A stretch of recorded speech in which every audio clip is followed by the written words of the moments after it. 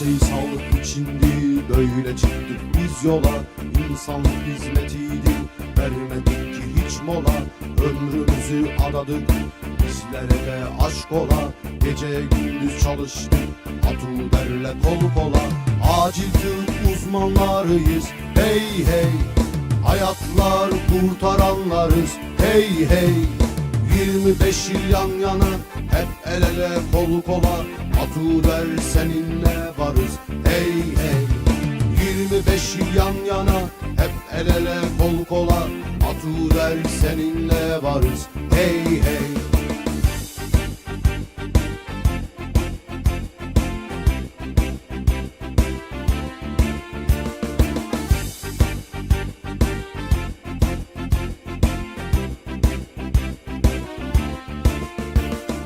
Her şey sağlık içindi, öyle çıktık biz yola.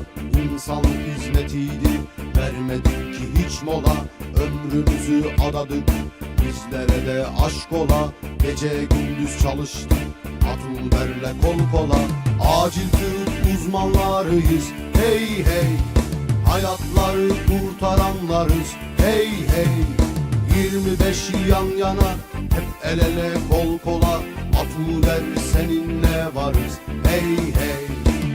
25 yıl yan yana, hep el ele kol kola. Atuder seninle varız, hey hey. Acil tıp uzmanlarıyız, hey hey. Hayatlar kurtaranlarız, hey hey. 25 yıl yan yana, hep el ele kol kola. Atuder seninle varız, hey hey. 25 yıl yan yana, hep el ele kol kola. Atuder seninle varız, hey hey. As arrival on place, and this study also showed the disproportion in adults as well and in pediatric patients, because when we check this article and when we see the subgroup analysis, for example, in adult patients, in additional minutes of the time from EMS arrival to the administration of epinephrine was associated with the 4% decreasing in the odds ratio of survival to hospital discharge. In pediatric patients, it was not 4, it was 9. So we should even work faster when we have the pediatric patients. Besides, in this study, we see that I marked the time 10 minutes because authors show us that if we give the adrenaline in the time over 10 minutes, the first dose of adrenaline over 10 minutes when EMS arrival, the chances to survival rate decreasing 57% compared to those group in which we give adrenaline in the first 10 minutes on the place, on the scene of resuscitation. The second study, this study evaluate pediatric patients, and this study was conducted in the US and Canada, and this study confirmed the same in one thing. I mean that epinephrine administration was associated with the survival to hospital discharge among pediatric population. However, the timing in this study, the timing of adrenaline administration was not associated with the survival rate, but it's important that in the previous study they examined the non-shockable rhythm. In this study they examined all rhythms, so it was mixed shockable and not shockable. Maybe this parameter has place here, and we can this way transfer those data. Of course, we can also have other studies because, for example, in this study, in this meta-analysis, because I want to show you three most recent meta-analyses. In this cohort, studies show that adrenaline has an adverse effect on the long-term prognosis of out-of-hospital cardiac arrest. Why? I suppose we will discuss it because it's controversial. But in this one, I show you several forest plots. And on this forest plot, for example, which show the effects of adrenaline versus placebo on return of spontaneous circulation, we see that in randomized control trials, the odds ratio of the ROSC was at the level, as you see, near the 40% versus 11.7. In the cohort studies, it was 22.1 versus 6%. So, according to this, we know that adrenaline increasing, giving the adrenaline, we increase the ratio of return of spontaneous circulation. But what was happened when we divide those studies according to the shockable and not shockable rhythms? In shockable rhythm as well as in non-shockable rhythm, we see also this huge disproportion. But in shockable, the difference was not statistically significant because P was 0.27, but in non-shockable rhythm it was P at the level 0.001. So we should give adrenaline mostly at the non-shockable rhythms according to those studies. Of course, when we're talking about survival to hospital discharge, we can see also the results. The results are the effectiveness of survival to hospital discharge among the out-of-hospital cardiac arrest patients are smaller, and we know that, and we are preparing for that. But in RCTs, the difference was not statistically significant. But in cohort studies, it was 0.03, so it was 6 versus 5.4. However, the next slide is important because we see oppositive relation. Because here, when we're talking about survival to hospital discharge, we see that the much more patients survive when the adrenaline was not given, because when was given, only 16% survived to hospital discharge versus 28.6 when the adrenaline was not given. In non-shockable rhythm, it was relatively similar and not statistically significant, but we will discuss it why it was happened. The same when we're talking about giving the adrenaline, the effect of adrenaline on the survival to hospital discharge with good neurological outcome. We see that this disproportions, especially in the RCT studies, was not statistically significantly because it was 0.25, it was 2.2 versus 1.9 respectively percent. In cohort study, we see delicate or positive situation because it was 2.3 versus 2.7, but we talk about it that adrenaline can perform the occlusion of the blood vessels, especially in the brain. So maybe this is the situation. When we're talking about the shockable and not shockable, because this is last slide from this study, we see the same situation what was observed in the survival to hospital discharge.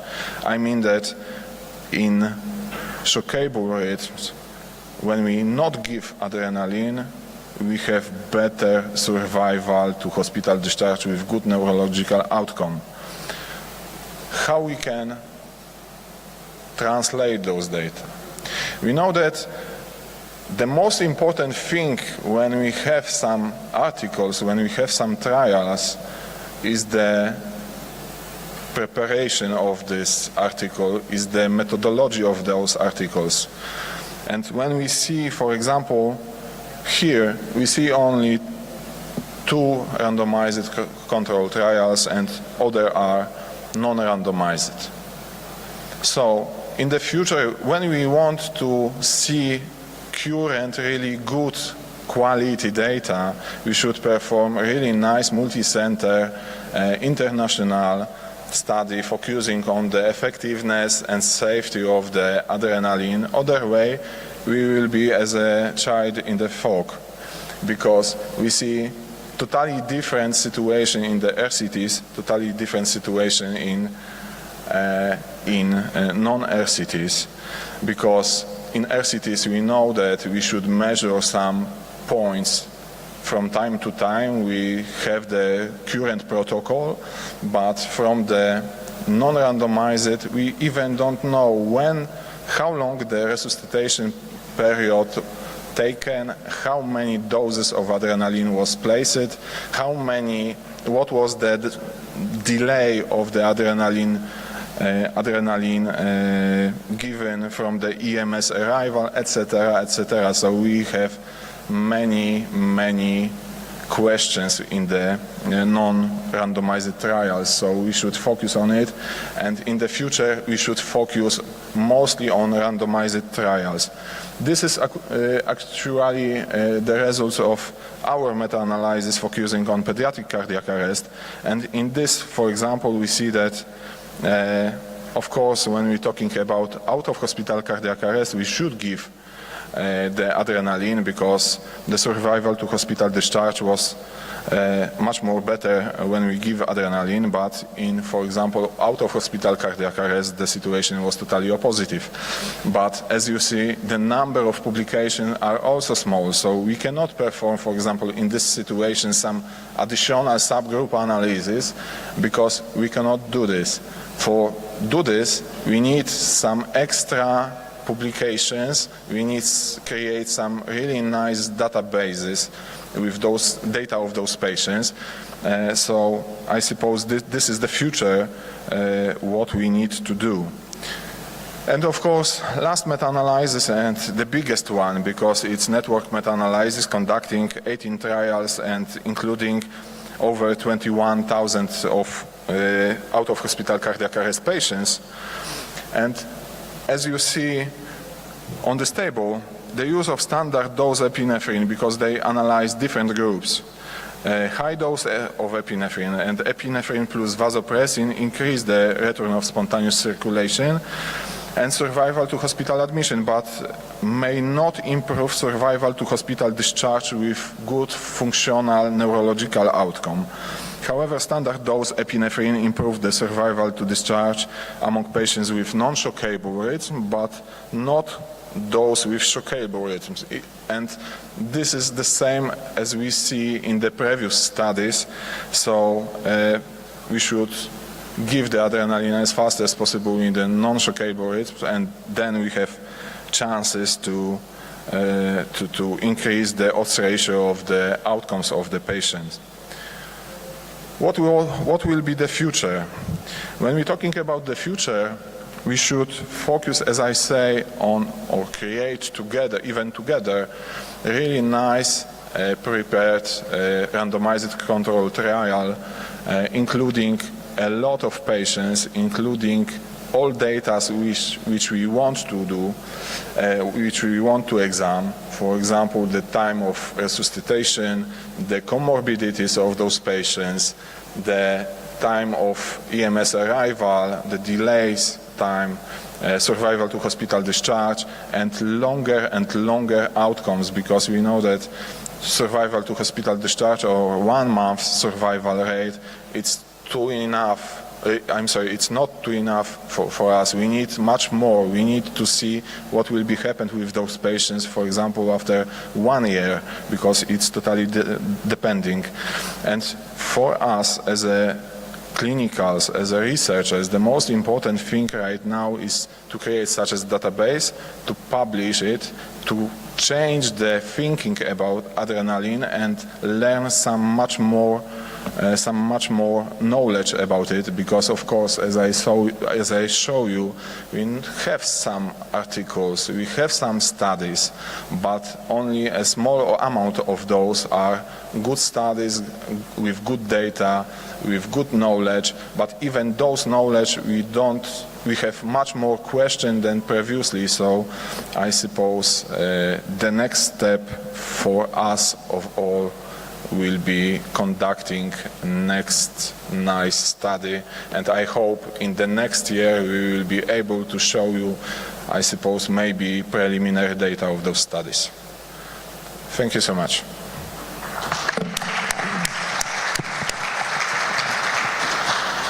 Fantastic talk, Dr. Luspek. And I think the idea of epinephrine trial is very, very important. I think that will redefine the utility, because in resuscitation, whatever we have is a lot of anecdotal data, and RCT is very, very mandated. So I think what we'll do is we'll go through all the lectures and then we'll open the forum for discussion and questions after the session is over, if that is okay with all the speakers. Okay, thank you so much. Yeah, thank you, Dr. Luspek. Thank you very much. Thank you very much.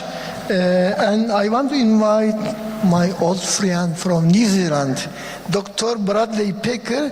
His topic about simulation resuscitation.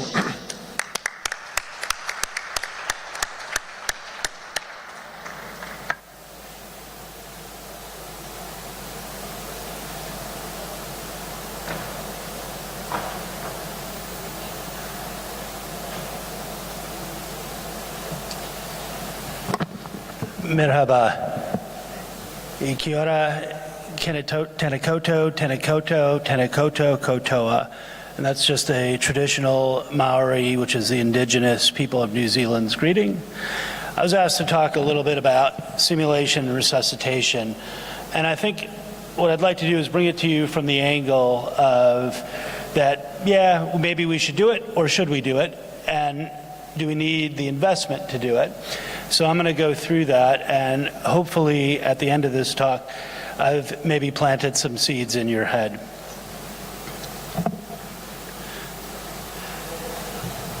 So simulation really is an important part of medical education, but it's not without risk. What happens in the sim lab stays in the sim lab. That's fair. Because when people do simulation, they are putting themselves at risk. They're exposing themselves to make mistakes, errors, criticisms potentially, and it can get quite uncomfortable when you're debriefing very high acuity events. So what we ask is that you check your egos at the door and remember that there's always more than one way to do things. This is not the way I'd like you to do it, and this is really what this lecture is about, and trying to prevent you from doing this sort of thing. So I'm going to talk a little bit about what it is and why do we do it, why should you do it, why don't we do it, and how do we do it. So I'm going to start off with a definition about teamwork, and this is from Eduardo Salas, who's a industrial psychologist at the University of, or Florida State University, back in the early 90s. And I think this is probably the most worthwhile explanation. Is a teamwork is a collaborative effort, a group to achieve a common goal, to complete a task in an effective and efficient way, seen within the framework of a team, which is a group of interdependent individuals who work together towards a common goal.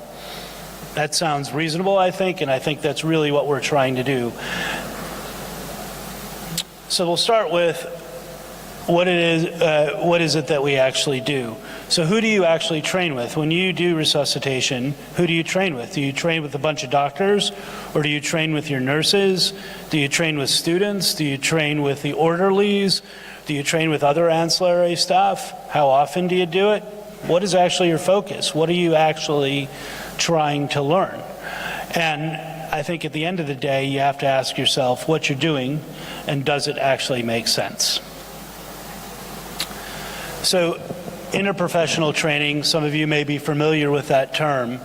Interprofessional is not intra-professional. Intra-professional is a bunch of doctors just practicing, or just a bunch of nurses.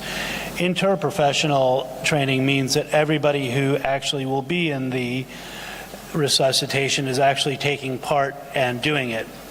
So I've listed a couple of studies, one of them is mine, and what studies have shown is that when you do practice and you do interprofessional training, it increases performance of the team, increases morale, It increases satisfaction of the providers in their job. It increases communication and collaboration on many different outcome scales. And ultimately, this is what actually helps increase outcomes. So we've just heard a talk about epinephrine, and that's really important. But I think if the team doesn't work, you're not going to get anywhere. And so it's great to get that technical knowledge, but I think this is the next step, and this is how you make it work. And that's what we continue to talk about. So the nature of what we do is very different from other operating teams within the hospital. All of our teams are what we call rolling teams, right? So you have a cardiac arrest or a trauma code or a medical or surgical code within the emergency department, and the teams are ad hoc. Who knows is going to show up? It's not always the same people, and you don't necessarily know who they are or what their skill levels is, and that's very difficult to assess when they show up and try to figure out in the heat of the battle, trying to figure out what's going on. And then, of course, there's always the staggered presentations. When do people show up to the code? The anesthesiologist comes when they can. The surgeon may or may not be there. The ICU doctor may or may not be around. And so how do you then incorporate someone who doesn't really have all that knowledge into a team that's actually working at the moment? And so that is a skill that needs to be practiced and learned. So what I'm talking about are non-technical terms. The technical terms was the last lecture. This is more of the non-technical stuff. And this is communication. And when we talk about communication, we're thinking about things like leadership. How do you lead effectively? Active listening. The term active listening means that when someone speaks to you, you know that they know that you understood what they've said. So that can be circular communication, that can be facial gestures, body language, any different means of doing it. That is an important skill, and that's something that, again, needs to be practiced. There's also the concept of active followership. Active followership within a working team promotes people to actually speak up and give their opinions and do what they think should be done. And incorporating that into a functioning team is likewise a practicable skill and difficult to master. Who hasn't negotiated in a resuscitation? As I started to say, there are more than one ways to do things. How do you figure out what the best way to go is, and how do you do it so you can move the team forward and continue with the resuscitation without alienating any of your team members? De-escalation is also an important part of this. When a member of your team is escalated and not functioning very well, how do you get them back into the fold and get them to start practicing and working with you? One of the most difficult things you might find as a leader is task delegation. How do you give up authority? How do you give up that power? That's really important, and again, that is a skill that needs to be practiced. We'll talk a little bit in a second about crisis resource management or stress management. All these situations are very stressful. And the last term there is graded escalation. And graded escalation means when one member of the team sees that there's something wrong and they point it out and it's not listened to, how do you step that up and how do you increase your opposition to what they're doing, and how do you do that in a polite way? And this is something that can be practiced again. And I ask you to think about who has been in a resuscitation where there wasn't civility. Civility is probably one of the most important things that we can, and again, that should be practiced.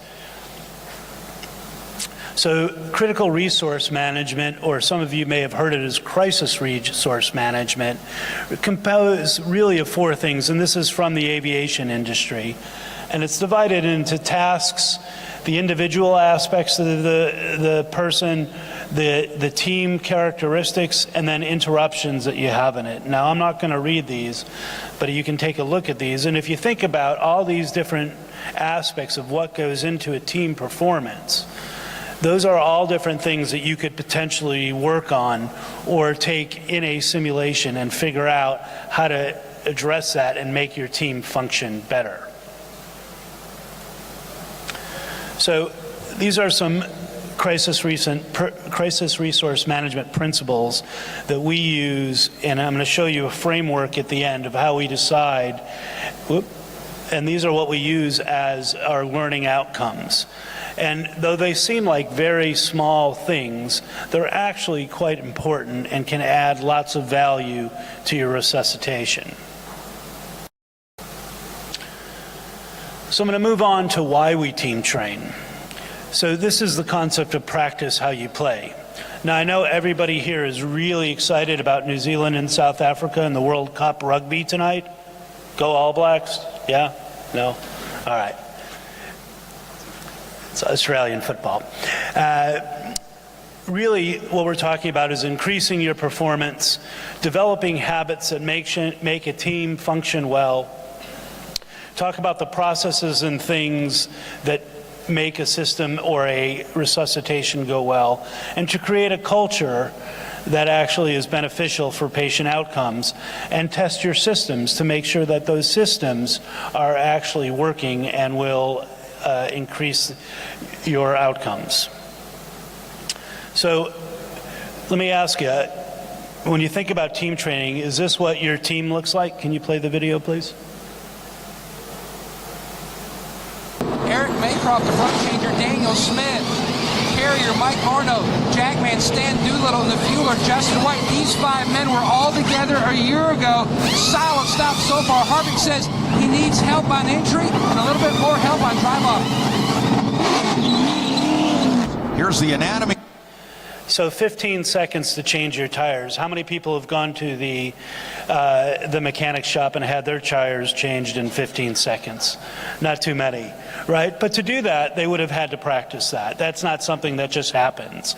And that's a really good description, obviously not medical, but how a team functions well together, interacts, and plays upon each other's strengths and weaknesses. This is a out of cardiac arrest. It's a simulated event that we did in the car park. And so the question for this particular one is, should they resuscitate the patient in the car park, or should they take the patient inside and resuscitate him? And obviously they've chosen to go inside, but as you can see, they figured out and managed and worked with themselves to actually do CPR, and rather than riding on the rails, the smallest nurse available jumped on the bed and started doing CPR. So when you can think about training and what we do, and you compare it to things like sport or music, aviation, space flight, nuclear reactors, or military, people practice these things. This doesn't happen in isolation. These people practice them, and arguably what we do is as or more important, and do we practice? And just as a side note, after you got your driver's license, does anybody actually practice driving? But as we all know, it's probably one of the most deadly things we do. So this is this idea that experience is the best teacher. But as I finish and go through the rest of this presentation, I want you to think about that statement and ask yourself, is it really the best teacher? So this is a quote from a American College of Emergency Physicians about physician training. It's conventional training cannot provide the optimal number of clinical contacts to obtain adequate competency in all clinical areas. So it's estimated that you need to see somewhere between 5,000 and 10,000 patients to become an expert in emergency medicine after you've graduated from training. So that's another 3 or 4 years. Right? So does that really go ahead with experience is the best teacher? Maybe not. So I'm going to step back a second and ask you, well, why don't we necessarily do this? Why isn't this something that's part of our normal day? Some places maybe do. I know that we do, but not probably enough. So the reasons, what are the barriers to doing this? Well, it's time, money, equipment, space, expertise, who does the debriefing, is someone familiar with this? And as I mentioned at the beginning of this, simulation does have a risk to participants. There is a psychological toll that does happen if things go wrong. So that goes back to the expertise of the person running the simulation and the debrief to make sure that it's done right. And there's also a little bit of desire. Does anybody have a desire to actually practice driving? No, right? We do these resuscitations every day, but do we need to practice those resuscitations? So when you're thinking about why should you do this, there is some evidence, and some of you may have seen this sort of data before, but in the late 60s, early 70s, the rate of small aircraft and commercial aviation disasters was alarmingly high. And so the American Aviation Association reached out to a bunch of psychiatrists, and they developed a process called crew resource management. And what they did was they looked at things that pilots needed and aircraft crew needed. And this is leadership, team coordination, decision making. And what it actually does is it identifies threats, teach people how to communicate and mitigate different situations, and as a result of that, aviation catastrophes steeply declined to the current rate, which is incredibly small. So no one would even think about really getting on a commercial plane and having a crash, but that actually was a real thing back in the 70s and 60s. So how does this parallel medicine? Well, what they did was proficiency and task-oriented. It requires a team to function well and have a good performance. And you looked at the different influencing factors that cause potential team dysfunction and develop and validate different performance and measurement tools. And what is the optimum size for a team for different emergencies? I must have run thousands of simulations, and one of the questions that I frequently ask is, did you have too many people or too little people? Or is it the three little bears and it was just in the middle and just right? I don't know that we know the actual answer. I think it probably more depends on team dynamics. The last thing on this list is cognitive overload, and I'm going to talk a little bit about that at the end. So how do we do sims? This is probably the most important thing. Well, it takes a lot of planning, it takes a lot of work. It's like herding cats, trying to get lots of people to do different things, especially from different specialties. But in reality, I think it's about building professional relationships. So if you're planning to do things with different members, whether they be nurses, different kinds of doctors, different allied health or security or orderlies, I think that in itself has value. You have to pick the right scenario and create your learning objectives. And our learning objectives we take from that list from our crew resource management, or CRM, crisis resource management tools. And you figure out which communication skills you want to actually debrief and talk about. And so what we do is we pick those out, and then we use a framework for analyzing those. And so you think about the inputs, whether it's the doctors or the medicine or the situation, how we're going to train them, what are the different valuables that are the mediating circumstances, and then what are your outcomes? What are you hoping to achieve? And if you do that, it actually becomes a little bit easier, and you narrow it down, and this big body of work actually can be broken down into different steps. So this is an example of this. This is a study I did a couple years ago where we looked at, should doctors actually be running codes? These are cardiac arrests. And what we did was we had this idea of cognitive offload where the nurses would run the code, the nurses would call out the drugs, the nurses would do the timing.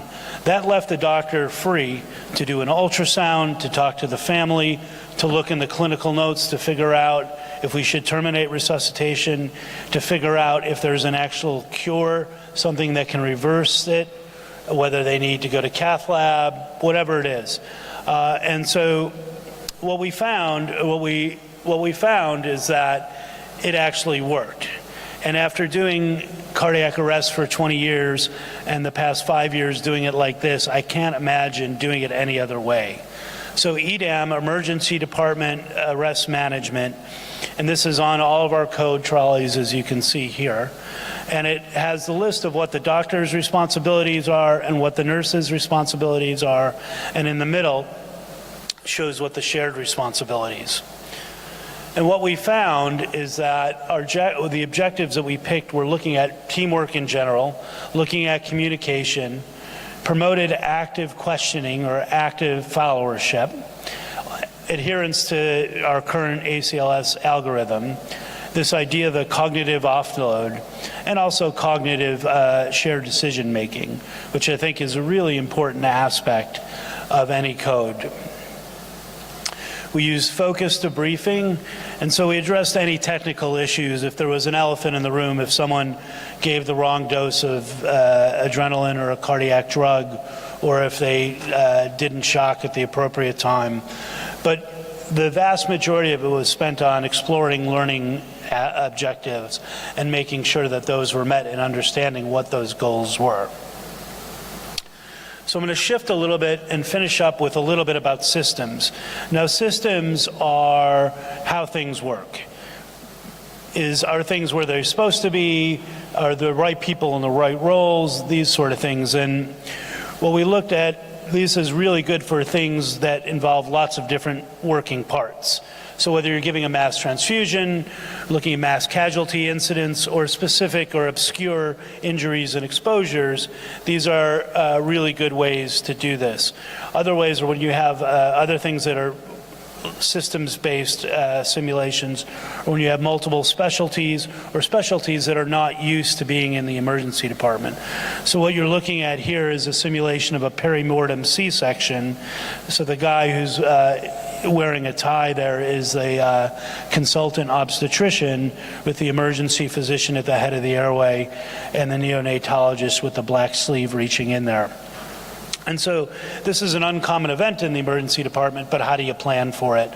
And you don't necessarily have to plan for it as much as you have to have the team actually working together to make sense. So what we're talking about is an integrated healthcare system, and there are 6 basic things that make this work. And so is it safe? So safe for the staff, but also the patient. And is it providing the care that it's designed to do? Is it effective? Does it work? So is it right care, right time? Does it really do what we want it to do? Is it patient-centered? Is it timely? Is it efficient? Right? Avoiding waste, and that is really important in what we do. And is it equitable? Does it make sense?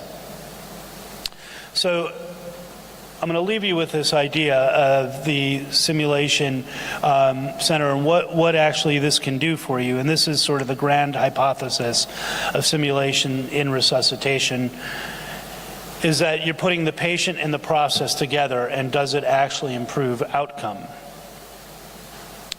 So this was I'm going to end with a quick story, and this is about processes. I was walking to get a cup of coffee, and one of the medical consultants saw me and said, "Hey, look, we've got a little problem in our medical ward."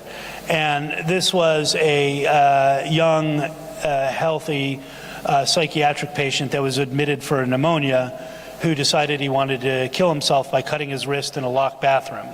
So by the time we were able to get the door off to the bathroom, and the patient was very combative, and we had to do a delayed sequence intubation, which I'm sure everybody is familiar with, where we would knock him down with ketamine so we could actually pre-oxygenate him, and then go ahead and fully intubate him and resuscitate him. That's not something, you wouldn't plan a simulation like this. This isn't something that happens every day. This isn't something that's going to be part of your regular curriculum. But the way this would work was that you'd have a team that could function and people that could communicate and actually understand what the needs and what wants of different members of the team.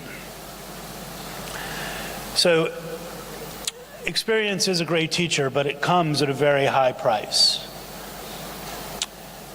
Thank you. Thank you very much, Dr. Brett. We will take question later in this open discussion. Please. Thank you, Dr. Peckler. So I must remind the audience, I want to tell a story. Dr. Peckler was one of the earliest leaders in simulation way back in 2002, when simulation just started picking up in the world. And he was one of the earliest leaders. In fact, I was trained by Dr. Peckler. I was my faculty, and I was his resident about 20 years ago when simulation just started. And today we see the world of simulation developing. So this session is uniquely designed, and you see clinical research in terms of epinephrine, you see resuscitation teamwork in terms of simulation, and we have a fantastic talk from Dr. Gajewski, who is one of the world leaders and research opinion experts in simulation, in resuscitation, and he's going to speak on ECMO. Dr. Gajewski, please. Thank you very much. Great. Thank you so much, and I really appreciate the invitation and the hospitality here in Turkey. And I've been involved in WASM for quite a while, and it's been wonderful to see how things have developed and become more of a pan-world conference instead of just India and the United States, and really love to see that.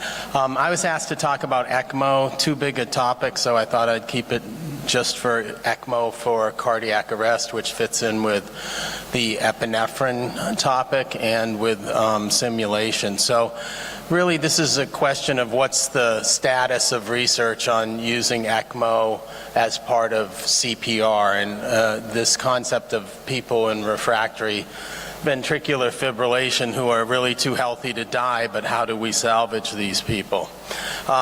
Several disclosures for consulting and speaking and membership and NIH grants. So this is a room where you might put someone on ECMO in an emergency department. This is actually in Osaka, Japan, where they have an out-of-hospital cardiac arrest protocol that specifically says if the person's in refractory ventricular fibrillation and they haven't had return of spontaneous circulation after 3 doses of epinephrine, that you transport them to an ECMO-capable hospital. So in this room at this hospital, you could intubate the person, do an echo, put them on ECMO, and then you'd move the patient down the hallway to the cath lab. Some of the recent studies have been done where the people are taken directly to the cardiac catheterization lab, and then I'll show you a video in Japan where the cardiac catheterization lab's in the emergency department. So there's lots of different ways to approach this, but the goal is the same. It's to set up early perfusion that replaces the native perfusion and then fix the problem that led to the cardiac arrest. So we'll just run through a case and then eCPR as a rescue strategy, some early experience, and then the recent randomized trials and what's the future. And I think that's integrating CPR protocols for early transport and early ECMO. So here's a typical patient that you'd see in refractory ventricular fibrillation. She's 47 years old. She has a past medical history of hypertension and smokes cigarettes. And then she gets short of breath and calls EMS. So she's the one activating the EMS system. And then they arrive. This is a typical house in West Philadelphia, and they arrive and they see her behind a locked door, glass on the top of the door signaling that she can't breathe. Then she collapses as they come up to the door, which is locked, so they have to break the glass. And it takes them 2 minutes to break the window and then open the door and check for a pulse. And they start chest compressions, they put an AED on her, she's in ventricular fibrillation, she gets defibrillated, and then she has ongoing VF and gets continued ACLS. They make the decision to intubate her quickly and to transport her to the emergency department. So she gets a total of 3 shocks and 3 doses of epinephrine and a bolus of amiodarone en route. And it's only 15 minutes from collapse to arrival in the emergency department. So that's good. That's a short transport time. And then she gets to us in the emergency department, and we keep doing what we do, giving epinephrine, doing chest compressions, giving other medications, and trying to sort this out. And what you can see is that 44 minutes after ED arrival, so 59 minutes of cardiac arrest, she's been shocked 12 times. She's gotten 10 doses of epi, vasopressin, amiodarone. And if you look at the monitor, this is what you see. She's in ongoing ventricular fibrillation. So what do we do at this point with this patient? Do we call the code? Do we continue to do what we're doing? Do we have any other solutions? And do we have any physiologic parameters that we can look at that suggest that this person should be salvageable? Well, one quick parameter we can look at is her end-tidal CO2. Hers is 32. That's probably very similar to what mine is right now. That suggests that she should be salvageable, and it makes you wonder why we haven't been able to get this person back into a perfusing rhythm. So CPR works, but as time passes, survival and neurologic function decrease with sort of each passing minute. And once you get deep into a code, return of spontaneous circulation is very difficult to achieve because you get progression of what's called the metabolic phase of resuscitation. So at the very start of when someone collapses with a shockable rhythm, they're in what we call the electrical phase. You shock them. Within the first couple minutes, there should be a good chance that they come back, and that's sort of the whole physiologic principle behind defibrillators that are implanted into patients. And then as that progresses, you also have to increase circulation, but after a period of time, you start to get changes to the cell membranes, you start to get lactic acidosis, and then you start to get low cardiac output, further ischemia, refractory VF, and a worsening metabolic phase, and it's very hard to get the person out of that. So you need to come up with other solutions. This is a paper that we published in Circulation in 2016. I'm a member of the Japanese Circulation Society's Resuscitation Science Division, so this is using the Utstein database for Japan, so the basic data entry format for cardiac arrests. And in Japan, every cardiac arrest gets entered into this database within 24 hours of transport. So it's a massive database that you can study things in. And if you look here, you're looking at the length of time for the pre-hospital resuscitation efforts, and then the percentage of patients or the number of patients that get return of spontaneous circulation and then have a favorable neurologic outcome at 1 month. And you can see that depending upon the rhythm that these patients have, it's 40 to 50 minutes of CPR to get 99% of your neurologically intact survivors. And you can see a big drop off in the curve right about here. So you're at about 20 minutes and you get up toward most of your survivors, and then you just get a few more, and you get some that get return of spontaneous circulation in the emergency department. So the real question here is, how can we move to a point where we use other strategies, and instead of having this curve level off, it can continue up and we can salvage people instead of just with epinephrine, chest compressions, intubation, other medications. We can continue to fix the problem that caused the cardiac arrest and get more survivors. That's the fundamental question we're asking. So what can we do for this patient who's had 59 minutes of CPR, 10 shocks, 10 doses of epi, and is still in ventricular fibrillation? Continue conventional CPR. Is that futile? So people always say that Einstein said that doing the same thing over and over again is his definition of insanity. Einstein didn't actually say that, someone else did, but it's attributed to him, and I always think of him when I think of, are we doing the same thing over and over, and how's that going to help our patient? We could maybe use mechanical CPR, so put the person on a Lucas device take them to the cath lab. So you're getting your perfusion from your mechanical device and then use that as a bridge to PCI. And the rationale for that is that most refractory ventricular fibrillation is from coronary artery occlusion. And most of those coronary artery occlusions are either left main trunk or left anterior descending. So by taking that person to the cath lab, you should have something you can fix. So there's case reports of that, and there's some interesting ones. I'll show you one of those. Here's me on a mechanical chest compression device. I was stupid enough to turn it on. It hurts. Don't do that when you're conscious and sober. Or we could use eCPR. And this has evolved over time. The first times I talked about this, there were case series, and then I helped our Japanese colleagues with the development of the SAVE-J trial. Then that came out, and now there's been small randomized trials that have been published. So the data is accruing on this.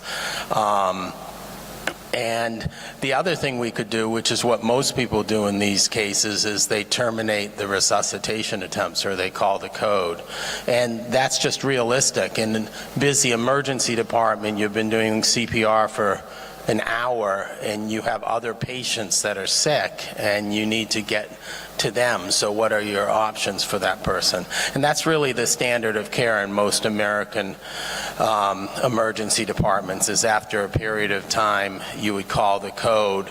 The thing that makes you really hesitant in this case is the ongoing gas exchange. So you'd say the time of death was, and that's what happened in this real case. The real patient I'm telling you about, we got a haste that we were getting 2 gunshots, 2 patients with gunshots, and you just don't have the resources, so you have to peel away from this person. And we pronounced her dead at 63 minutes post-arrest. Her end-tidal CO2 was still 28. So is she really dead? And what is dead? Are her mitochondria dead? Are her cells dead? Or is she dead?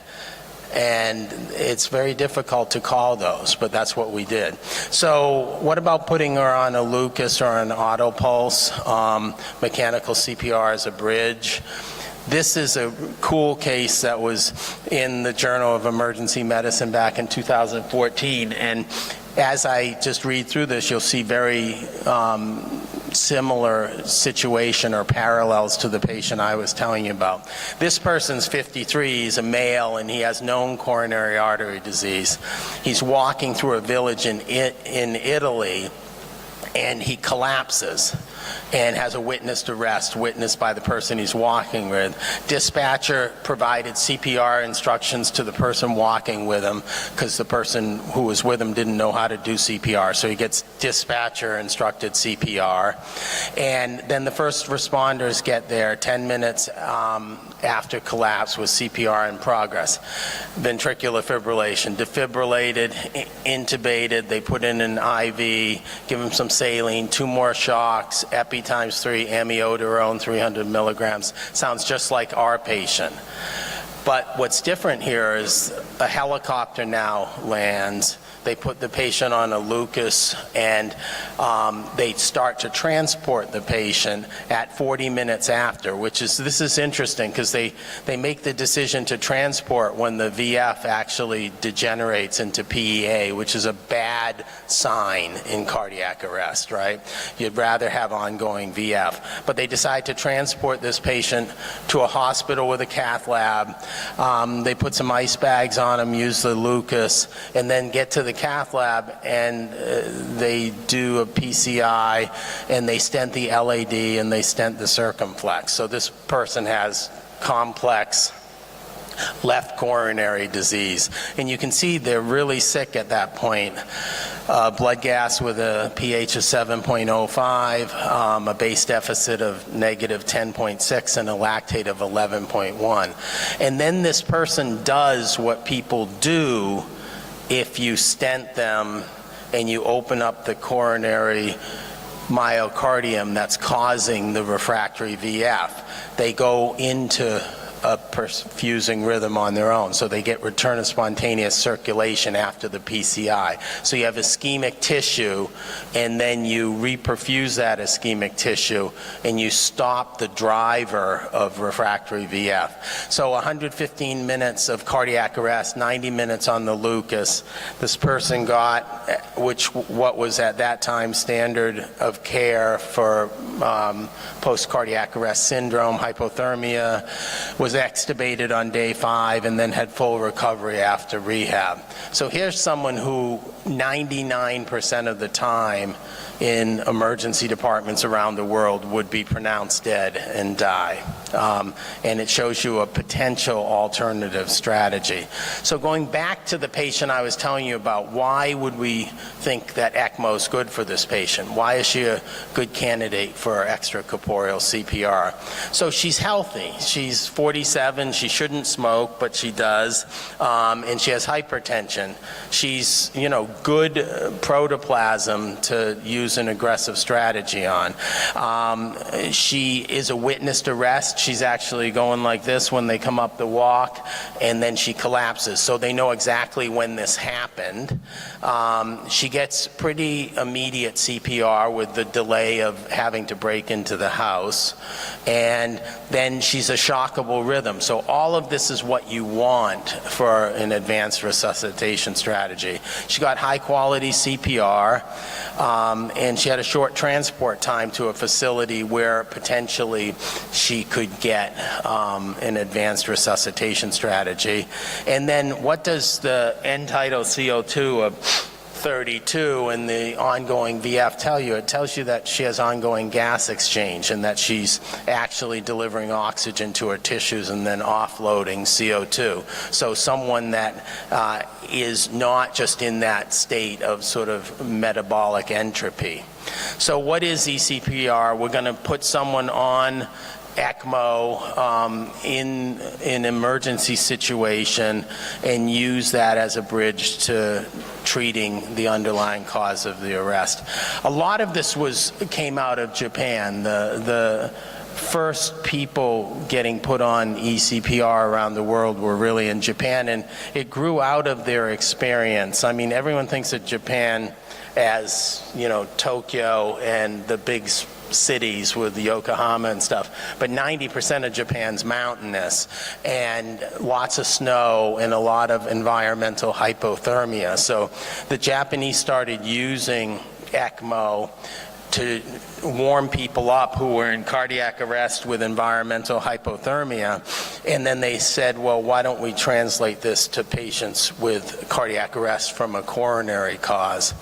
So the first big study was the SAVE-J trial, which came out in resuscitation in 2014. And it's a really important study with also really important limitations. So if you look at this trial, it was not a randomized trial. It was a prospective observational study. And they had 26 programs that routinely used ECPR to treat refractory arrest and 20 programs that in general didn't. And right there you start to get into some of the problems with this study because there was crossover in the standard group. But the inclusion criteria were what we're talking about. Refractory VF, no return of spontaneous circulation after 15 minutes of ED-based CPR. So pre-hospital and then 15 more minutes in the ED. It didn't have to be witnessed if it was VF. The idea there is VF. And so whether someone sees it or not, if it's VF when someone gets there, it was VF when it started. And then an age range in less than 60 minutes of time prior to attempting putting the person on bypass. And this is what they found in the SAVE-J trial. Very little survival if you're in refractory VF, neurologically intact survival. This is 1 month good outcomes. If you just continue to do conventional CPR. If you put the person on bypass and then you explore their coronary arteries, 13.7% good survival. This is 50% of the survivors, so it was 25% survival, and then CPC 1 or 2 was half of that group.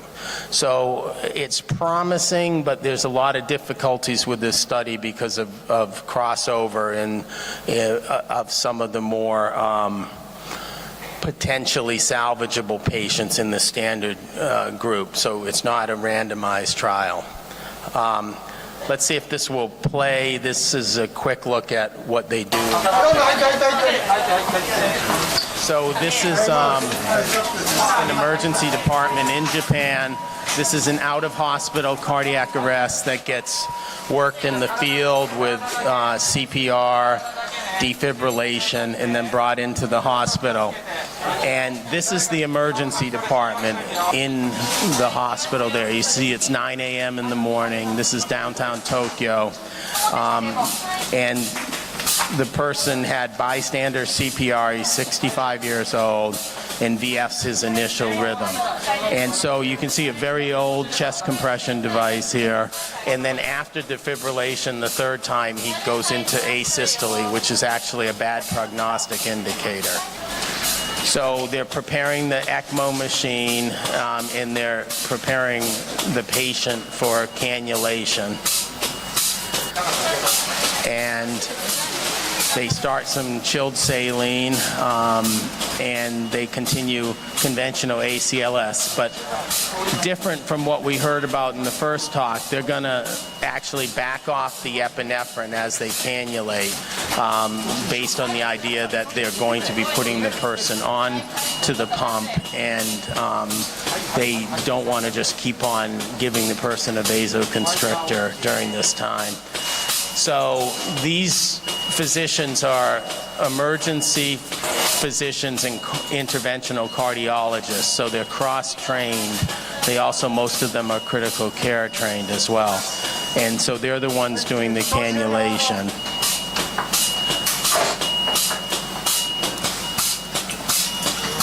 And so they're cannulating on both sides, and whoever, accesses the artery for the vein first is going to be the one putting them on ECMO, and then if the other side they're going to use for a balloon pump and a catheter.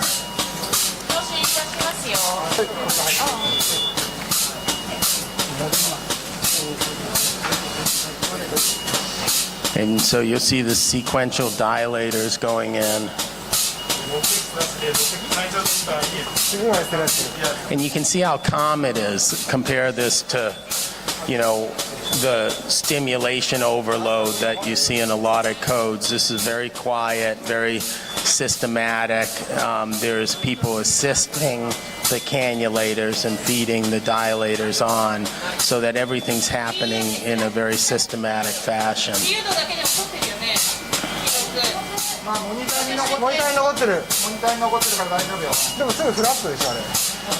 And this video is edited down to, the 5 minutes I'm showing you, but it's 15 minutes total that you'd be seeing for the cannulation, and then the next step is, so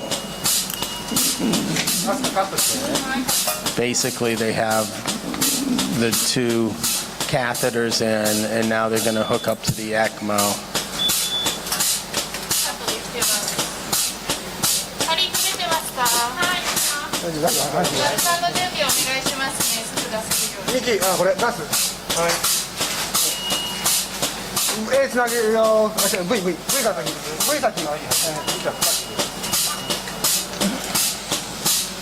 And then they're just making sure that there's no bubbles in the system as they hitch the catheter to the ECMO tubing.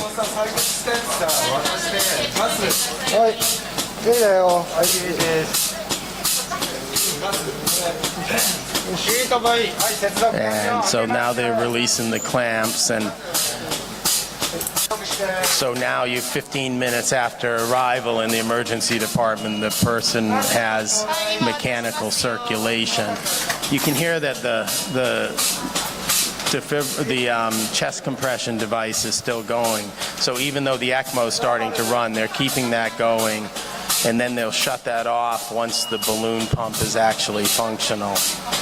And what you often see in this scenario, so you see good flow here, 4.6 liters of flow on the ECMO, and then once you get that good flow and you're giving blood flow to the coronary arteries again, the person will often start to fibrillate. And so here they're putting in the intra-aortic balloon pump, and so 22 minutes after ED arrival, the patient has ECMO and a balloon pump. And now what they're going to actually do here, you'll see this in one sec. So there he goes from asystole back into VF. And they're not going to shock that. They're just going to let it go, and it usually will convert to a normal sinus. So now they're going into the arterial side of the ECMO circuit, and they're going to use that access to the arterial side to do a coronary angiography. And then when they're done, they'll take that access and they'll hitch it down distally into the artery so they perfuse the leg. So they're going to use that as well. And we're almost done here.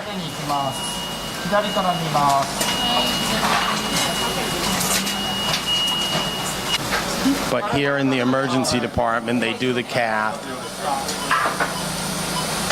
and they find a blockage in the LAD, and they're putting a stent in it. So this is about 40 minutes of total emergency department time, where the patient gets put on ECMO, balloon pump, cath, stent, and so you've compressed down all this time, and you've restored perfusion, and you've fixed the problem with the coronary artery. Now you have to fix the patient after that.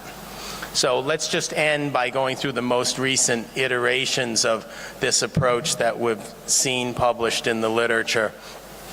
Dr. Yiannopoulos at the University of Minnesota has really been driving a lot of this in the U.S. With both basic science research and sequential studies of this. And he's an interventional cardiologist there. So this was their first study they published in JAHA in 2016. So they started this out-of-hospital protocol for refractory VF, and then used a Lucas device and took these patients to the cath lab, where they did some ultrasound to assess the whether the artery and veins, femoral artery and veins, were amenable to being cannulated for ECMO.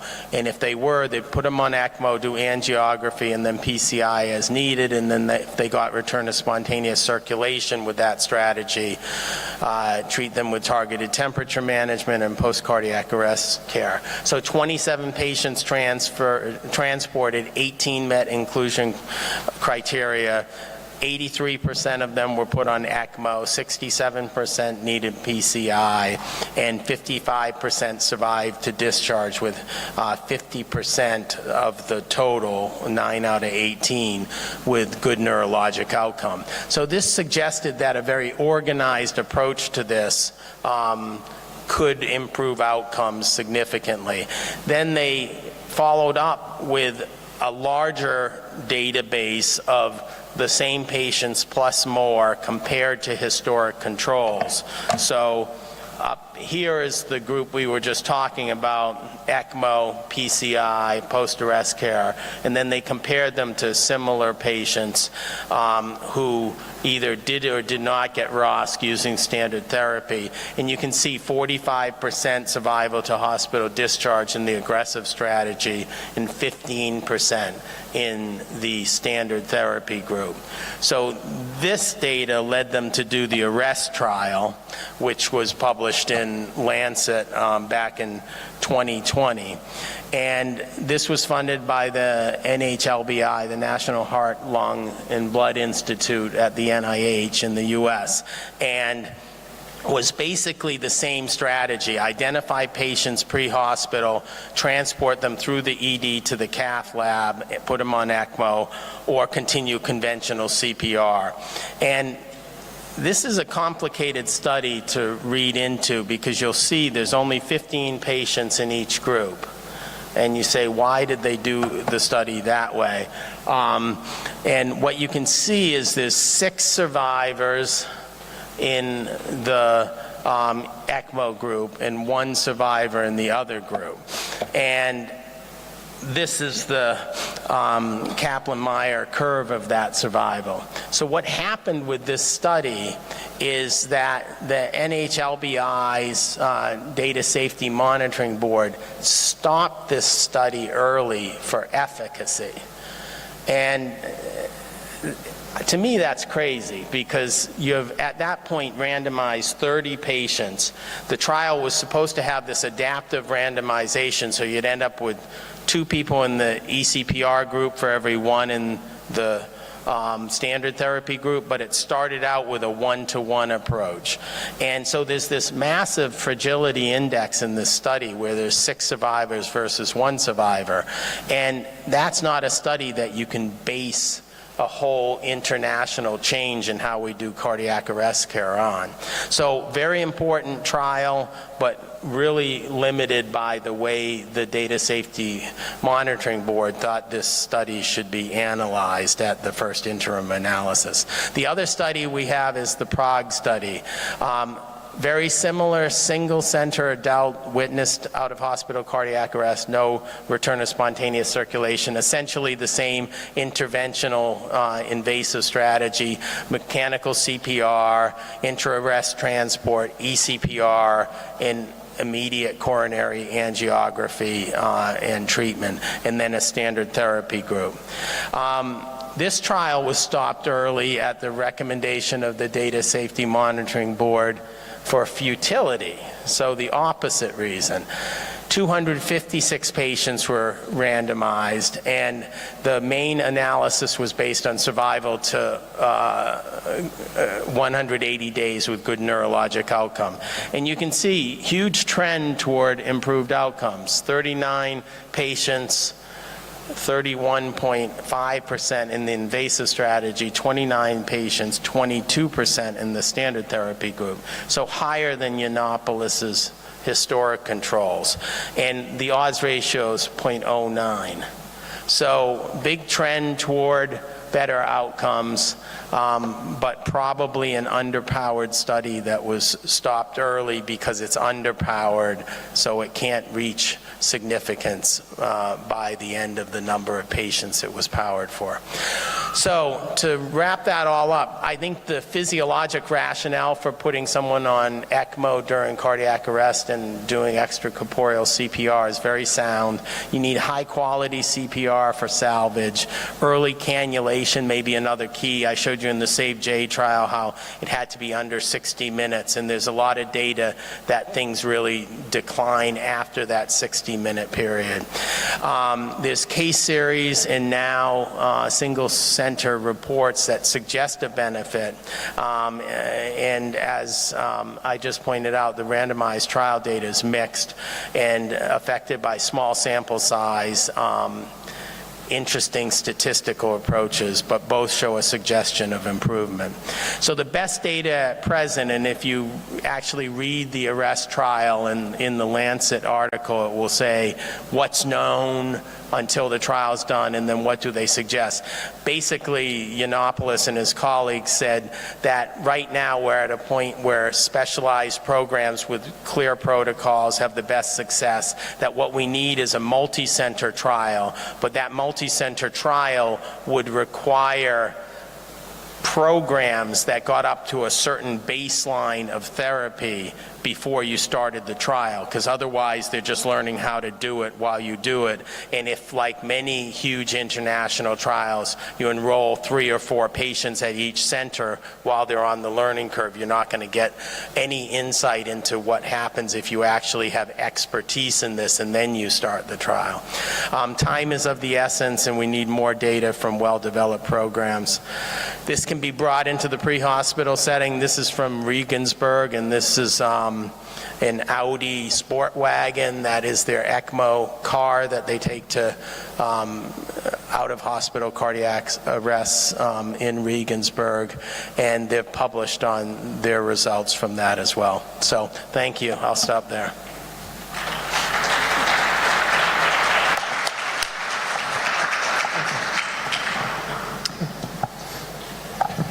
Thank you very much.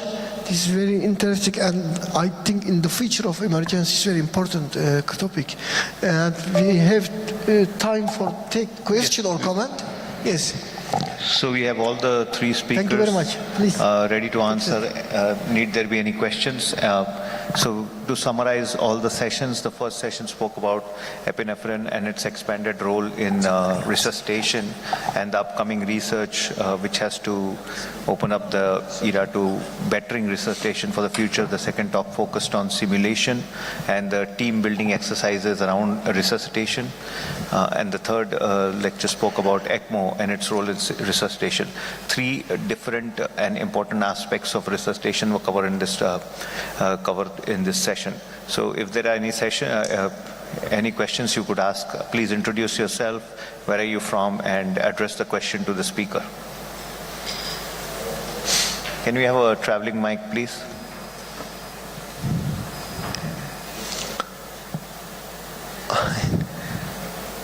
I didn't see. Tell them in Turkish for the mic. Any questions? Yes. The mic coming, please. Yes. Please introduce yourself and address the speaker. Okay, I want to ask the question to Dr. Lucas. Can we separate the patients for using epinephrine in traumatic and non-traumatic patients? Not traumatic arrests, sorry. Did you repeat, please? Can you repeat the question? Yes, Keep my the question is... mic a little far. Yes. Okay. Using epinephrine patients... Epinephrine? Yes, for traumatic and non-traumatic arrests. Between differences. Differences that separated in the researches. Traumatic or non-traumatic? Yes. Okay. Dr. Lucas. Thank you for this question. I suppose it's a good question, but unfortunately, currently we don't have such as data, and there is no such as even good clinical trials and meta-analysis in this subgroups. So this is also a nice idea for the future study, because when we together develop the protocol of the study, we should collect as much data as we can, and then we can perform some subgroups, some sub-analysis, and in future maybe we will be able to answer on your question.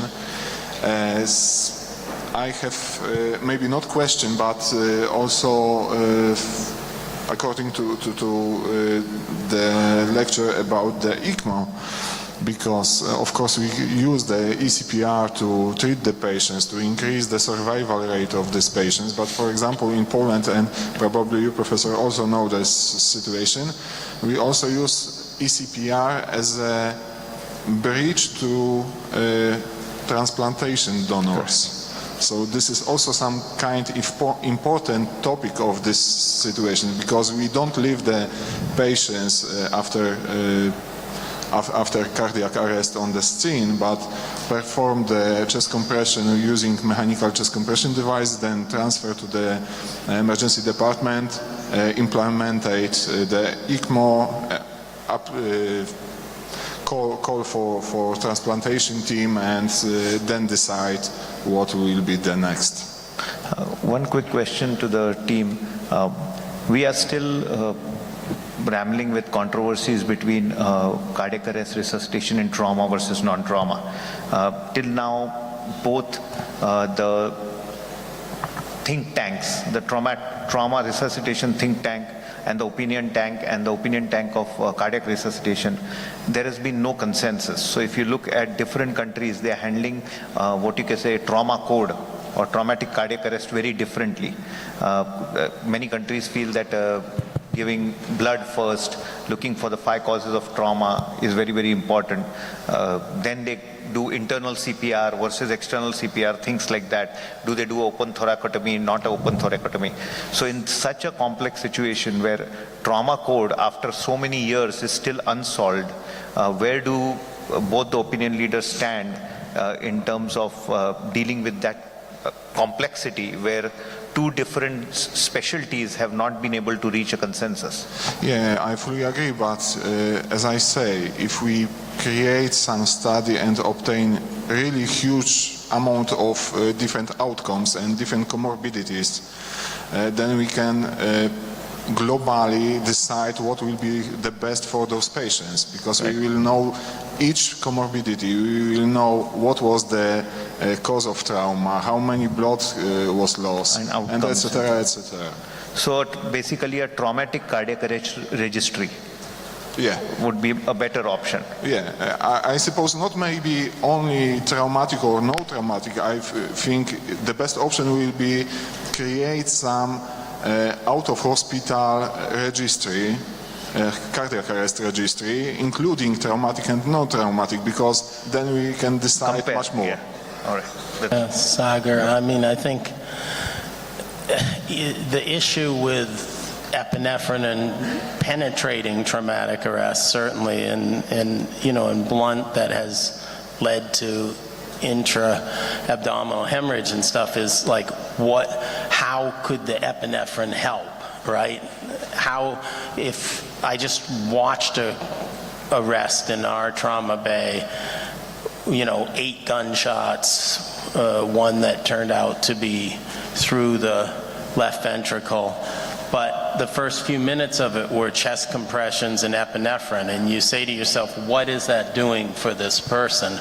The only thing that's going to salvage that patient possibly is thoracotomy and fixing the cause of no blood being in the vessel. So you have to think this through and figure out what you're doing, I think. And then I think you raised a very important issue about ECMO in CPR, and it's certainly a bioethical dilemma that a lot of people have, and there's countries like Spain that have set up programs, and if you do the cost-benefit analysis of putting a patient on ECMO, and then you're either, step 1 is obviously trying to salvage that patient, but step 2 is saying that if we can't salvage this patient, then there's lots of organs that can be harvested for the greater good. And most people who have refractory VF arrests are actually fairly healthy and have healthy organs.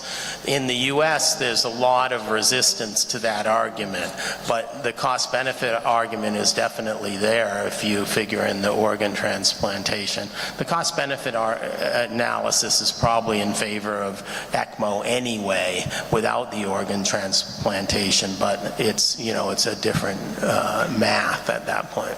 Yeah, I fully agree that depends on countries, yeah, but for example in Poland we have some nice experiences basing on Spain, on Japan, and together with the transplantation team from Poznań, I suppose we started the program several years ago. Right now we have some positive effects, kidney transplantation, lung transplantation, etc. So I suppose it's going forward, but we need, of course, time to change the thinking of the society.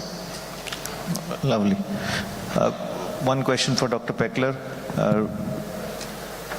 Dr. Peckler, when you look at the challenges of doing team training, trauma code, which is a very important resuscitation confusion episode where you have the CPR algorithms clashing with the trauma team and the trauma surgeons in the same room when a trauma patient codes. So they have one mindset of running ATLS, and then there's the ACLS mindset which is running in the nurses and the residents and everybody else. So I personally, I don't know what the audience feels, that this is a huge communication gap situation where there is a lot of confusion, there can be anger, there can be many things. So where do you see simulation in situations where we are trying to put ECMO, we are trying to look at trauma code, and we are trying to do these new things in the world of resuscitation.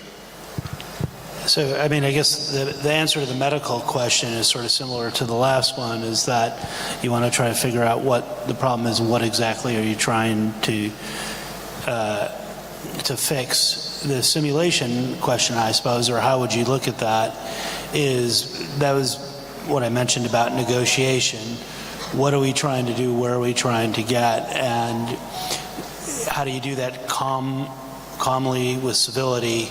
And how do you actually express your opinions in a graduated sort of fashion to make things happen for the benefit of the patient? And again, that's practice, right? That is, how do you work on those skills? How do you make a statement to say, oh, I think we should do A because of this particular reason?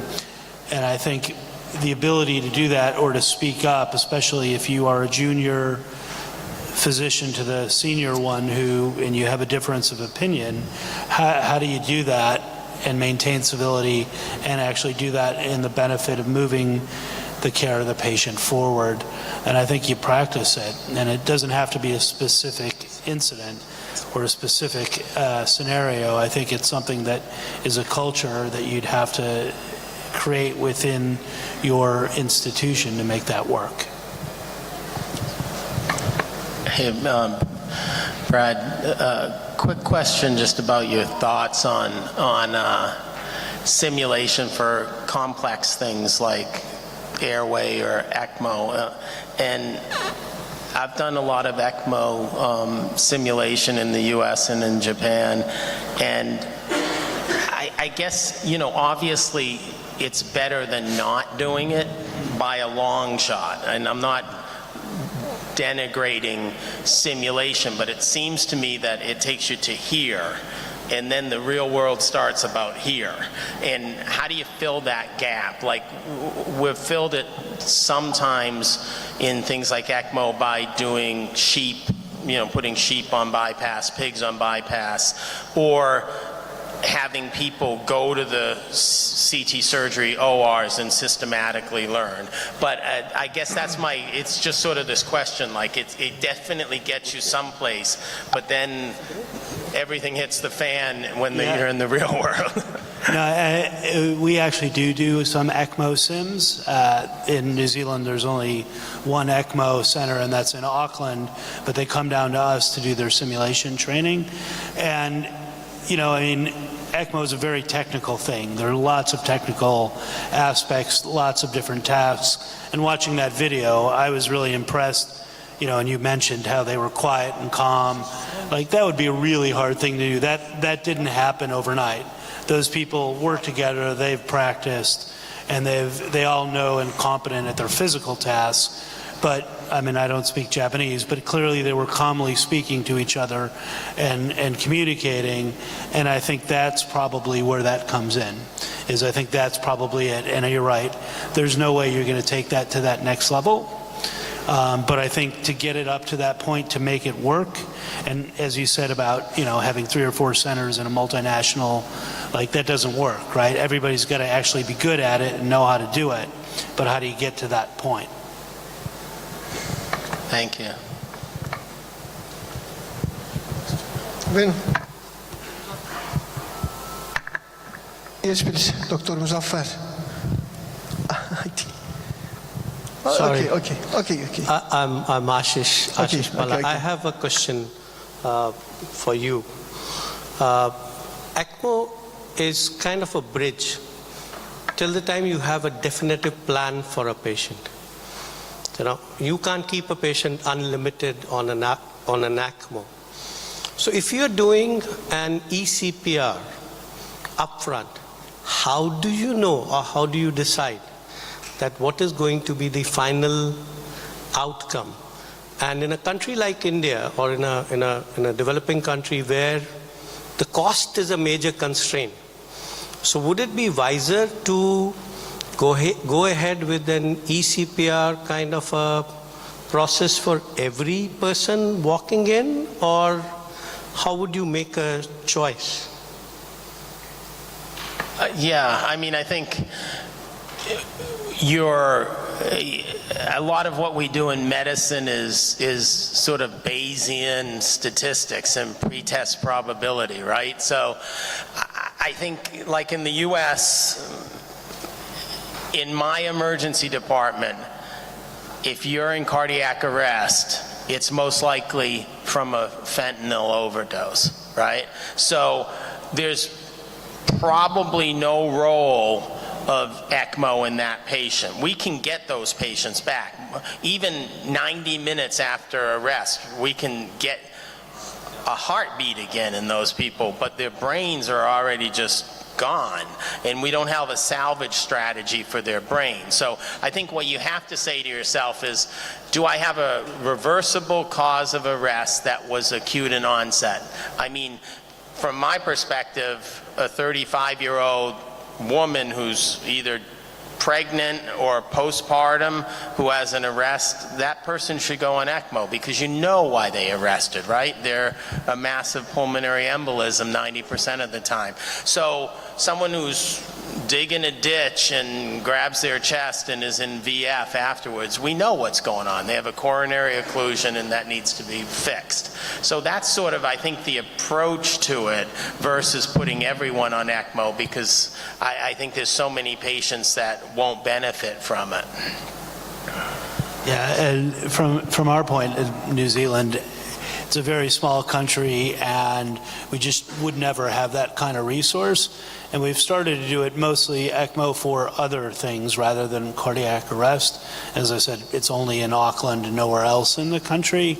And as I was thinking, you were talking, David, about the cost-benefit ratio, and in New Zealand, we sort of, as you would in India, it's the most for the greatest good, and unfortunately, we don't have sort of the volume that would actually make this worthwhile for us. And I think that's probably going to be something that you'd find quite frequently outside of really big places. Yeah, I mean, I would agree, and you just have to sift through these people, and that's why if you look at the ECPR protocols, they're trying to get to the patients with LAD occlusion or left main trunk occlusion or something like that. And then there's select other populations, overdoses that aren't opioids, beta blocker overdose, calcium channel blocker overdose,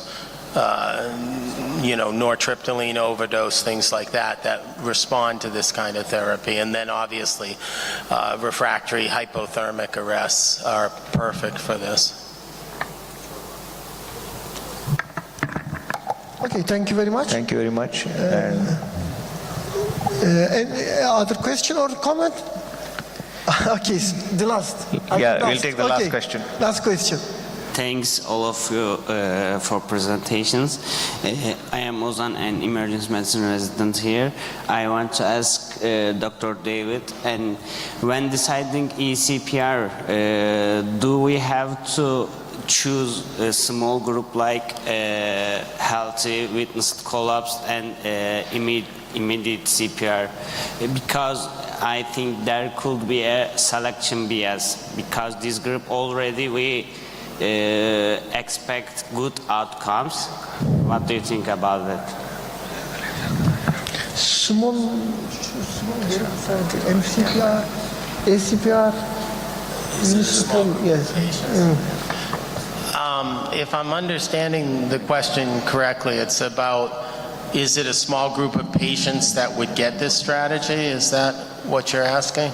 Yes, and I think that group already we have expecting good outcomes, traditional CPR or ECPR. I think could be there a selection bias for to say ECPR is good.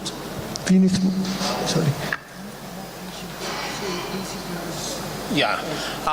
Yes, certainly all the studies to date are small groups of patients, and that was what I was trying to get at when I disagree with the stopping of those trials at the point they did. The problem with any pre-stopping strategies is it's dependent upon what you say the survival benefit of the intervention will be, and that's always just extracted from low-level evidence. So it's something to keep in mind when you think about how you power studies. Oftentimes a study will be powered for a 20% absolute difference or 20% relative difference, and the therapies change so much by the time you get to doing the trial that there's no way you're going to have that 20%. So as you're pointing out, you need much larger groups of patients to see the difference. Like you look at the epinephrine data that was shown, and what's statistically significant there? 3.2% versus 2.4%. That's 0.8% absolute difference. But they're huge studies, and so you get this shuffling out of that. ECMO for ECPR needs much larger studies done at expert centers. It's just like when we do studies of stents, right, for coronary artery disease. We don't say, hey, you're a family practice doctor, you put the stent in, right? It's interventional cardiologists with expertise who do it. You need people with expertise in cannulating people in cardiac arrest and putting them on ECMO, and then you do the trial. Yes, thank you very much. I think it's okay. We will finish. Okay. Thank you very much for your participation. And after 20 minutes, we will start to opening ceremony. We prepared for this ceremony 1 year. We have a lot of surprise in this ceremony. Waiting all. Thank you very much. Thank you.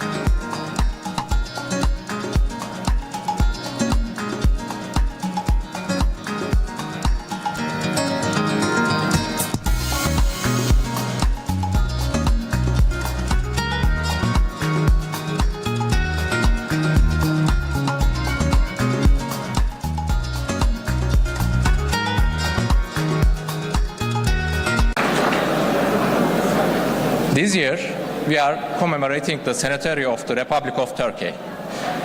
This is an honor for us to host this event in Turkey in this year. The biggest truth in the universe is a life, and the most important service is to serve a life. In the spirit of this Congress, we believe that the next chapter of emergency medicine will be written here. Thank you for all that.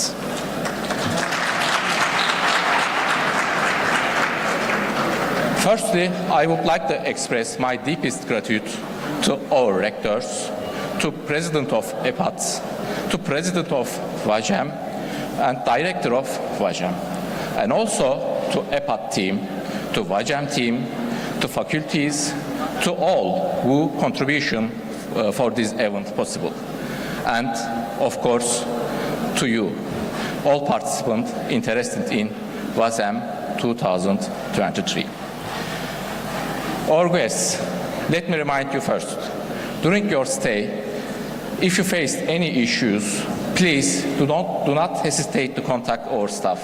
They are here to assist you. Before we start the Congress, we express our deepest gratitude to Mustafa Kemal Gazi Mustafa Kemal and his friends, who made the ultimate sacrifice for the unity of our homelands and the future of our republic. I would like to invite everyone to observe a moment of silence in their honors and Turkey national anthem.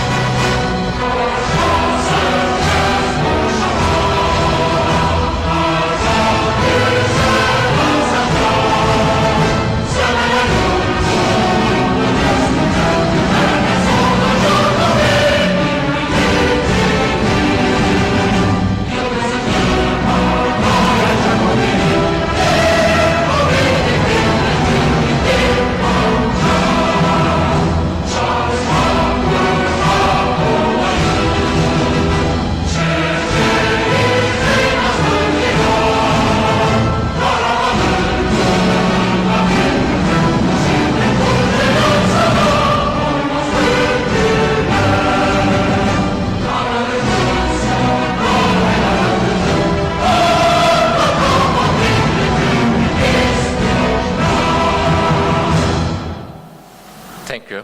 You may sit down. Now, our Congress are supported financially by the Neotech Pharmacy Company. We have a video about explain much more information about the companies.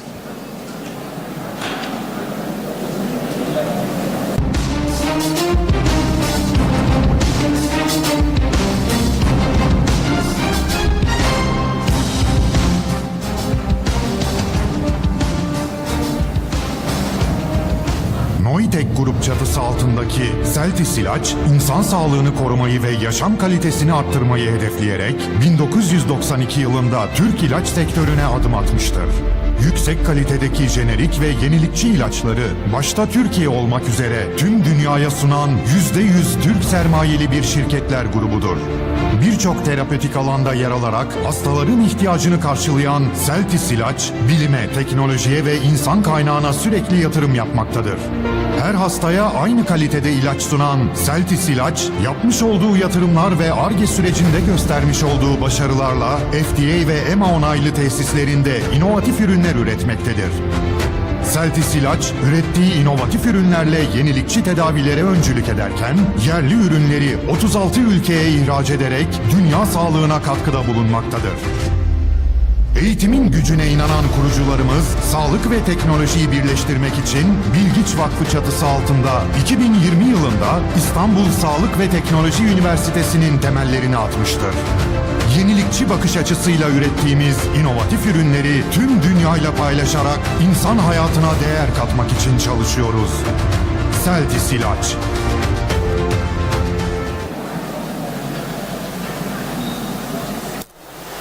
Now I'm pleased to invite Hulusi Sarıcaoğlu, CEO of Neotech Companies.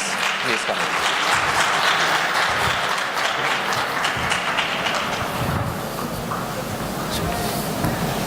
Teşekkür ederim.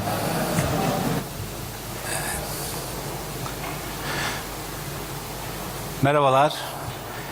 Öncelikle bize bu imkanı veren değerli derneğimize çok teşekkür ediyoruz. Böyle güzide bir toplulukta, güzide bir organizasyonda, uluslararası bir organizasyonda, uluslararası bir firmayı tanıtmak bizim için büyük bir mutluluk olacak. Biz Neotech Grup olarak Çatımızda birçok ilaç firmasını barındırıyoruz. Bugün Celtis ve Basel kimliğimizle beraber burada olacağız. Ben kısaca Neote'yi sizlere anlatmak istiyorum. Yaptıklarımızı ve yapmak istediklerimizi, nereye varmak istediğimizi siz hekimlerimize paylaşmak istiyorum. Hedeflerimiz büyük. Hedeflerimizi güzel kılan belki de yarın kutlayacağımız 100. yılın arifesinde burada olabilmek. Bu 100. yılımıza layık bir firma olabilmek için neler yaptığımızı, neler yapabileceğimizi siz değerli hekimlerimize dilim döndüğü kadar anlatmaya çalışacağım. Çok da vaktinizi almadan tabii ki. 3000'in üzerinde sadece ilaç sanayisinde istihdam sağladığımız bir yapımız var. Bu yapımızın 35 bin metrekaresini şu an üretim tesisi olarak kullanmaktayız. Ve çok önemli bir unsur, bunun altını çizmekte de fayda var. 10 bin metrekarelik de Ar-Ge alanımız bulunmakta. Bu üretim tesislerimizde 325 milyon kutu ve üzeri üretimi yıllık kapasitemizde yapabilmekteyiz. Ama bugün belki de en fazla değineceğim konulardan bir tanesi yeni yatırım alanlarımız. Uluslararası bir firma olabilmek için, ulusumuza layık bir firma olabilmek için, belki de dünyaya küçük düşünmeden, daha büyük düşünerek dünyaya çare olabilmek için Neotek olarak biz ne yatırımlarda bulunacağız, neler yapacağız, siz değerli hekimlerimize anlatmaya çalışacağım.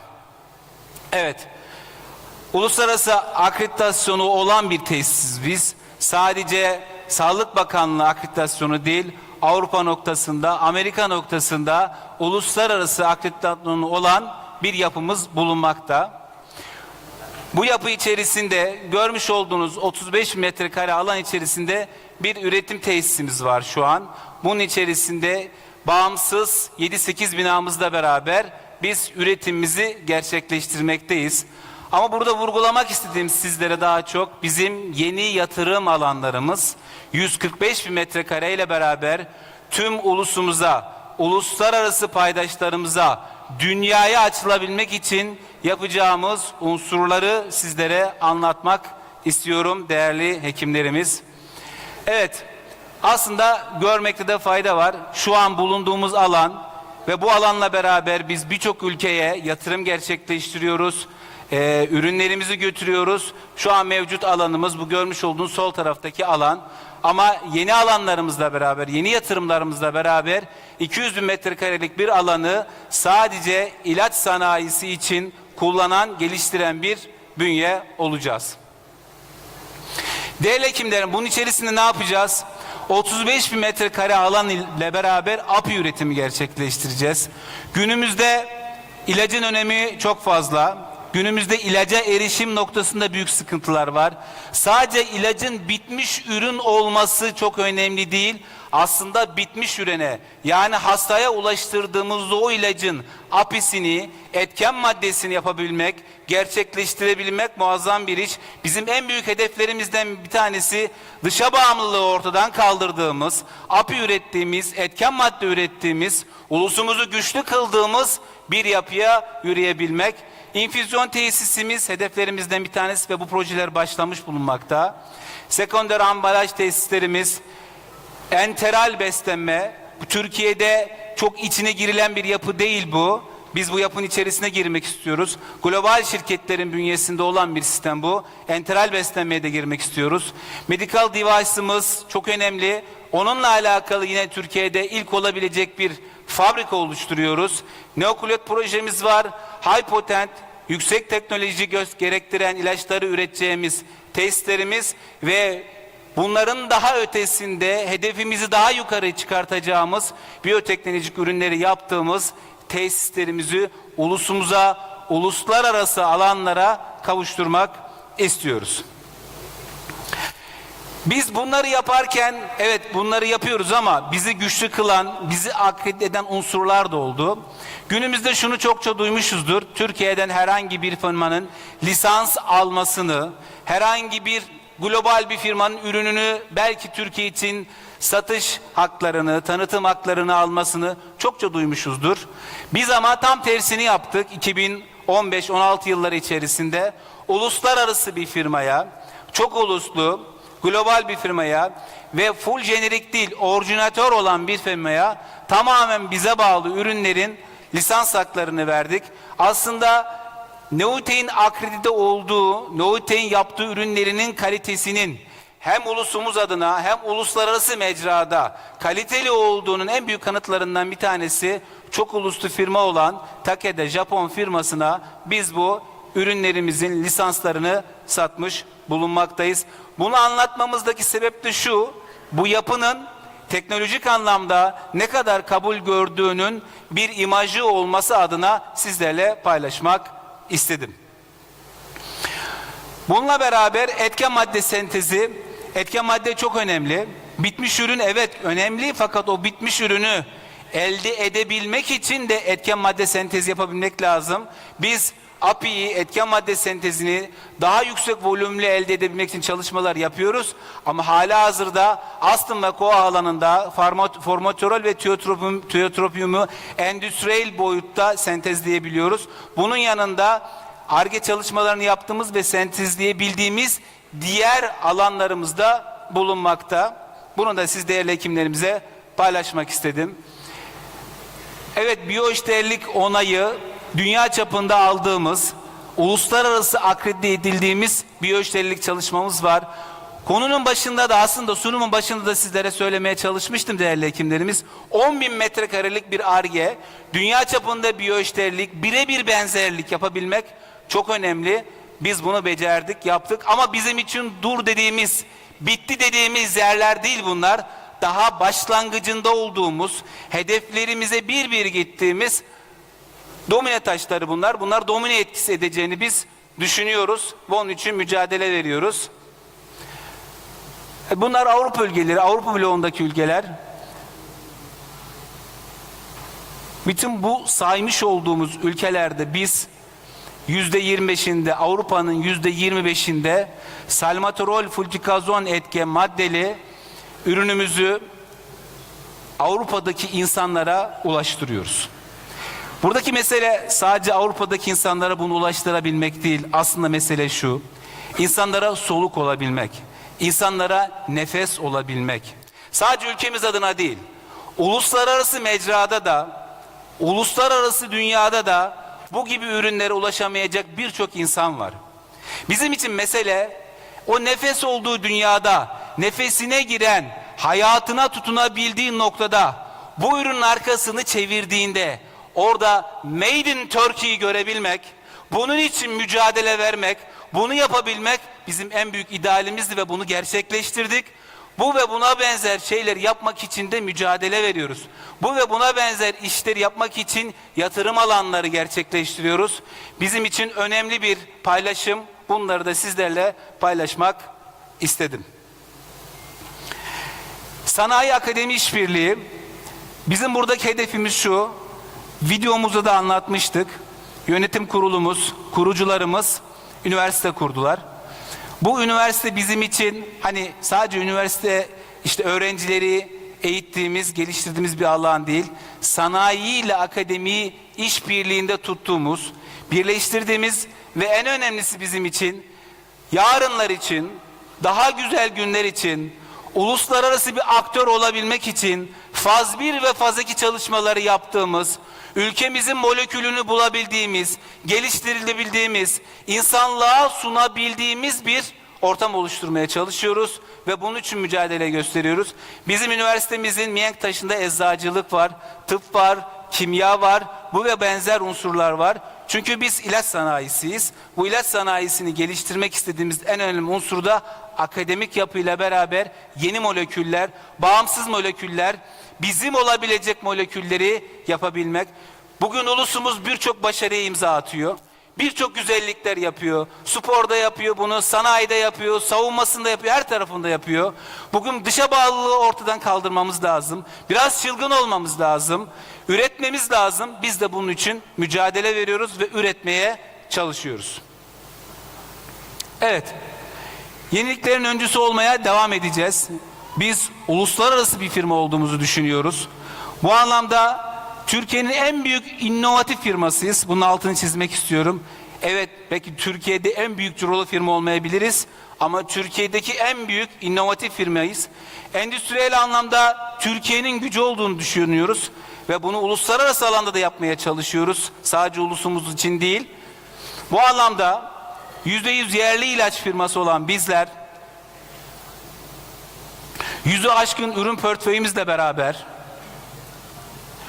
100'ü aşkın ülkeye ihraç ederek Cumhuriyetimizin 100. yılına layık olmaya çalışıyoruz. Saygılarımı sunuyorum efendim.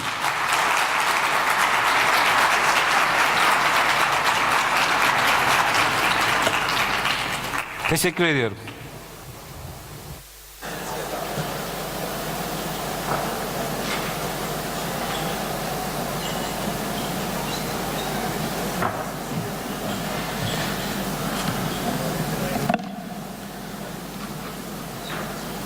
In this Congress, we have participants and lecturers from all over the world. I would like to invite them to speak, please. Dr. Pekler, New Zealand. Dr. Carl, Canada. Dr. Pekler, New Zealand, please.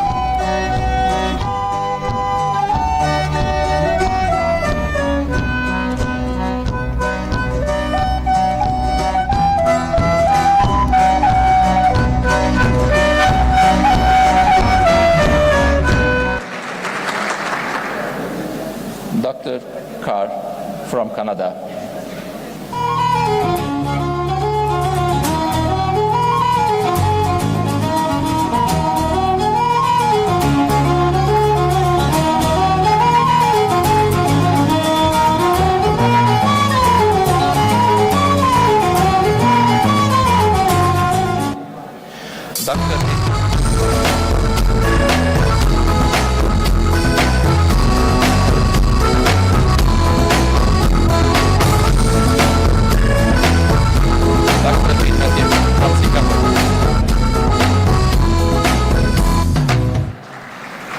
Dr. El Tahani from Qatar.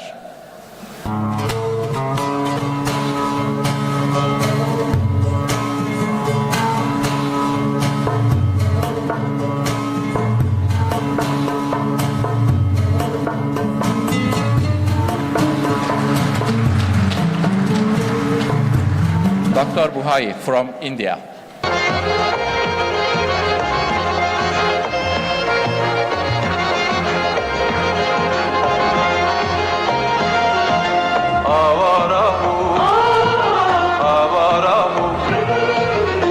Kardeş yahu bahtımız ne karahu, avarahu, avarahu. Ya kardeş yahu bahtımız ne karahu. Dr. Mizabata from Japan.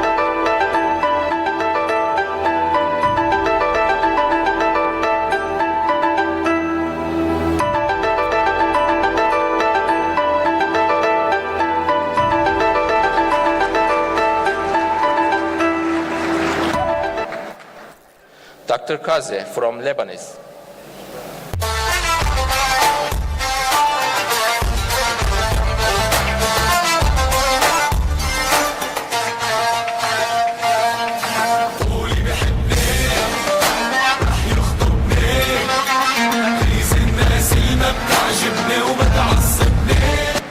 And Dr. Vincent from Belgium.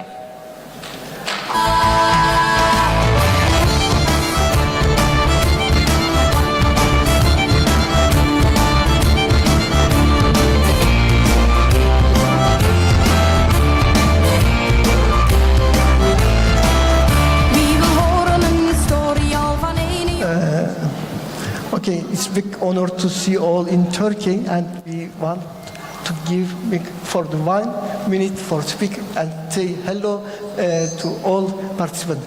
Okay, böyle.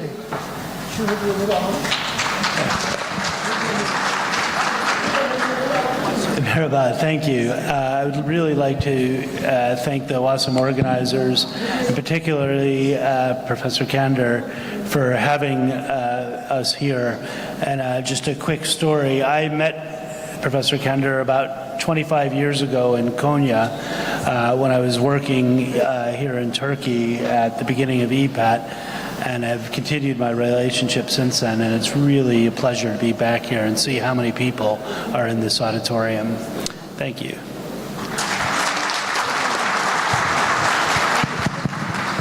So, what an incredible honor. Tomorrow I have a chance to speak on the 100th anniversary of your country, and I have the honor to speak at the same time. And at the same time, I know that for 25 of those years, the Emergency Physicians Association of Turkey has been thriving. I look forward to this conference. I look forward to learning together, to teaching together, and to seeing emergency medicine flourish with the natural bridge between Asia and Europe and the rest of the world. We're looking forward to an amazing conference together.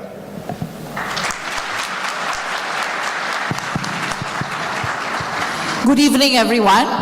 Emergency medicine, in the beginning, evolved by having all of us be considered that we were stepping into other people's territory.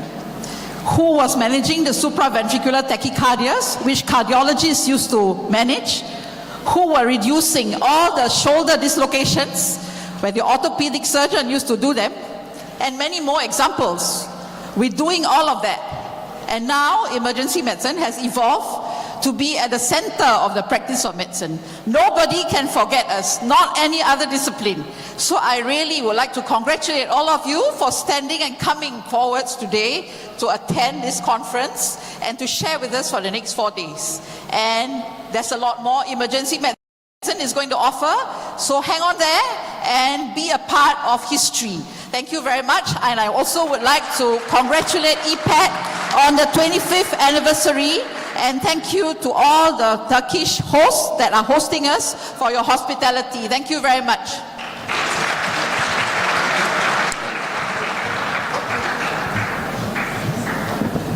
Hello.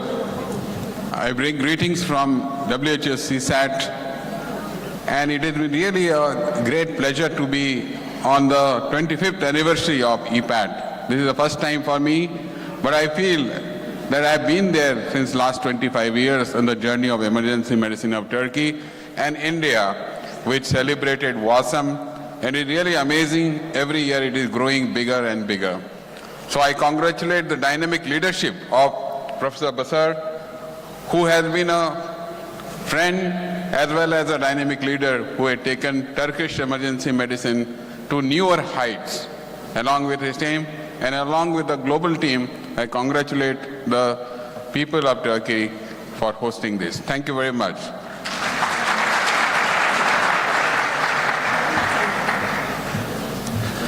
Assalamu alaikum wa rahmatullahi wa barakatuh. I would like to thank the organizing committee for the outstanding meeting, as usual, in Turkey. Last year for Qatar was exception year because we hosted the World Cup 2022. And with that, we had 10 years to prepare for the mass gathering. During this period of time, we had 2 events. One was not predictable, which was the blockade for Qatar. And the second one was the pandemic. But in the beginning of this year, Turkey faced one of the most devastating earthquakes. For that, I commend actually the emergency physicians, the physician and the medical staff in Turkey for outstanding work which was done. It was devastating, but the work was amazing, and actually I stand for what you guys done for the sufferer in the earthquake. So with all actually the physician and the emergency physician coming together, that make really a good impact for the best outcome for this disaster. So I'm here to learn from our colleagues from all over the world, and thank you again for the privilege of the podium.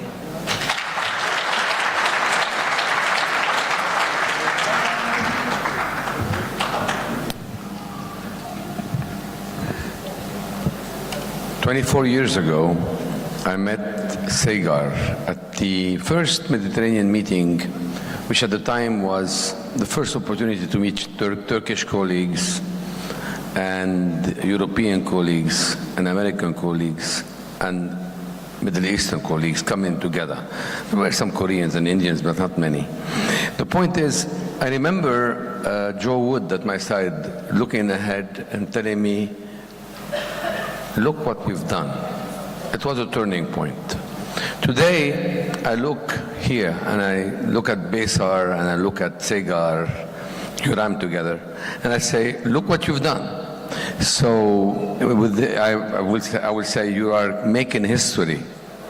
This is a turning point for the specialty of emergency medicine all over the world, and I wish to congratulate Turkey, emergency medicine, WASM, EPAT, and everybody who put Segar and Besar for all the effort they have put into making this a great success. I am currently the president of the Lebanese Society for Emergency Medicine. Prior to that, I was president for the American Academy of Emergency Medicine. And I am wearing the pin of the American Academy, which says, 1 minute count. 1 minute count because in emergency medicine, we count. As you all have learned from Corona, we are not only the front line, but we are also the last line. So to see us all together, coming together to speak the same language, to create exchange of information, of material, of relationships, progressing together to really establish the specialty is a great honor. I would like to end my 2 words by saying, considering that yesterday I was training 1,200 physicians in Lebanon for what could hit us, and I will like to just take maybe 10 seconds of silence among us all to think of all today, all the rescuers and emergency physicians that have lost, and nurses that have lost their lives in the lines of duty all over the world. And I'm not really singling out anybody here. So let's think about them for a moment and think of the great obligation and the responsibility we'll have together. Again, thank you, and a moment of silence.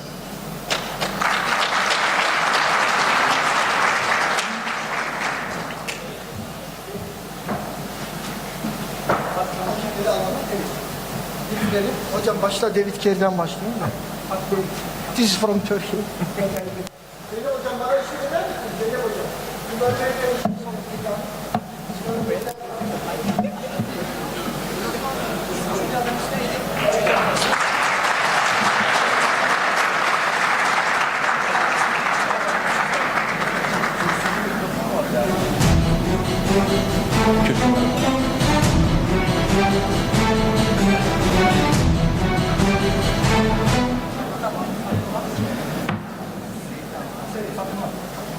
hangisi var?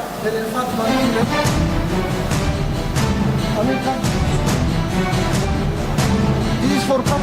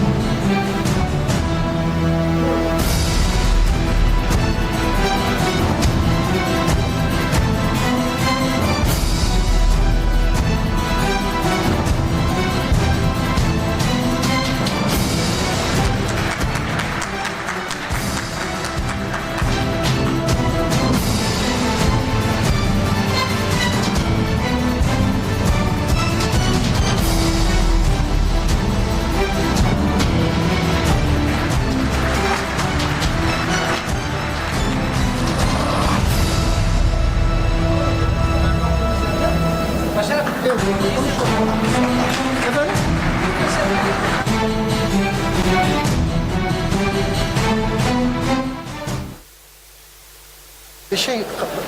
Kalan yerden devam edelim. Tamam. Şimdi neyi çalıyoruz? Kalan yerden devam edelim. Thank you for your all contributions. Now I'm pleased to invite Vice President of EPAT, Professor Dr. Zeynep Çakır.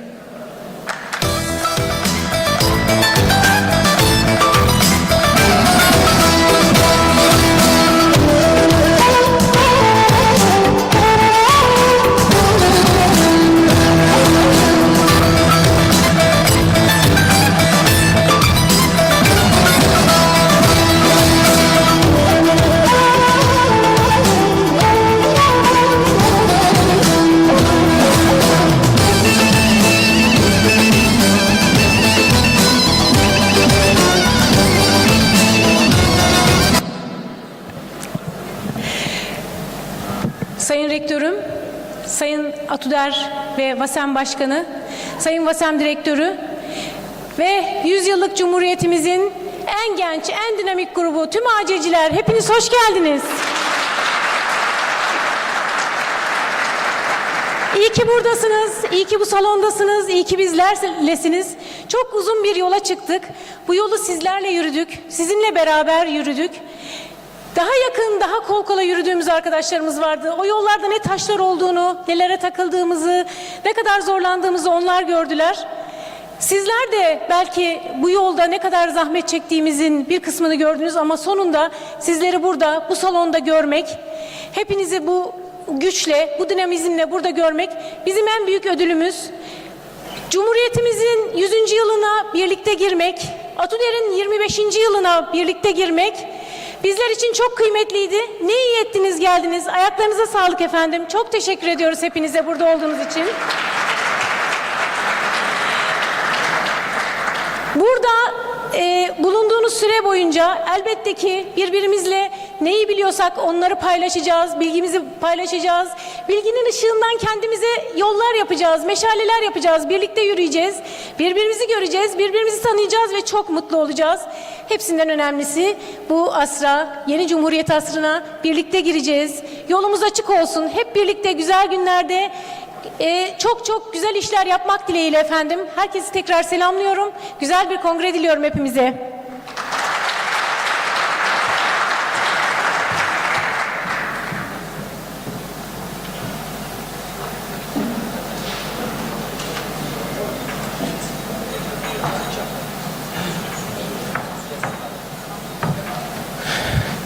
Now, I would like to invite the Rector of Health Science University, Professor Dr. Kemalettin Aydın.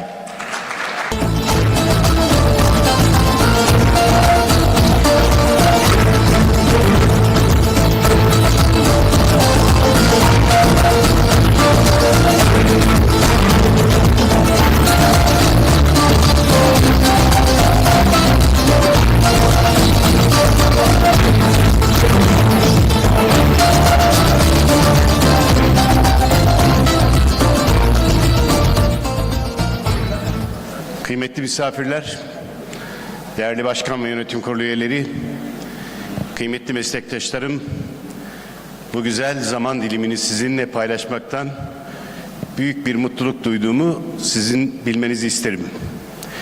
Öncelikle uluslararası anlamda katılımı olan ve bir dünya kongresi olan bu kongrede aramızda olan yurt dışından gelen misafirlerimize de Cumhuriyetimizin 100. yılının tadı içerisinde hoş geldin demek isterim.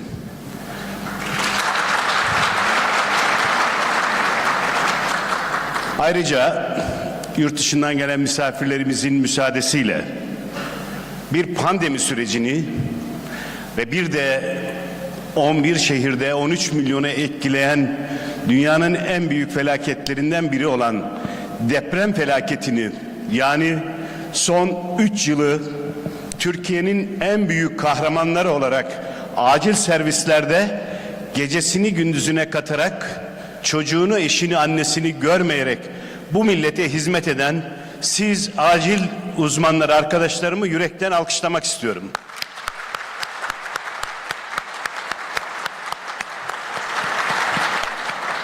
hem burada hem de başka zaman dilimlerinde olan TAT ve Türkiye Acil Vakfı'nın üyeleri ve yönetimlerinin bu ülkeye acil hizmetlerinde nasıl katkı yaptığını, acil hizmetlerinin 1987'de 2,5 yıl o zaman acil uzmanının dahi olmadığı bir Türkiye'de mecbur hizmet kurası olarak Kastamonu Devlet Hastanesi acilini çeken birisi olarak, yeni nesil öyle kura çekildiğini bilmiyor. O zamanlar bundan 40 yıl önce devlet hastanesi acili çekiliyordu. 2,5 yılda biraz da sertifikalarımı tamamlarsam uzmanlık alabilecek gibi 2,5 yıl acil hekimliği yapmış birisi olarak huzurunuzda, aranızda olmak istedim. Kıymetli arkadaşlar, bir üniversitenin rektörüyüm. Bu üniversiteyi nereden baktığınıza bağlı olarak yorumlayabilirsiniz. Bir iki cümleyle bu üniversitenin varoluş hikayesini sizinle paylaşmak isterim. Bu üniversitenin varlık nedeni bir hikayedir. Bu hikayenin bir tarafı büyük şehir hastaneleri ve sağlık binaları yapmak, bir tarafı bunun içerisini yüksek maliyetli teknolojik cihazlarla doldurmak. Ama üçüncü ayağı yetişmiş insan kaynağı ile orada millete hizmet etme arzusu vardı bu hikayede. İşte bu hikayede Sağlık Bilimleri Üniversitesi 2015 yılında 2 kişi 2000 öğrenciyle başlayıp bugün 3500 öğretim üyesi ve 25.000 öğrencisiyle hizmet vermektedir. Ve Türkiye'de 60'ın üzerindeki eğitim araştırma hastanesinde kendi akademik gelişmişliğini tamamlamış ve onunla beraber hizmet ettiği kliniğe yüksek teknolojili ve yüksek sağlık hizmetini getiren kadronun millet ile buluştuğu bir hikayedir. Bu hikaye bir Cumhurbaşkanımızın hayal projesidir ve milletin daha fazla akademik yetişmişliği olan insanla buluşma hikayesidir. Öyle olunca da bugün geldiğimiz noktada 65 Eğitim Araştırma Hastanesi'nin yanında Somali'de, Sudan'da, Çobanbey'de, Buhara'da, Taşkent'te ve Filipinler'deki Bangsamoro'da dünyaya hizmet eden bir üniversite konumuna ulaşmıştır. Önümüzdeki günlerde de yeni dünya ülkelerinde hizmete gidecektir. Acil hizmetlerinin geldiği sürecin içerisinde bakanlıkta, Sağlık Bakanlığı'nda çok yakın çalışmış olduğum ve bu hizmetin oluşmasında büyük emekleri olan tüm genel müdürlerimize de bir huzurunuzda teşekkür ederken, beraber kongremize iştirak ettiğimiz Semih Korkut hocamızın da ne kadar acil sağlık hizmetlerinin gelişmesinde emeği olduğunu da paylaşarak kendisine de bir teşekkürü şahsen borç biliyorum. İlerlemeyi arkadaşlar, çalışmadan gelince dersimize. Okey. Önce kısaca bir acil hizmetlerin Türkiye serüvenini konuşmak gerekirse 1900'lü yıllarda bir vatana muhabbetin yaralılara hizmet anlamında geldiğini, bunun bugün acil sağlık hizmetlerine evrildiğini, o günkü koşulları sizler biliyorsunuz. 100 yıllık bir hikayenin başlangıcı böyleyken, dünyada havadan hasta naklinin konuşulduğu 1917'lerden, daha sonra Türkiye'de de 1924'lerde başlayan bir sağlık hizmeti, onu 1924'te Besim Ömer'in Avrupa seyahatlerinde bu havadan sağlık hizmeti ve acil sağlık hizmetlerinin önemini içeren çalışmalarını yazdığı bir kitap Türkçe'ye çevrilmiş ve üniversitemizde bulunmaktadır. Türkiye'de bu sisteme kendini entegre etmeye çalışmış. 1941'lerde Türkiye acil sağlık hizmetlerinde kullanılmak üzere uçak yapmış. Hatta bu uçağı Danimarka'ya da ihraç etmiştir. Ama o günün koşullarında Türkiye'de bu fabrika ve bu uçak yapımının durdurulmasına karar verilmiş. Alınan siparişler de yaptırılmayarak bir sekteye uğramıştır.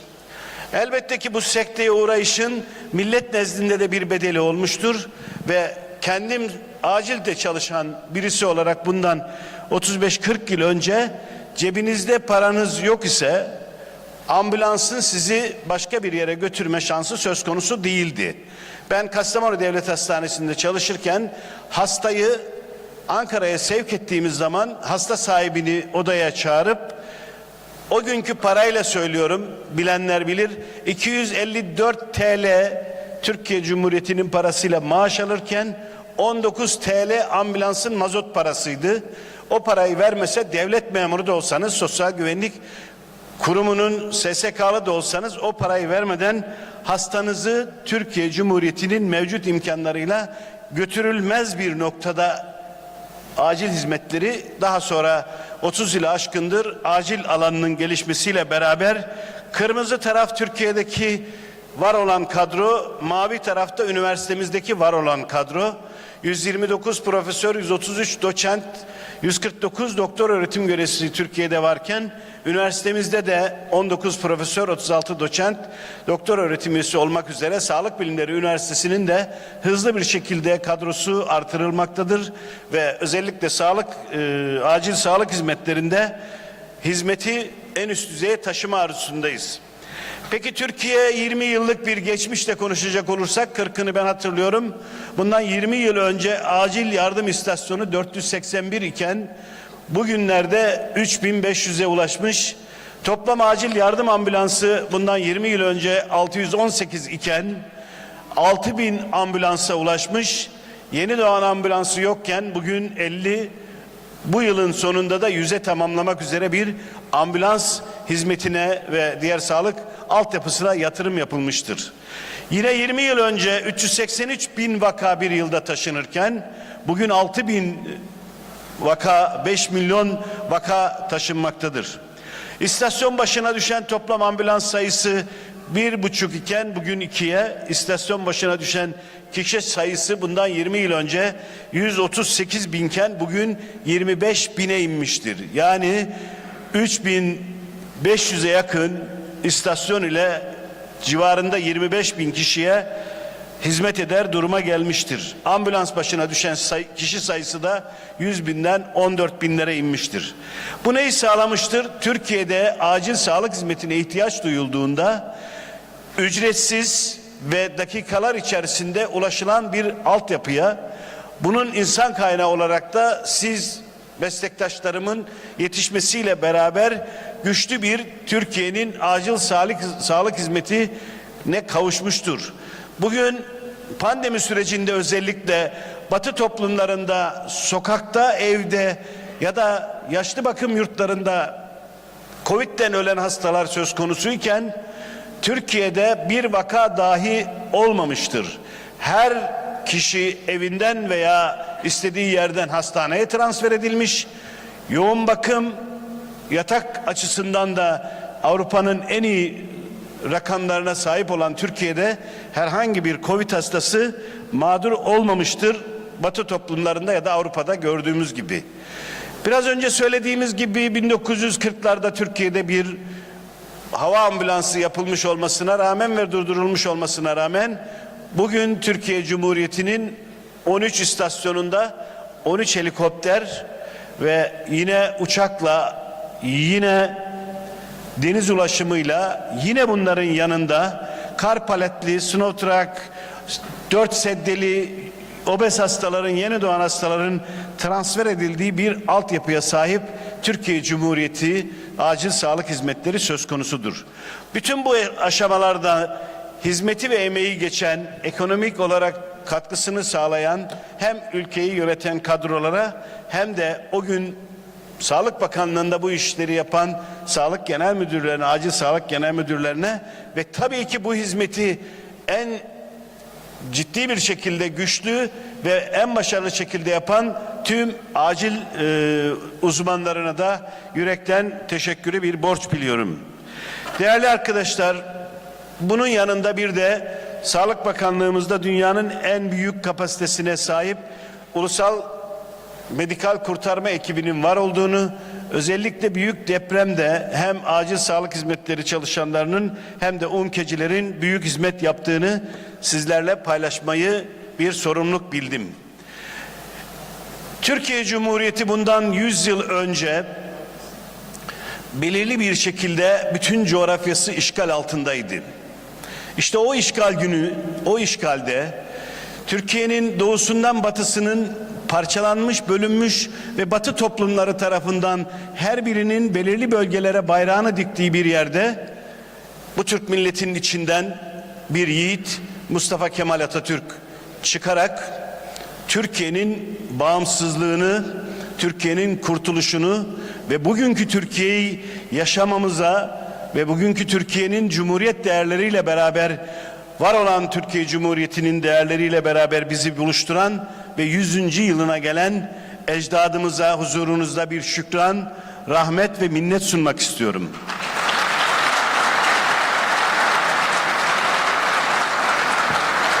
O gün Türkiye Cumhuriyeti'nin başına gelen ve içinden bir yiğidin çıktığı Türkiye'de, o günden sonraki 100 yıl içerisinde büyük bir gelişme kaydederek sadece acil sağlık hizmetlerindeki gelişmeyi Batı standartlarının üzerine taşındığını sizlere sundum.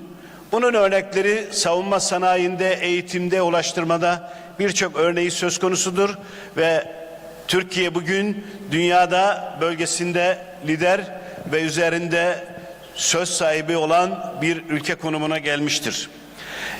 Dileğim şudur ki sözlerimin sonunda 100 yıl önce Türkiye'nin başına getirilmiş ve getirilmek istenen emperyalist güçlerin parçalanan Türkiye arzusunun içinden çıkardığı bir Mustafa Kemal ve arkadaşlarıyla bize bağımsızlığımızı ve özgürlüğümüzü ve bize 100. yılımızı yaşatan o kadrolardan Allah bugün Filistin'e de nasip etsin ve Filistin'in de annesinin memesinden kesilmemiş, daha gözlerini açmamış bebelerin üzerine bomba yağdıran ve ona tüm gücüyle destek veren Batı emperyalistlerine karşı da Filistin'e de Allah bir Mustafa Kemal ve arkadaşlarına nasip etsin. Özgür Filistin dünyanın özgür ülkelerinden birisi olsun. Saygı ve hürmetlerimi sunuyorum.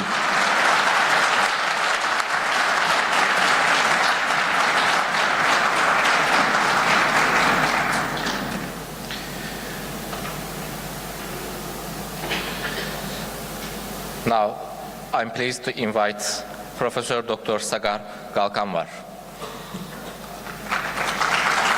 President of the Vajam.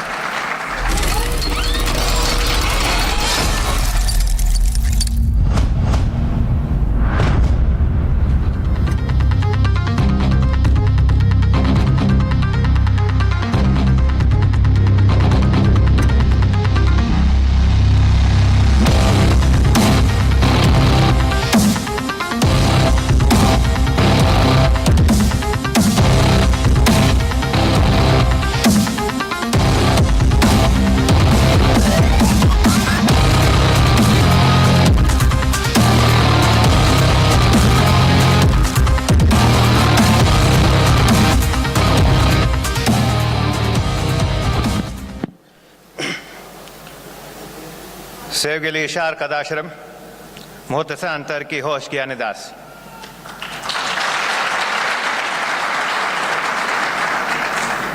Yüzüncü Cumhuriyet bayramınız kutlu olsun.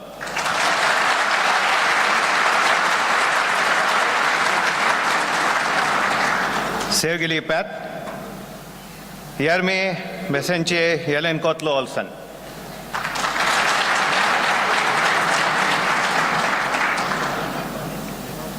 Tanım teri kurusum. Teşekkürler Hoca Başar Çandır. Atıdır, ente ve Türkiye.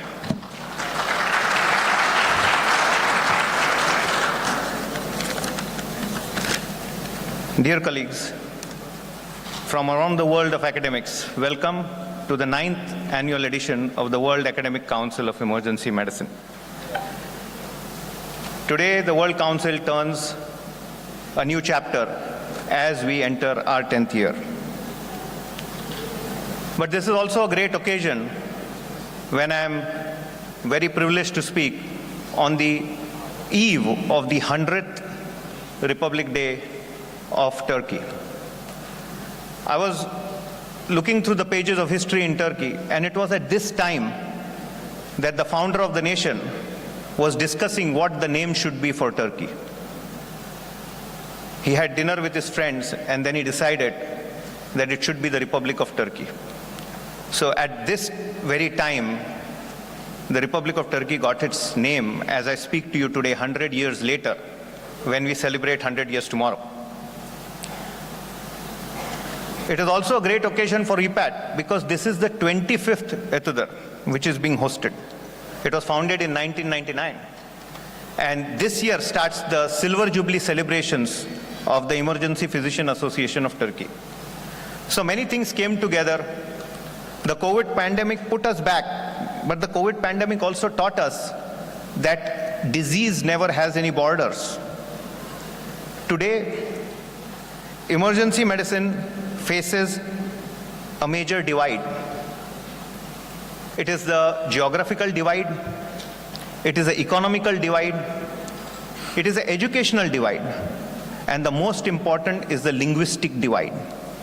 Languages are a great hindrance for us to learn from each other all the time. This is the first time WASEM has tried to break that barrier, to bring a World Congress, to bridge that divide, to get colleagues from Korea, to get colleagues from Japan, to get colleagues from countries where other languages are prominent and spoken, and the science is discussed and developed those languages. Once we cross the barrier of the languages, we will be able to interact, share our science, and learn from each other. When I gave my TED talk last year, I spoke about collaborative creativity. It is very, very important to work together because COVID could not be defeated. There is COVID now, there will be something later. It is very, very important that we all join hands and connect via the language of science. There are many conferences held around the world, but academic has a specific meaning. Once you add the word academic, it carries certain amount of weight. Our specialty is totally existing because there are patients. If there are no emergency patients, we don't have to exist. The nurses don't have to exist, the hospitals don't have to exist. So our whole specialty is patient-centered. Academic means patient-centered research, patient-centered education, and patient-centered quality care. When these pillars come together, academics takes a different meaning. Nowadays, we have all knowledge available on the web. Videos are there, YouTube is there. But academic conferences talk about what's next in emergency medicine. What's going to be the future of emergency medicine? Today, simulation, sonography, migration medicine, disaster medicine are taking new frontiers. Toxicology, hyperbaric medicine, hospice care, ECMO, all resuscitation science are taking new leaps.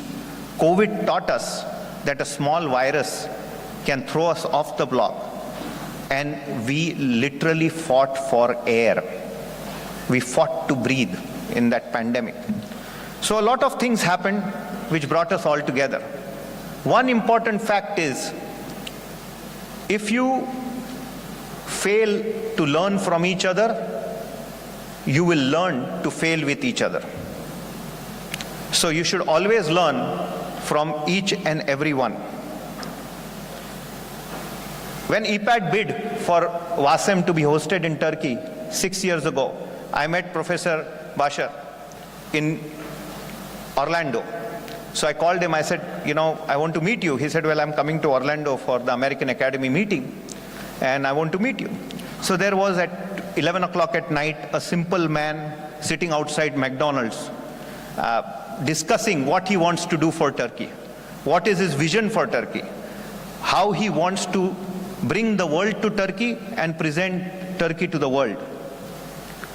He talked to me about various things achieved by EPAT, the multiple journals, the TV channel, the conferences, the workshop ideology.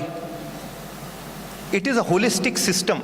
When you develop a specialty needs a newsletter, it needs media, it needs a journal, it needs a conference, it needs a workshop.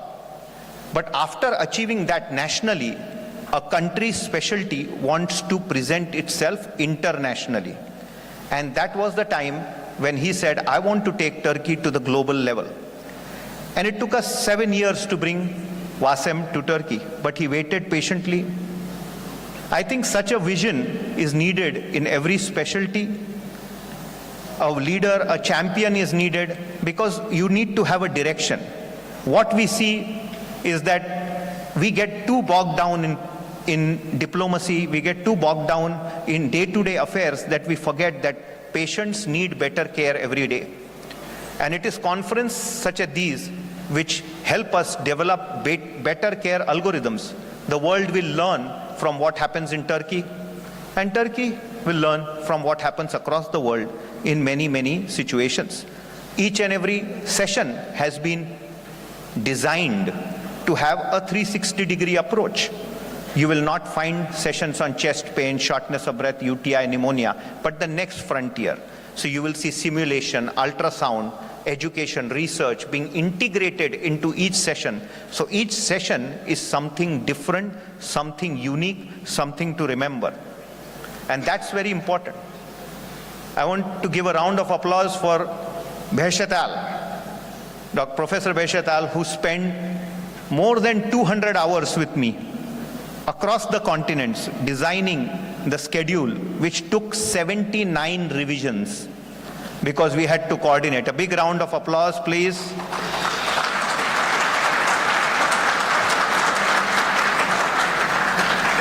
I also want to commend the leadership of Dr. Zeynep, who worked very hard to bring the Women's Conclave together. This is the only academic platform in the world which brings women leaders in academic emergency medicine together to think about the next frontier.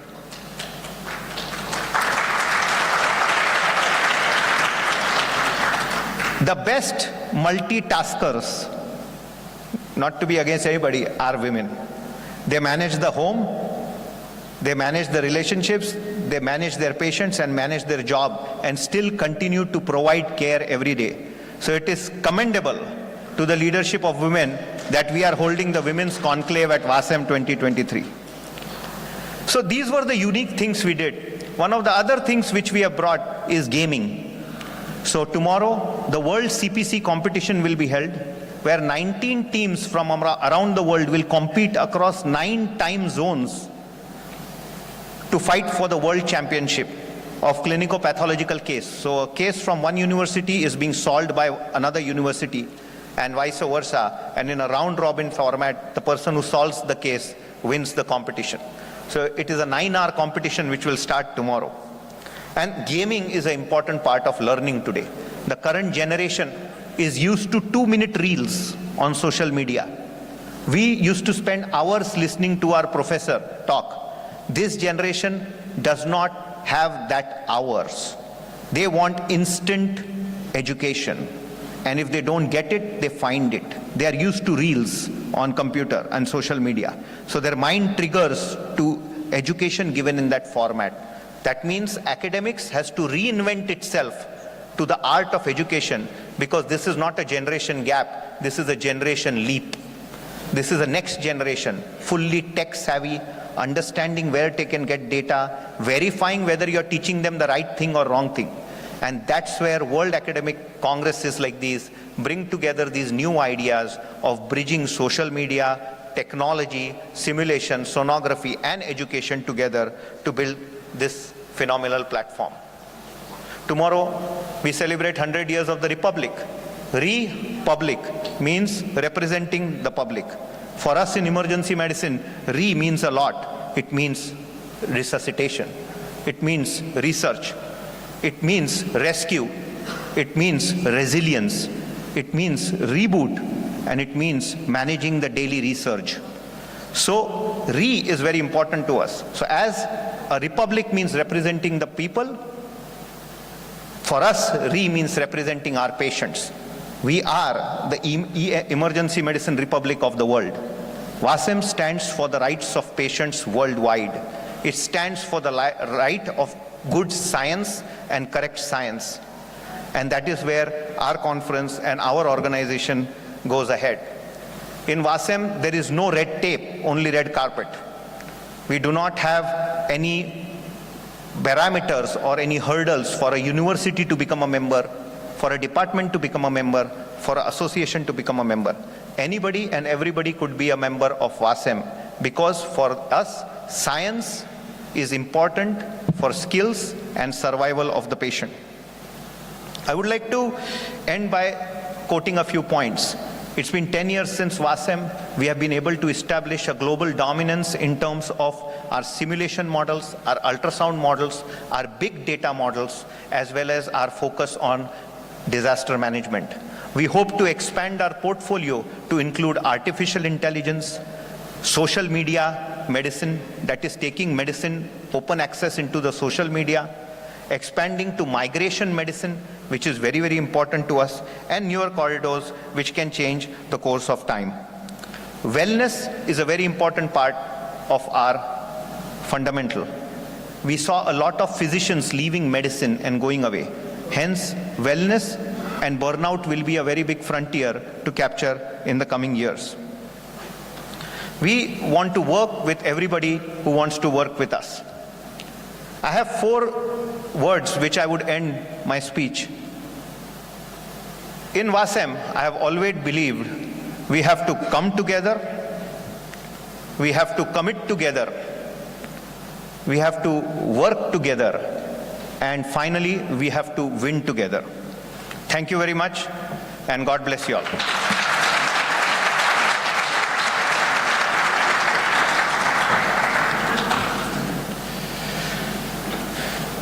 Now, I'm pleased to invite Professor Dr. Başar Candar, President of EPAT.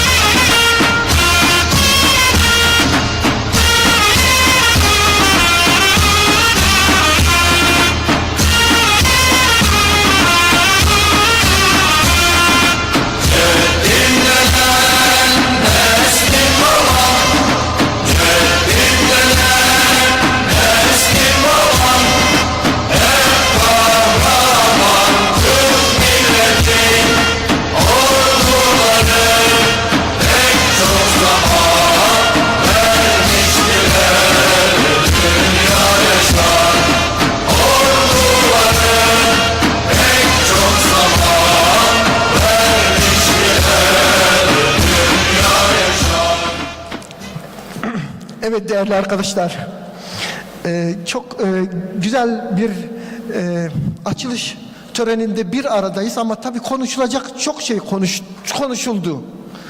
Biraz da vakit geçti. Siz de sıkıldınız. Ben Türkçe çok daha kolay ifade edeceğim kendimi. O yüzden Sagar, you don't know Turkish. You should put headphone, okay? Ya böyle şeylerden sıkıldık. Şu şeyi açın. Neydi o Fransa? Bunu tamam. Bugün böyle tamam.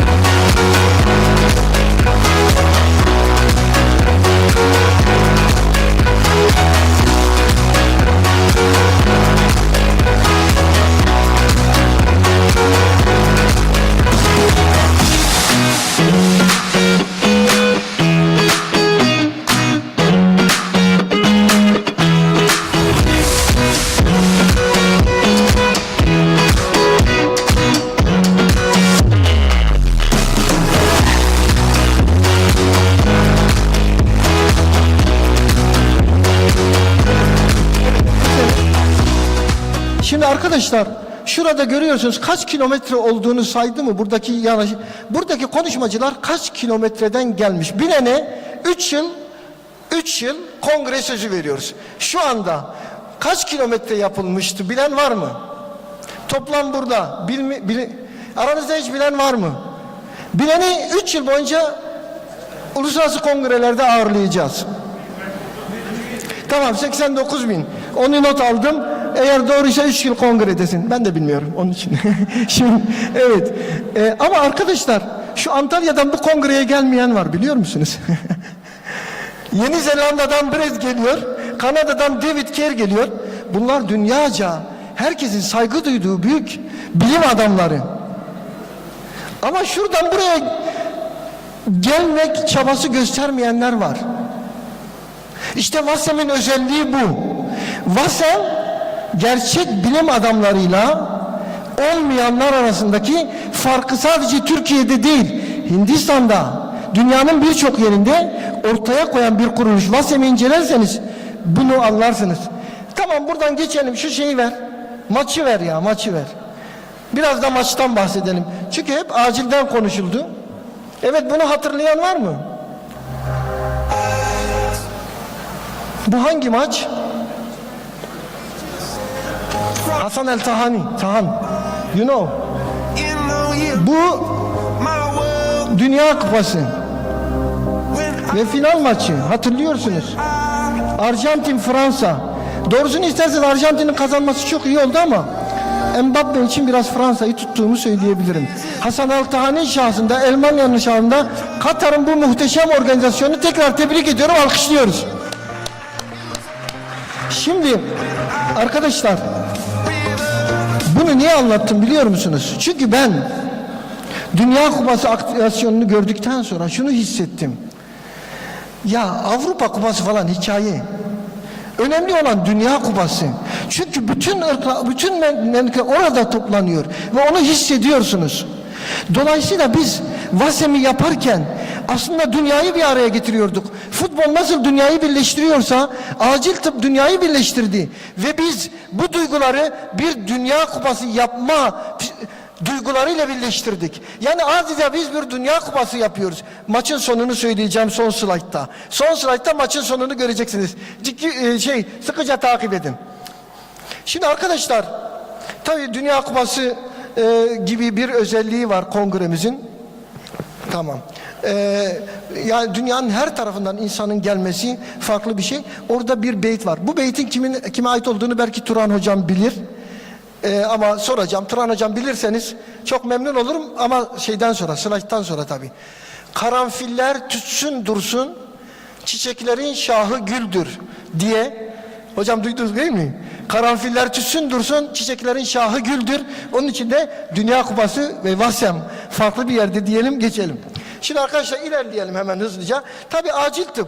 Hep bizi kandırıyorlar mı bilmiyorum ama 100 yılın branşı diyorlar. Ama şunu gördük. 100 yılın felaketi burada. Afet burada, deprem burada, savaş burada derken hep ön saftayız. Dolayısıyla acil tıp bu 100 yılın branşı olmak zorunda. Şimdi Filistin'e gidenler var. Çoğu acilci. Mısır'a gidenler. Hakan orada gördüğüm. Eray orada. Hocam 3-4 kişi daha var acilden bildiğim kadarıyla. Acilciler orada. Yani sonuç olarak biz hep ön safta olmaya devam edeceğiz. Şimdi acilin sorunları var. Türkiye'den örnek bilemiyorum. Hindistan'ı da arkadaşlar söylesinler. Türkiye bakın normal bir gün bu. Normal bir gün. Afet değil. Normal bir gün acilin önü. Bu da Sultanbeyli acili. Acil burası. Çarşı değil. Kapalı pazar falan değil. Kapalı çarşı değil. Acil. Ve bir günde 500 hasta bakan insanlar. Tabii böyle şikayetler dünyanın her tarafında var. Kuru öksürükle 5 yıl süren kuru öksürükle acile gelmiş. Yani sadece Türkiye'de zannetmeyin bunu. Ya da vücuduma metal hissediyorum diyenler. Peki Amerika'daki durum nasıl M90? Yoğun bakım yatağı yok. Hastalar bekliyor. Acilin sorunu yoğunluk ve bu da hep artacak. Hepimizin sorunu bu. Devam edelim. Bir diğeri şiddet. Tabii yoğunluk ve şiddet iç içe. Şiddetle ilgili bizim çok çalışmamız oldu. Tabii onları gösteremem şimdi ama şöyle göreceksiniz. Ya bizim şeyimiz yok mu burada ilerletme şansımız olan bir şey? Hayır o değil. Video ilerletme. Video ilerletme şansı var mı? Peki şimdi mesela burada kısa bir filmimiz var. Siz onu orada görüyorsunuz değil mi? Biz acille ilgili kısa bir film çekmiştik. Tabii rektörümüz bilmiyor, Sayın Kemalettin Hocam, görmediniz değil mi hocam? Biz kısa film çektik. Üstelik başrolde çok ünlü isimler vardı. Biri Gizem Karaca gördüğünüz. Biri Emre Kızılırmak. Bir de ben vardım hocam. Ben de sonda çıktım, filmde oynadım. Ama ben bu filmi hepsini böyle bitiremem. Benim ilerlemem lazım. Yok mu bunun bir mekanizması? Oradan ileri atamıyor musunuz? Neyse böyle gideceğiz. Vaktimiz yok o kadar hepsini seyretmeye. Ama bir de açılışlar var böyle. Neyse geçiyorum. Kamu spotu yaptık. Şiddetle ilgili elimizden gelen her şeyi yaptık. İşte gördüğünüz gibi. Tabii acilde çok çalışılıyor. Bu Amerika'dan bir örnek. Bunun sonu böyle. Gece çifti. Tabii bu önemli bir şey ama şimdi başka bir şey göreceksiniz. Bu da benim fotoğrafım. Vasem'den önce, Vasem'den sonra. Doktor Sagar. Before and after. Thank you.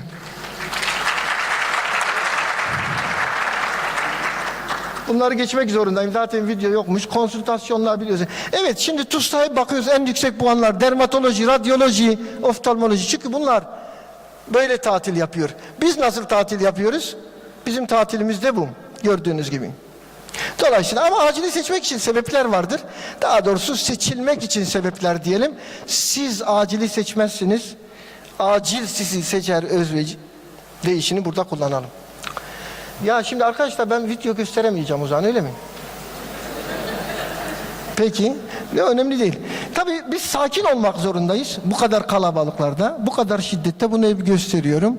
Eğer sakin olmazsanız sakin olmazsanız bu işi yönetemezsiniz. Evet. Tabii medyayla ilişkilerimiz biliyorsunuz. Medya bizimle iç içe gördüğünüz gibi. Laringoskopu böyle tutup entübe etmek. Buna retro entübasyon mu deniyor acaba, bilemedim. Evet. Bunlar videolar işte. Neyse geçiyorum.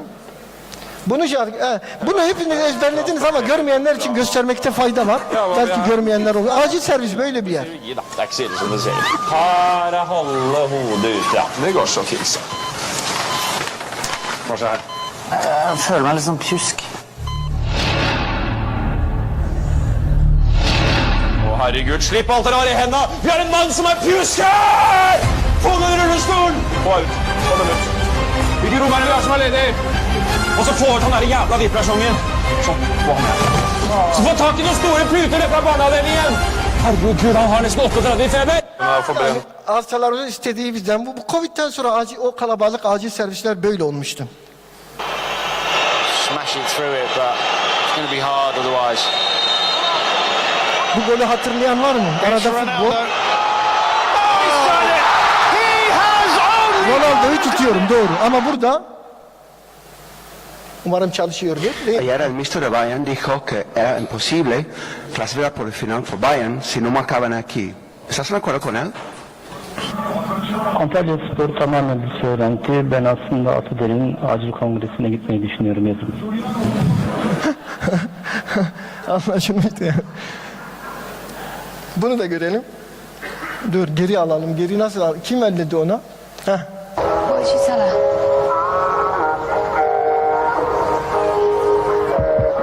just said you might want to think about your children.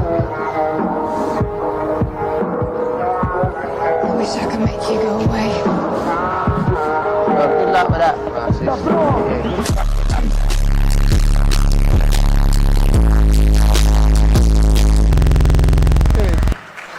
Şimdi arkadaşlar tabii bizim çok renkli olur açılışlarımız ama dediğim gibi maalesef ben ilerlemek istiyorum ama böyle bir şansım yok. O yüzden sadece böyle bir şey göstereyim. Invite Roger Dickerson, the Mesela president of the ilk Emergency açılışımız Medicine Roger Dickerson'ı Society biraz of hatırlayalım. South Africa and Nasıl member of the yapmışız? Presidential Committee of EPAD Intercontinental. The floor is yours.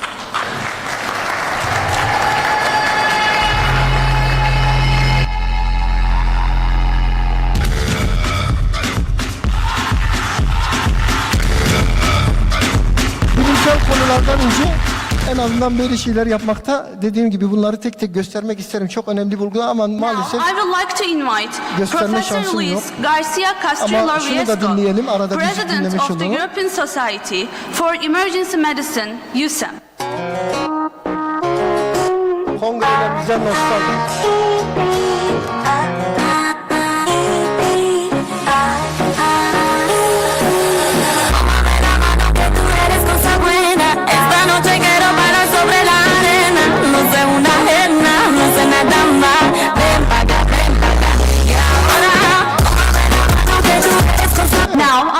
Evet, devam edeceğim. Ülkeleri böyle dediğim gibi bir araya getirip ortak dil kullanmak bizim için çok önemli. Tabii bunlar giderek ilerleyen, bakın Çince dahil, Rusça dahil, İngilizce dahil kongremizden örnekler verdim. Burada çok güzel videolar var ama sizin vaktinizi almamak adına isterseniz, hocam ben sizin açılışınızı çok sevdim derseniz bir gün size ayrı bir yerde açılış dersi anlatırım. Ama şu anda vaktimiz yok. Şimdi Covid ile ilgili mücadelemiz en çok tabii Kemalettin Hoca'yla en çok beraber orada bir tek, ben onu kendisine de söyledim. Yani herkes televizyona çıkıyordu ama gerçekleri en iyi anlatan Kemalettin Hoca, bir de nacizane arada ben oluyorum diye söyleyelim. Gerçekten o konuda büyük mücadele verildi ve biz o sırada hemen her şey, ilk kongreleri biz yaptık. Turan Hocam, dünyada ilk Covid kongresini yaptık. Dünyada ilk Covid kongresini biz yaptık Türkiye'de. Online. Geçiyorum. Ya ona haberlerde yer aldı. Bunlar çok güzel. Tabii çok güzel, tebrik ediyorlar bizi her zaman. Bunlar güzel şeyler. Geçiyorum ama bu, ya bir geri alır mısınız? Şimdi bazen soruyorlar. Ya sevgili babalar, bu uzmanlık dernekleri ne işe yarar? Bakın hiç bizim müdahalemiz yok. Şu Onur Sakarya, tanımıyorum orada. Atuder işlerinde en aktif çalışanlar. Biz bazen bir günde 6, bazen yılda 400 aktivasyon yapan bir uzmanlık derneği pozisyonundayız. Şimdi uluslararası birçok sempozyum yapıyoruz. Kongreler tek değil. Bunları Katar'da, Amman'da, ondan sonra başka yerlerde, birçok, bakın Ürdün'de bunları yapıyoruz. Bu eski bir şeyden kalmış herhalde. Paradan 6-0 atamıyor. Bu 6 Kasım'ı hatırlatıyor. Bu niye burada? Çünkü 6 Nisan da bizim için önemli. 6 Nisan bizim bir günde 6 aktivasyon yaptığımız ve bunların 3'ü farklı ülkelerde olmak üzere. Tabii Suudi Arabistan'da, kendileri burada değil, sempozyum yapmayı beceren tek dernek olduk, onu söyleyelim. Kolomba'da Vasem'le çalışmalarımız vesaire, Ukrayna'da, Makedonya'da, Kazakistan'da, Azerbaycan'da, Hindistan'da vesaire böyle devam ediyor. Bunları geçiyorum. Zaten bunları ara ara size anlatıyorum. Bir sürü kurs veriyoruz. Hemen hızlı geçelim ama bu sayfaya sığmayacak. Hemen her konuda arkadaşlar kurslarımız devam ediyor. Bunu da böyle geçmiş olalım. ATLS kursları bizim için çok değerli kurslar. Onlar da Behçet Hoca, Sono School devam ediyor. İleri kardiyak yaşam desteği kurslarımız devam ediyor. Burada bir örnek var gördüğünüz gibi. Kurslarımızda bunları öğretiyoruz.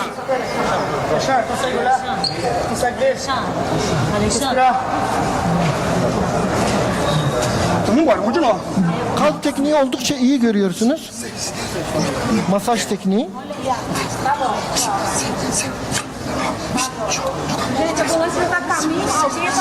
Ama bir sürü sorun var. Hasta yaşıyor. Yaşayan hastaya kalp masajı bu. Gördüğünüz gibi adamın kolunu tutuyor, zorla masaj yapıyor. Yani korkmayın, çekinmeyin. Masaj yapmaktan bir şey olmuyormuş hastaya. Gördüğünüz gibi kolunu tutup masaj yapabiliyorsunuz. Tabii bu da değişik bir solut. Ya geri alalım. Bu çalışmayacak mı? Pekala, evet. Bu da hastanın en ileri teknik kendini solutma yöntemi. Ama arada bana ne yaptınız der gibi. Tabii bugünleri geçirdik. Tabii bunların hepsini Instagram'da Fatma falan paylaşıyor dakika başı. CPR'dan önce yapmıyoruz bunu ama yine de şundan iyidir diyoruz. Yani meslek hatırası. Şimdi bir sürü kitap yazdık ve bunları biliyorsunuz. Takip edin kitaplarımızı ama doruk noktası 4000 sayfalık 400 otelle textbook'umuz, yoğun bakım 4 dergimiz var. Geri al, 4 dergimiz olduğunu tekrar vurgulayalım. 4 dergi geçiyorum, tamam. Tamam ya, işte 4 dergimiz var. Biliyorsun her derneğin bir dergisi olur. Bizim 4 dergimiz var. İşte o dönemlerde medyada çok fazla yer aldık. Ama burada dikkatinize kaçarsa başkan ulusal seslendi diye yakalamışlar. Yani öyle bir şeyimiz yok ama bir şekilde yakalamışlar bunu diyelim, geçelim. Bunları geçiyorum. Sırbistan'da ilk toplantıyı yaptık. Evet, bir sürü video var, gösteremeyeceğim. Ödüller, Özbekistan. Nadir burada mısınız? Özbekistan ekibi burada mı? Özbekistan, evet, çok teşekkürler. Özbekistan ekibi burada, Buhara'dan. Tabii bu Ürdün'de genelkurmaylıkta aldığımız çalışmalar ve Katar Sağlık Bakanı'yla Tahani, çok teşekkürler. Tahani yine birlikte o VASEM'i yaptığımız zaman Sağlık Bakanı olmaya devam ediyor değil mi? Still Health Minister? Okay. Okay. Daha gitmemiş yani, orada işlemiyor bizimki. Evet. Suudi Arabistan'da yaptığımız çalışmalar. Tabii burada üniversiteden yüksek bu çalışmalar sonunda aldığımız yüksek puanlar ve ödüller. Murat Arafat, Romanya İçişleri Bakanı. Önce Sağlık Bakanı'ydı, İçişleri Bakanı şimdi. Acil tıpta olduğumuzu söyledik. Yani gerçekten güzel şeyler yaptık. Birçok kongrede özel şeyler yaptık ve burada da biz özel ödüller veriyoruz arkadaşlar. 2015'te başladık. Altın Acil ödülü ve Gazi Yaşargil aldı. Aziz Sancar bizden ödül aldı Nobel'den sonra. Gold Frank ödül aldı. Paul Kivela aldı. Bingür Sönmez aldı. Sonra Louis Vincent, kendisi burada mı şu anda? Louis Vincent geldi mi? Yok ama herhalde akşam gelecektir. Bugün de burada bulabilirsiniz Vincent'i. Ve Brugada sendromunu tanımlayan Brugada da bize son altın acil ödülünü almıştı. Bu yine Özbekistan'dan bir örnek. Bizim de aldığımız ödüller var. Ukrayna'dan, Amerika'dan, Hindistan'dan. Evet, geçen yıl aldığımız thank you Sagar for that. Sagar'ı da alkışlarımızla beraber yürüdük Sagar'la bu işlerde. Gidelim. Tabii Türkiye 100 yılın felaketini yaşadı. Ve hemen VASEM olarak bu felakette Türkiye'nin yanında olduğumuzu zaten gösterdik. Depremde anlattık neler yapabiliriz, ne edilebilir. Ama yine burada Malezya, Doktor Alvin, burada mı Alvin? Doktor Alvin, evet alkışlayalım. Malezya, Sırbistan, direkt bakın bunlar bize bakanlığa değil, derneğe yazdılar ve yardım etmek istiyoruz dediler. Biz onları bakanlıkla buluşturmaya çalıştık. İspanya, Özbekistan yine ve Amerika'dan destek mesajları, destek şeyleri geldi. Şimdi arkadaşlar, sonuç olarak biz buralara kadar geldik. Ve bu gördüğünüz 3 güne biz 1 yıl hazırlandık. Yani gerçekten çok büyük emeklerle bu kongre burada ama bu bütün emeklerin hep hayalimiz şuydu. Hayalimiz şuydu. Bu kadar uğraştık, bu kadar çalıştık, bu kadar didindik. Şu açılış dolsun, dersler dolsun, sayılar artsın ve gerçekten rekor sayılara ulaştık. Bu sizin katkınızla oldu. Asıl alkışı siz hak ediyorsunuz. Buraya katılan herkese alkışlıyoruz.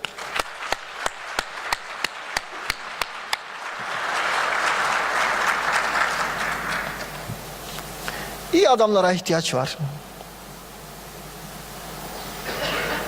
Gördüğünüz gibi VASEM'den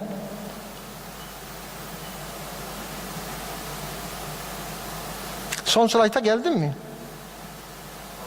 Peki. VASEM'de bir sürü konuşmacımız var. Bu çalışır mı? Bunu da Hindistan, en çok katılımcı Hindistan'dan. Onlar için Türk model bir şarkı buraya koyduk.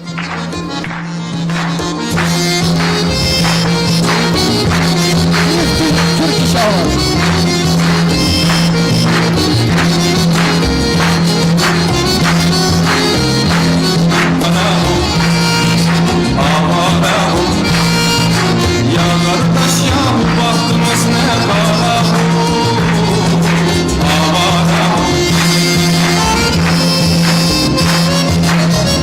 Buradaki senim arkadaşlar.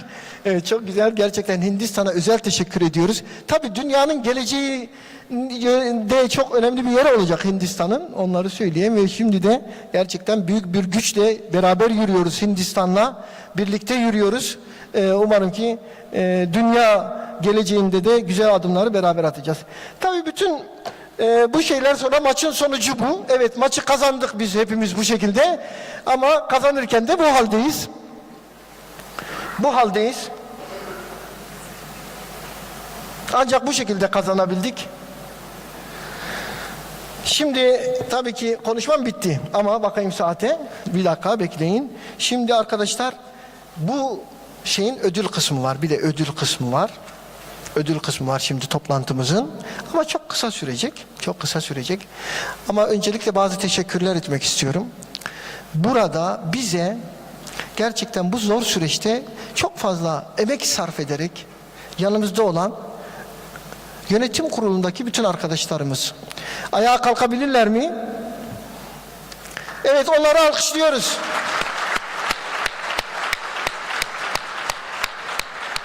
Tabii Kongre Sekreterimiz Ayhan Aküz, Uluslararası Kongre Sekreterimiz Behçet Hocamız ve tabii ki aslında beni öne sürüp hep arkadan işleri çeviren Zeynep Hocamız, Başkan Yardımcısı. Ve hep bir insan omuz omuza yürüyeceği bir arkadaşı olması lazım dediği arkadaşım Mehmet Gül. Ve diğer bütün ekip, buradaki arkadaşlar hepsi gece gündüz çalıştık. Şimdi de arkadaşlar buradaki bütün organlarda çalışan arkadaşlarımıza, yani bizim bütün organlarımıza özellikle teşekkür ediyorum. Ve şimdi de 3 tane önemli ödülümüz var. 3 tane ödülümüz var. Bunları takdim edeceğim. Zeynep Hoca'yı da yanıma çağırıyorum bununla ilgili. Plaketlerimiz burada mı? Burada. VASEM'le birlikte vereceğimiz ödüller var. Önce VASEM'in ödüllerini verelim. Fakat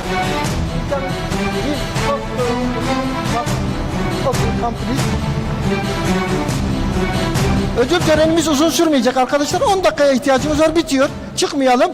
Bir de çekiliş yapacağız, unutmayın. Çekilişimiz var. Çekiliş şeylerini de hazırlayın hemen. Evet. Okay. No, last. Okay. So, as we come towards the end, one of the most important awards we give is the WASEM Leader of the Year. And because of COVID, we could not give these awards, which were instituted in 2019. We give it, the board votes to select one leader who should get this award every year. The 2019 recipient was Dr. Aruna Munasinghe from Sri Lanka. He could not travel because of the economic conditions in the country, but his whole team, the Ministry of Health, they worked very hard during the COVID pandemic. They worked very hard to bring emergency medicine to Sri Lanka. So the 2019 award winner was Dr. Munasinghe, who is not here. We'll make sure that he gets the award. The 2020 WASEM Leader of the Year was awarded to this leader for her path-breaking work in making sure that emergency medicine bridges all the gaps. She has worked very hard to make sure that emergency medicine across the world can join hands. We break all barriers. She was the first female president of the American Academy of Emergency Medicine in history of emergency medicine in the United States. American Academy of Emergency Medicine is the leader of the world of academics in terms of cutting-edge research about being fundamentally loyal to board-certified, residency-trained emergency physicians worldwide. So if you are residency-trained and you are board-certified in emergency medicine, then you are eligible to practice as an emergency medicine specialty, is what they stood for in America, and they have stood for it all along. So they are the torchbearers of academic emergency medicine, and as its first female president, and her work done in her two years as president-elect, 2 years as president, and 2 years as past president, we honor this leader from America who has traveled all the way, finished her shifts, will work, attend our conference and go back and do a shift. And she continues to build WASEM as she represents American Academy of Emergency Medicine in the World Academic Congress of Emergency Medicine. Dr. Lisa Moreno Walton, WASEM Leader of the Year 2020. Please, Dr. Lisa, please come on stage.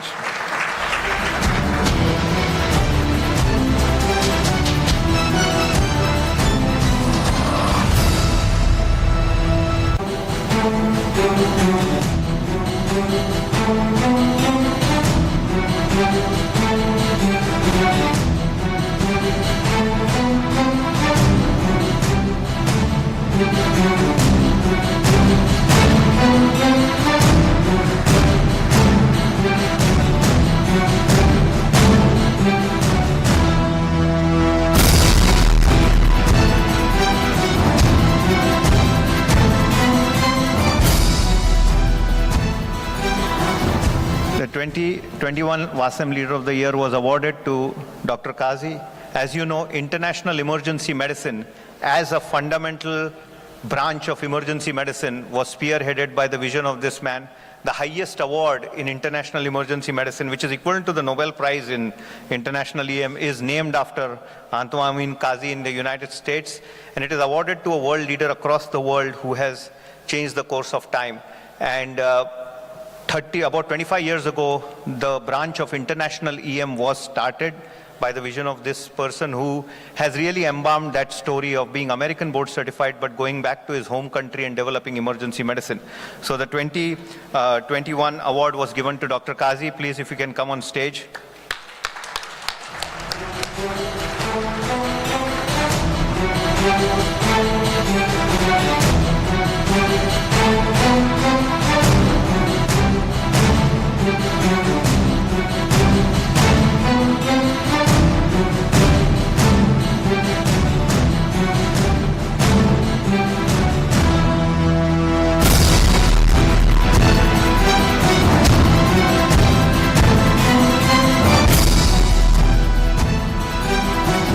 ...2022 was a very defining year as we went back to in-person format for the World Council after the digital format.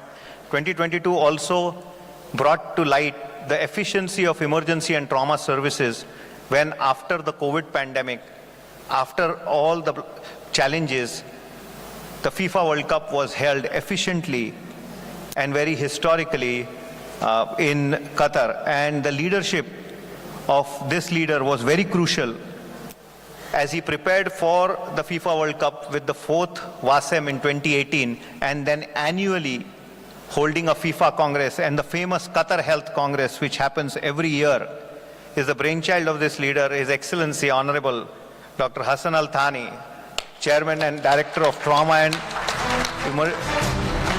Vascular Surgery at Hamad Medical Center, Qatar.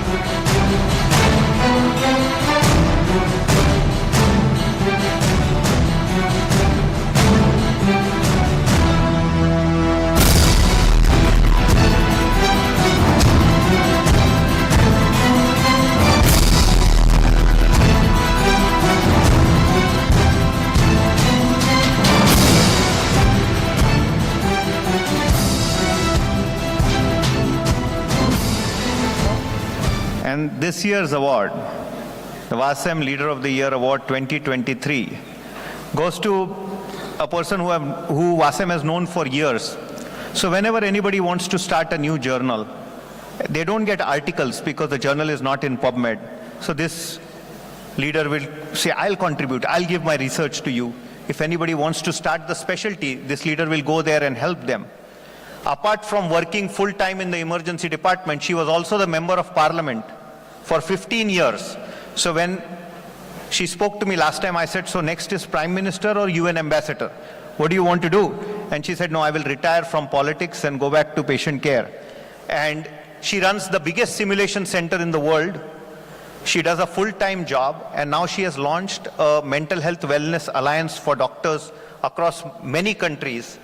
And her diplomatic skills, her skills to think about our patients and also the physicians is what makes her eligible to get the WASEM Leader of the Year 2023 award, Professor Dr. Fatima Latif of Singapore.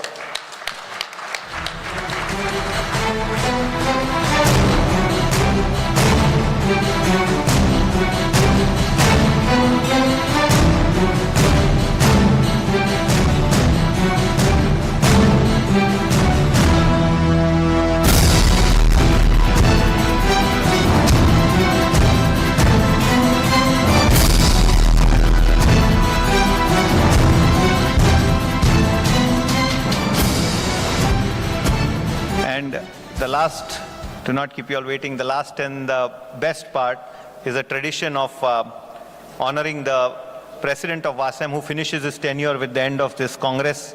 And Atadur hands over the charge to Italy as WASEM moves to Rome next year.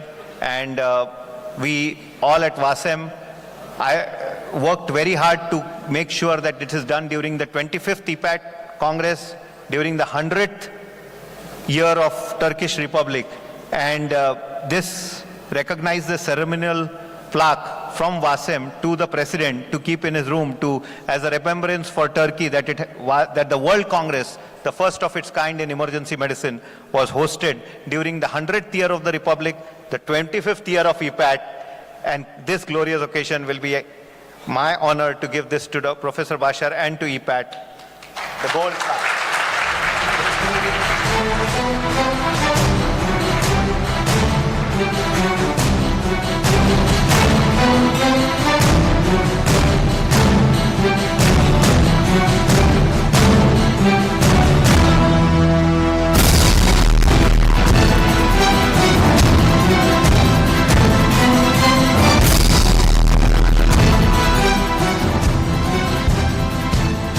Çok teşekkürler. Thank you very much Sagar, Doktor Sagar. En son olarak şimdi Türkiye'deki ödüllere geliyoruz. En heyecanlı ödüller. Birincisi sektör adına ilk defa bakın bu kongrede biz rekorlar kırdık. İlk defa iki şehirde, ilk defa iki kıtada ilk defa bu rakamlara ulaştık. Ve bu şeyi yapmamızda en önemli şeyi sağlayanlardan biri Zeynep Hocam oturdu ya. Ne oturdun? 20 dakika uğradık. Baktık ki kongre zor durumda. Gittik sektörü ziyaret ediyoruz. Ya bu dünya kongresi, bunu yapmamız lazım diyoruz. Ama destek alamıyoruz. Kapıların kapanması kötü bir duygu falan. Derken ya bir şans dedik. Şu Hulusi Bey'le arada bir görüşüyoruz dedik. Bir uğrayalım Hulusi Bey'e. Hulusi Bey'e biraz konuyu anlattık. 20 dakikada bizim istediğimizin 3 katı bir şeyden bahsetti. Biz şöyle aşağı gittik, Zeynep Hoca ile Mehmet Hoca ile birbirimize bakıyoruz. Ya bu ne dedi falan diyoruz. Ne dedi bu acaba? Ne dediğinin farkında mı adam falan? Neyse bu kongreyi bu hale getiren ve bu yüzden de bizden yılın yöneticisi ödülünü alacak olan Hulusi Bey'i buraya davet ediyorum.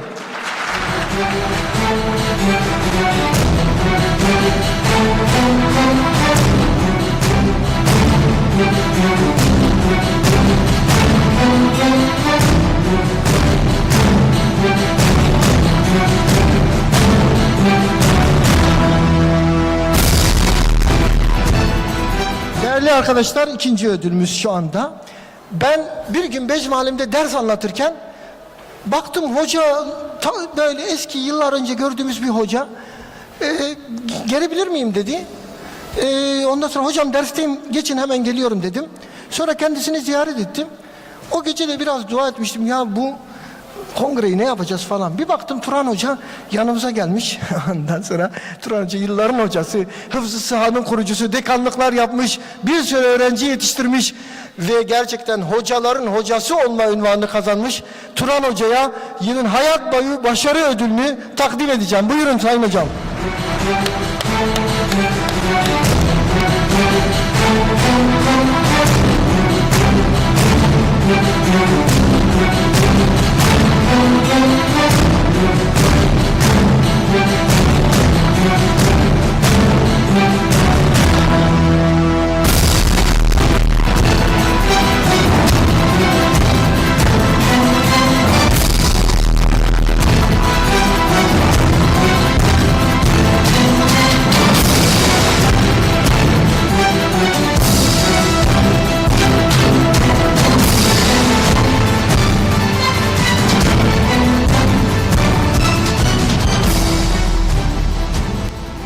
Ve yine bütün ya 60 hastaneden bahsetti.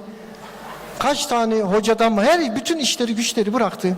Bize destek verdi, yanımızda oldu. Covid'de büyük mücadeleler yaptı ve hak ederek liyakatla belli yerlere gelen çok değerli hocamız, bizim önümüzde yol açanlardan, bizden önde gidenlerden Sayın Profesör Doktor Kemalettin Aydın hocamıza tekrar sahneye davet ediyorum. Yine hayat boyu başarı ödülünü takdim edeceğim.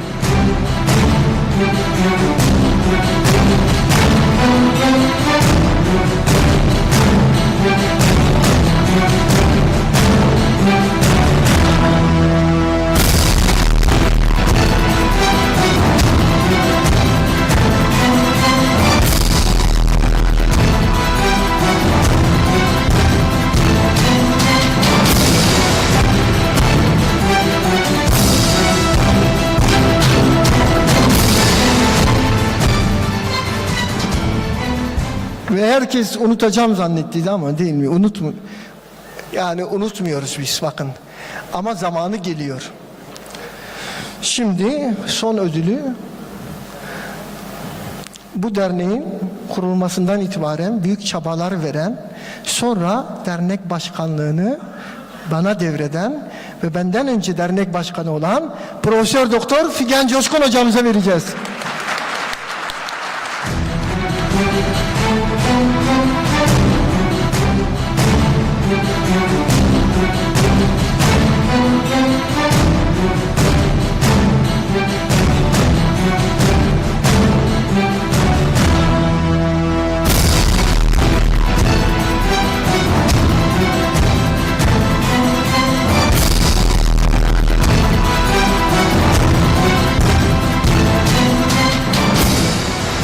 Arkadaşlar gelecek yıl için burs çekiliş sözü var. Değil mi Hüsnü Hocam? Öyle diyelim. Veya biz yaparız onu. Şimdi onun için rakamları aldık. Çekiliş yapacağız. Yusuf, o son slaytlar duruyor mu? Son slayt dediğim slaytı yaptın mı? Ha? Onu bir gösterebilir misiniz? Evet. Arkadaşlar törenimiz burada bitti aslında. Sadece çekiliş yapacağız. Ama tabii ki çekiliş yapmadan bir son slayt koymuştum. Yetiştirdilerse evet bu ama nerede okunacak ha? Burada gördüğünüz gibi Estağfirullah. Min ecli zâlike ketebne alâ beni İsrail ennehu men katele nefsen bi gayri nefsin ev fesadin fil ardi fekennema katelen nâse cemî'a ve men ahya fekennema ahyan nâse cemî'a ve lekad câetum rusuluna bil beyinâti summe inne kesiren minhum ba'de zâlike fil ardi le musrifûn. Biz yani İsrail'e dedik ki bir kişiyi öldüren bütün insanlığı öldürmüş gibidir. Bir kişinin hayatını kurtaran bütün insanlığı kurtarmış gibidir. Dolayısıyla biz acil tıpçılar, sağlıkçılar olarak hayat kurtarma görevini yapmaya devam edeceğiz. Biz hayat kurtaranların tarafında olmak zorundayız. Hayat kurtarmak bizim işimiz. Oradakileri de rahmetle anıyoruz ve çocukların ölmediği bir dünya istiyoruz. Hepinize teşekkür ediyorum.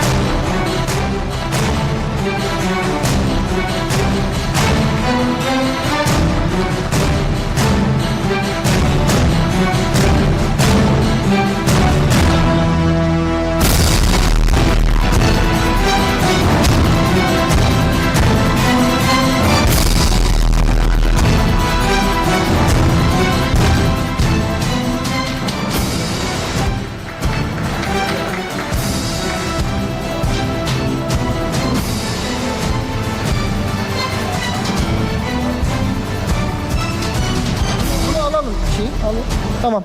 Şimdi arkadaşlar çekiliş yapıyoruz. Burada şeyi alalım. Herkes numarası var mı? Numarası olan var değil mi? Gelecek yılın şey için 20 tane miydi?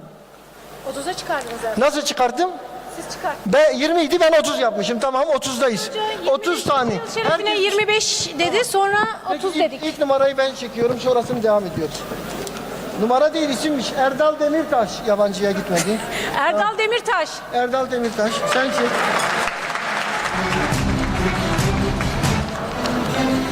Sevgi Yumrutepe.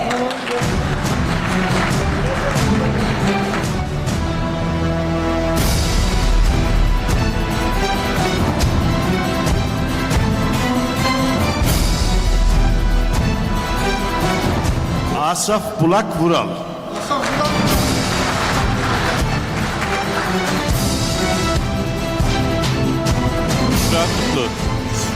bağırarak. Evet hocam. Alttan çekiyorum. Asaf Burak Vural duyuldu herhalde değil mi? Büşra Kutlu, Ayşe Öktem. Ayşe Öktem. Ayşe Ekler, Ayşe Ökten. Ökten. Ökten. Ayşe Ökten. Kaç tane oldu bu arada, saymaya devam edin. Vay hocam maşallah. Gözüm görmüyor. Seher. Bir tanedir herhalde. Örün. Seher Örün. Doğru mu? Serhat Örün. Serhat Örün. Serhat Örün. Gözüm almayınca. Serhat Örün. Serhat bak gördüm. Sena Zeybek. Kaç tane oldu bu arada sayıyor musunuz? Furkan Çavdar. Furkan Çavdar. Furkan Çaytar.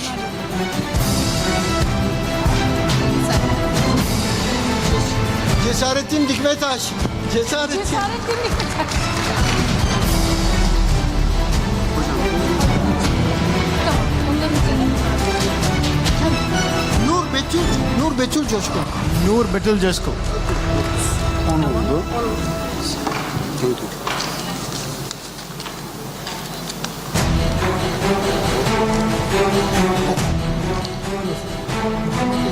Muhammed Emin Akçaöz. Muhammed Emin Akçaöz. Bunu da tutun. Muhammed Emin Akçaöz.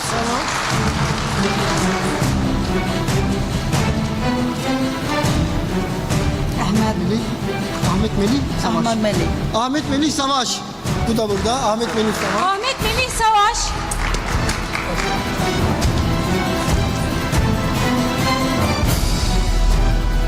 Sertaç Gülen. Sertaç Gülen. Sertaç Gülen. Sertaç Gülen.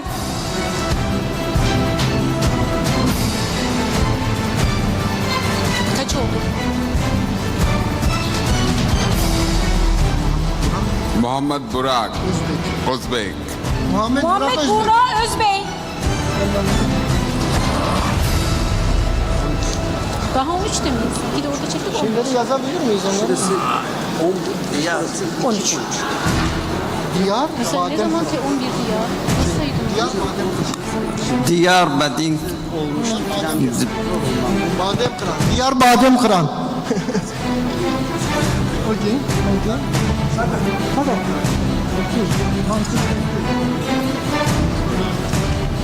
Yes. Kaç oldu? Ebru Özkara. Ebru Özkara.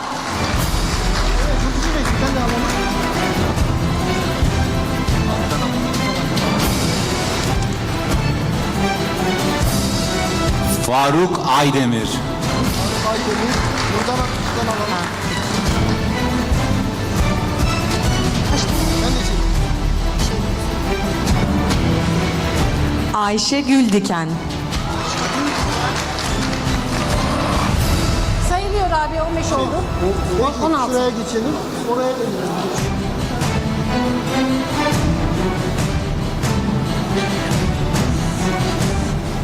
Hatice Güldal.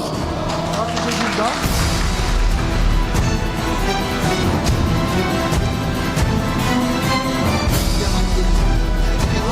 Bilgan Demir. Bilgehan Demir. Bilgehan Demir. Bilgehan Demir.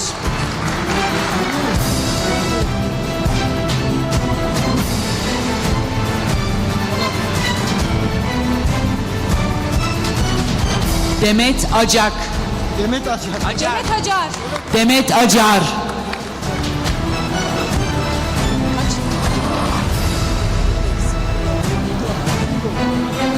Turan hocam 2 tane çeksin. Turan hocam 2 tane çeksin.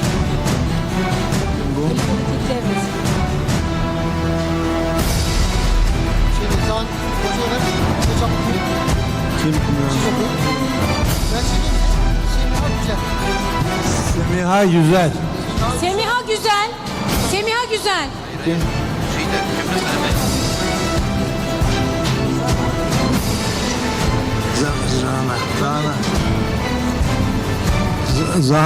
Zana İkinci. Bir o. Canan ikinci mi? Zana ikinci. Zana ikinci. Kaç? 23.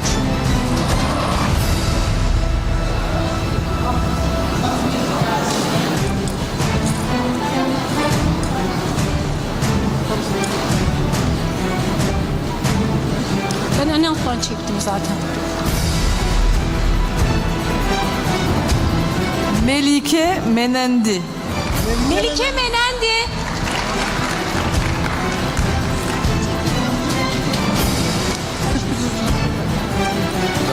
Vivek Chauhan. Vivek. Doktor Vivek. Şoma. Dr. Vivek Chauhan. Okay, Vivek Chauhan, we are together.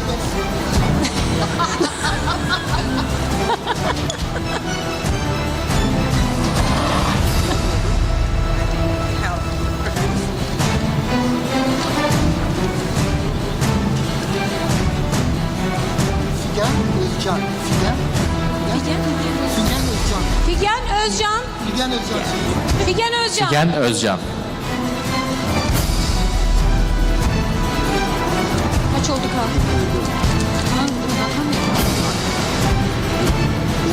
Osman Ogas. Osman. Osman Ogas. Osman Ogas. Osman Oğuz Kıraç. Osman Oğuz Kıraç. Kıraç. Son 3 mü? Son 3.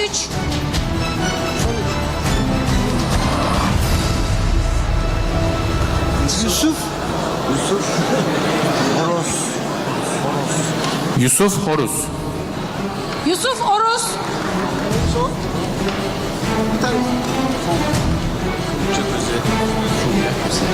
Fulya Köse. Fulya Köse. Fulya Köse.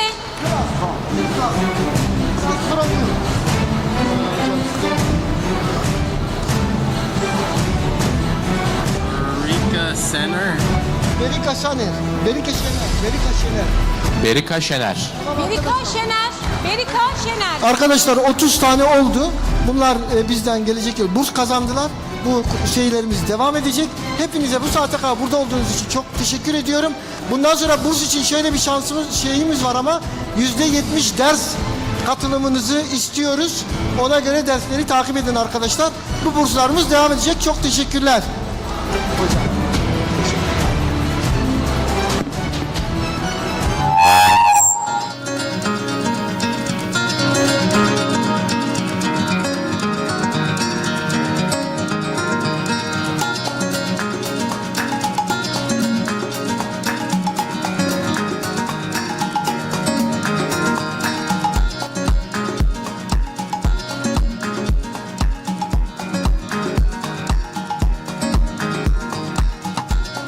For your invitation, Mrs. and moderators, and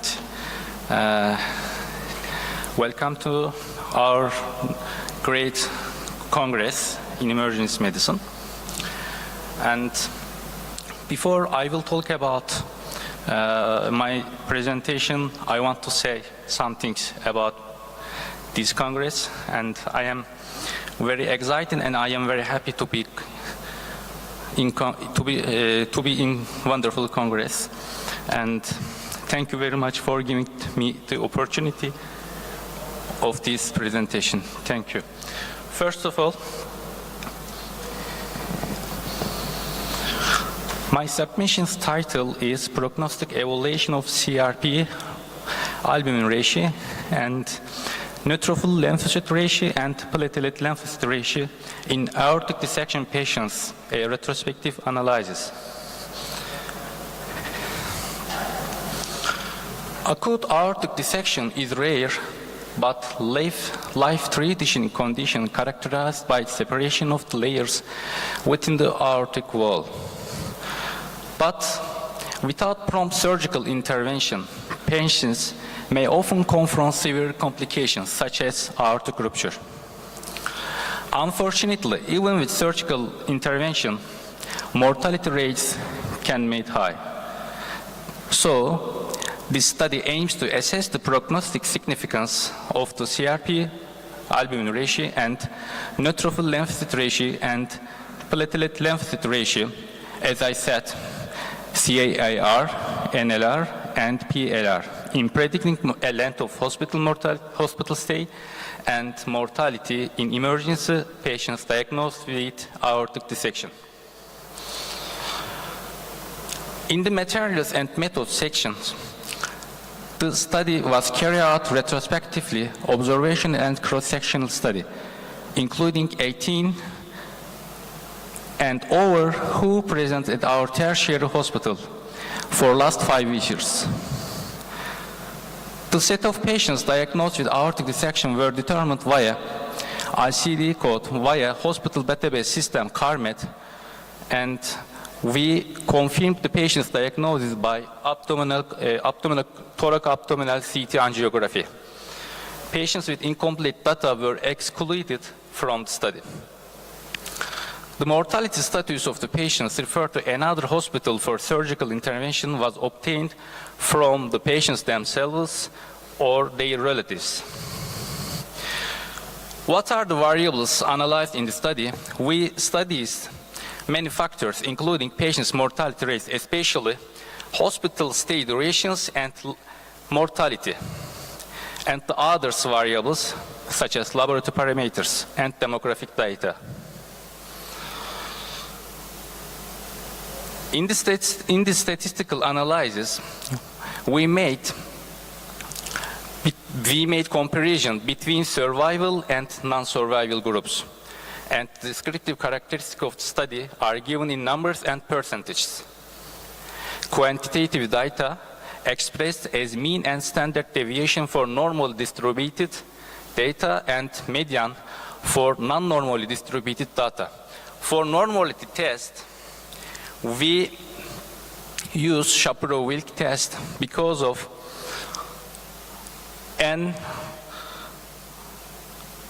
lower 50. Independent t-test was used to compare the means between the two groups. And also correlation analysis was made. All analysis was performed in 90% confidence interval, and statistical significance was defined as a p-value less than 0.05. In our study results, the retrospective analysis include 32 individuals diagnosed with aortic dissection in our emergency medicine, with 24 of them being male. 81% of patients were diagnosed with type A dissection, and also surgical intervention was also performed in 81%. The mean age of patients was greater than 65. The median length of hospitalization was 4 days, and also in hospital mortality rate was 25%. Furthermore, the descriptive characteristics of all patients and between groups are summarized in Table 1.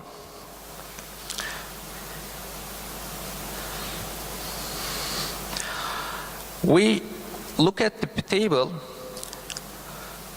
We compared the patients and diagnosed with aortic dissection in survival and died patients.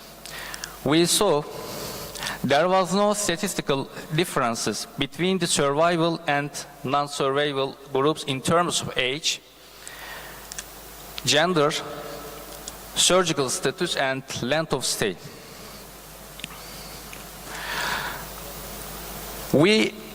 Gender-based comparison of NLR, PLR, and CAR values revealed no statistical significant differences. And Sorry, Dr. Vural, please be fast. Okay. However, when age considered, significant variations were observed in CAR values. The comparison of the effect of CAR, PLR, and NLR rates on hospital stay and mortality is shown in Table 2 and Figure 1. There was a positive correlation between length of hospital stay and CAR, while no statistical significant relation was found between. In the Figure 1, PLR demonstrated a statistically significant predictive value for in-hospital mortality. In conclusion, the results of this study demonstrate clear and significant associations between the PLR and mortality, as well as between the CAR and the length of hospital stay in individuals diagnosed with aortic dissections. Thank you. Thank you very much. Any question, any comment, please? Thank you, Dr. Vural. Second presentation.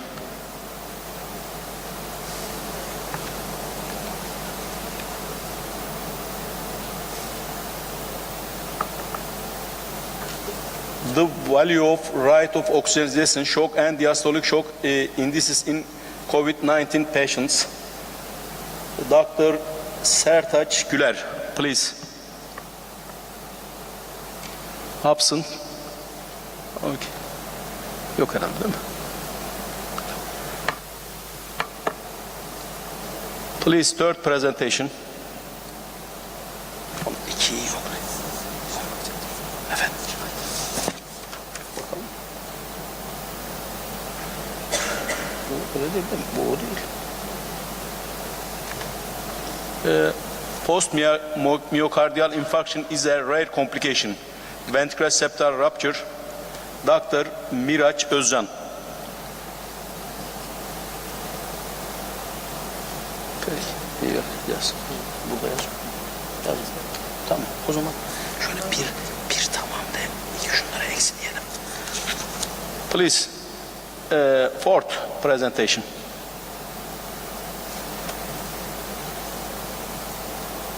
Extracorporeal membrane oxygenation used to maintain tissue perfusion until harvesting in patient after brain death.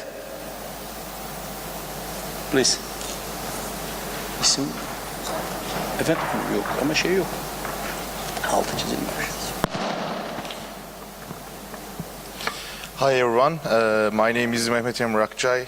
Sorry for the interruption, but my professor, who is Mücahit Avcil, is COVID now. That's why I will present this presentation for him.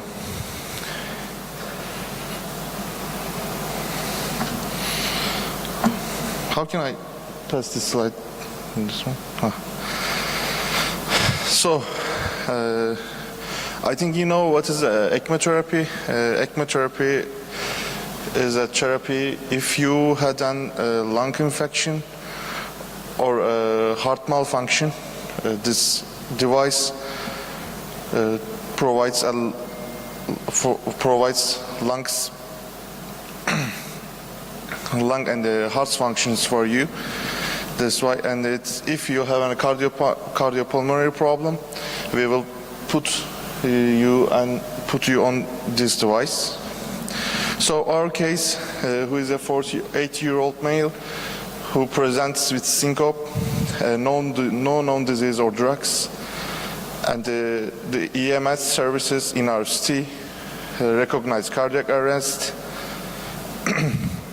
and start CPR to the patient and take this patient to nearest hospital. And when we take these patients to our center, had and 40 minutes to CPR, and total 5 times defibrillation. In first physical examination, patient has a Glasgow Coma scale of 3 and 4 score of 0, 96 blood pressure and heart rate of 98.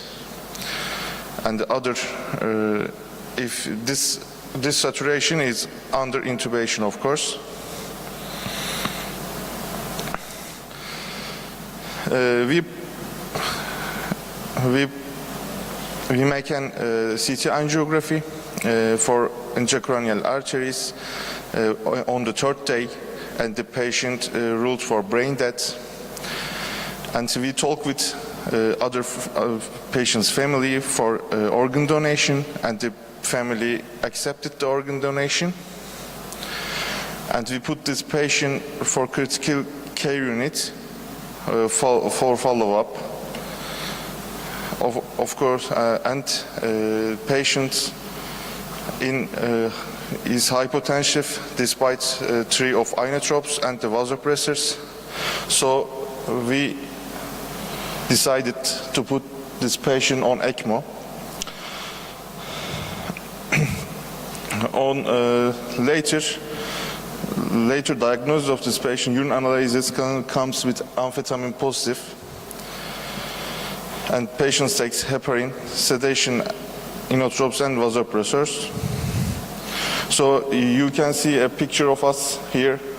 We are putting ECMO to this patient, and in interaction we are placing cannulas here.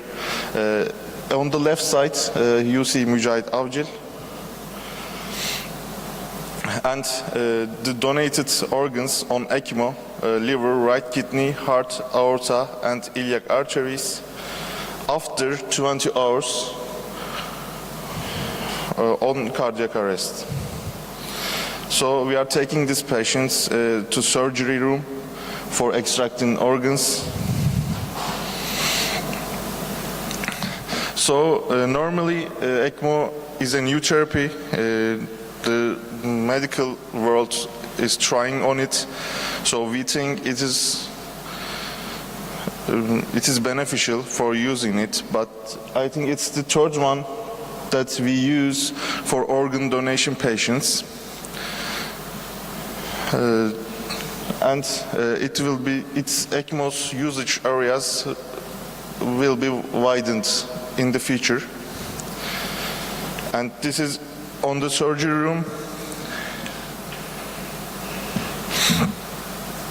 So we think ECMO device can be utilized to buy time for harvesting in a brain dead patients.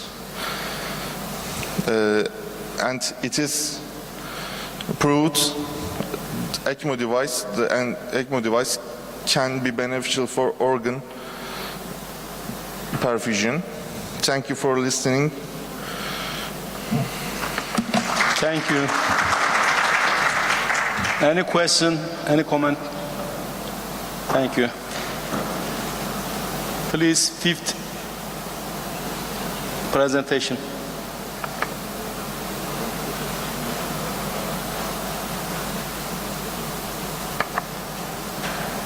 Post-myocardial infarction is a rare complication.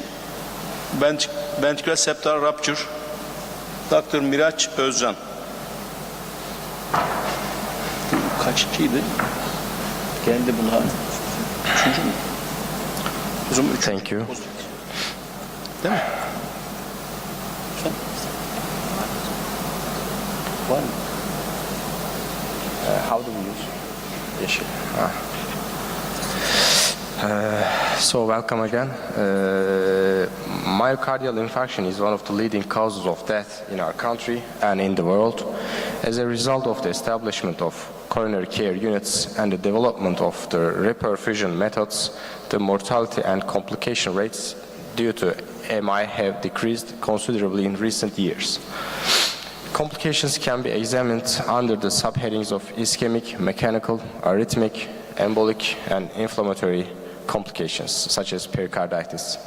The majority of MI-related deaths are the result of arrhythmic complications.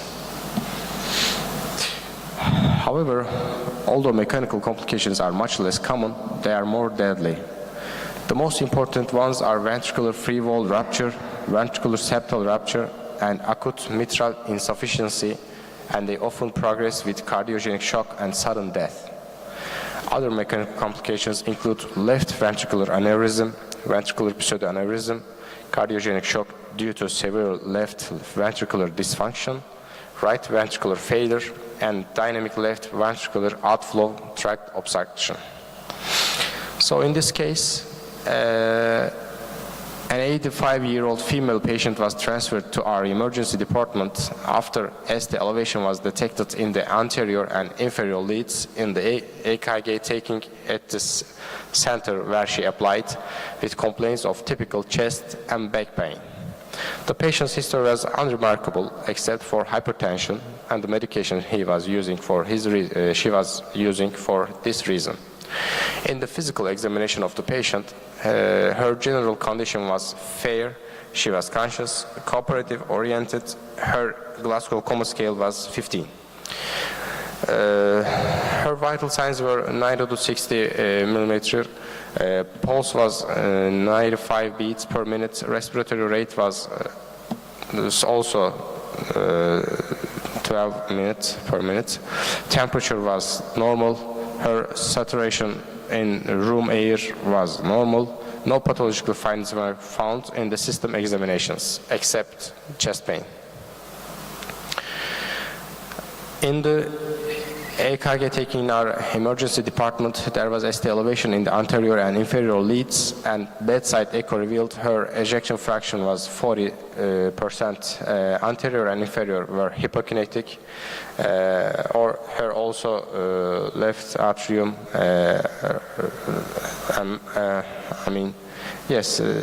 so angiographic performed due to patient's current clinical picture revealed 100% LAD D2 level and 80% circumflex osteal obstruction, occlusion in the distal thin ends, and plaque in the RCA. Since there was no room in the coronary ICU, the patient was taken back to the emergency critical care unit in a stable condition and continued to be followed up. However, the patient who was hypotensive and unstable was consulted by the cardiovascular surgery clinic and was taken to ICU after ventricular septal was observed in the repeated echocardiography. This is a common situation in some of some ER departments around our country. These ICU beds are not enough for patients. Sometimes some post-op patients, post-coronary angiography patients will need it to take care in ER after their surgery. So they are not taking ICU treatment because ER is not like ICUs, but we are trying to do our best. But we are, for example, this patient was taken back to ER after her coronary angiography. So the patient was taken to intra-aortic balloon pump and inotropic aging was started. The patient arrested in the 3rd hour of the follow-up and was accepted as extus as she did not respond to the interventions. Discussion. Transthoracic echocardiography is used to determine mechanical complications caused by acute MI and has a sensitivity and specificity of nearly 100%. Especially with TTE, the location and the size of rupture, ventricular functions, and shunt degree can be determined. In this case, post-MI hypotension was detected and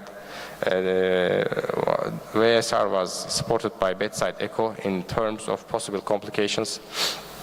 Cardiac catheterization is also effective in confirming the diagnosis and measuring the shunt. Rupture localization can also be detected by left ventriculography. Aggressive medical methods and early surgical intervention are the basic approaches in providing hemodynamic stabilization in these patients. Intra-aortic balloon pump support vasodilator agents, diuretics, and inotropic agents should be used to reduce left ventricular pressure and provide hemodynamic stabilization.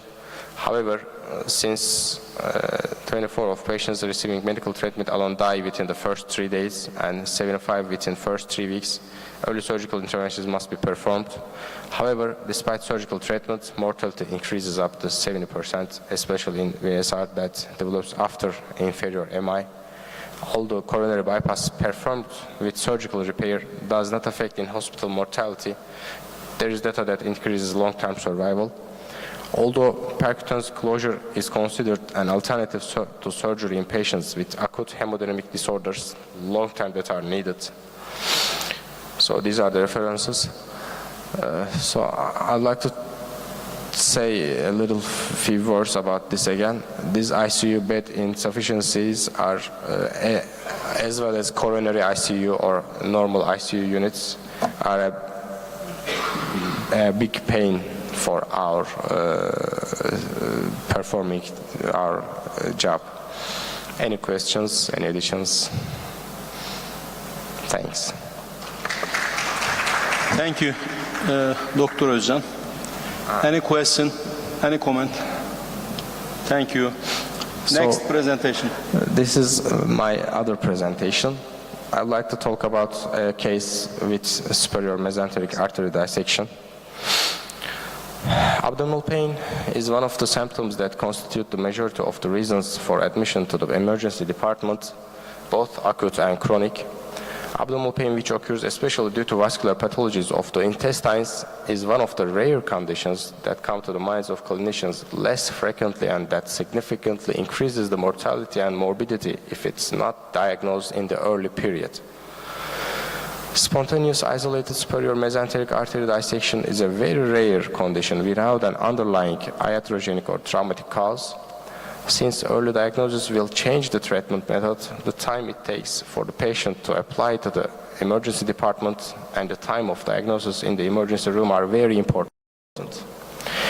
Here we will examine a case with the spontaneous isolated superior mesenteric artery dissection and thrombosis. According to the anamnesis taken from a 47-year-old male patient who applied to the emergency department with sudden abdominal pain that started 4 hours ago. His current pain started suddenly and he applied to the emergency department due to its increasing severity. There was no feature in the patient's medical history other than hypertension and therefore 8 mg benidipine hydrochloride usage. In physical examination, his general condition was moderate. He was conscious, cooperative, oriented. Vital signs were blood pressure, arterial blood pressure was, they all in the normal scale. An abdominal examination revealed tenderness and rebound in all 4 quadrants. No pathological findings were found in other system examinations. The patient's history and physical examination findings were evaluated as acute abdomen and symptomatic treatment was started and tests were requested. Laboratory test shows leukocytes were determined as 9,000 millimeter cube. His CRP was 9.8 milligram per liter. Lactate was 1.6. In the repeated examination of the patient, as the abdominal findings increased, intravenous contrast enhanced abdominal computed tomography was performed as an advanced imaging method, and the thrombosed dissection line was detected along the long segment of the superior mesenteric artery, causing partial obstruction. Interventional radiology was consulted for endovascular stenting within the current findings. However, since the procedure was not considered, he was admitted to the general surgery clinic for follow-up and treatment. The patient was discharged with full recovery on the 4th day of hospitalization. Spontaneous dissection of isolated superior mesenteric artery is a rare condition, while connective tissue disorders may be the underlying cause of this disease, which is more common in young men in the 4th and 5th decades. Definitive evidence for this disease is still lacking. In this case, no additional risk factor other than hypertension was found.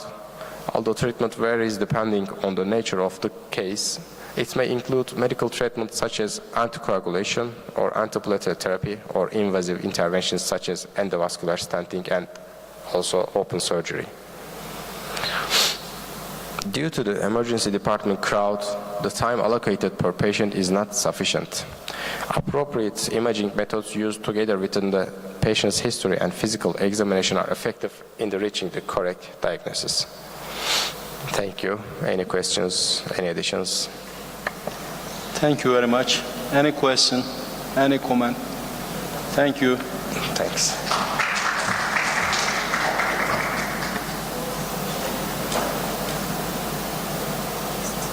Next presentation, please.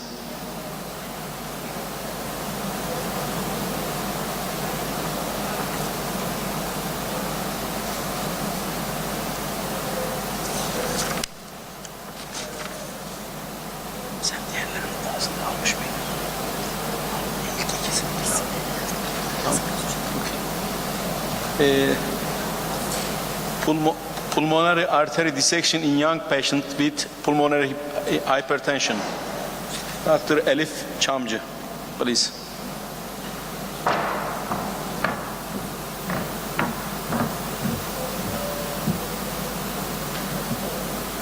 Good morning, everyone. I'm Dr. Elif Çamcı from Namık Kemal University Medical Faculty Hospital, Emergency Department, and I'll tell a case report to you. Pulmonary artery dissection in a young patient with pulmonary hypertension. Geçemiyorum. Nasıl geçeceğim? Tamam.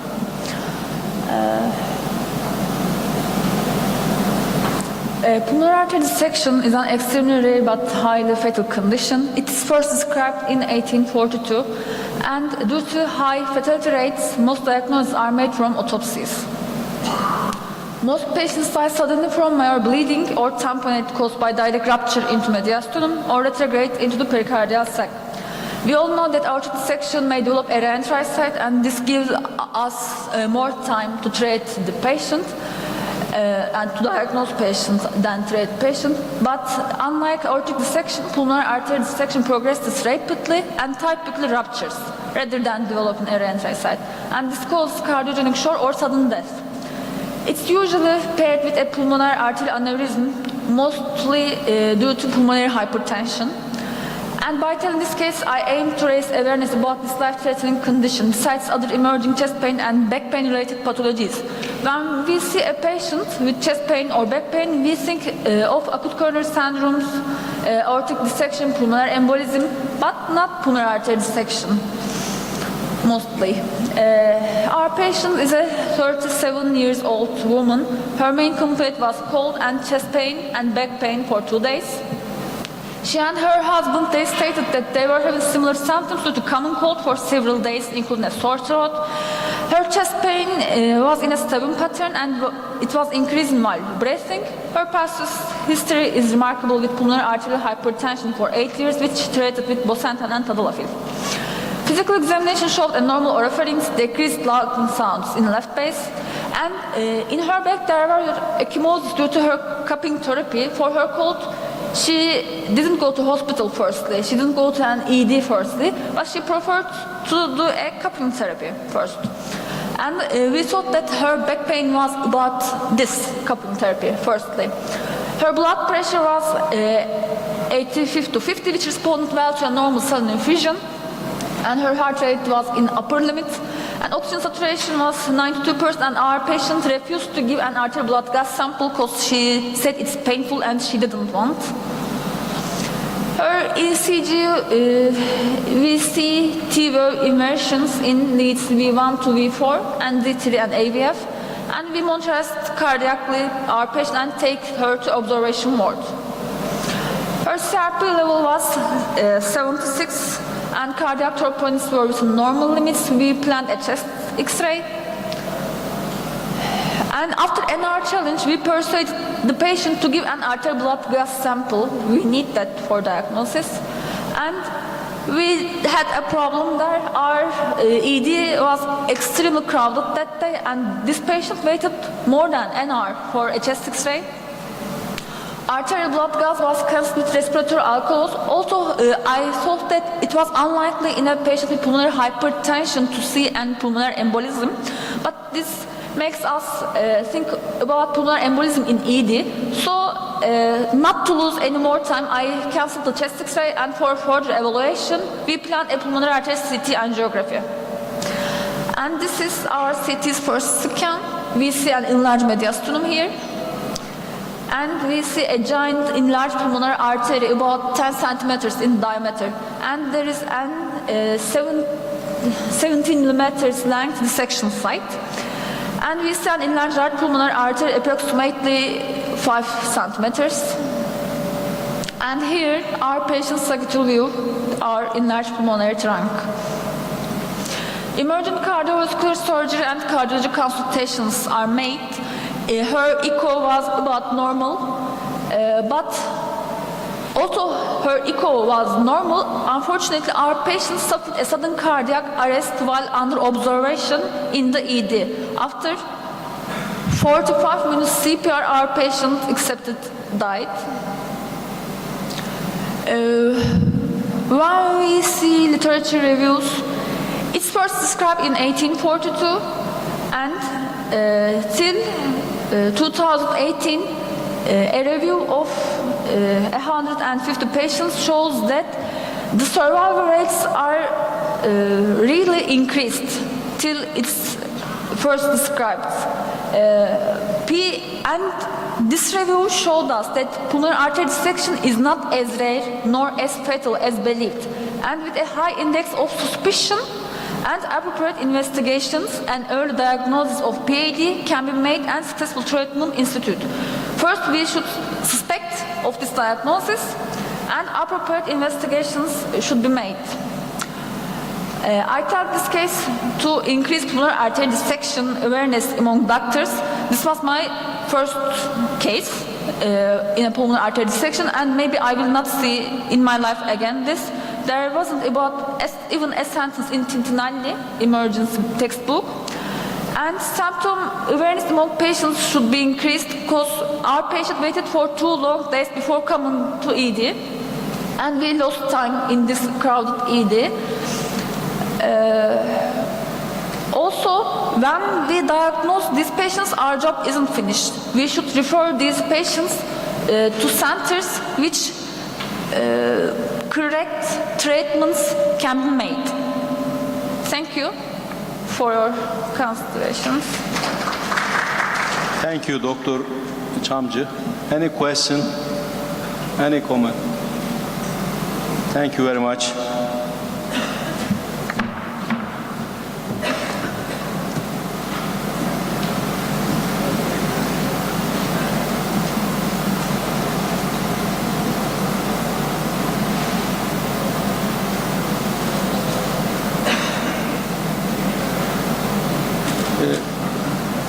Bullous skin disease is occurring due to bed bug bite as report. Dr. Abdurrahman Yılmaz, please. Good morning, everybody. I will present a case report, bullous skin disease occurring due to bed bug bite. Bed bug bites are arthropod bites that are commonly seen especially in developing countries and in countries with low socioeconomic status. If an allergic reaction occurs due to these bites, urticarial skin rashes, macular and papular lesions can be observed. Its etiology is not clearly known. The aim of this case study to present the skin reactions observed in a 40-year-old male patient who came to our emergency service due to a bed bug bite. Cymex lectularis, popularly known as the bed bug, belongs to the Simistae insect family. They feed with the blood of human and animals. A single symptom of bed bug bites for individuals who have not been bitten before can be ictioerythematous macules. This case report presents the skin reactions in a patient who has been bitten by a bed bug previously and has present with the same complaint again. It also details the management of this reaction using corticosteroid treatment. A 40-year-old male patient presented to our emergency service complaining of bullous and papular skin lesions persisting for nearly a week. During the physical examination, it was observed that the patient had healed ulcerated lesions and fluid retention around his left eye. The patient reported that his symptoms arose after contact with Cymex lectularis, commonly known as a bed bug. Upon arrival, the patient's vitals were stable. The patient's lesions are depicted below. We got permission from the patient, and this photograph is taken. These are skin lesions of the patient. And there is a ödem in his left eye. We learned that the patient doesn't have any chronic disease. Other system examinations of the patient were normal. We evaluated for prednisone, pantoprazole, and phenylmalate to this patient. This treatment continued for 3 days. Simultaneously, the patient was prescribed mepramylated lidocaine hydrochloride and gel consisting dexpanthenol and antihistamine. The change the patient lesions were second day as the picture.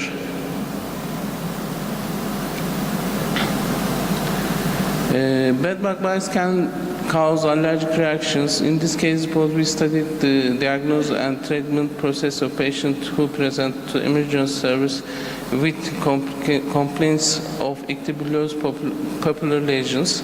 The patient didn't have any previously known dermatological disease. Patient lesions occurred as a result of bedbug bite. Following our treatment, the patient fully treated and discharged from the hospital. Upon reviewing medical literature, they discovered that bullous reactions from these bites occurred to 6% of the patients. Antigens in the bedbug saliva are responsible for this hypersensitive reaction. Robin and colleagues emphasized in their study that bed bites should be considered during differential diagnosis. These bites, which can cause various skin lesions and physiological disorders, may even lead to anaphylaxis. They also suggest that corticosteroids and symptomatic drugs can be used to combat the effects of bedbug bites. However, the primary treatment is the eradication of these pests. Alexandra and her team report that their study that bedbug bites can resemble bullous disease such as pemphigoid or Dunning disease. They note that differential diagnosis of this autoimmune disease can be accurately made using immunofluorescence examinations. As a result, medical professionals should inquire about potential bedbug-related issues when patients present to the emergency department with erythematous, bullous, or popular lesions. This concern should not be overlooked. Conflicts of... Okay. It's the end of that. Any questions? Thank you. Thank you. Any question? Comment? Thank you. Next.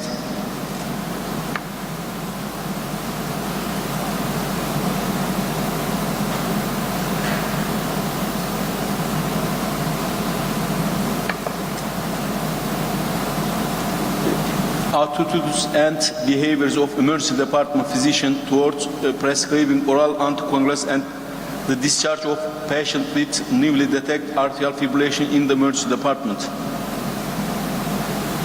Professor Dr. Görkem Alper Solakoğlu.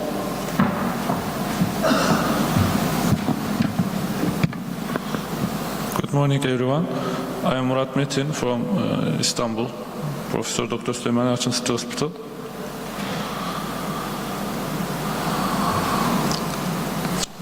I'll talk about attitudes and behaviors of emergency department physicians towards prescribing oral anticoagulants at the discharge of patients with newly detected atrial fibrillation in the emergency department. As everybody knows, atrial fibrillation is the most common cardiac arrhythmia diagnosed in emergency departments. All clinical guidelines strongly recommend oral anticoagulant prophylaxis to prevent stroke in atrial fibrillation patients. However, only 20% to 60% of these patients at high risk of stroke are prescribed oral anticoagulant medication. More than one-third of emergency department patients diagnosed with newly detected atrial fibrillation do not see a doctor within 30 days, delaying potentially life-saving treatment, as like stroke. We wanted to learn to what extent emergency physicians use the guidelines in patients diagnosed with atrial fibrillation, their attitudes towards assessing the risk of stroke and preventing it, factors affecting patient approach, how often they use oral anticoagulant drugs, their hesitations and thoughts about prescribing oral anticoagulant drugs. Our study is a qualitative study using semi-structured interviews with the participation of emergency room physicians working at an urban tertiary care academic hospital with an average annual emergency department volume of 250,000 patients. The study group of the research consists of 6 emergency medicine specialists and 20 emergency medicine assistants working in the emergency department. Participating doctors were asked open-ended questions related to the subject of the study. Attitudes towards management of patients with atrial fibrillation in the emergency department, thrombophylactic approach at discharge of patients with atrial fibrillation, physicians' opinions and recommendations regarding the diagnosis, treatment and follow-up of patients with atrial fibrillation. When asked about the practices of emergency physicians regarding the evaluation of patients diagnosed with atrial fibrillation, one of the most frequent answers given by the participants was to seek the opinion of a cardiologist. The participants expressed a common opinion that the treatment and follow-up of chronic diseases should be carried out by the relevant branch physician.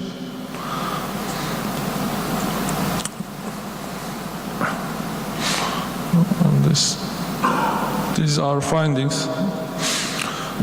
When asked that what the known sources are for treatment decisions in atrial fibrillation patients, the majority of participants answered Chatwas score. However, when asked what is the reason for not calculating the scoring in practical practice, they cited the reason for receiving treatment recommendations through consultation for all patients diagnosed with atrial fibrillation. Although this situation suggests that the level of knowledge of doctors is sufficient, it also reveals the difference in behavior due to the defensive medical approach. Although emergency physicians can mostly manage hemodynamic evaluation and rate control alone in the first intervention of a patient diagnosed with atrial fibrillation, it was concluded that the reason for applying for cardiology consultation was the concern that newly diagnosed atrial fibrillation patients would not be able to undergo outpatient follow-up if oral anticoagulants were started. Emergency department physicians who participated in our study stated that they did not prescribe new oral anticoagulants. As a matter of fact, some participants responded to the questions examining the frequency of new drugs prescribing. He responded as follows: "My level of knowledge and experience about new drugs is lacking." Some emergency physicians have stated that they do not prefer new drugs which are not reimbursed by insurance if prescribed by emergency physicians in Turkey due to their cost to the patient. There are multiple variables that influence emergency physicians' decision to make prescribed oral anticoagulant medications at the discharge of newly detected atrial fibrillation patients.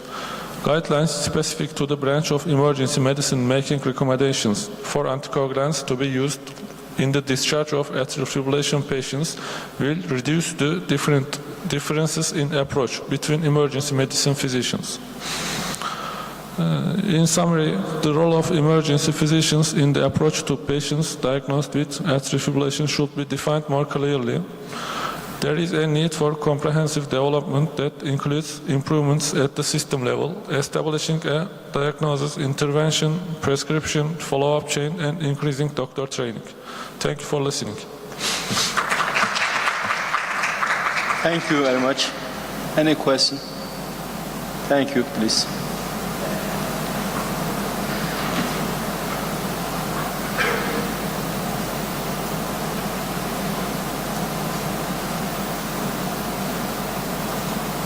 Comparison of demographic characteristics of unvaccinated patients admitted to give COVID PCR test. Dr. Mert Güven.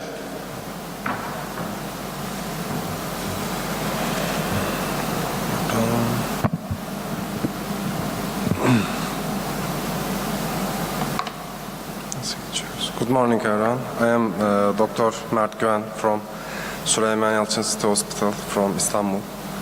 I'm going to talk about comparison of demographic characteristics of unvaccinated patients admitted to give COVID PCR test. Nasıl ilerliyoruz?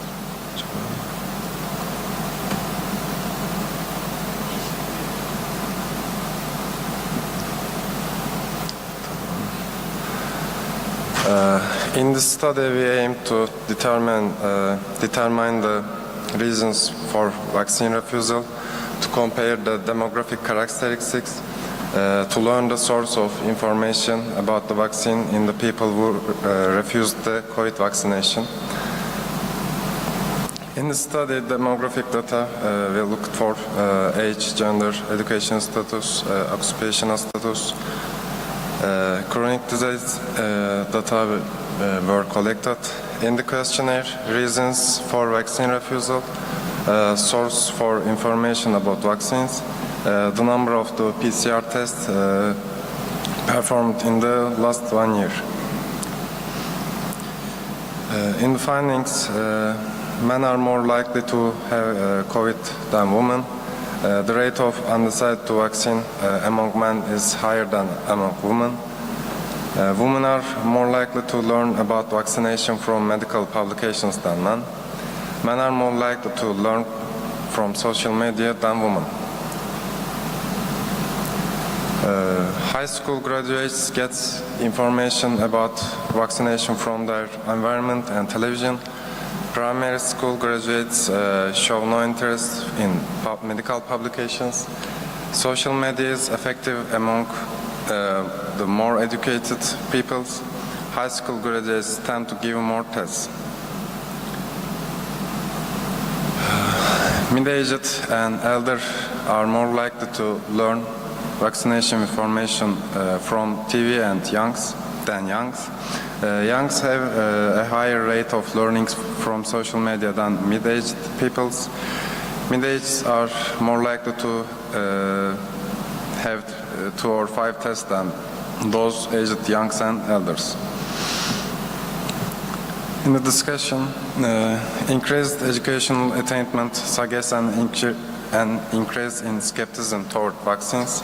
They have to access more resources, exposed to more misinformation. We found that men and young people had a higher rate of COVID vaccine refusal. Individuals who accepted the COVID-19 vaccine were not included in the study, so no comparison could be made with this group. The reason for COVID vaccine refusal are concerns about vaccine side effects, doubts about the protection of the vaccine, lack of sufficient studies. It is thought that social media platforms, which are frequently used to obtain information about vaccines, may increase misinformation about vaccination and to lead to vaccine refusal. Thank you. Thank you. Any question? Thank you.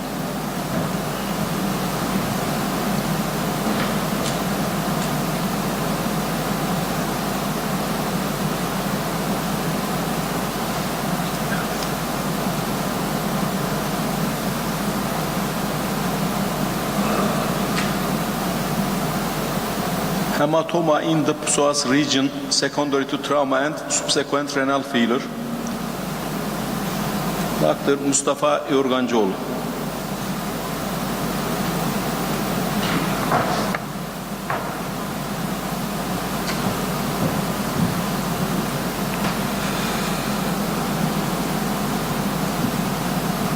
Good morning, everyone. I am talking about hematoma in the psoas region secondary to trauma and subsequent renal failure. Hematoma in the psoas muscle may occur spontaneously or secondary to trauma. Spontaneous causes include coagulopathies, anticoagulant use, and leakage from abdominal aortic aneurysm. While the incidence of spontaneous iliopsoas hematoma is 0.1% in general population, this value is 0.6% in the elderly population with the effect of anticoagulant use. Traumatic psoas hematoma may be an indicator of serious mechanism of injury, but may also be a marker of severe blood loss.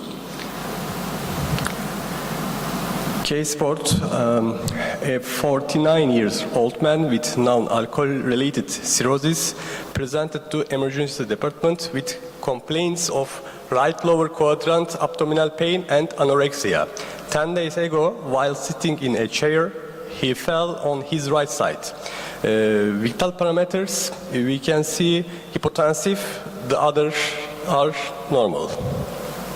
Examination, neurological is normal, results are heard in both lungs, peritibial edema are positive in 2 legs, tenderness in the right lower quadrant of abdomen, the abdomen appears distended, there is 6 or 7 cm diameter ecchymotic area extending laterally on the right hip, which turn green in color. Tomography, abdominal tomography relevated a 10x8 cm hypodense lesion in the right muscle, psoas muscle. Psoas hematoma due to trauma-caused renal failure and anemia. Erythrocyte suspension was given in the emergency room. Urine output was measured as approximately 100 cc in 6 hours. He was then admitted to in the intensive care unit, and it was decided to connect his to the dialysis unit. We can see laboratory result. Hemoglobin is 5.1 birim, and we can see creatine. Also, we use hypodense lesion. Result and conclusion, traumatic psoas hematoma is more common in adolescents. After trauma, pain in the lower abdomen, gait disturbances, motor and sensory deficits in the areas innervated by the femoral nerve may be encountered. A significant decrease was observed in our patients' hemoglobin value compared to normal. In a study by Amar et al., it was reported that hemoglobin decrease was detected in 56% of cases.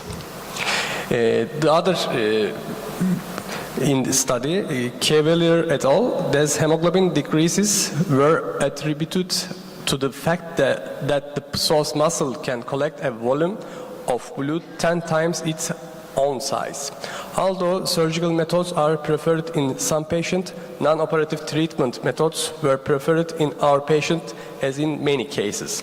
He was discharged after his clinical condition improved. Thank you. Thank you. Any question, any comment? Thank you very much. Next, please.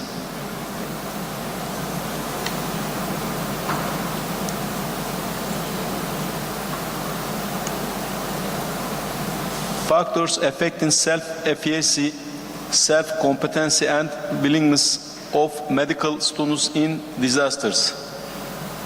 Dr. Görkem Alper Solakoğlu. Sorry, Dr. Nuray. Okay, please. Merhaba. Hocam izninizle Türkçe sunsam olur mu? Tamam, sıkıntı yok. Teşekkürler. Merhaba arkadaşlar, ben Doktor Nuray. Süleyman Yalçın Şehir Hastanesi'nin Acil Tıp Departmanı'ndayım.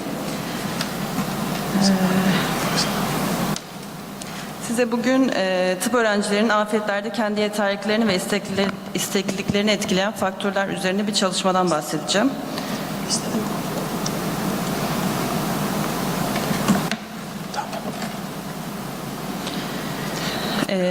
İçerik bu şekilde. Kısaca bir giriş yapıp materyal metotlardan bahsedip çözümle tamamlamayı düşünüyorum.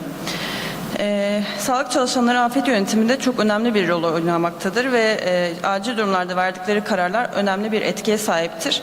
Ancak afet yönetimi eğitiminin yetersiz olduğu ülkelerde tıp eğitimi almış olanlar afetleri etkili bir şekilde yönetmek için gerekli uzmanlık, bilgi ve hazırlığa sahip olmayabilir ve bu durumda daha da kötüleşmesine neden olabilir durumun. Tıp fakültesi öğrencilerinin afet müdahalesine potansiyel katkısı literatürde özellikle COVID-19 zamanında tartışılmıştır. Türkiye gibi hastanelerin sıklıkla aşırı kalabalık olduğu ülkelerde özellikle tıp fakültelerinin genellikle hastanelere yakın olması sebebiyle tıp öğrencileri değerli destekleri sağlayabilirler bu durumlarda. Aslında yeterli bir eğitimle ekibin parçası olabilirler. Ancak tıp fakültelerinde afet konusunda çok asgari düzeyde bir eğitim verildiği için öğrenciler bu tür rolleri yetkin bir şekilde yönetmek için gereken bilgiye sahip olmayabiliyor. Avrupa Birliği İnsani Yardım ve Sivil Koruma tarafından finanse edilen TİM projesi acil müdahale ekipleri için operasyonel eğitimi pilot uygulama ve değerlendirmeye odaklanan standart uygun maliyetli bir eğitim paketi geliştirmeyi amaçlıyor. 2-7 Ağustos 2022 tarihleri arasında da Türkiye'de gerçekleştirilen pilot çalışmada tıp öğrencileri afet simülasyonu yapan fonksiyonel ve masaüstü tatbikatlara rol oyuncusu, kolaylaştırıcı, tercüman ve gözlemci olarak katıldılar. Bu çalışmalarda tıp öğrencilerinin afetlere müdahale etme istekliliklerini, tıp öğrencilerinin atanmayı tercih ettiği rolleri ve Teams projesine katılımları da dahil olmak üzere karar vermelerini etkileyen faktörleri değerlendirmeyi amaçlıyorum.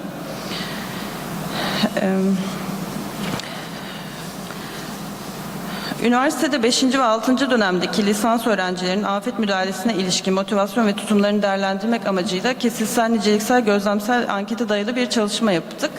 Bu çalışmada öğrencilerin afet yardım çalışmalarına katılmaya hazır olup olmadıkları öz değerlendirmelerine yönelik 15 soru hazırlanırken farklı afet senaryolarında da gönüllülük kararlarını etkileyen faktörleri değerlendiren 25 soru hazırlandı.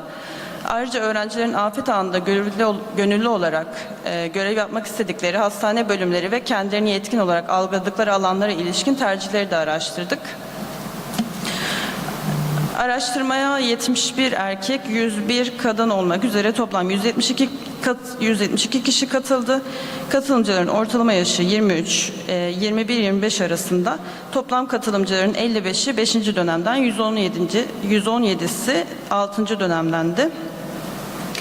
Bu tabloda tıp öğrencilerinin afet müdahalesinde öz yeterliliğini etkileyen faktörleri görüyoruz. Bu faktörler arasında bu projeye katılanlardan sonra felaketin yol açtığı göreceli hasarı tespit edebilirim artık, yaraları doğru hızlı bir şekilde değerlendirebilirim gibi sonuçların daha fazla olduğunu fark ettik. Bu tabloda da tıp öğrencisi afet müdahalesine istekliliğini etkileyen faktörler var. Bunun içinde de eğer ailem güvende olursa, ailemle iyi bir iletişim hattım olursa ya da ekip halinde çalışırsak, amirimle birlikte çalışırsam ya da bunun için bana para verirlerse afet yönetimine katılabilirim gibi sonuçlar elde ettik. Bu tabloda da afetlerde öğrencilerin çalışma alanını tercih etmelerini etkileyen faktörler var. Sonuç olarak bu tablodan çıkaracağımız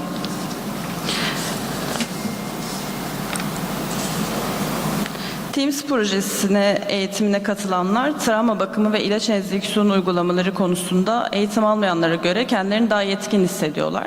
Afet eğitim alanlar triyaj, travma bakımı, ilaç enjeksiyon uygulaması, hasta takibi ve psikolojik destek konularında kendilerini daha yetkin hissediyor. Erkekler yoğun bakım konusunda daha yetkin hissederken 6. dönem öğrencileri ise travma bakımı ve psikolojik destek, toplum sağlığı hizmetleri ve halka ilişkiler çalışmalarında kendilerini daha yetkin hissettiklerini gördük. Triyaj, hasta takibi ve toplum sağlığı konularında kendini yetkin hisseden öğrenciler triyajda çalışmayı tercih ediyor. Travma bakımı ve ilaç enjeksiyon yönetimi konusunda kendini yetkin hissedenler acil serviste, travma bakımı konusunda kendini yetkin hisseden kişiler ise ambulansta çalışmayı tercih ediyorlar daha çok. Çalışmamız öğrencilerin afet çalışmalarına katılmayı da istekli olduklarını ancak motivasyonlar artırmak için kendilerini psikolojik ve tıbbi olarak hazır hissetmeleri gerektiğini gösterdi. Afet eğitim programlarına stajyer veya rol oyuncusu olarak aktif katılmanın, eğitim ortamında bulunmanın bile öğrencilere kendilerini yetkin hissettiklerini ve motivasyonlarının artırdığını fark ettik. Teşekkürler. Teşekkür ederiz. Soru, katkı var mı? Teşekkür ederiz. Başka sunum var mı?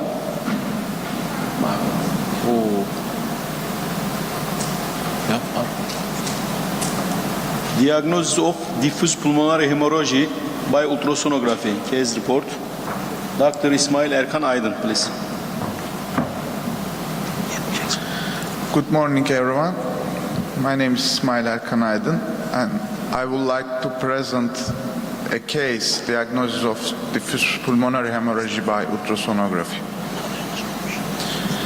Acute dyspnea is a common case of admission to the emergency department. For survival of these patients, the correct rapid diagnosis and management of the emergency physicians are necessary.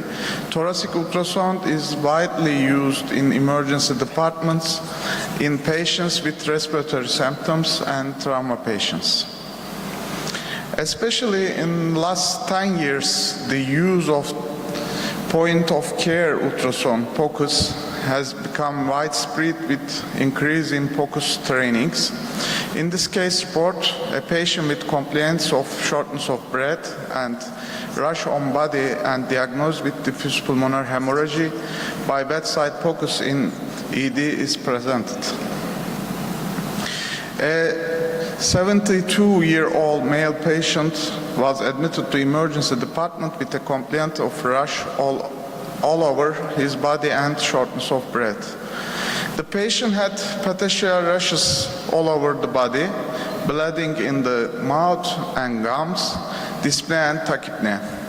Endotracheal intubation was applied to the patient with clinical findings and severe hypoxia in arterial blood gas. It was observed that there was bleeding towards the endotracheal tube. Continuous blood flow was observed when the endotracheal tube was aspirated. Positive pressure mechanical ventilation support was started. Bedside POCUS was performed by emergency physician. POCUS revealed multiple and confluent B lines, pleural line abnormality, disappearance of A lines, subpleural hypoechoic area, hepatization, shared sign, and pleural effusion, predominantly third, fourth, and fifth zones of the right lung and third and fourth zones of left lung. This image shows multiple and confluent B lines, pleural line abnormality, and disappearance of A line. This figure shows hepatization and shared sign. And this image shows subpleural hypoechoic area. And also stratosphere signs were detected in M-mode in zones with pleural line abnormality, subpleural hypoechoic area, hepatization, and shared sign.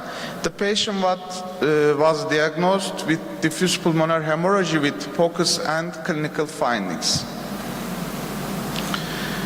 This image shows hepatization, shared sign, and stratosphere sign, and also M-mode.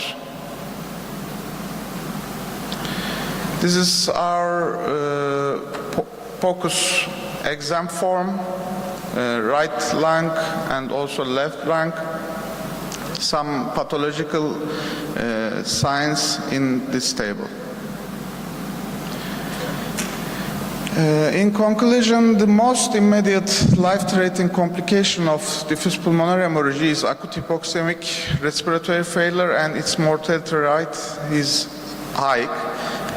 Chest X-ray and CT are limited value in differentiating diffuse alveolar hemorrhage from infection or other causes of diffuse alveolar opacification in diffuse pulmonary hemorrhage. POCUS contributes to the diagnosis and correct management of the patient in the emergency department in a short time. Thank you for listening. Thank you. Thank you very much. Please, next.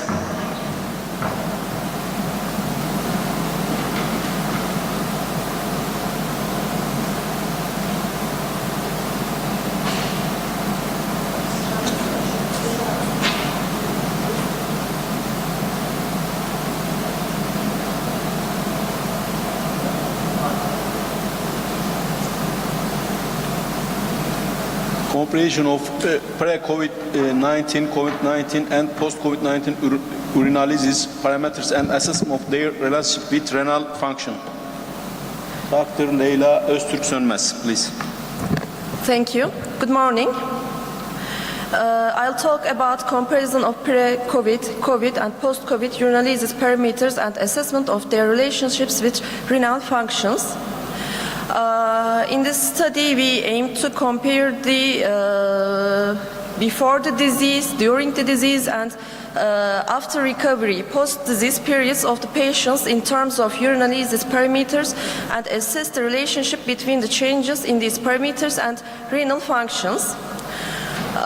In the study, we evaluated 482 moderate and severe COVID patients who had the data of urinalysis performed in the pre-COVID period at most 3 months before the onset of the disease, during COVID disease, and 15 days after they completely recovered from the disease were included. Parameters of bilirubin, erythrocyte, leukocyte, protein, glucose, STT, and density were analyzed in urine samples and the results were recorded. In the study, underlying chronic diseases such as hypertension, diabetes, chronic heart failure, patients with urinary system oncological or stone disease, mild COVID patients who did not require hospitalization, or critically ill COVID patients who required intensive care unit follow-ups are excluded in the study. Due to our results, CRP, eGFR, fibrinogen, and D-dimer values were found to be significantly different between the 3 groups. A negative correlation was found between eGFR and both CRP and D-dimer values of the patients during the disease. Urine pH, acidity, presence of leukocytary, presence of microscopic hematuri, and presence of proteinuria were found to be significantly different between the 3 groups. It was determined that these 4 parameters increased significantly during the disease period and decreased in the recovery period. A negative correlation between urine density and eGFR or positive correlation between urine density and CRP were detected during the disease. Here are the tables of results. The details of pre-disease, during the disease, and post-disease demographical and hematological parameters are shown. And urinalysis parameters tables are seen in the table. The figure of negative correlation between the eGFR and CRP and D-dimer values during the COVID disease, and the negative correlation figure between urine density and eGFR, and positive correlation between urine density and CRP figure during the disease.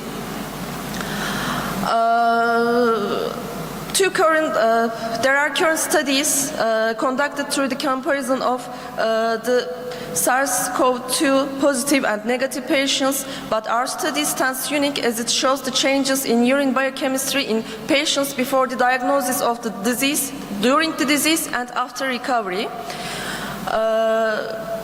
In literature, Leo reported a higher urine protein pH values and erythrocyte counts, but lower urine density in the COVID period group compared to the control group. Margot detected a higher rate of hematuria and proteinuria in COVID patients compared to the healthy controls. Demirelli categorized COVID patients based on the severity of the disease, and respective percentages of these patients had glucosuria, proteinuria, urobilinogen positivity, leukocyturia, and hematuria. In our study, patients were detected a significant increase in the rates of proteinuria, hematuria, and leukocyte counts during the disease compared to the pre-disease period, and a significant decrease in these parameters after the recovery from the disease. To conclude, the significant presence of hematuria and proteinuria during the disease in line with the literature supports the opinion that the disease causes renal involvement, and the tendency of the parameters on the post-COVID 15th day to return to normal ranges shows us that the effects of the inflammation are reversible after the recovery from the disease. Thank you. Thank you very much. Next, the last presentation, I think.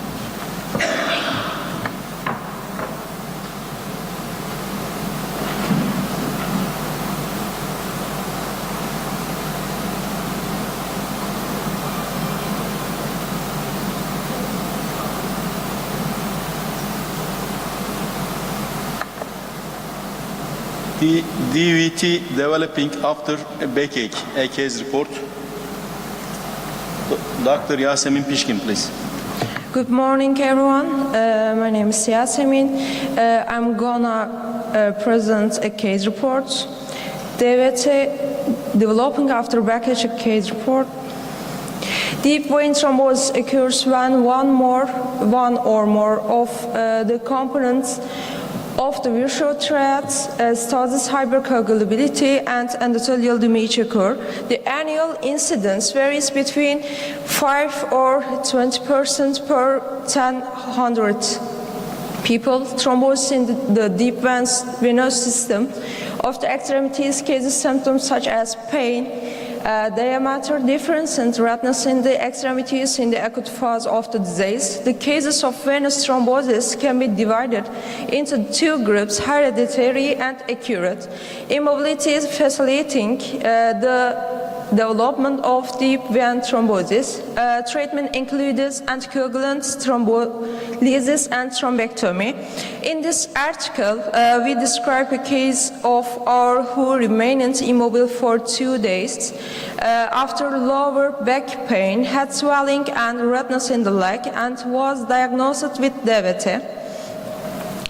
A 45-year-old male patient was admitted to the emergency room with a complaint of pain and swelling in his left leg.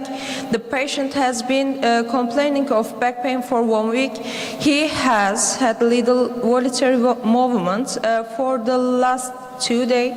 Pain and swelling in the left leg started for 2 days.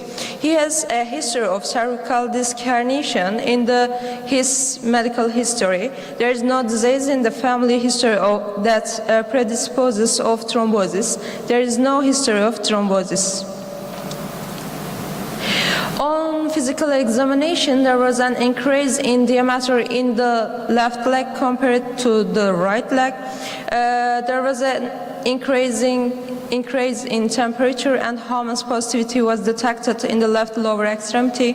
Peripheral pulses are palpable.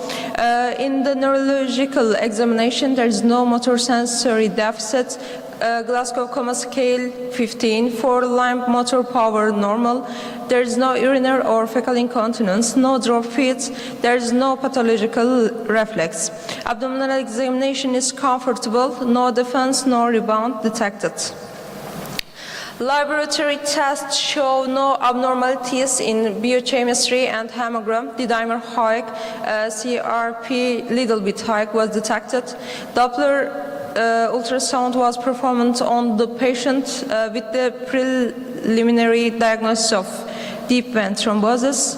Doppler ultrasound revealed widespread thrombosis compatible with acute deep vein thrombosis, which filled the lumen of the left femoral vein, popliteal vein, and vena saphana magna, and didn't allow flow the compression. The patient was consulted to cardiovascular surgeon upon detected of deep vein thrombosis. The patient was admitted for the purpose of planning thrombectomy.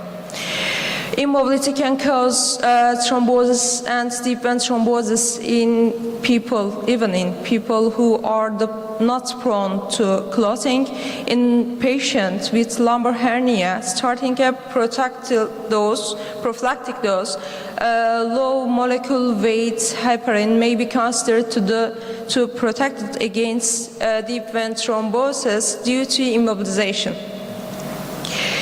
It should be kept in mind that patients are prone to deep vein thrombosis in cases that cause immobilization, such as lumbar hernia. Patients should be advised not to remain sedentary. Thank you for listening. Thank you very much. We must close oral presentation session. Thank you, all contributing.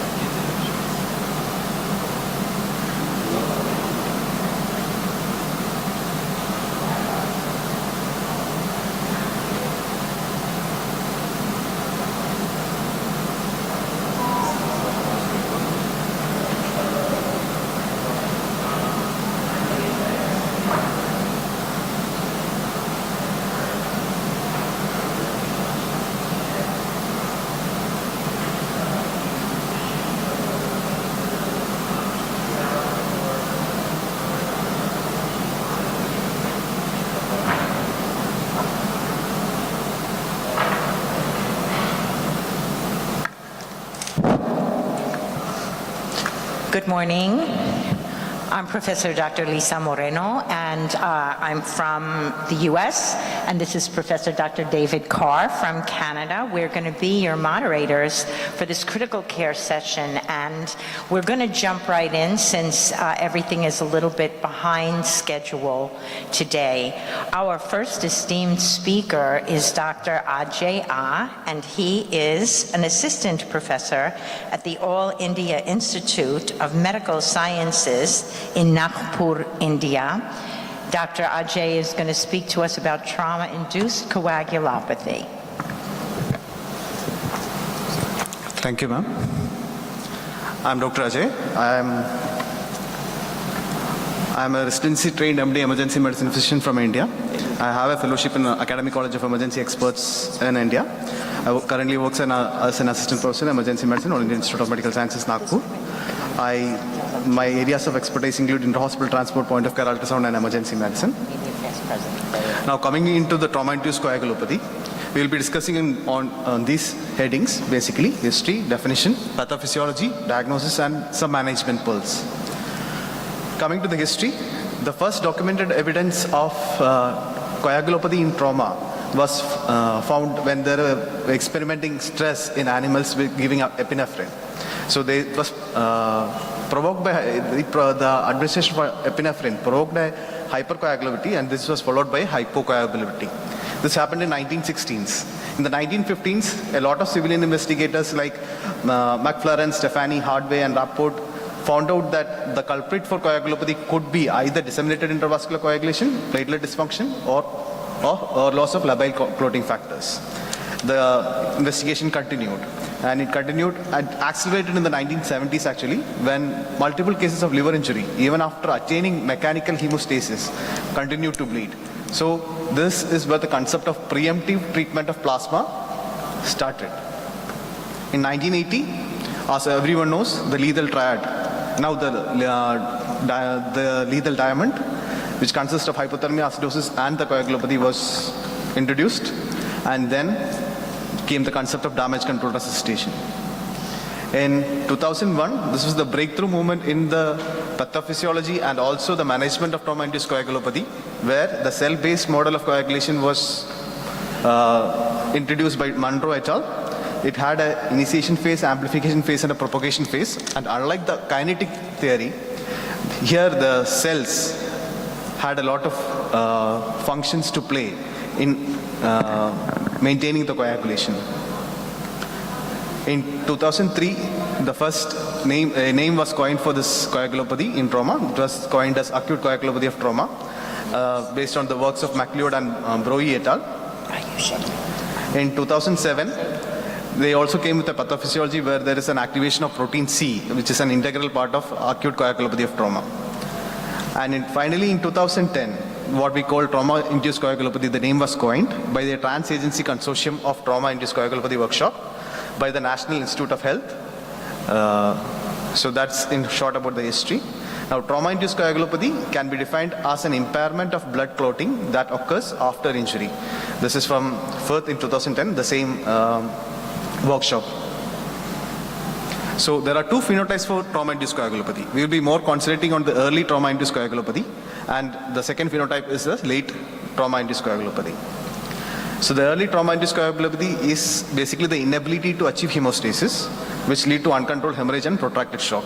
So what is the driver for an emergency or an early trauma-induced coagulopathy? It's again hypoperfusion and hypotension.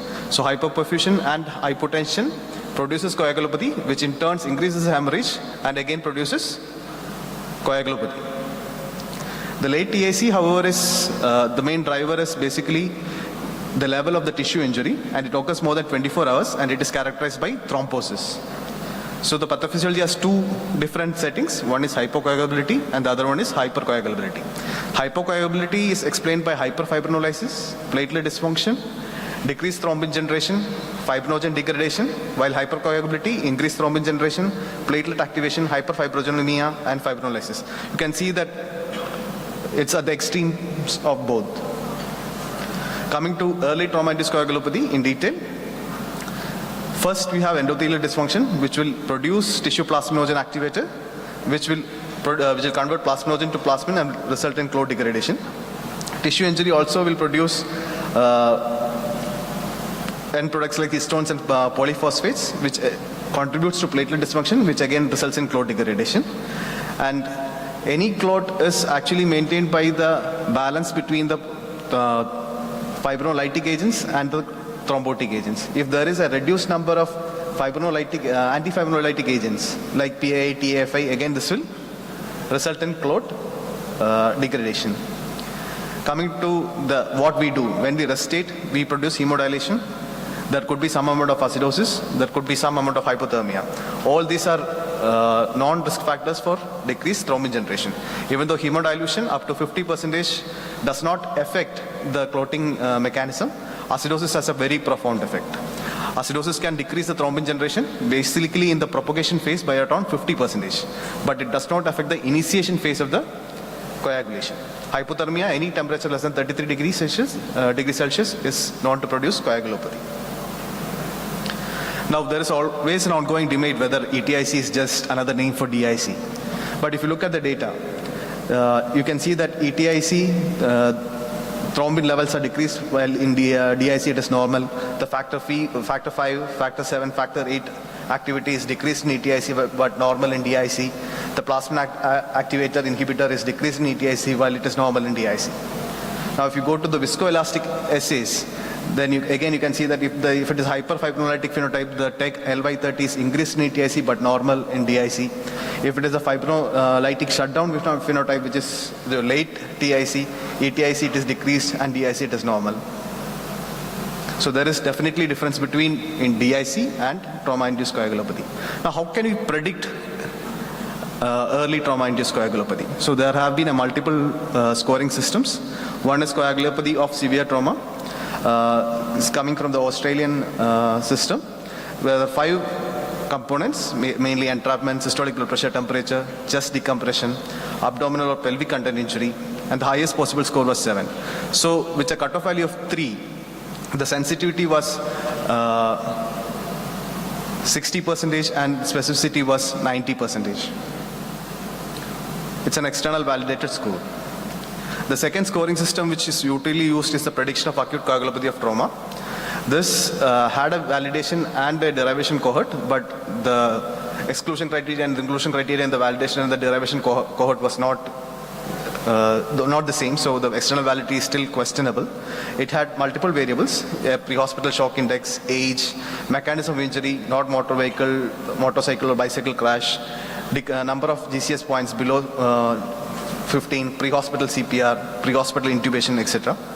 The total points were around 394 plus age, and if any score of more than 196 was considered to be a predictor for acute coagulopathy of trauma. Having said that, it has a specificity of 72% and a sensitivity of 73%. Then came the age of AI, artificial intelligence. So they used the data from a study called Acil, and they defined with different variables which could produce coagulopathy. So basically they did it in these sub variations. You can see that they did tissue injury, tissue hypoperfusion, acidosis, hypothermia, and hemodilution. These were the drivers which we have discussed in the pathophysiology of early trauma-induced coagulopathy, and they looked at other things which could contribute to this particular mechanism which could contribute to the trauma-induced coagulopathy. And they did a Bayesian network model, and this has a sensitivity, at a sensitivity of 90%, this has a specificity of more than 92%. So during your primary survey, if you want to look for coagulopathy, the basic testing which you're going to do are the hemoglobin value, PTINR, your APTT values, platelet count, fibrinogen, and if you have access to a viscoelastic testing method, a ROTEM or an RTEC, platelet function test plus or minus based on the availability. The other thing which you could do was a blood gas analysis for base deficit lactate value and pH value. So what is the major difference between a conventional coagulation test with a viscoelastic test? So conventional coagulation tests usually will have PT, INR, APTT, platelet count and D-dimer, while the viscoelastic would be either TEG or ROTEM. The measurements in conventional coagulation test is basically to identify the rate of initial clot formation, absolute platelet number, and is there evidence of clot breakdown. But viscoelastic test will give you something else also. It will give you the clotting time, it will give the kinetics of the clot formation, it will also give information about the clot strength, and it also will tell you about the clot stability and breakdown. So in coagulopathy, conventional coagulation test indicates the factor of fibrinogen deficiency only. But while that in viscoelastic test, it indicates factor deficiency, fibrinogen deficiency, indicates platelet and fibrinogen dysfunction, and indicates enhanced fibrinolysis. So this is basically TEG and ROTEM, where coagulation time and coagulation factors is set by the R or the CT time, clot kinetics by the alpha angle, CFT or kappa based on TEG or ROTEM, the clot strength basically by the maximum amplitude or the MCF, the clot stability by ML, LY30 or LI30. So when do you diagnose coagulopathy? So you diagnose coagulopathy when there is an extension of more than 3 seconds in the PT, more than 3 seconds in the thrombin time, or if it is more than 1.2 or 1.5 classically in INR, but most of the studies now quote 1.3. A APTT extension of more than 10 seconds, fibrinogen value of less than 2 gram per liter, D-dimer of more than 5 microgram per liter, platelet count of less than 125, 1,25,000 per millimeter cube.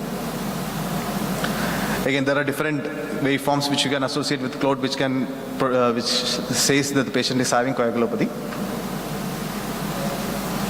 Now coming to the management. The first thing which we have to consider is how to stop the bleeding, because when the bleeding is ongoing, it will again produce coagulopathy. So accurate identification of the patient, bleeding patient, and damage control resuscitation is very important. You have to use a lot of hemostatic methods. It could be tourniquets, it could be pelvic binders, it could be hemostatic dressing, or even Ribova. Thromboelastography, coagulation monitoring, tranexamic acid administration for those who with substantial hyperfibrinolysis should be employed. There should be a decreased time to the operating table or intervention radiology to curb the bleeding. There should be a goal-directed resuscitation with blood products. Now, what are the goals? We will come to that. Before that, we'll just look at the evidence basis for different treatment mechanisms. One is tranexamic acid. So first study which told us that tranexamic acid can be useful is the CRASH-2 trial. It was a multi-center international RCT. But if you look at it, most of the patients in the CRASH-2 trial did not require large amount of transfusion.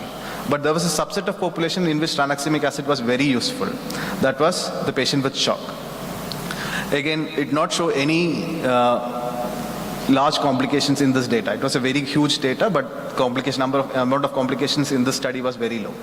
Then came the MATTER study, which was done in the military setting. It was a single center observational study.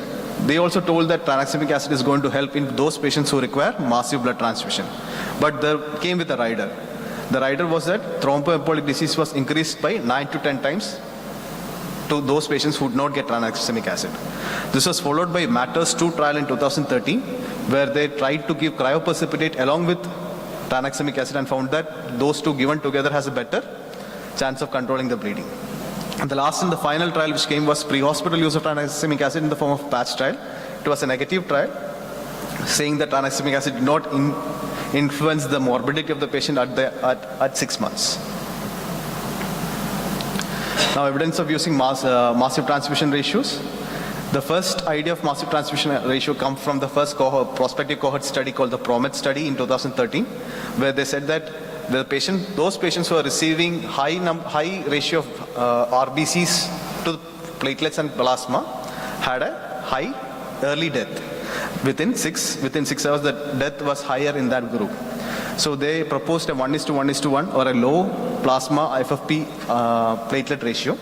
This was further emphasized in the proper trial in 2015, which was a multi-center RCT, which compared 1:1:1 to 1:1:2 ratio and found that there is no actual difference, but 1:1:1 is again preferred now. Cryoprecipitate also came into the picture. They wanted to give early cryoprecipitate in the cryostate trial and found out that there is no basic difference. In cryostatic trial 2, again they brought in cryoprecipitate to give 2 pints of cryoprecipitate early in the hemostatic resuscitation, but then it was also found to be not effective. Now coming to viscoelastic theory. viscoelastic methods used management. The Cochrane review in 2015 told us that the diagnostic test accuracy was based on diagnostic test accuracy for the TEG and ROTEM. It is found that there is no evidence to use TEG and very minimal evidence to use ROTEM in TIC. This was followed by a goal-directed hemostatic resuscitation in trauma-induced coagulopathy by Monroe et al. It was a pragmatic RCT, which found things entirely different. They found that the ventilator days, the ICU days, the timing to attaining of hemostasis all were decreased when they used viscoelastic method as a measuring tool to guide blood products in trauma-induced coagulopathy. And the final trial which came was the ITATIC trial in 2021, again a multicentral trial, which compared viscoelastic method with the conventional clotting tests, and they found that there is no difference in mortality. So based on this, the ITATIC group gave an algorithm. Here, if you can see that there is fibrinogen, when to give fibrinogen, when to give platelet, when to give plasma, and when to give tranexamic acid. And the first one is for the ROTEM, and the second one is for the TEG. So if FIPTUM CFI of less than 10 millimeter, you are going to give additional cryoprecipitate. If EXTUM CFI is less than 30, you are going to give an additional pool of platelets. If EXTUM CFI is 40 millimeters or EXTUM CT is more than 80 seconds, you are going to give an additional unit of plasma. And if your LY30 or LI30 is less than 85%, you are going to give 1 gram of tranexamic acid. Now coming to the conventional clotting test, which most of us have, and we don't have viscoelastic acid in places where. So if fibrinogen is less than 2, you give fibrinogen in the form of cryoprecipitate or fibrinogen concentrate. If platelet is less than 1 lakh, you give additional pool of platelets. And if the INR is more than 1.2 or 1.3, and fibrinogen is more than or equal to 2 gram, you give additional unit of plasma. We added one more thing into this algorithm. That is, if you look at the D-dimer, if it is more than 500 microgram per liter, you give tranexamic acid additional. This was in same as the one which Monroe et al. Had done, which is the goal-directed resuscitation for trauma-induced coagulopathy. So at the end of 6 hours, whatever said and done, these are the things which you have to attain. These are the goals at the 6 hours of resuscitation. That is, there should be no further hemorrhage. The systolic BP should be balanced, 80 to 90. The temperature should be more than 35 degrees Celsius. The pH should be more than 7.30. Hemoglobin should be more than 7. INR should be less than 1.5. APTT should be less than 40. Fibrinogen level should be more than 1. And if the patient is having low platelets, not having any traumatic brain injury, the platelet average value is 50,000. If he is having traumatic brain injury, it should be more than 1 lakh. And the ionized calcium level should be more than 1.1 millimole per liter. So these are the goals of resuscitation in trauma-induced coagulopathy. Thank you. Any questions?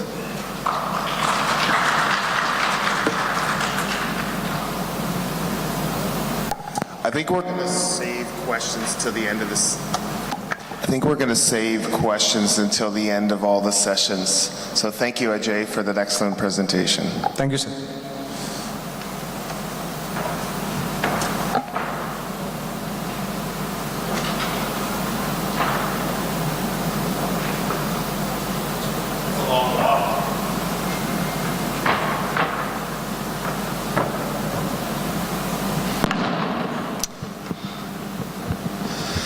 Thank you for coming. It's early in the morning.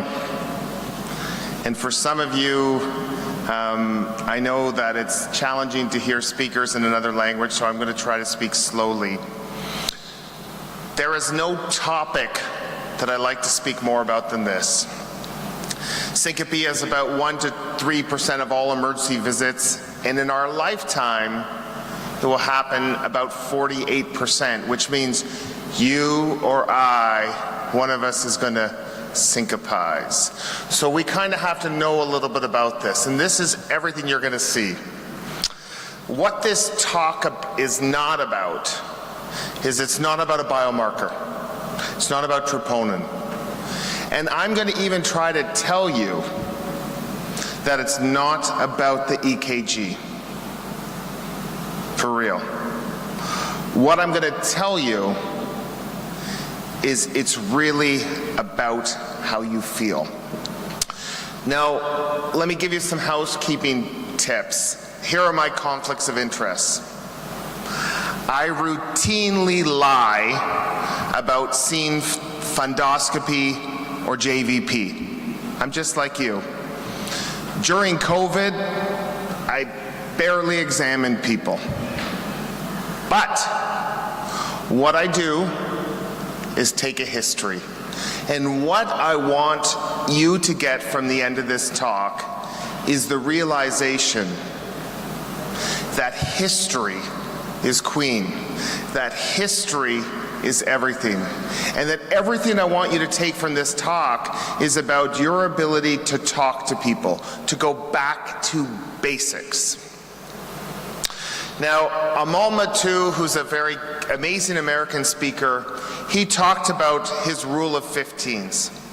And he said that 15% of syncope is cardiac, and of these non-cardiac causes, they can occur up to 15% of the time. But I want you to look at this list. Yes, if someone comes in hypoxic or tachycardic, or severe abdo pain and hypotension, or the worst headache of the life, you're going to know their cause of non-cardiac syncope. I hope you will consider diagnosis, but I hope on the history it will be obvious. What I want to work on today is your diagnosis of cardiac syncope.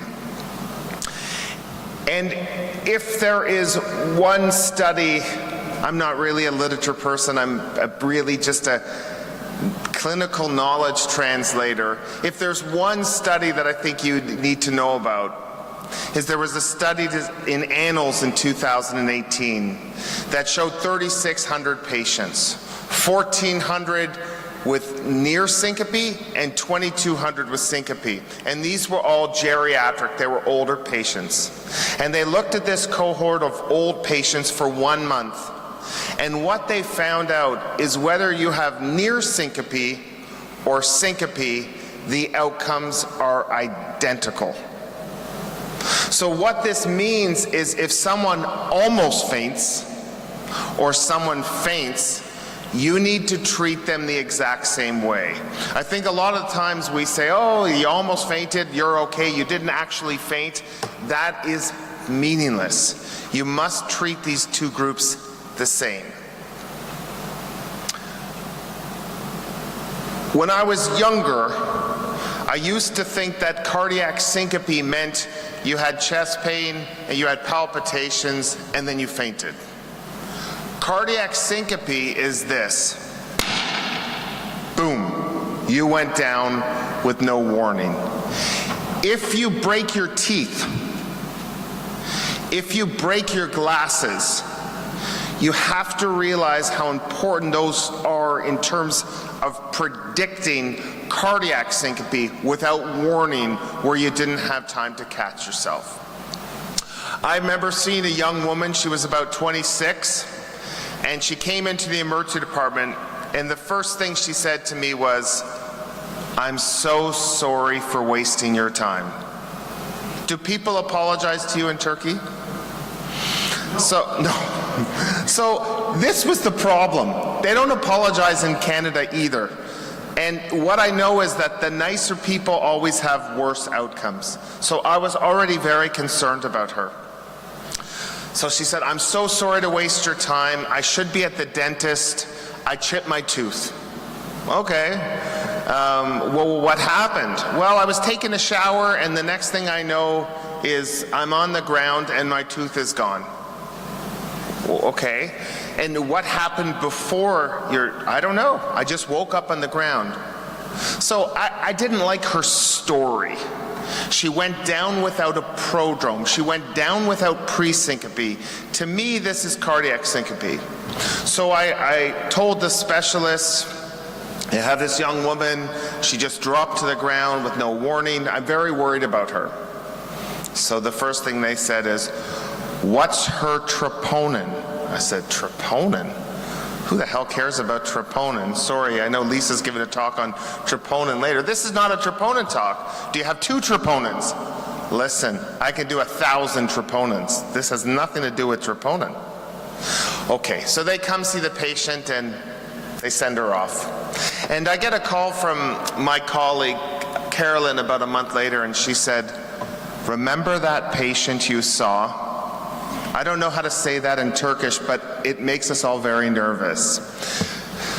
I don't know. What are you talking about, Carolyn? Spit it out. She said, "You saw this woman, she was young, she fainted, she broke her tooth." Yeah. Well, they sent her home and I did a Holter and it showed nothing, but I didn't like her story. So I did an implantable loop recorder, and she had an episode of torsades. She had long QT and torsades. And the best part about it, David, is that she has an identical twin, and now they both have defibrillators. This is all taking a history. If someone doesn't have pre-syncope, if someone doesn't have a prodrome, you must think about cardiac syncope. Any history buffs in the room? Anyone know who this is? Good. You're not supposed to. So this is Phidippides. Ring a bell? So Phidippides is the fastest runner in Greece 2,500 years ago. And he's stationed in a city called Marathon. And the Greeks are being invaded by the Persians, and he goes to tell the people in Athens about the position of the Persians as they're coming to attack. And he runs 26.2 miles, just over 40 kilometers, to Athens. He arrives, he warns them of this attack, and then he's dead. And he's the first incident reported of sudden cardiac death in sports. If you die while you're exerting yourself, you have to be worried. And you will see people, whether you're Christian Eriksen on the soccer pitch, you will see people just drop. Cardiac syncope and exertional syncope need to be treated with respect. This guy has a marathon named after him. Often patients will have a hard time deciphering, or bystanders, was it a seizure or was it a syncope? 90% of people with syncope will have a few myoclonic jerks. When you drop the perfusion blood flow to your brain, you will have a few jerks. Now, people will look for the following. Yes, if you have epilepsy, you probably had a seizure. Being post-ictal, very helpful. People will always look for tongue biting. What is important to know is if you fell down, you will bite the front of your tongue. But if you have a seizure, you bite the sides of your tongue.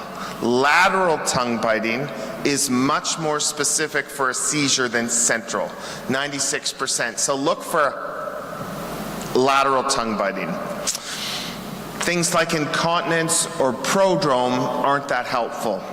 What I like to use is the 10-20 rule. Has anyone heard of the 10-20 rule? This is a very helpful rule. If you have less than 10 jerks, it's syncope. If you have greater than 20, it's a seizure. This is very helpful when you speak to the people who witness this, the scared family members, to say, was it just like a few of these, or was it 20? That is an important rule, the 10-20 rule, to distinguish between syncope and seizure. I often will ask about family history of sudden cardiac death. You know, and I never hit it. I never kind of get anywhere with that question.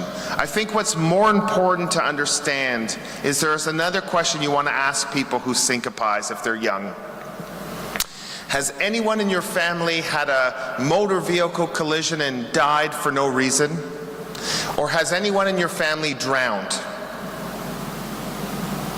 If you drown, unless you're drunk, unless you break your neck, if you know how to swim, you have to look at this as an opportunity to do some testing.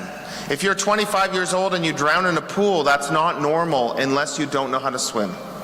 or there's strong waves or current. So instead of just asking about family history, ask about drowning or unprovoked motor vehicle collisions. Paramedics. Paramedics hold the Holy Grail.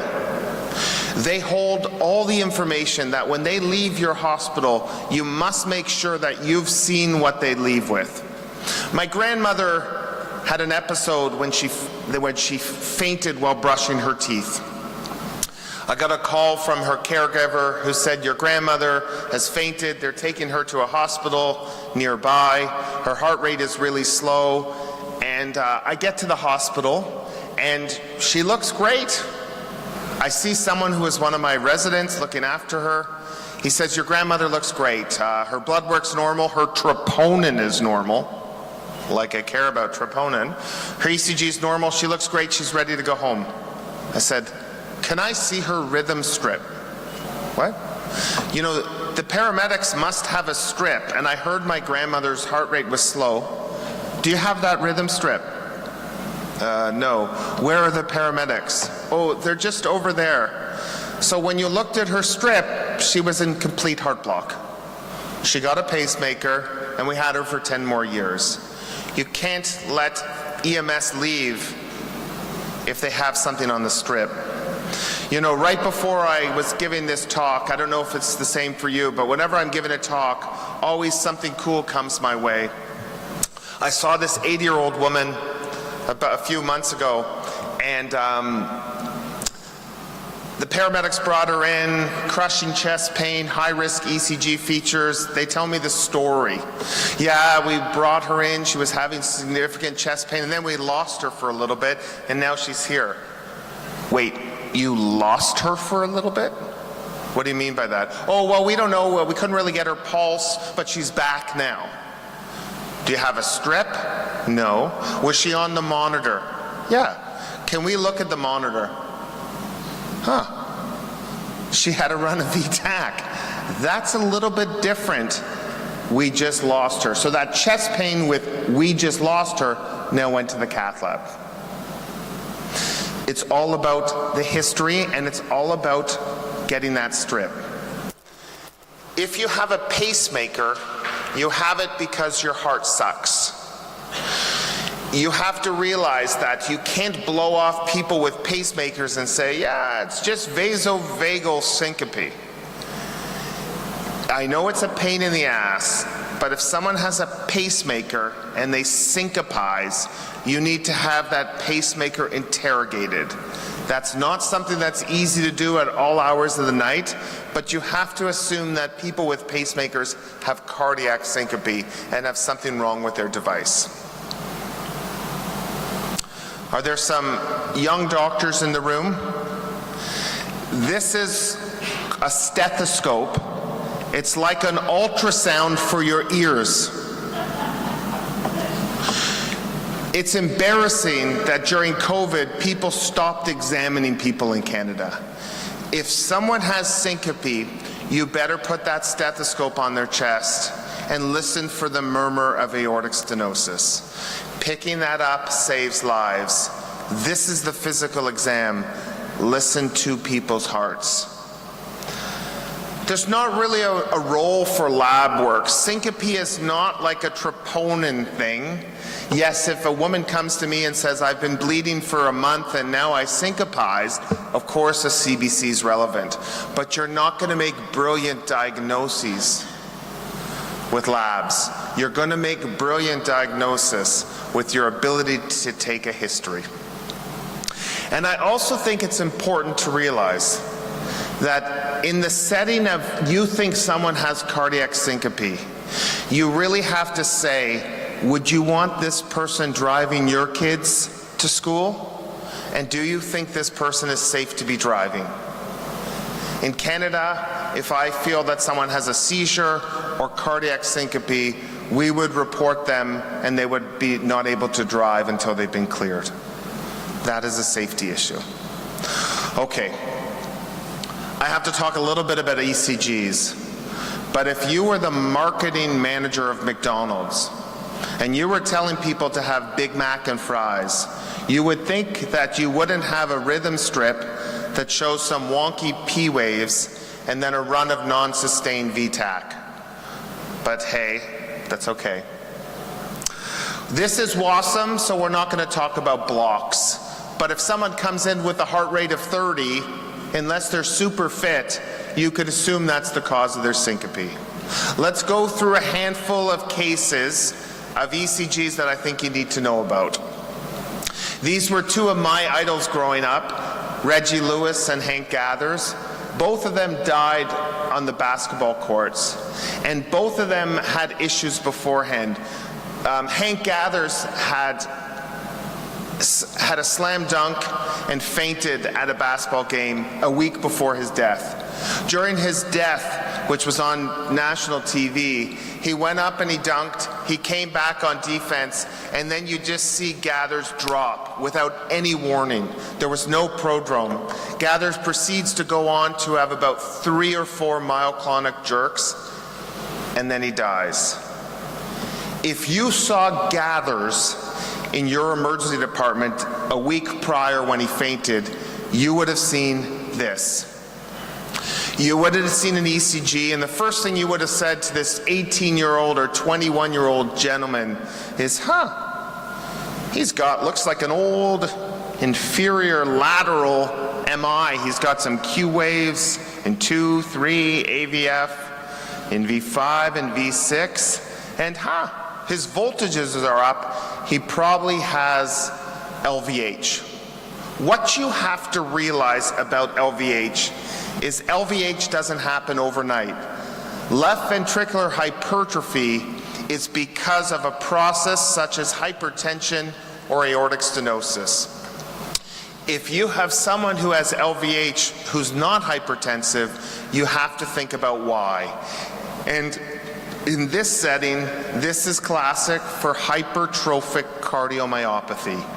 When you see hypertrophic cardiomyopathy, you will see LVH without hypertension, and you will see Q waves, which are not pathological, because pathological Q waves are wide. These are dagger-like Q waves in the inferior lateral leads. This is the #1 cause of sudden cardiac death in sports, and the most inheritable cause of sudden cardiac death, with 1 in 500 worldwide. Don't miss this opportunity. A couple came to see me. They were paddling in our waterfront. Our waterfront doesn't look like yours, and it certainly doesn't look like this. And in the distance, they saw ice cream. So they biked really fast, really fast. The woman in the front, she got off to get ice cream, and then she drops.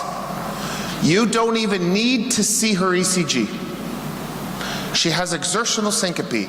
In your mind, you're done. She's got a problem. She has cardiac syncope. But what she hands you is a great ECG. Now, we always tell our trainees, don't read the stuff up front. In Canada, the EKG comes with an interpretation. Does it come with an interpretation in Turkey? You know, it's often wrong, but what's not wrong is the PR interval, the rate, and the QRS, and the QT. So when you look at syncope patients, check the box. And when you check the box, the first thing you say is, crap, her PR is short. And then you go and you hunt for delta waves. And this is a very classic EKG for WPW. If you look at lead, it's best in lead AVL, you could see that delta wave is that blocking, that obtuse upstroke to get from the isoelectric baseline to the top of the R wave. It's sloped upwards. But even without the ECG, you know her story's bad because she had exertional syncope without a prodrome. You're done. I saw this gentleman, he was 34, kind of went to his family doctor. He was feeling dizzy with some palpitations. He got an EKG. He came to me with a fever, and he wasn't feeling well, and an ECG was done. And the top of our ECG said two things. It said, this person is having an acute MI, and it also had my name. So I knew I couldn't fuck up, okay? And I looked at this ECG, and he's a young man, and I said, he's not having a STEMI, he's not even having chest pain. But I looked at his ECG. What do people think about his ECG? Yes, Brugada.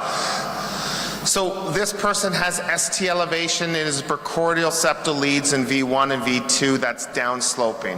I'm going to tell you two things about Brugada. One, in the setting of fever, they are a lot more arrhythmogenic. So this is when people will show up, they'll have a fever, and you'll kind of think there's nothing wrong with them because they have a fever and they don't feel well. They might not even get an ECG, but that's when Brugada comes up. Number two, if you see this guy tonight while you're on shift in the emergency department, there's a 10% chance, if you don't make this diagnosis, that he's dead before Turkey turns 101 next year on this date. The rate of death in missing Brugada is 10% per year. Don't miss Brugada. Anyone rock climb? Any rock climbers in the room? Not a big rock climbing room in Turkey. This young woman is rock climbing with her partner. She gets up to the top of it's an indoor rock climbing, gets up to the top of the gym, and then you don't even need to see her ECG. Exertional syncope without warning. But she hands you a gift. It's a gift that you will see once in your career. When I saw this, I was so happy for like a year. I looked at this ECG, and the first thing I said is, there's T-wave inversion in V1, V2, V3. I don't think it's a Wellens. She's not having chest pain. She's not having syncope. Does anyone want to hazard what this is? So I looked further, and when you look at her, you can see when you go back. In WPW, it's really hard to get to the top of the mountain from the baseline. She has something called ARVC, arrhythmogenic right ventricular cardiomyopathy, used to be called ARVD. She goes to the top, no problem. She goes down, no problem. But from the nadir of the S wave to the isoelectric baseline, it's blunted. It's kind of like a reverse delta. And in that area, there's a little blip called an epsilon wave. You can kind of see it in V2 here, where up, down, but then it's really hard to get to the baseline. This is ARVC. Again, her story was everything. One more ECG, and then I'm done. Do you guys see old people in the emergency department in Turkey? This woman has come to our emergency department 5 times. She's on an oral anticoagulant and a Pixaban, and every time she comes, she gets a CT head. It's normal, she goes home. CT head, normal, go home. CT head, normal, go home. CT head, normal, go home. I see her on the 5th visit. Every single time, her ECG looks like this. Nothing has changed. And if you read the printout, it says bifascicular block. Okay.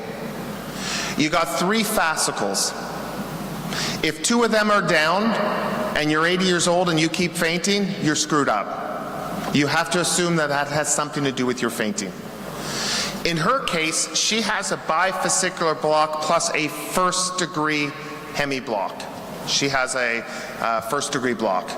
If you have syncope plus a bifascicular block, if you have syncope plus a bifascicular with a first-degree block, you and I might have called that a trifascicular back in the day, this person needs a pacemaker or someone to consider that. They don't keep needing CT heads. Use your head. They need to see a cardiologist, not a neurosurgeon. If you like to take pictures, take a picture of this. When I see everyone with syncope, I look for 5 things. I look for WPW, I look for ARVC, I look for Brigada, I look for HCM, I look for long QT, and I document it. I go into every ECG looking for those 5 things, and then I move forward. But I know that that's my approach when I see an ECG, but I take value in the story. So what can I tell you to end this morning? History is queen. History is everything. Make sure that you ask people what they were doing before they fainted. The establishment of pre-syncope and the absence of pre-syncope should always make you nervous. These people don't need workups, they need you to take a great history and to take an ECG and look for 5 things. The EKGs are gravy. They're a gift. Just know how to look at them. Thank you very much for your time.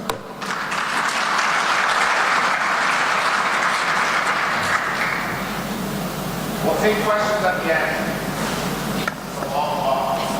As Dr. Carr said, we're going to hold the questions till the end because we're a little bit behind schedule. Our next speaker is going to be Dr. Lucas Sarspak. If I pronounced your name incorrectly, I apologize. I did good? Okay. All right.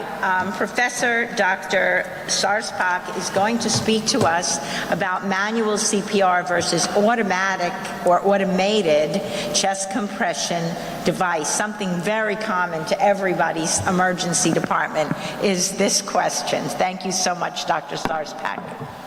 Thank you for introduction. It was nearly correct, Sharpak.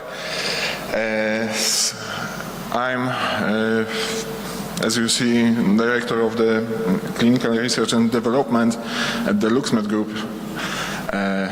in Poland, but I'm also President of Polish Society of Disaster Medicine. I will talk to you about the automated or mechanical chest compression devices. We know those devices from many years, but the same as during my previous speech for focusing on epinephrine. We have many studies, but with those studies we have much more questions, and this is problematic. So I will start. Of course, we know that according to American Heart Association, as well as European Resuscitation Council guidelines, the most important thing during resuscitation is high-quality chest compression. High-quality chest compression composed of the correctly rate of chest compression, correctly deep, full recoil of the compression, but we know that in some cases it's difficult to obtain, and I will back to those situations in the next slides. Of course, currently we have many types of mechanical chest compression devices. We know that we use it in pre-hospital as well in hospital cardiac arrest situation, but the use of mechanical chest compression increased during the COVID-19 pandemic, mostly, for example, in Poland, from my experience, because the pandemic showed us that we have increasing number of the cardiac arrest situation, and different studies show us that, for example, when we know the outcomes of mortality of those patients, 85% of patients died compared to the only 62 in the pre-pandemic setting. So we know that this is most important thing. And when we're talking about those devices, we can talk about each device and we can show some advantages and disadvantages of each device, and I will show you some perspective of these devices. And of course, all of us know the Lucas. Lucas right now has third generation of this device. It's, I suppose, the best recognizable mechanical chest compression device worldwide, the most of studies are focusing do this fact on Lucas. So we have some research background of those devices. We know that this is a piston device. It's commonly used, for example, in the EMS in which I'm working. I'm in the EMS in Warsaw. This is the biggest EMS dispatcher in Poland. We have right now 88 ambulances in our region. About 60% of devices which we have in ambulances are Lucas device. So, as I say, Lucas device in Poland is mostly commonly used, and I suppose in other countries also. What is important, Lucas device we can use only on the adults. It's contraindicated in very obese patients as well as in the pregnant patient. The philosophy of this device is to create the active decompression suction on upstroke, and it's important for this device. The second device is, for example, Zoll. I saw this device also in this area, and this is a nice device, but I personally don't use it because, as you know, Lucas is much more better, mostly for me. But of course, we have Zoll device, so Zoll Autopulse device is low distributing compression band to compress the chest, and it can be used only under patients under 130 kilograms. It can be used only on adult patients and can be used only on non-traumatic cardiac arrest, because when we have the problems with the chest, it will be problematic to use this device. When we're talking about other devices, one of the nearest and new device is Corpus CPR device, and this is nice device because we can change many things on it. We can use it even in adolescents, in adult patients. We can change the depth of compression, we can change the rate of compression, so it's nice for us to change the quality of compression of these patients.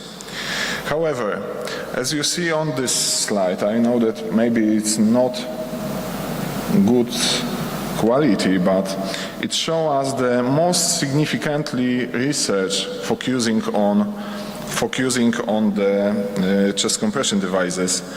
And when we talk about it, one of the important study was the CIRC trial published in 2014 in resuscitation. This was randomized control group sequential trial focusing on the adult out-of-hospital cardiac arrest, where the presumed cardiac origin of the cardiac arrest, and it was conducted in the US and in the European. In this study, authors compared the autopulse and manual chest compression. They create some outcomes such as survival to hospital discharge, and in this study they don't show significant difference between autopulse and manual chest compression. This is important for us because, firstly, the chest compression is important, as I talked previously, but when we perform such a study, we should focus also on some criticism of those studies, because majority of patients were excluded in this analysis, excluded post-random for various reasons. Bleeding was not, for example, possible due to the blinding of the study was not possible during this study due to the intervention type. But for example, 20 minutes CPR fraction was higher for the manual chest compression. And this is possible, we can explain this by the Hawthorne effect. Maybe you know this effect because the Hawthorne effect occurs when the participant's behavior when they are observed, because when you are observed, your behaviors are changing. When someone observes you during resuscitation, you perform this resuscitation much more better, you perform higher quality chest compression. So when we compare on the one side the manual chest compression, on the other side mechanical chest compression, and this is observational study, we probably will perform much more better manual version of chest compression. Moreover, this study was not powered for a long-term period outcome, because such as, for example, 6 months survival rate or 6 months survival rate with the good neurological outcome. We only, in this study, they only saw the short periods. However, in this short period, the difference between those techniques of chest compression, as I say, was not statistically significant. The second study is the LINK trial, published in the same year. I'm in the 214, this time in JAMA. This was also a randomized trial, this time involving 4 Swedish, 1 British and 1 Dutch ambulance service. In this study, they involve only out-of-hospital cardiac arrest. However, the previous study was focused on autopath. This study was focused on Lucas, and I suppose it was a huge group, because to the arm in which the patients were treated with the Lucas, they involved 103,000 patients. Near the same number was put it to the manual chest compression group. The problematic of this study is fact that they, as a primary outcome, focus on 4-hour survival rate, and this is not oriented of the patient outcome. However, the differences between those groups were similar, because it was 23.6 for Lucas and 23.7 for manual chest compression. So the risk difference was over than 0.99. So it was really similar. Besides, no difference in the secondary outcomes. I mean, the good neurological recovery was also found between those groups. As I say, the primary outcome was 4-hour survival rate, and it was not patient-oriented outcome. Moreover, among patients with surviving at 6 months, 99% in the mechanical chest compression group, I mean in the Lucas group, and 94 in the manual chest compression group had the scores of CPC at the level 1 or 2.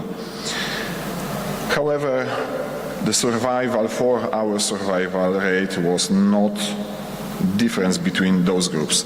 The next study on which I want to talk about is paramedic trial, paramedic 1, the first one study, because as you know we have two studies, paramedic 1 and paramedic 2, and this study was conducted in UK in NHS ambulance service. Also focus on the out-of-hospital cardiac arrest. This time evaluated the chest compression techniques in 2 groups, in Lucas and manual chest compression. The randomized was 1:2. So in the Lucas group, they involve 1,652 patients, and in manual 2,819 patients. And this was randomized according to the first trial vehicle to arrive on the scene. However, when we're talking about, one more time, about the outcomes, the primary outcome in this study, which was the survival to 1 month, was 6% in the Lucas 2 and 7 in the manual chest compression. No serious adverse events was noted, and this is also important because one of point in which we in studies is the fact that mechanical chest compressions occur much more chest compression chest injuries. However, in this study, intervention to treat analysis was used, and this is problematic because, for example, when we see only in 60% patients in the Lucas group received formally mechanical chest compression. So if they will do, for example, not only intention to treat, but per protocol analysis, it will be much more better for this study. However, as I said, there was not any serious adverse events during chest compression with Lucas, with manual chest compression the same, and the survival in those studies was similar in both cases. When we're talking about the guidelines, because when we have the guidelines, we have, as I say, American Heart Association guidelines, we have European resuscitation guidelines, we have ILCOR about that. The current research does not support to mention the mechanical chest compression devices, I mean the mechanical pistol devices or load band distribution devices. They don't offer any advantages to manual chest compression in patients experiencing cardiac arrest. The current standard of care for management of cardiac arrest is still high quality manual chest compression, so we should obtain some extra trainings. According to the guidelines, every 3 months we should perform simulation trials on the chest compression. However, mechanical piston devices can be considered in some kind of situation, and for example, such scenarios can be limited to include the limited space for rescuers, incidences of prolonged cardiopulmonary resuscitation, hypothermic cardiac arrest, CPR in the moving ambulances, CPR when we prepare the patient to the angiography or preparation to the ECPR. So in those situations, we should use high quality chest compression performed by mechanical chest compression. However, in the crucial for rescuer is to minimizing the interruptions in the CPR, so it's not depend if we use mechanical chest compression or manual chest compression. We should previously train it to minimize this interruption and perform as high quality chest compression as we can. I want to talk to you about also some meta-analysis, because as you know, meta-analysis are one of the most important type of studies which we focusing. And for example, in this meta-analysis performed by ZOO, they include 15 trials, 9 randomized controlled trials and 6 cohort studies. The results of this meta-analysis showed there was no significant difference in the resuscitation effect of the mechanical and manual chest compression. In terms of the return of spontaneous circulation, survival to hospital admission, survival to hospital discharge, and survival to hospital discharge with good neurological outcome.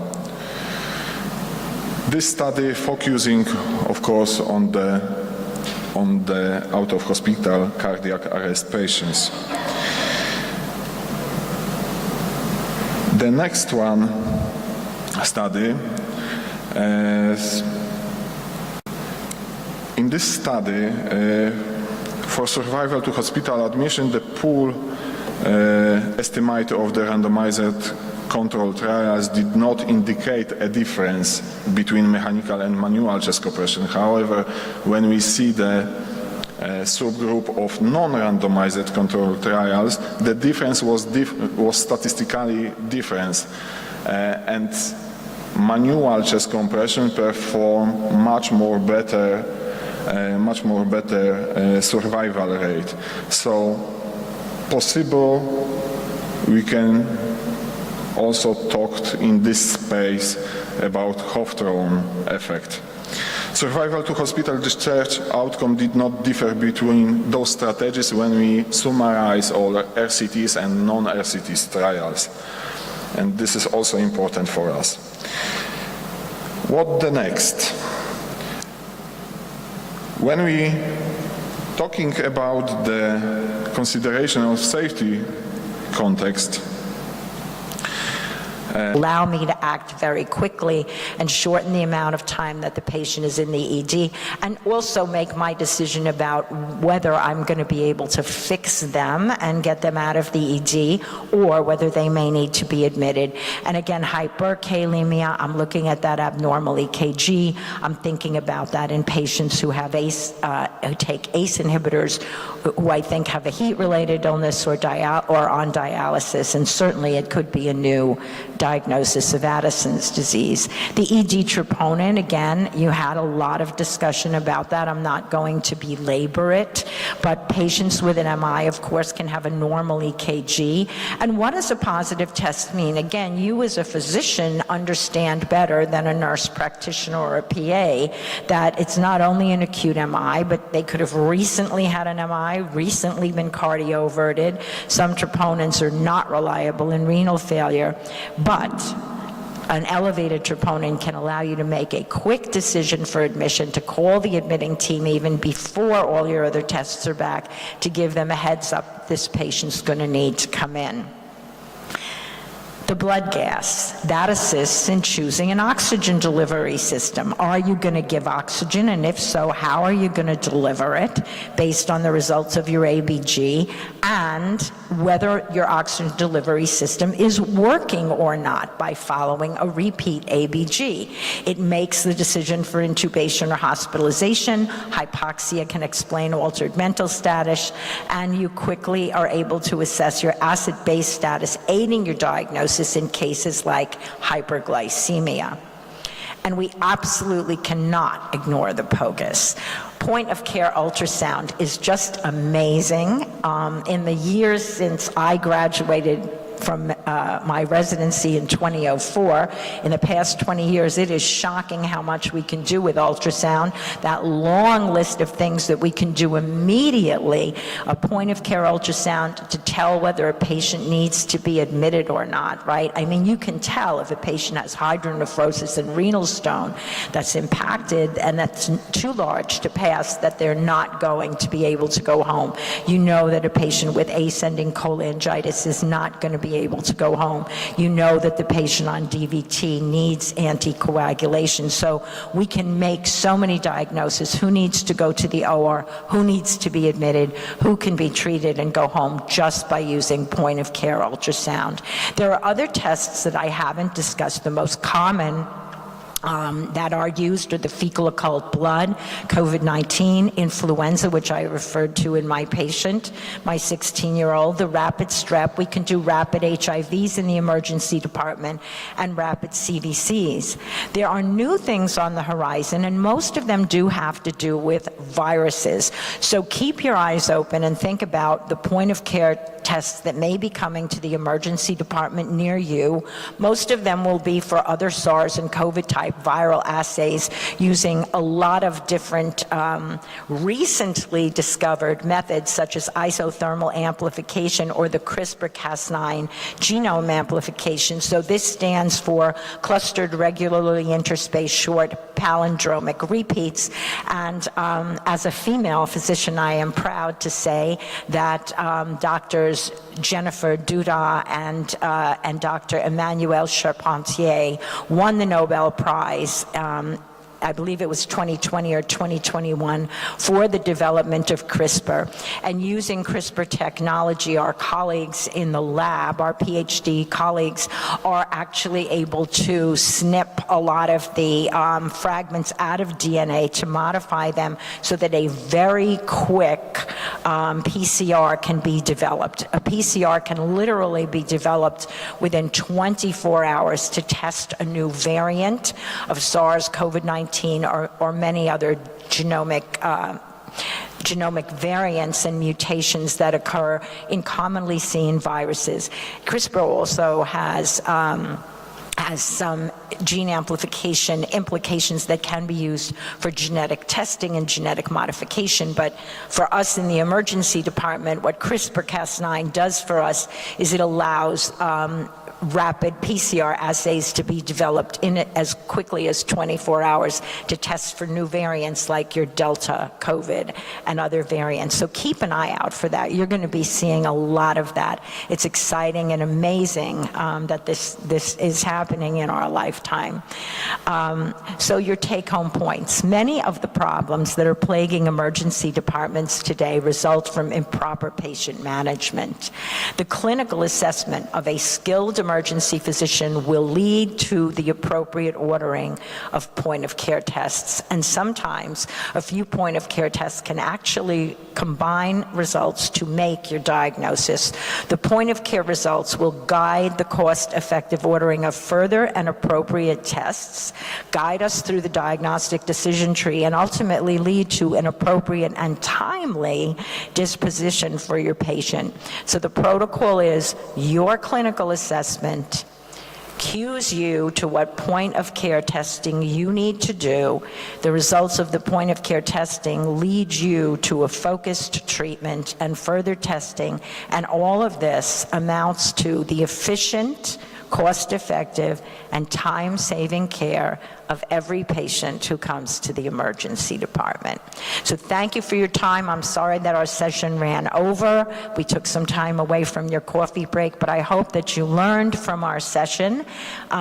Feel free to get in touch with me at drmoreno@gmail.com, or to just grab me when you see me at the conference for any questions about my talks or about the American Academy of Emergency Medicine.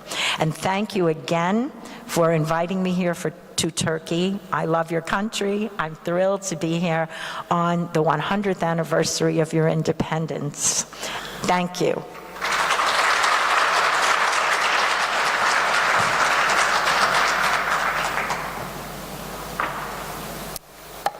I know we've gone a little over.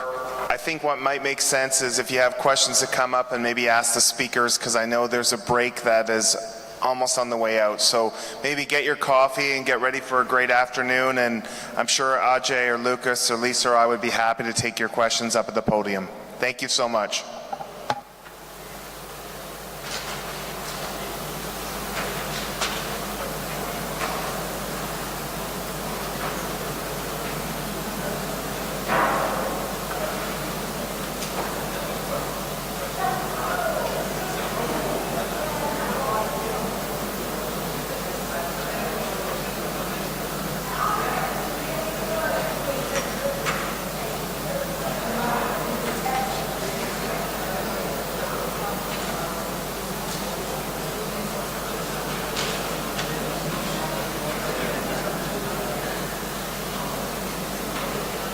Score at triage. And most of our staff would prefer to have some sort of electronic flag in the system. Most staff would prefer that triage be the site that we identify when a patient's going to become agitated. But we do think that when we're sort of identifying who's going to be agitated, it's not just about their agitation at that moment and doing a score in that moment, but really looking at historical factors and looking at their baseline issues. And so we're really looking at the scope of who exactly do we want to flag as potentially going to become agitated during their care. Most of our staff would like to use some validated agitation score, not only to identify, but then to sort of track them and monitor them throughout the stay. The same way that your pain scale can change over the course of your care, so your agitation level can change over time. Right now we have a lot of informal practices of how we're flagging patients. So a lot of it is just word of mouth. on rounds, I'll kind of point to the patient and just let my colleague know, oh, by the way, this patient has been getting agitated, or in the past, I treated him a week ago and they threatened me. So it's just been a lot of kind of word of mouth. Sometimes we'll write little progress notes, but that's very difficult because then we have to kind of comb through our electronic charts to find previous event notes. And so most of our staff would like some sort of a flag on our electronic medical record. Can I just see a show of hands, just because you guys I think are a little bit more ahead of us in starting this. Do you guys have electronic flags that exist so when you open a patient's chart it's very clear? And then do you guys have things like when you go to a patient room the same way you would have for a fall risk, where they'd have a wristband or a note on the outside the door so that anybody entering or interacting with that patient is aware? I see a couple of nods. And then a question of, once they're flagged, does that flag carry on? How long does it carry on for? And how are we managing all these patients? So for us, if somebody comes in and states they have suicidality, there's a very, very set process we do. If somebody says they are thinking about hurting themselves, no matter what the patient is, no matter anything else, there's a set of standards that we follow. And so we're discussing, for people who have been screened or flagged as potentially violent, do we want to manage them all the same, or do we want to manage it case by case, and how are we kind of deciding that?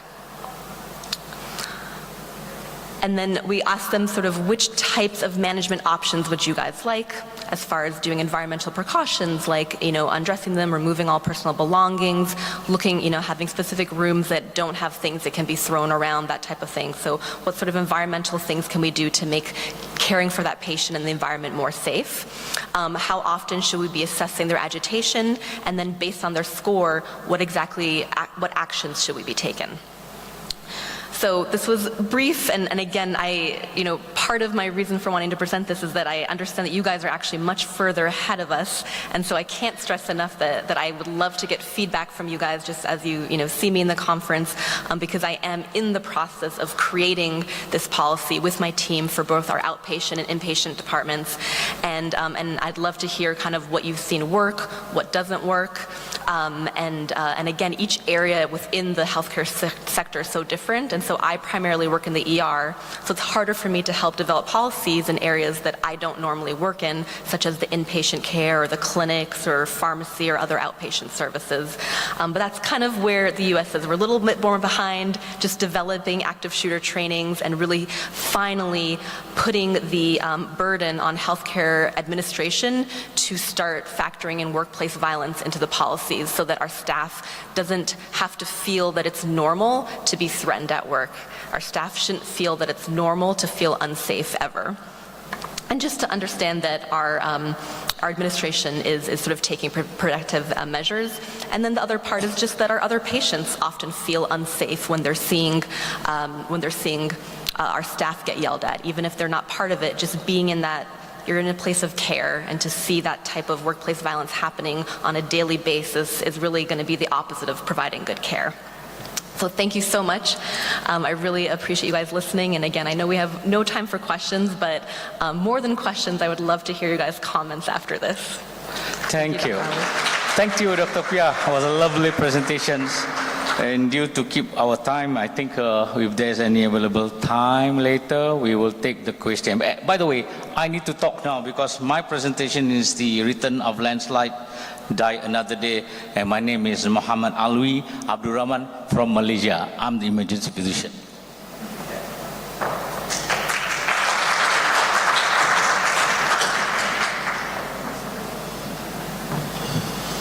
So I'm here. Okay, ladies and gentlemen, my presentation is going to be about landslide. Malaysia is part of Southeast Asia, and we have lots of natural disaster.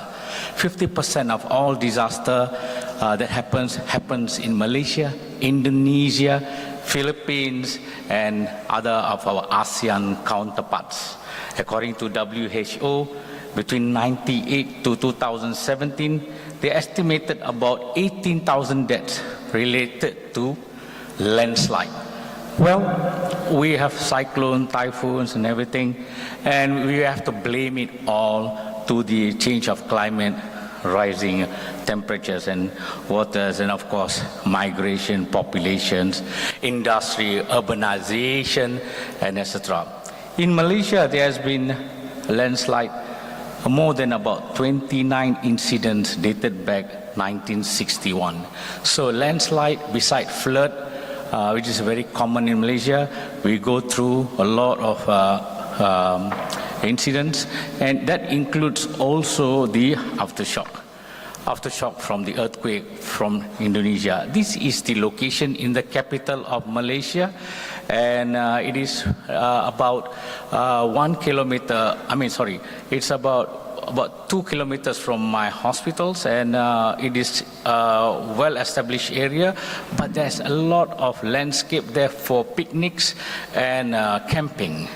So what happened is during this incident on the 16th of December 2002, my hospital was the responding hospitals, and we received information from the residents that there's a landslide and at 2 o'clock morning, so we have to send the first responder team to the site to do what is best in a remote area which is full of forest, as well as the routes and the communication at that area is very poor, and it's heavy rain later after the incidents.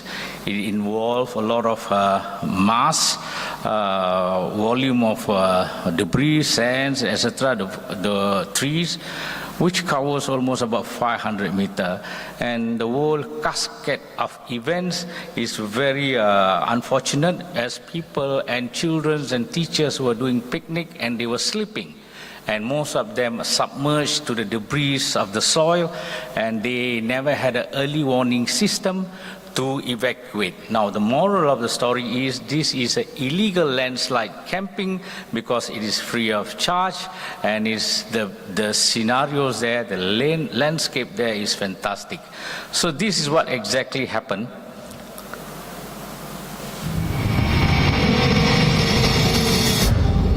The first primary incident and the secondary incident. And it happened between the first and second incidents about gaps of 20 to 30 minutes. That is the first landslide where the camping was submerged by the debris, by the trees and sand, and subsequently the next one which sweep. You can see far right there is a car park and etc., and every of these things are involved. So I just want to share what exactly happened at that particular time. So I want to go in deep about the video you've seen before and after of the landslide and the impact towards the population or the tourists that having camping in that area. So this is the outcome of the incident itself. 37 dead bodies. Of course, there were almost about 92 people at the site camping overnight for the next few days. Beautiful landscape and good views. And when it happens, they were sleeping and they didn't have the early warning system, and they have to, in the remote night, they have to run for their life. And 31 dead, out of which children about 12, and including a baby. So what was the lesson learned from here is in a resource poor environment at that time, in a remote area, we need to do the best to save life. So we need to deploy a lot of technical teams, tracker dogs, search and rescue team, excavators, as well as ground penetrating radar to do the search and rescue. Malaysia have the INSARAG team, search and rescue team, and they were deployed within the first 2 hours after the call, after the incident, and it was scaled up accordingly. Thank God it happened in the urban area where everything was next to the services were in place, and of course we responded in a typical pitch dark night. The incident command was difficult because it's a remote area. Accessibility is very poor. climate was not good, heavy rain, and we are working in an area that we are not trained as part of the medical team that is the hospital that is responding at the emergency department. So it is the issues of triage. How do you want to triage 96 people, say, at the pitch of the night time where there is a remote area, you have to go deep into the forest and with improper lighting at the initial stage, because the first responders at all organizations in Malaysia, even though they are equipped, but it is not prepared for such a extraordinary moment. So triage was very difficult, very situational. It has to be facilitated, and those who can run the green cases, we remove them and send it to the nearest police stations, where that was the only place, shelter, that we have to do the assessment and do the triage and retriage part of the casualties. We have polytrauma cases, and we treated at the incident site. We established the incident command post. We established the zoning of the system with the help of the police as well as the fire service, and all the hospitals at that moment were activated to receive cases according to the specialties of that hospitals. The chronology of event, of course, it went from day, night, and to days to more than 10 days. So we developed the critical incident stress among the rescuers. It disrupted the routines. We have to bring in more team. There are almost about 650 staffs on the ground zero, and first responders beginning to show sign of fatigue, sign of tiredness, and most of them never took their medicine. So an establishment, observation base, zoning was done, triage was continuous, and then we had a lot of communication between the hospitals, and we have to address the surge capacity, particularly to staff, space, systems, as well as supply. And then in a remote area with the weather disturbing you all the time, you need to do something. And of course, the search and rescue team accommodated, and we also, as more teams come, burnout, etc., we have to replace not only staff, also the animals, the dogs and everything, because they were doing 24 hours search and rescue capabilities and capacity at that time. And we have to do the public health preventions, and we managed to screen them and then give them prophylaxis for malaria as well as leptospirosis. And then we have to handle the fatalities, the dead bodies, and how do you want to store them, evacuate them, body identification, recovery and disposal in a remote area was difficult, and the final fatality of that moment was about 92 total casualties, and a lot of survivors, among them family and friends, and we need to handle the dead. In most of the mortuaries were occupied, and then we had a lot of media interest, a lot of challenges, and related to capacity, capability, terrains.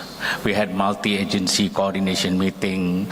We have to work in a remote, confined area, in a wilderness medicine, and we have to go through the experience with the flood, and there is a lot of challenges at that time, communications between inter-agencies and as a partnership.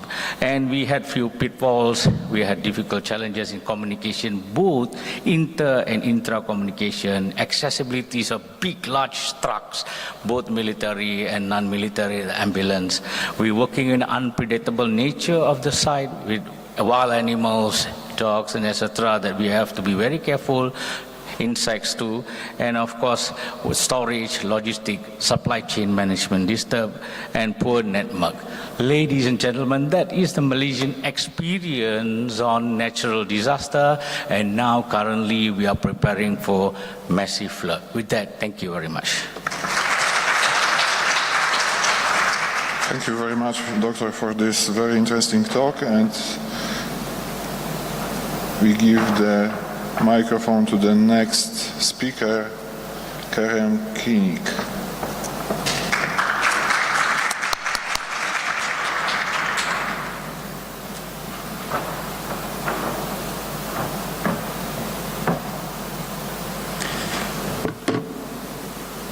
Thank you, Lucas. Thank you, Dr. Mohammed.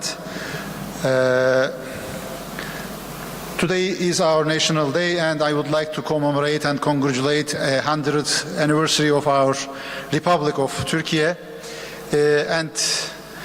I commemorate the founding father of this republic, Mustafa Kemal, and his companions, and I hope this sovereign nation serves as an inspiration for next generations and other nations, oppressed nations like Palestine and other nations, exploited nations in different parts of the world.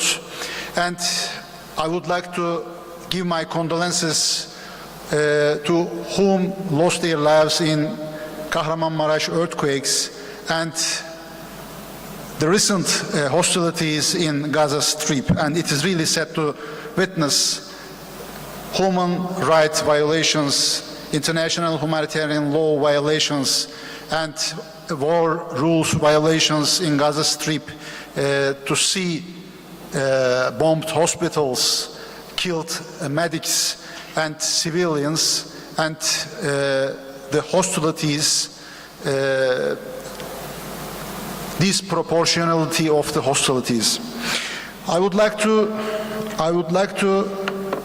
present a case study regarding our last big disaster catastrophe we faced in Kahramanmaraş, damage and disaster response to earthquakes in Kahramanmaraş. Before starting my presentation, I would like to emphasize our discipline is disaster medicine, bridging disciplines. Disaster medicine is a scientific discipline resulting from the joint venture of emergency medicine and disaster management. So we have many nexuses with other disciplines like emergency medical services, hospital services, public health especially, and disaster management. You can see all these topics, and disaster medicine is interesting all those topics during the disaster or before disaster for preparation or after disaster for recovery. In Turkey, we have a well-established disaster management framework. We have a disaster management strategy framework at the strategic level. AFAD, Civil Defense Authority, Disaster Authority, also in charge of this strategy making processes. At the tactical level, we have three different plans: disaster risk reduction plan and country disaster response plan and the recovery plan, who are covering all phases of the disaster life cycle. And we have many action plans between the operational layer and the tactical layer, and provincial base, we have disaster risk reduction plans and response plans, not the recovery plans yet, but we will have. What about the health cluster? We have harmony in chaos. In our health cluster coordination, we have SACOM, Healthcare Coordination Command and Coordination Center in Ministry of Health in the Ankara headquarters. So under the SACOM, we have provincial level SACOMs, command and control centers, and we have rural mobile health teams, emergency service at the scan. We have teams, we have EMT 1, 2, 3 types of mobile hospitals, field health screenings, mobile healthcare services, emergency response units, ERUs, disaster camp family medicine units, many services during the disaster our system is providing. At the field level, we have a call center who are recording all calls and orchestrating operations among other institutions like security forces, like army, like other ministries and civil societies and national societies like Kızılay, Turkish Red Crescent Society. As my colleague Feridun mentioned that we are living on a very active earthquake fault. So this is our earthquake hazard map of the Turkey is updated, and you can see the danger map, the hazard map of Turkey. We need to change our mindset for urbanization and the settlement. Because of many neglection, we faced this big size catastrophe. So it was not usual earthquakes.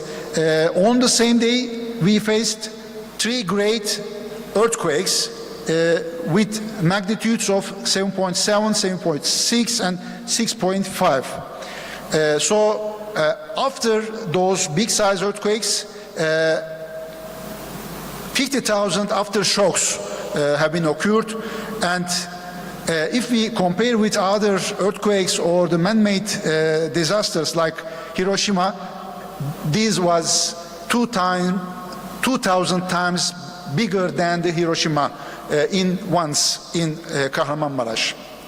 So after math in numbers, death toll reached 60,000, including the casualties inside Syria. So we have been shaken by same tremor. You can see on the map from Lebanon, from Egypt to Syria, from Iraq to some Caucasian part of the world. So almost 60,000 people lost their lives, and 122,000 people injured, and almost in Turkey, almost 1 million independent units demolished or heavily damaged after this earthquake, and estimation of the damage almost more than $100 billion in Turkey and $15 billion in Syria. As for the magnitude, yes, we can compare with others, but because of the fault lengths and the depths and the habits of the earthquake, the damage bigger than other same earthquakes. So the total fault length was 500 kilometers, and it was just 7 kilometers close to surface. So it created a huge damage and destruction. So we can compare the total affected areas, 11 provinces, with other countries. This area bigger than many countries. If you compare the population, this population is higher than many countries. So it was really difficult to manage all this catastrophe and the chaos during the disaster. So many personnel and staff from different institutions deployed to the affected areas, and almost 650,000 staff have been worked so far in affected area. And we have unsung heroes, volunteers, and civil society organizations, and our colleagues coming from abroad to solidarity with our nation, and almost 10,000 international search and rescue staff, and from 90 different countries. And we have our volunteers, AFAD volunteers, Turkish Red Crescent volunteers, and other national non-governmental organizations volunteers worked in the first phase for the response and recovery phase for the disasters. You can see the map, our international solidarity map. Thanks all of the colleagues who came to Turkey and bestowed their hands to affected population. If we look facts and figures for navigating disasters, you can see huge heavy machinery philos and the teams. Just for the sample, medical evacuations, personnel transport, material transport, and firefighting activities have been conducted by aircraft, and almost 17,000 sorties did the aircrafts. it was really tough issue and a tough duty for the Turkish Red Crescent Society that I was leading as a president, and it was the mass feeding duty. So almost 14 million people have been affected, and by the time being, for at least 4 months, Turkish Red Crescent Society and its nutrition platform members provided 500 million hot meals so far, and at the peak time daily 2.5 million affected people received hot meal and 3 meals a day from Kızılay and the feeding platform. As for shelter, so far almost 900,000 tents set up at the field, many of them dispatched to the villages and the rural areas, but we set up 350 disaster camps, and 2.5 million people also took shelter in those camps. Immediately they moved on to the from the tents to the container style housing facilities. Almost 200,000 container house have been installed so far, and now many of them living in the good, better conditions if you compare with the tents. What about the health infrastructure? Actually, in this area, we have 11 provinces in 100,000 square kilometer area, 124 hospitals, 13 of them damaged severely, and 14 moderately, and 75 minor, and 84 private hospitals and primary health care facilities, more than 2,000. Yes, we could manage, but in collaboration with the other provinces, neighboring provinces, healthcare staff, because all our colleagues who were living in the affected areas became the victim of the disaster. So they lost their loved ones, they lost their siblings or houses. So they need to get support abroad and neighboring provinces, and the total population in those areas, as I mentioned, 14 million. As an operational overview, so I selected 4 provinces, mostly affected provinces in the disaster.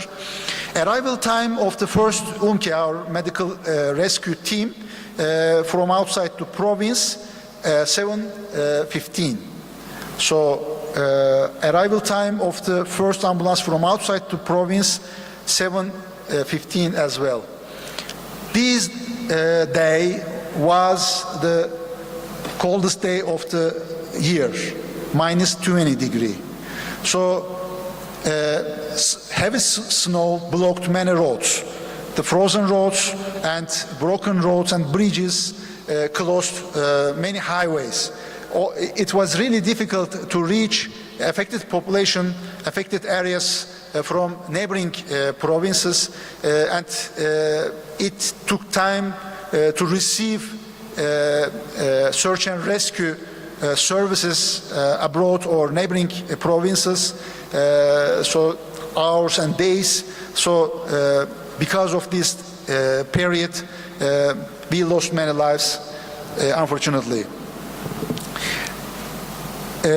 Many UMKE vehicles, air ambulances and land ambulances, and UMKE teams, 15,000 UMKE and emergency health personnel also worked in the area, and the transportation of the patients, almost 2,500 of them transport by the plane, and 50,000 of them by the ambulances, and more than 300 by the maritime. After 2 months, you can see the occupancy rate of the active ward beds and the ICU beds. 200,000 surgical operations have been done by the colleagues and more than 4,000 intensive care cases, 600,000 discharged, and after 2 months still 400,000 inpatients were exist in the wards. According to the experts of the mental health, almost 1 million people, victims, need emergency psychosocial support during the disaster. So you can see the activities of the Minister of Health, psychiatrists, psychologists, and Minister of Family in charge of psychosocial support, and Turkish Red Crescent Society and other NGOs as a member of this platform provided 2.5 million PSS sessions to the affected community. As for the water, sanitation and hygiene, all infrastructure, all utility infrastructure have been affected. Water pipes, water reservoirs, water and wastewater treatment plants, pumping stations, and all infrastructure have been damaged, and it was really difficult to provide drinkable water to 14 million people daily, and we did it, thanks God, alhamdulillah, in collaboration with the private sector and other water directorates of the municipalities and the civil society organizations and the individuals. They carried the bottles of the waters to the affected people, and we didn't see any outbreaks and infection diseases, waterborne diseases during the disaster. So almost 19,000 mobile toilets have been established, and 10,000 mobile shower and the washing machines have been established in affected areas. Another issue, another challenge for the system is managing the logistics. And supply chain have been broken, then it is really difficult to create a new value chain for a healthcare supply chain and nutrition supply chain and other basic humanitarian needs, non-food items and food items supply chain system during these bad conditions. But as having an agile system is important during these disaster times, and health logistics continue to serve the hospitals and small clinics everywhere. Thanks for civil society organizations and our disaster partners all over the world,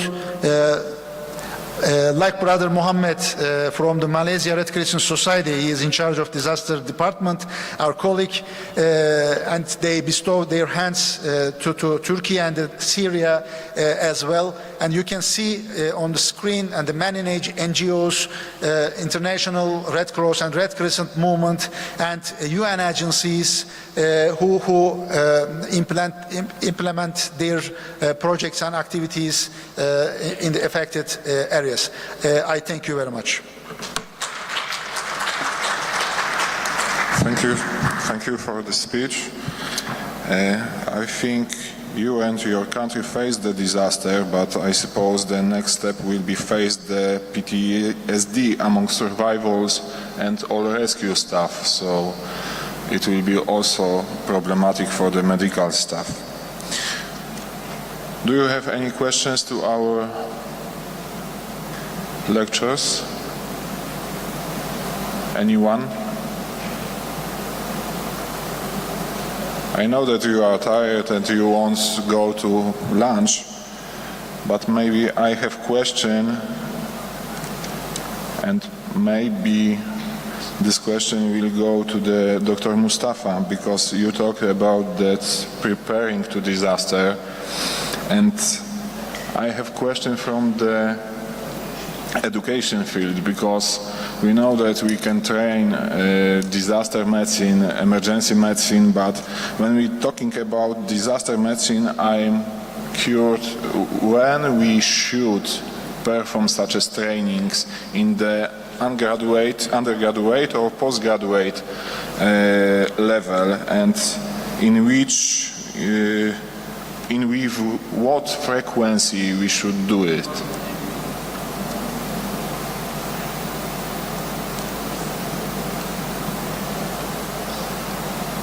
Do you have microphone?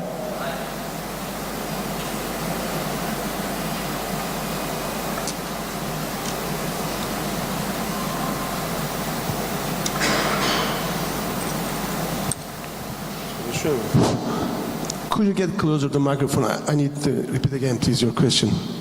I can't hear you. Okay, so I have question. Should we train disaster medicine in the undergraduate or postgraduate education level? I mean that during them, for example, medical studies, or when someone finalizes her medical studies and it's physician.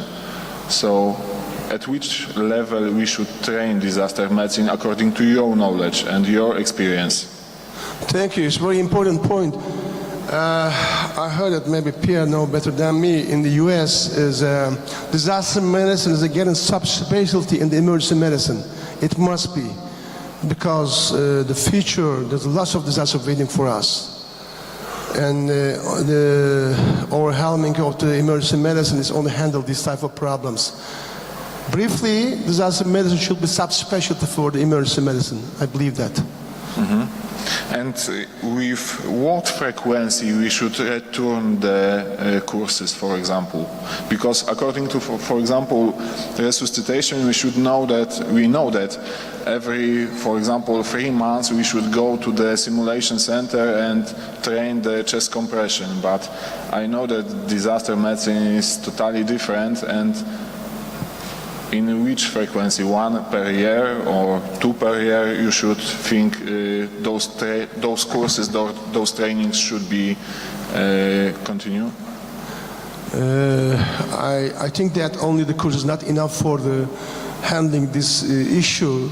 As you see, that's in the picture, is wars and lots of problems waiting for us. At least 2 years subspecialty training, because in the scene, in the collapsed building, for example, when we're talking about the earthquakes, we should get close.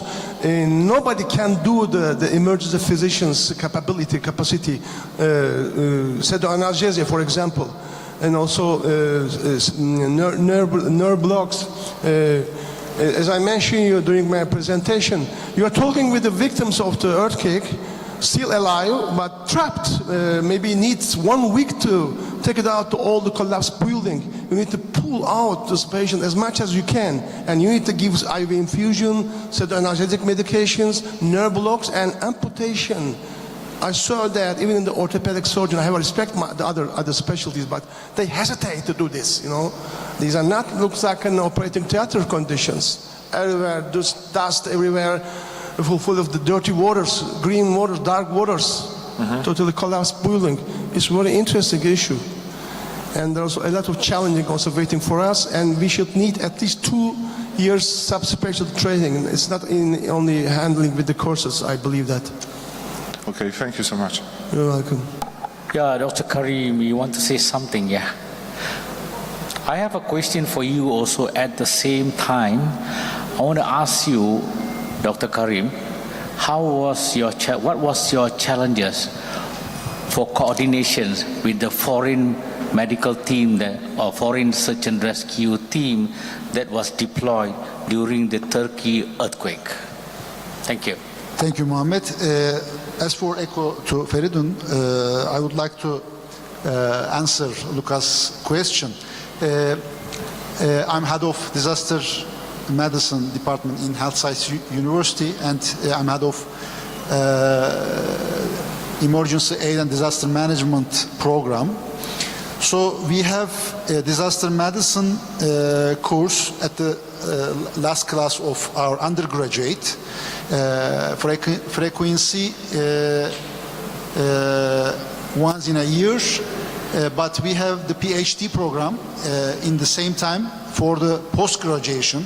And there is still debate, disaster medicine belonging to whom.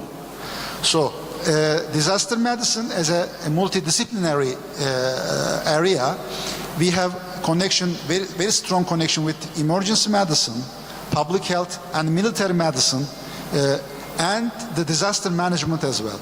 So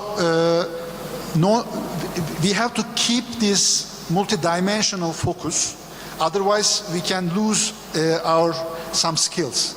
So as for my knowledge and experience, we have to give an introduction to the emergency medicine residents and the students in the Faculty of Medicine, not only medicine, but all health-related also programs in the faculties, but well-established curriculum for the disaster medicine must be at the last classes, and we have to identify certain skill sets for the curriculum, especially for the medical leadership or leadership during the disasters, and team collaboration, and ethics, and prioritization of the cases. Many issues we have to deal with. So we need a certain experience and the skills. So the late classes and for the for the post graduation as well. As for your question, Mohammed, it was really difficult. So 10,000 search and rescue staff in the same days, within 3 days, from land, Iran or Iraq or Caucasia or the Western Europe part, or by plane, by ship. So we received then all of our colleagues in our accommodation areas. We recorded them, and according to our national disaster response plan, AFAD identified the gaps in terms of the search and rescue teams, so they dispatched all our colleagues. Turkish Red Crescent Society deal with the Red Cross and Red Crescent partners, and AFAD, Turkish Disaster Authority, deal with the states and the official departments, and we, as well as we try to manage the NGOs. And UN immediately set up the OCHA office in Turkey. Then OCHA set up their clusters.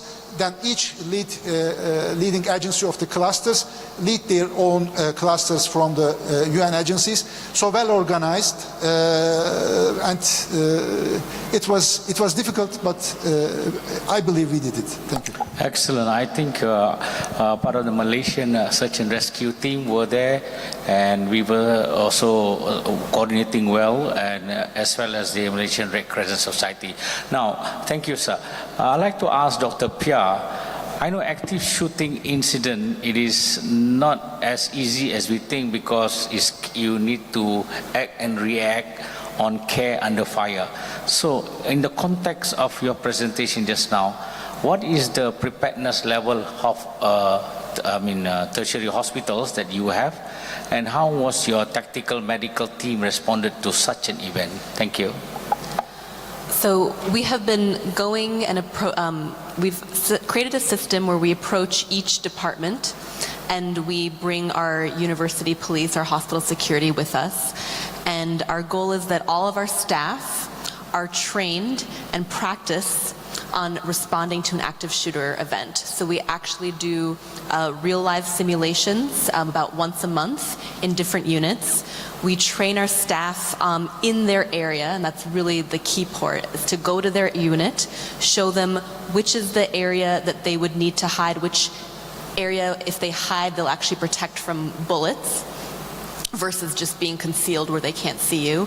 And then we actually do disarming training. So we will have somebody come in with a fake gun, and we will train sort of people without any sort of military or fighting skills, the simple way that anybody can disarm anybody. And there's a couple of simple steps, and we'll usually take somebody kind of, on the smaller side like me, and we'll have the person who is going to be carrying the weapon be somebody physically larger, just to show that it's not about how strong you are, but certain techniques develop.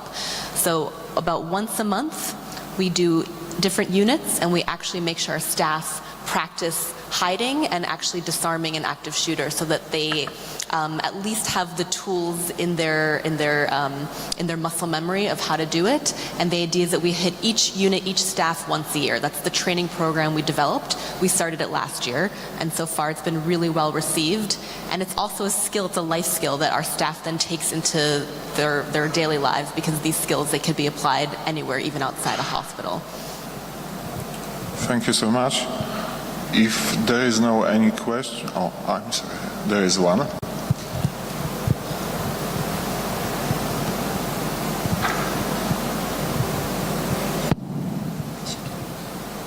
I have two questions, one for Dr. Mustafa Çelikmen. We know you're very active internationally, and thank you for your effort in earthquakes. I wonder if you think it would be beneficial or it would be efficient to add disaster medicine knowledge to the curriculums, to medical curriculums actually. Thank you. Here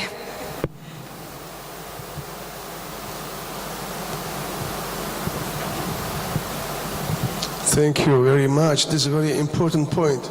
Definitely, disaster medicine, especially the developing countries, that they are living under, like us, disaster area, landslides, earthquakes, floods. 2023 years, we saw all of them. We should get prepared, especially the healthcare workers, medical doctors, paramedics, nurses, they should get prepared. They get ready for this type of problems. Otherwise, after that, we should get ready for the risk management instead of crisis management.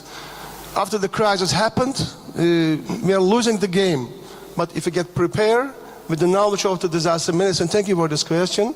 This is definitely should insert the medical education to the curriculum of the medical faculties. Thank you for the question.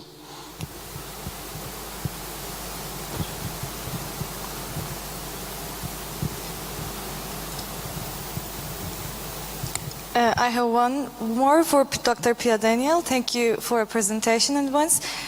Sometimes when it comes to the violations, sometimes it's not the patient that causes the problem, but it's the come-alongs and their relatives. Do you think it would be ethically or legal or any kind of beneficial to flag these patients as violent, or do you think it would be beneficial to eliminate these patients from the healthcare systems for good? Do you have any studies that based on these cases? Thank you.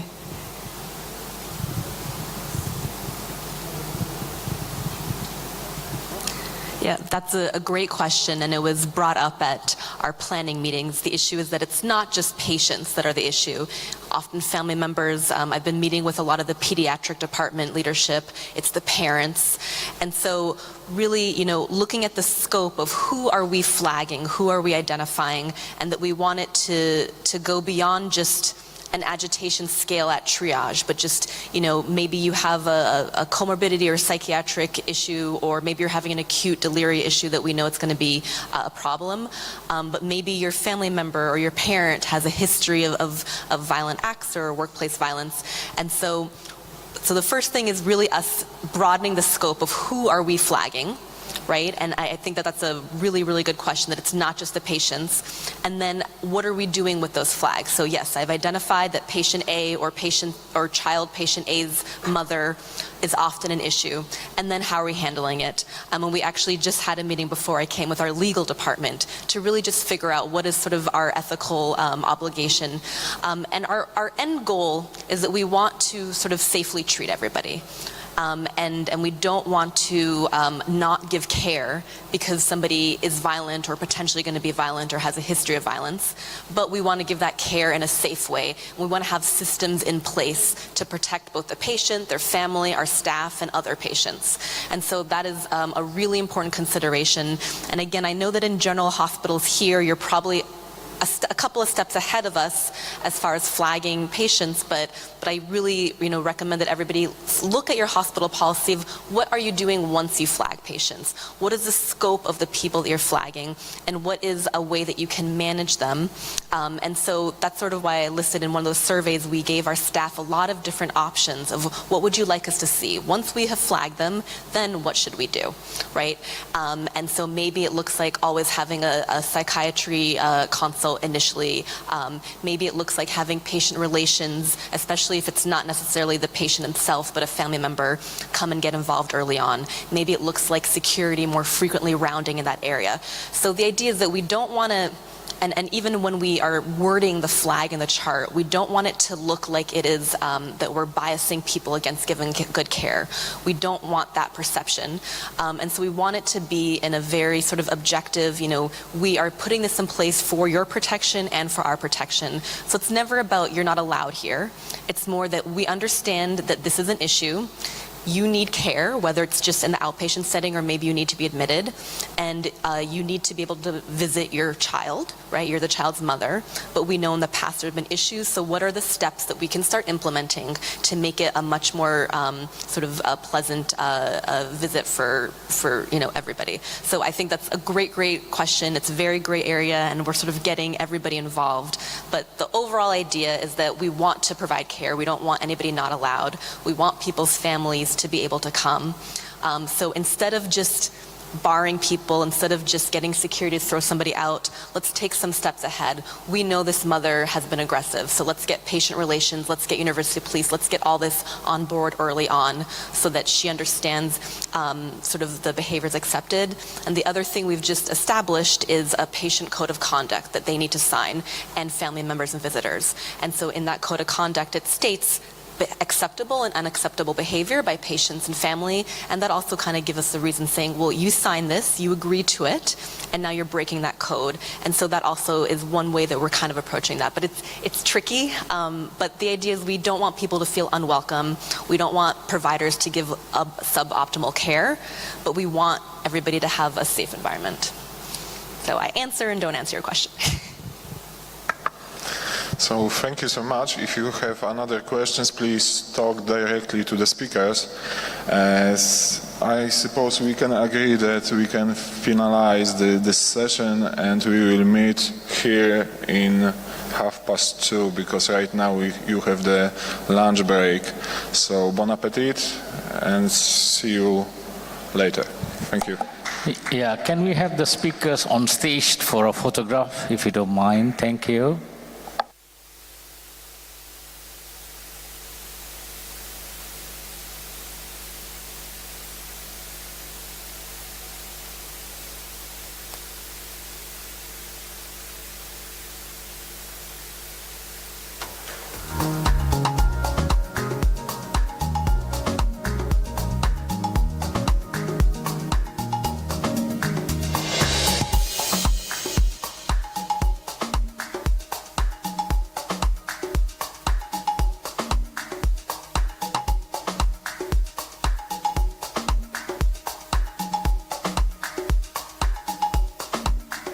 A significant burden, getting financial and other penalties for missing deadlines, and essentially diverting staff from patient care.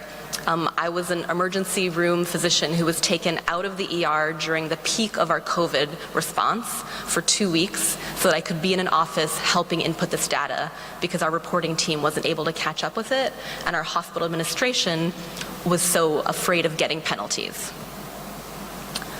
And then when you look at the resources of a facility like ours, where we're sort of independent, don't have a lot of shared resources in the city, and then you compare it with a large network hospital where there's 11 different hospitals across New York City, just looking at the difference in the resources, right? The large network hospital, they had a specific non-clinical 50-person team that could do this reporting. They had a centralized process. It was all automated, automatic updates. Everybody had universal access to it. So the burden for that group was very small on the clinical staff.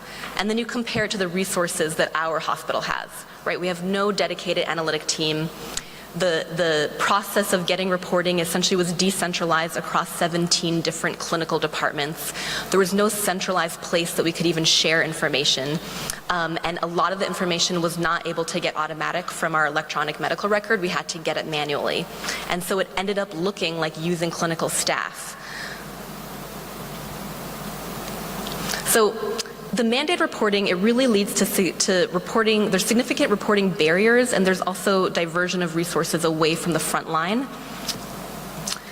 And when you look at the questions they were asking, when you look at the different agencies, there was so much redundancy.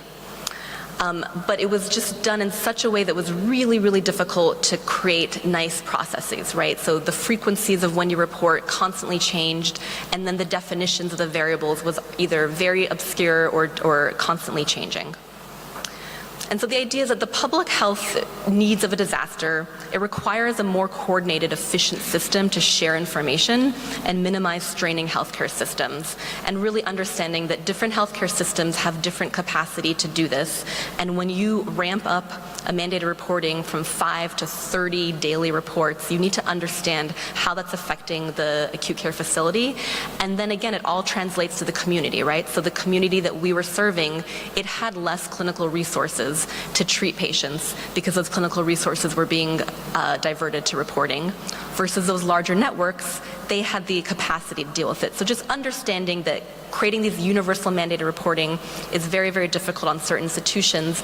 And really, this is all about the public health sector really needs to have a better communication with the acute care facilities during a disaster, and really kind of prioritize what are the variables that we need from every facility, and maybe what are some variables that maybe we just ask from the facilities that have the capacity to give this without sacrificing care to their community. Thank you.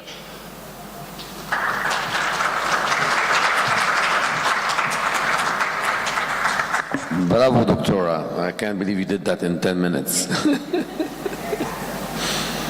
Any questions for Dr. Appiah? She deserves that. Thank you, Dr. Appiah.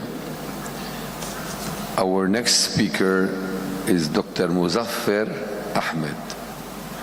Let me see. Dr. Ahmed, are you here? No, Dr. Ahmed? Okay, so I guess now you introduce me. All right.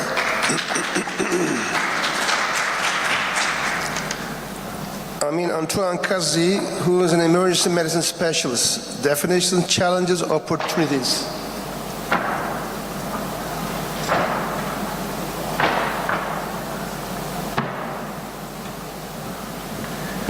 First of all, thank you for having me at WASAM and in Turkey.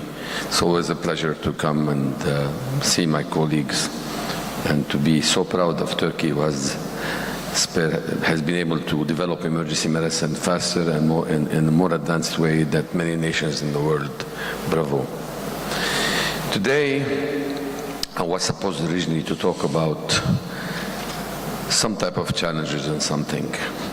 But I decided to change the topic to something that's more relevant, because I just came from training more than 1,000 physicians and nurses in Lebanon.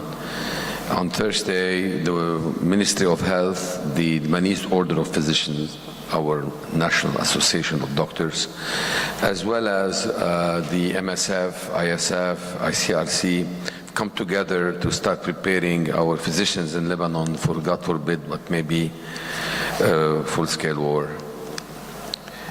And of course, not only a full-scale war, but possibly whatever other type of internal strife and civil wars we may have in our own country, especially if the crisis lasts longer. our country has been devastated by a major financial crisis with a nearly total collapse of what we have had before. So we are particularly vulnerable right now in terms of having the resources to withstand an increase in need of resources. So as president of the Lebanese Society and as founding chairman and founding leader within the specialty in Lebanon in terms of developing emergency medicine as a specialty and working with other colleagues to develop the whole healthcare system, we started heavy training in war casualty and ED management of mass casualty incidents. They all come together. There are many aspects of them that go all the way from the field before you get to the mobile unit, and from there all the way to the hospitals in the pre-hospital system. And then there is a whole world of emergency department management skills that we developed at the American University of Beirut into an actual set of lessons and principles, which I would like to share with you today.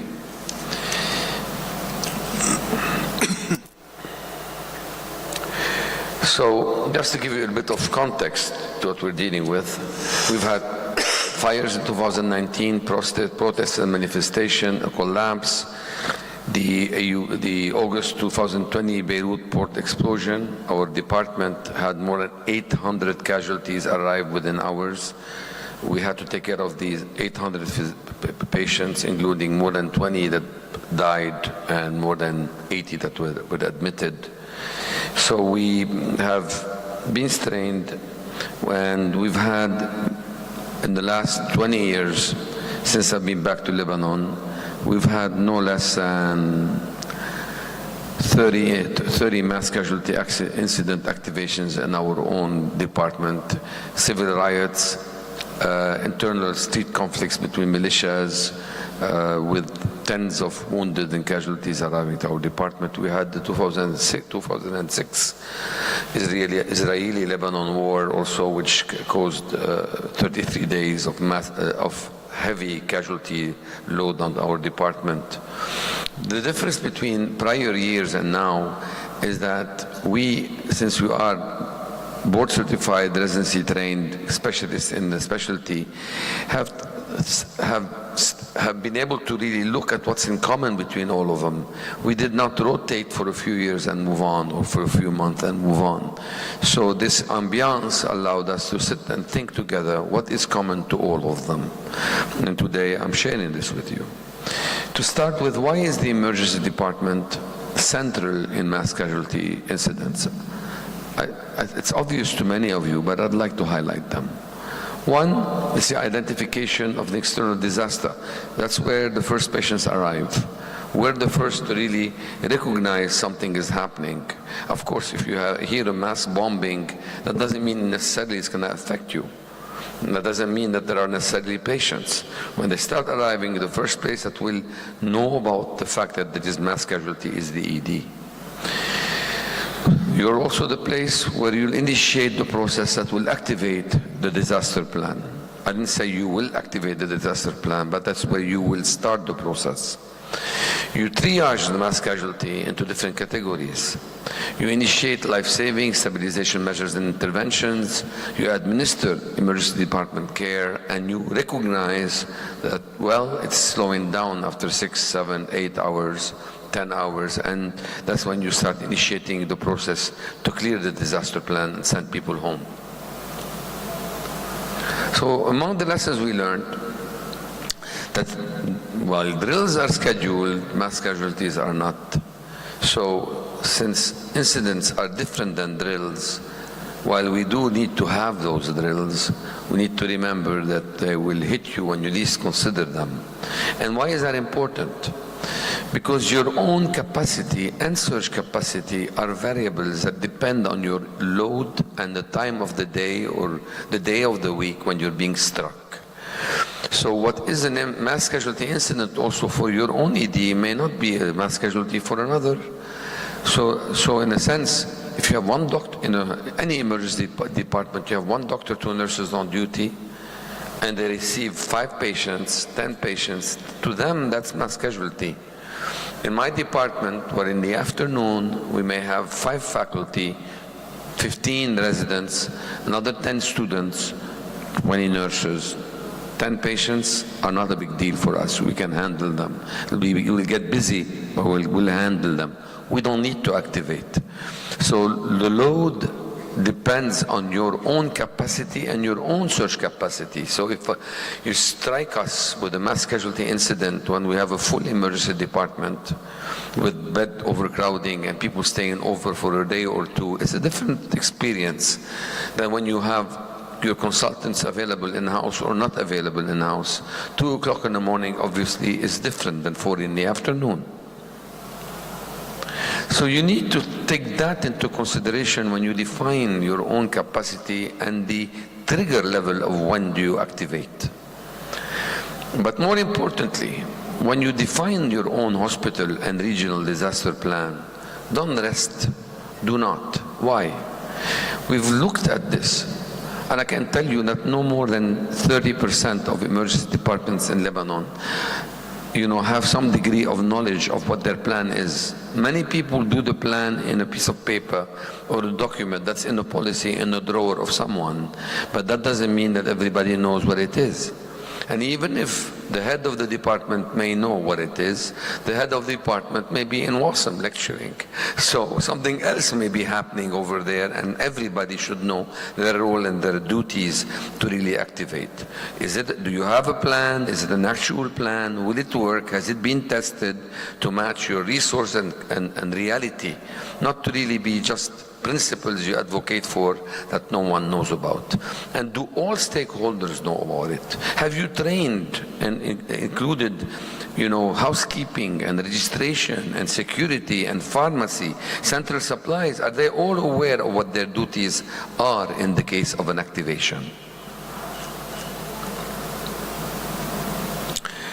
So when do you activate a plan? Everyone with a bit of testosterone thinks that they should be. Fortunately, my department is led by my colleague, Professor Evelyn Hitti. Evelyn doesn't have testosterone, so really she really thought very carefully about this and was able to develop a system which we believe is essential. We alert the hospital director, but mobilizing a whole hospital should be done by the hospital director, not by you. In 2012, there was a Starko bombing which caused almost 40 casualties, about 5 dead, the rest were wounded. We were the closest hospital. They brought them all to us as usual because they were not, that's what people tend to go. And that's not ideal, but that's where they tended to go. They had not learned yet to distribute them more properly through a proper dispatch. But patients don't know. They just rush to the closest place. So when we were struck, we realized that if we left the actual activation to the hospital director themselves alone, it may take half an hour to activate, and that half an hour is brutal, because the key element in preparing for the mass casualty second wave of patients, not the first few who tell you there is a problem, the key element is to have these 15 minutes are unforgiving. That's the time when you get ready, set things up, and call people in. You empty the department within this time. So what we realize is that it is essential for the department to retain the capacity to alert the institution for put people on alert. So we have a tiered response. First we go on alert, and 2 we go on activation. The second thing we decided, because we do realize that you have to estimate your capacity, your search capacity, the time of the day. What can you handle? What is the exact number you're predicting of people to come? So you have to assess that before you go to the next step, and the next step is a level 2, not a level 1 activation. A level 2 activation is different than a level 1. Level 1, you activate everybody with the plan. But the level 2 is you activate only select services, or at least 2 people on call that you need to call in. You don't activate the dermatology consult on call, but you activate the trauma surgeons, you activate the general surgery department, you activate your intensive care support, the people on call, not everybody, but a limited response of activation. So to properly decide, you need a proper assessment of your ED current capacity and surge capacity at that particular time. So the ED attending on duty in charge is the person who makes that assessment. I can't make it from here. They have to be on site. And then you have to secure early and properly, accurate information suggesting more victims are expected. And who is the best source for information? The best source of information is not the media, is not hospital security, is not the police, nor the hospital leadership. They themselves don't know. The media will take half an hour at least to get down there and figure out what's going on. So how do you know? So you can activate early. You will know from the first patients that will walk through your door, because they will, from the scene of the incident, these people, whoever brought them in a taxi cab, in a car, by family, or whether they drove themselves just with their walk-in wounded to your department, they will provide you the information, and that's the most accurate, relatively, source of early information to what's going on out there and whether you should predict that more victims are expected. Defining your capacity threshold, as I mentioned, should be defined by your own institution depending on your size. You can't, what is your capacity? What is the range of patients you can handle? We have more than 150 institutions in Lebanon. They're not all tertiary care centers. So you have to think in that sense. So using tiered activation, the level 1, level 2, like I mentioned, using an alert, and remembering that there is a general rule, which is the upside-down triage, which I'll mention in the next lesson. But overall, if you want to assume, well, I'll go now here. No. Overall, you have to assume that you're going to get a first wave of walk-in wounded, and then a second wave. It's like a tsunami. You get a small wave and then a bigger wave. The bigger wave is when the first responders have gotten down there and they're starting to bring to you the sicker patients that cannot transport themselves. So you see the first wave, always predict 20 minutes up to an hour after, you're going to start getting double the number of the first wave you've received. It's almost kind of, I'm approximating, but if I get 20 patients that are walk-in wounded, I can comfortably assume that by the end of the second hour, I'll have 60 patients in my department. Of course, I'm referring here to single incident like car bomb and blasts. So when one thing happens and you have a lot of mass casualty, a single incident of blast, which is what we're used to in Lebanon, that's what we get. Now, of course, you can tell me, would that apply when you have an air raid or a structural collapse? No. People will take time to be extricated. You'll still have your first wave, but you'll have more severely injured people, and patients will be delayed because they will need to be extricated, and that will make them dwindle over the few hours that come after. There is an assumption we always make that put them in the green, and then you come to the green at the end, that you're going to have additional resources. Well, unfortunately, this doesn't apply everywhere, because many places do not have additional resources. They may not have the supplies. They may not have enough.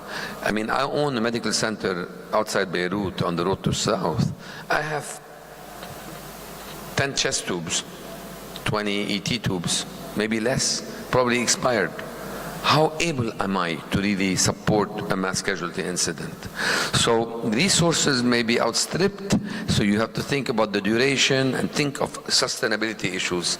Therefore, it may be advisable when you receive the greens and to make them wait, not to give them any attention. Triage them out, put them in the green zone, or instruct them to head somewhere else. to head to somewhere further away than the emergency department. If they're green, they don't need to be taken care of in your department if you're the closest to close to the vicinity of the incident. I beg, impose, educate everybody not to call the emergency department. This is not the time, everybody should know, this is not the time to call the head of the department, hello, do you need me? Should I come down? Look, I'm in outside an hour away. Should I really come? Is it bad? How is it like? This is not the time. Already when you have a bomb blast, most phone lines will be overwhelmed and you will have an interruption of communication. Do not burden the ED. Follow the plan. Go to where you need to go when you're supposed to be mobilized. Do not strain what's already strained and distract us. Follow or don't come. Pre-identify mobilization sites where they go. Hospital employees should not come to the hospital, to the ED. They should go to the cafeteria or to the patio away from the ED, and that's where they gather. And the leadership of the disaster committee, the chief of staff, the nursing director, etc., whatever is in your plan, will be selecting people and sending them where they need them, in the ED or outside the ED, on the floors, in the intensive care unit. They identify the gaps, and you should not be in our face, essentially. One entrance, one exit. And I personally believe that one companion with every patient should be allowed, especially with children. Why? Because you need them as transport. Two, because you need them to identify the patient and that you're giving the right treatment for the right patient. Because patients can go back and forth, move around. You will send them to CT scan. During the bomb blast, we had 3 scanners, the port blast of Beirut 2020. We had 3 scanners operating, and every scan had more than 25 patients in line. We had 1 or 2 patients arrest, deteriorate in line. You have to realize if you send them there, the transportation person will not be able to come back. So you need someone to stay with them to identify them, because identification issues are important. Drill everybody on their duties in every department. The chief of staff, the hospital director, they should not know your plan only. They should know where they fit within the plan. The housekeepers, the nursing director, the admitting head, the support personnel, housekeeping, everybody should be drilled and have their own. We use these categories, all of us, the red, the yellow, the green and the black. Well, I'll tell you 2 lessons. One, when I showed up during the bomb blast to my department, and my juniors, my own former students who now are leaders, but I arrived there and Evelyn told me, I go, where do you need me? I came on my motorcycle so I can squeeze between the shattered glass and all the debris. So I arrived to the department 20 minutes, we had people everywhere already. So when I showed up there, I came from Damour, which is 20 kilometers away from Beirut. So I arrived, I heard the bomb, I just came down. I didn't ask or call. So I parked and I walked in. A friend of mine called me with his wife injured from like 6 kilometers away, wife and daughter. I told him go somewhere else. Very hard to say, just said go somewhere else, because I knew it was necessary to use other resources. I show up there and she says, I need go to the yellow zone. This is not the time to say, but I'm the one who intubates, I'm the most senior, I want to go to the red zone. Why? Why? Because people are doing CPR in every bed, or intubating and doing primary, secondary surveys. I mean, that's not what we need. The yellow zone is where you salvage people, where you find your own chair of your own department of radiology on the floor, bludgeoned on the floor with his wife, and nobody realizes he's on Coumadin with a brain injury. That's where you can salvage patients who can be salvaged but should be read or resuscitated. The yellow is a very critical area for assessment, reassessments, and you need the most experience there. That's where you need it. Leave the red to the surgeons. They're going to come down and you know surgeons, they're going to come down to the red zone. Give them the red zone. 1 hour later, half of them, all of them, will be in the operating room. So you don't have to worry about it. They'll clear up the place. Just send them with the patient and take over. In due time, it's okay. It's just resuscitation, primary, secondary survey. Go use your brain to operate your department the way it needs to be operated. Second lesson I want to talk about. I said send the green away. Send the green away. To send them to a floor that you in your own hospital where you send medical students with staples or something. Just you don't need to have them in your face. And the black, that's in the NATO. You can use black. Black. He's dying. He's gonna die. He's celebrating. We're away. Just let him die in a palliative area, and let's just send him to the morgue or put him in a corner where it's quiet with his family so they can pray together. That you cannot do in Beirut. You cannot do I mean, yes, obviously they're black, right? These shouldn't be brought in the department in the first place.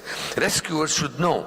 But when you see the local mayor of Hamra in Beirut next to AUB carrying his own son with a gunshot wound in the eye and brain coming out from the other side, you don't say, hey, he's dead, take him to the black. You say, come my way, and you take him to the resuscitation room, and you just do barely enough to make sure the father knows that his son has been assessed and that some has been done to really heal them. Otherwise, you will be the next target, and they will blow up in your face. If you want to avoid turning black, do not say black. Do not say black. Use colors to tag your nurses if you can. In Corona it was hard, everybody was blue. But you really need to tag them so that people know where your nurses are. And it's time for nurses to understand that the junior nurse in my department is their zone leader. Because the junior nurse knows where my medications are, where the supplies are, where the chest tube is, where the phone, how they know the plan of the ED, and they should lead. If you don't have enough people, first thing you need to take care and make sure there is somebody who's a disaster medical officer, also a disaster nursing officer, to clear the department, bring the stock, bring the supplies that you already have on the side, move the chairs out of the rooms, put them in the zone, green zone, clear the ED from every patient, over-admit them or send them home immediately for delayed care. Make decisions. It's not time to charge, just empty your department. That's your first step. Put somebody at the door to do triage. The triage is a different type of triage. This triage is just to look at the patient. This is the triage. You look at them. Are they mentating? Are they posturing? Are they not? If they have cardiovascular collapse, they'll be out. So anybody who's unresponsive, who has decreased level of consciousness, obviously when respiratory distress or unresponsive, such a patient will go to the red. Patients who are in pain but alert and oriented can go yellow. So, and people who are walking, they go green. So you make that decision. Who can make that decision? You don't have to be a doctor. You may need a doctor in the red zone and the yellow zone. That's your two primary problems. So where do you send them? You put a nurse, a senior nurse can do this job sometimes better than your own doctors. That's the order, and then you assume that there will be other people to come and help you. So when Qazi arrives on his motorcycle, go to the yellow zone. Okay? So, and then you have the green and the orange. I mentioned orange, that's actually next to the red. It's an expansion of the red zone. Do the primary in the resuscitation, do the secondary survey in the yellow. If they make it and then don't go to the OR from the red zone or to the morgue. You need a Foley, you need an NG tube, you need the primary, secondary survey. Move them out to a larger expanded area where other people can do the actual secondary survey. Leave a safety stock. Before the bomb blast in Beirut, we had almost 300 enough supplies and stock planned carefully to take care of patients. And we had the safety stock that we replenish every 3 months, and we have it ready. We prepared it 20 years ago. That list can be updated, but it's there. We have pre-registered clipboards and patients that are in the room because they are a different color than the usual clipboards. So brown versus red. You can use color coding to help you know where the patients are.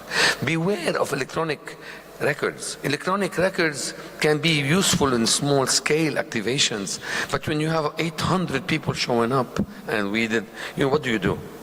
You're gonna use Epic to be able to really figure out what to do? We have Epic, yes. So what do? Epic will go pee pee pee pee, they will blow up. You cannot use Epic in that situation. So that's when you use the surrogate that's with the patient transporting them. That's when you use medical students. 200 medical students can be very useful when they come from medical school. They will accompany, they will stay with the patients or within zones with the sole responsibility of making sure patients are correctly identified. Would you put the ED triage outside your door or inside your door? Outside your door, they'd be stampeded on, so put them inside the door. Put the gates with a small opening you open just for the patient. Because when the ambulance comes, especially with militias or the clans, you have clans, you know, who come in, like the whole village comes down. When they come in one ambulance, you open the door, you have 2 casualties, and 10 people on top of them. And they will all come out and jump, and they want to carry the stretcher your way. When they carry the stretcher your way, what you do is you send your orderly to help with the stretcher, but instead of pushing your way, they push the other way. They actually slow them down, because these are literally torpedoes that will blast through anything. So strong steel doors that can handle a car, barely open, that open only to allow slowed down torpedoes from coming in and be assessed by your triage personnel.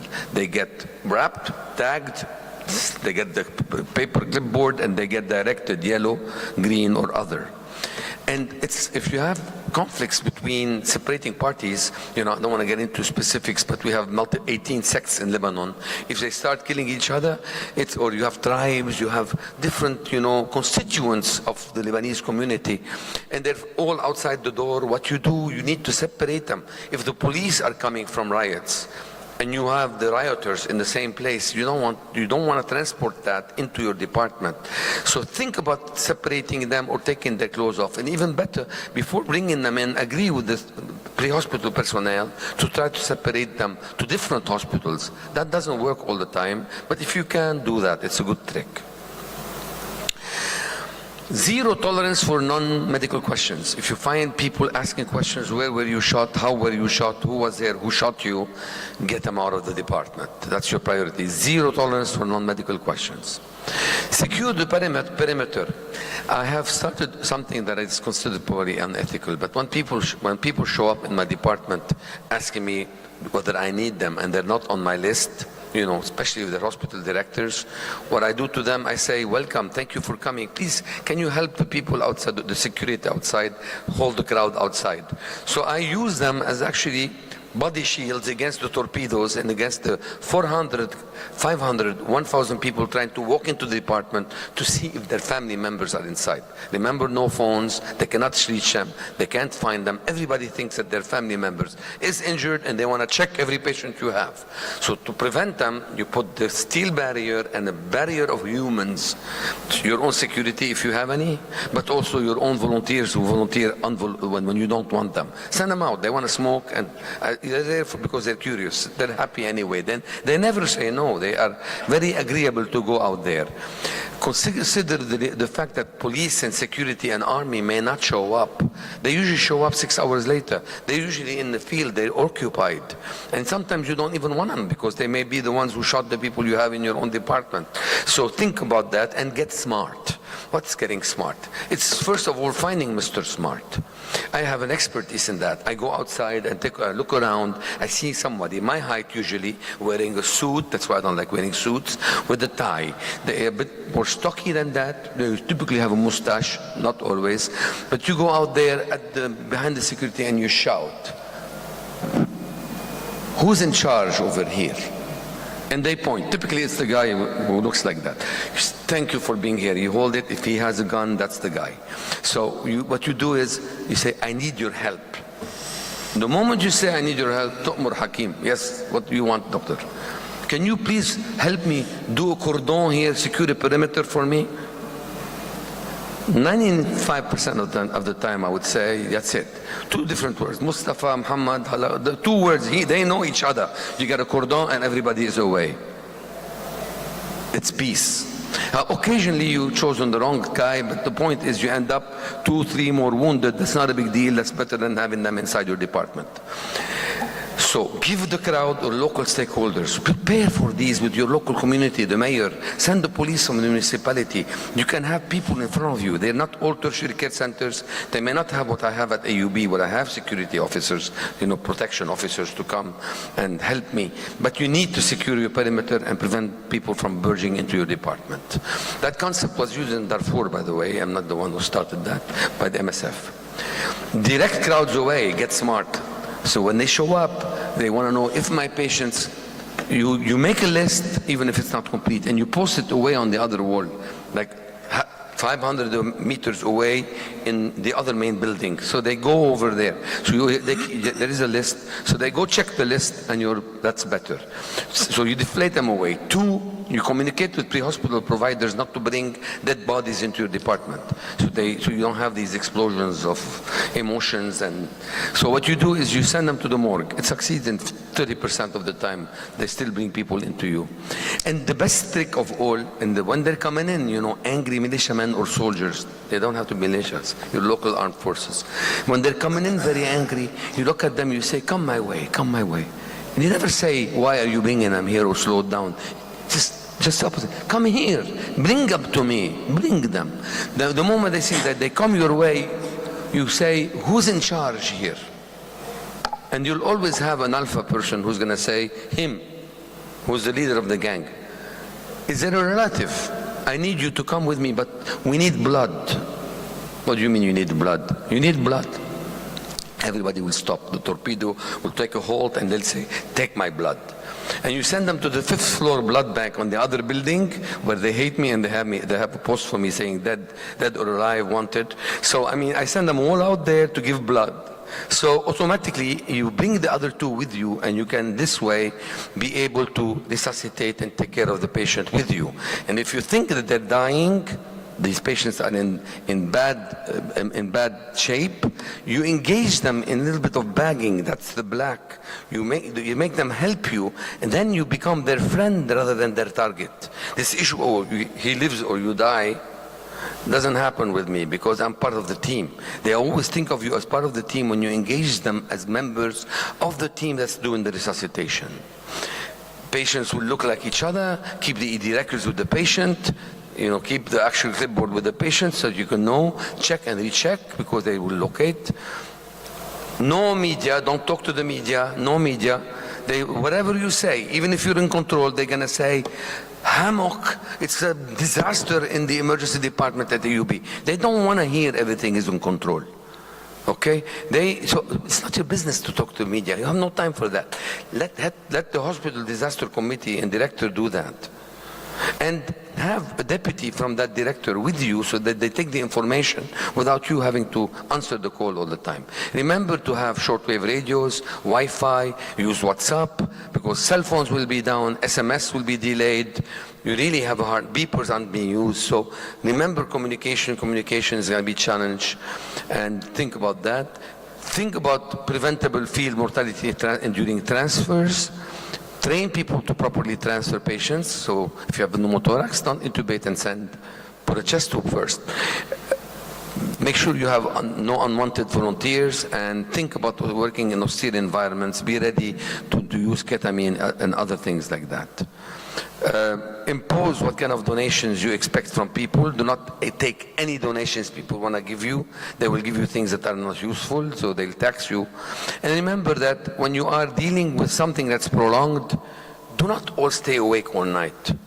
Take turns, because they will come in at any moment. You may end up with Red Cross, 10 ambulances arriving from the south, and you don't even know what to do. So you need to take turns and beware of fatigue, because you need to sustain activity 24/7 in the case of war.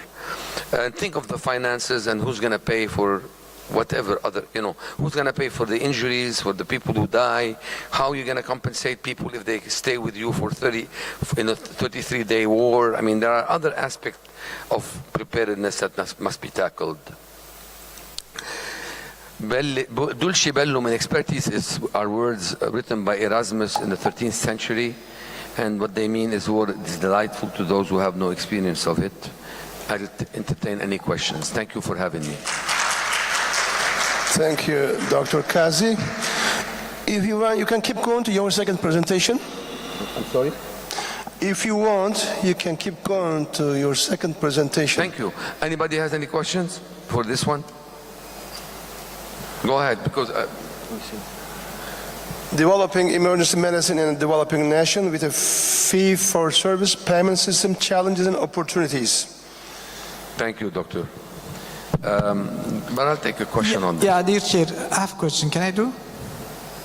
I have a question. Thank you very much. Thank you very much, Professor Kazi, for this nice, impressive sharing. It was really very nice. You have 24 lessons. I got it. Very nice. Everyone was very nice. I want to pay attention, especially about the be aware about our limitation. You mentioned we have to be aware about fatigue. This is really very important. We have this problem in Kahramanmaraş earthquake, for example. There was not any staff, so we have very limited number of the staff. They have to stay for 4 years, for 5 days, 5 nights. What do you think about this issue? My second question was that, for example, the disaster doesn't come to another place only. Sometimes they come to the hospital also. And the hospital may collapse. We have this problem. There was no any other extra stuff. We just have the person who were at shift. And their relatives, father, children, they were also collapsed. Nobody can reach to the hospital. We had just only 1 or 5 person. They can come for help. Only 5 person, a very big hospital. What do you think about, what can we do? What do you have suggestion for this issue? Thank you very much. Thank you for asking these excellent questions, but I, in a way, alluded to them. To start with, not all incidents are the same. Like, for example, a bomb blast will injure people from all different factions in Lebanon. It's different than when you have, street riots or fighting on the streets. When you have fighting on the streets with, battles of the sort, you end up with no crowds at your door. You have 20, 30 people, 40 people, but you don't have 1,000 people trying to come in.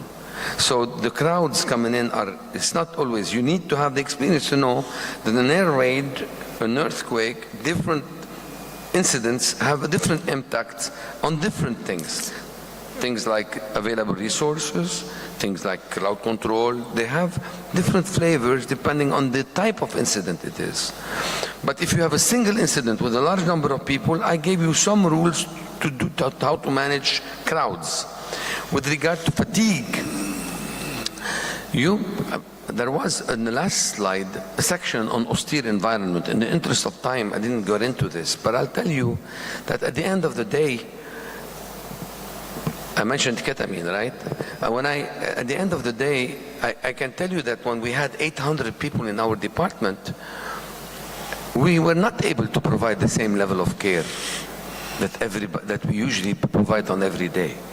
So the first rule, we have even published an article, some of our own residents, literally talking about how hard it was for them, how much they cried, because they couldn't do the things they do normally for patients. So, I'm sorry, I'm talking to you and I'm getting a little bit of goose skin thinking about those moments. They're unforgiving, doctor. Yes, you have in this austere environment where you may not even have power or things to give to your patients, and that's a fact of the matter, okay? You really want to help, but you cannot help. So it's unforgiving, but you really need to do your best by taking care of the ones you can save and keep alive, and the ones where you have the capacity to intervene and save them. And this requires the experience of the people working in the department. Additional help, you have to be creative. I mentioned how you can use the local policemen, local community volunteers, who many times just show up. I have not had at any time a shortage of people willing to help me. But the people who were willing to help us from the community, often were not qualified. I mean, did I not see people who needed cervical spine immobilization be brought by blankets or carried on their back? I mean, we all see that. Is it ideal? No, it's not. Have we stapled wounds that had glass in them? Have we told people with glass injuries to go home and come back the next day to be repaired? Have we have medical students taken care of faces the way they should? Have we repaired and re-repaired some of these injuries later? Yes, we do. You have to be creative, doing the best you can with the resources you have. You mentioned to me families. In my department, we have 8 board-certified physicians. 3 of us had direct injuries in our families. Mazen was taking care of his wife and child. Gilbert brought his own son. He was just next to the airport, who was injured. He was 200 meters away. This whole apartment was injured. The head of our pharmacy and risk management were injured. The chair of radiology was injured. I can tell you, and no one knew he was on the floor. I mean, it wasn't his wife. I couldn't even recognize him. So, in the yellow zone. So we get injured in our families, of course, and that's very harsh and hard. But, I can tell you that's the best we can do. So I don't know how to answer your question 100%. Fatigue, yes, fatigue. Why did I mention fatigue? Because I have been exhausted staying up all night with the staff, and then I get hit with people who arrived unannounced from another hospital, evacuated unannounced to us from the south of Lebanon, arriving. It was the Red Cross. They had no communication. They just arrived. 12 casualties. I was too exhausted. I know that I could have been a better doctor that day. So, nevertheless, that's what I could do. So we accept those models. Okay, thank you. Hope I answered you right. The next talk I want to tell you is really about reimbursement models. I think I have maybe 10 minutes, right? 10 minutes. I don't have the answers to everything, but because I came to Lebanon and I was able to succeed in establishing the specialty in Beirut, for many of you who may not know me enough, I'm the past president of the American Academy of Emergency Medicine. So I trained at UCLA graduate, who trained in Detroit, and spent 16 years as a faculty at the University of California and in Detroit at Henry Ford Hospital. So I'm used to the American model, and I came to Lebanon and started alone with residents and developed a residency program that's ACGME accredited. So we are Joint Commission accredited, Magnet accredited. So it's we transplanted the place into Beirut. And from that, we ended up with another 3 or 4 residency programs showing up in the country. Now, when I arrived there, I had to deal with the fact that we had a fee-for-service national model, and was dealing with a situation where in many countries, I'm sure Turkey had to face those same issues and maybe facing them still, but the emergency department is an undervalued service by institutions, by administrators, by patients, by authorities, and the rest of the medical staff. They all were undervaluing the service, just complaining. They want more, but they give it less value and less support. They don't give them equipment, they don't give them staff, and they don't give them any adequate access to hospital resources. This was the way emergency medicine started in many countries, including Turkey, I'm sure. So we had limited ED leadership, limited support for them. They were part-timers who were given, usually the worst surgeon or the worst internist was left there to take care of it because they had nothing else to do. They would assign them something and not give them any resources to work. There was little effort to capture expenses, true expenses, or generate revenue out of the emergency department. And nobody was out there to properly secure support and resources. The EDs needed support for the structure, for operations, for coverage by attendings, by physicians, by nurses, and needed people to run the place. It's a full-time job when you have 30,000 patients a year. It's a full-time job. When you have more than that, you need assistants, assistant medical directors. What if you have an academic responsibility also? Here we go. We have 3 leaders you need for a department. Then there are pre-hospital services that may be deficient. You may not have a proper space, proper design. and you have difficulty with providing proficient, qualified, trained, credentialed staffing by nurses, by technicians, phlebotomists. There is no adequate continuing education, and there is no true citizenship or stewardship. There are no stylets, there are no yank hour suctions, you have no suction, no proper tools. In Egypt, I remember touring with the Minister of Health in their biggest institution. They had no defibrillator in the emergency department. They had to take the patient to the 5th floor. So today, I'd like you to start thinking, what are the models of reimbursement and reimbursement regulations in your own country? Have they helped advance the specialty or impeded its growth? Is reimbursement competitive in emergency medicine with other specialties? Are you being compensated the same way? Is it undercompensated and reducing interest by excellent students and physicians to practice, train, or stay in emergency medicine? What are the strengths, weaknesses, and pitfalls of the compensation system that allowed your specialty to grow? And what are billing regulations that you think that will protect the specialty and you would like to see advanced? These are good points to start to think about. In general, remember, you think of people either paying or somebody else is paying for them, right? That's a simple way. Either they pay or someone else pays. So in Lebanon, we had cash self-pay. We had people with private insurance. You had employees who had developed their own plans of like a cooperative that they administered themselves. And you have then cooperatives of national groups or special industry groups. And then you have the labor ministry has something known as the National Social Security Fund, which is almost a third of the population of Lebanon. And what they do is they also set rates and determine what and how many people can be paid for every admission, who gets paid and who doesn't. You have then Ministry of Health coverage. So the Ministry of Health coverage is when, for example, people have no money. So if they don't go to a private hospital, there are allocated budgets that can be spent on non-funded patients. And that's the sad trick. So in 2006, I took care of 3,000 patients in my department, including 12 dead and 120 wounded, 270 admissions, and more than 300,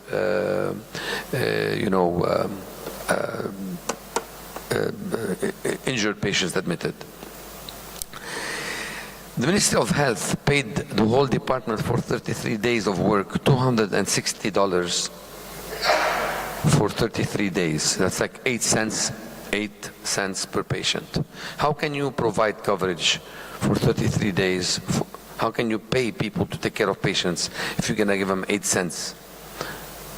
So obviously it's not, we need to know the details because the devil is always in the detail. It's easy to go on national TV and say everybody's covered, but de facto people aren't. And they hide behind rules, like things like, oh, the Ministry of Health covers only inpatient admissions, they don't cover outpatient. Oh, you're not on the formulary, your specialty is not on the formulary, so sorry, we don't pay emergency physicians, we pay the admitting doctor only. Let them pay you. Take away from them. So that's not going to happen. And then you have armed forces medical insurance coverage. And we have many. We have the Sûreté Générale, the immigration police. We have the customs police. We have the internal security police. And then you have the Lebanese army. And every one of them has their own form of coverage and rules. Very fragmented. And background, we have 163 institutions that claim to be to be hospitals. De facto, some of them don't exist due to corruption. Some of them are just small little dispensaries or units that are called hospitals just for funding purposes. We have 138 private and almost 25 public hospitals. Public hospitals are supposed to be 100% free. We do have a lot of doctors, two for every 1,000 person in Lebanon, and our pre-hospital sector is based on volunteers. Now, hospital models, we have private, but we have government hospitals. There is also an army-owned army hospital, where most of the time the scanner is broke. And then you have university hospitals that are supposed to be not-for-profit, and that's supposed to be as big. And then you have university, because their bills can be big. And then you have hospitals that convince universities to call them affiliated. So they do exchanges. They provide students, residents that rotate between the two, and they have accordingly affiliation. They work somewhat for profit still. And there are government hospitals that have established affiliation. Again, fragmentation that leads to a lot of chaos in reimbursement models and reimbursement activity. So let's start with everybody wants affordable emergency care. So if you ask people and administrators and policy leaders, politicians, what do you want for patients? Every patient is entitled to affordable emergency care. Ideally, affordable to them means free. Somebody else should pay for it, not me. To insurance patient, affordable means how can I coerce facility and providers to accept the least reimbursement for providing excellent care or care. To the government, affordable becomes restricting access to resources, to limit utilization, to only when it's most needed and when it's difficult to say no to patients. Outcome, fragmented, heterogeneous, overlapping, where people in the same family or the same person may have national coverage by the fund and have private insurance, where patients have to pay out of pocket in addition to insurance to be accepted for certain specific procedures that are negotiated. A lot of, you go into a private government hospital, but the surgeon will not operate, they'll have their students operate unless you pay them money tip outside without telling anybody. So there is a lot of overlap and a lot of confusion and corruption. The terms of coverage and benefits also change. Pre-existing injuries, pre-existing diseases, illnesses that occur within the last month, there will psychiatric issues, dental complications. There is coverage that varies from one to the other. And then you have accreditation requirements by heterogeneous entities. So you have Ministry of Health accreditation, you have Magnet, John Commission. There is actually an agency from Turkey that comes and accredits also institutions in Lebanon. And you have diagnostic centers that usurp, where doctors send patients to do their labs other than their own institutions. And they do that so they can get the kickback later. You have corruption. You have 5,000 GPs in Lebanon, people who wanted to be doctors. That shouldn't be a lot, these 5,000 GPs, except that 5,000, but they're more than a third of our doctor population who are still practicing in Lebanon. They're almost 40% of our population of doctors. Some of them are excellent, some of them are not at all. Some of them cannot handle health care or medical care or acute care. Yet there is political activity that puts them in certain positions where they can do that.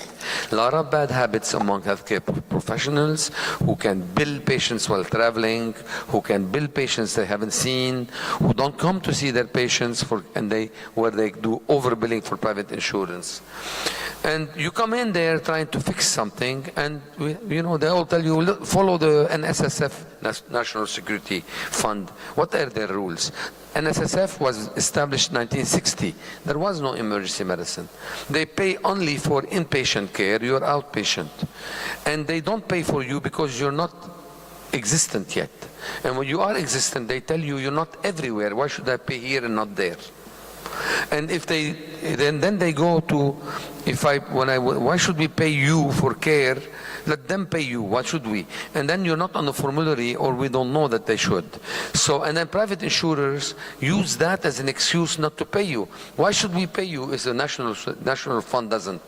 In 1960, there were no defibrillators. 1960, there were no CAT scans. There were no thrombolytics. People did not do laparoscopy. So sometimes you have to upgrade your laws and rules and regulations to match the reality.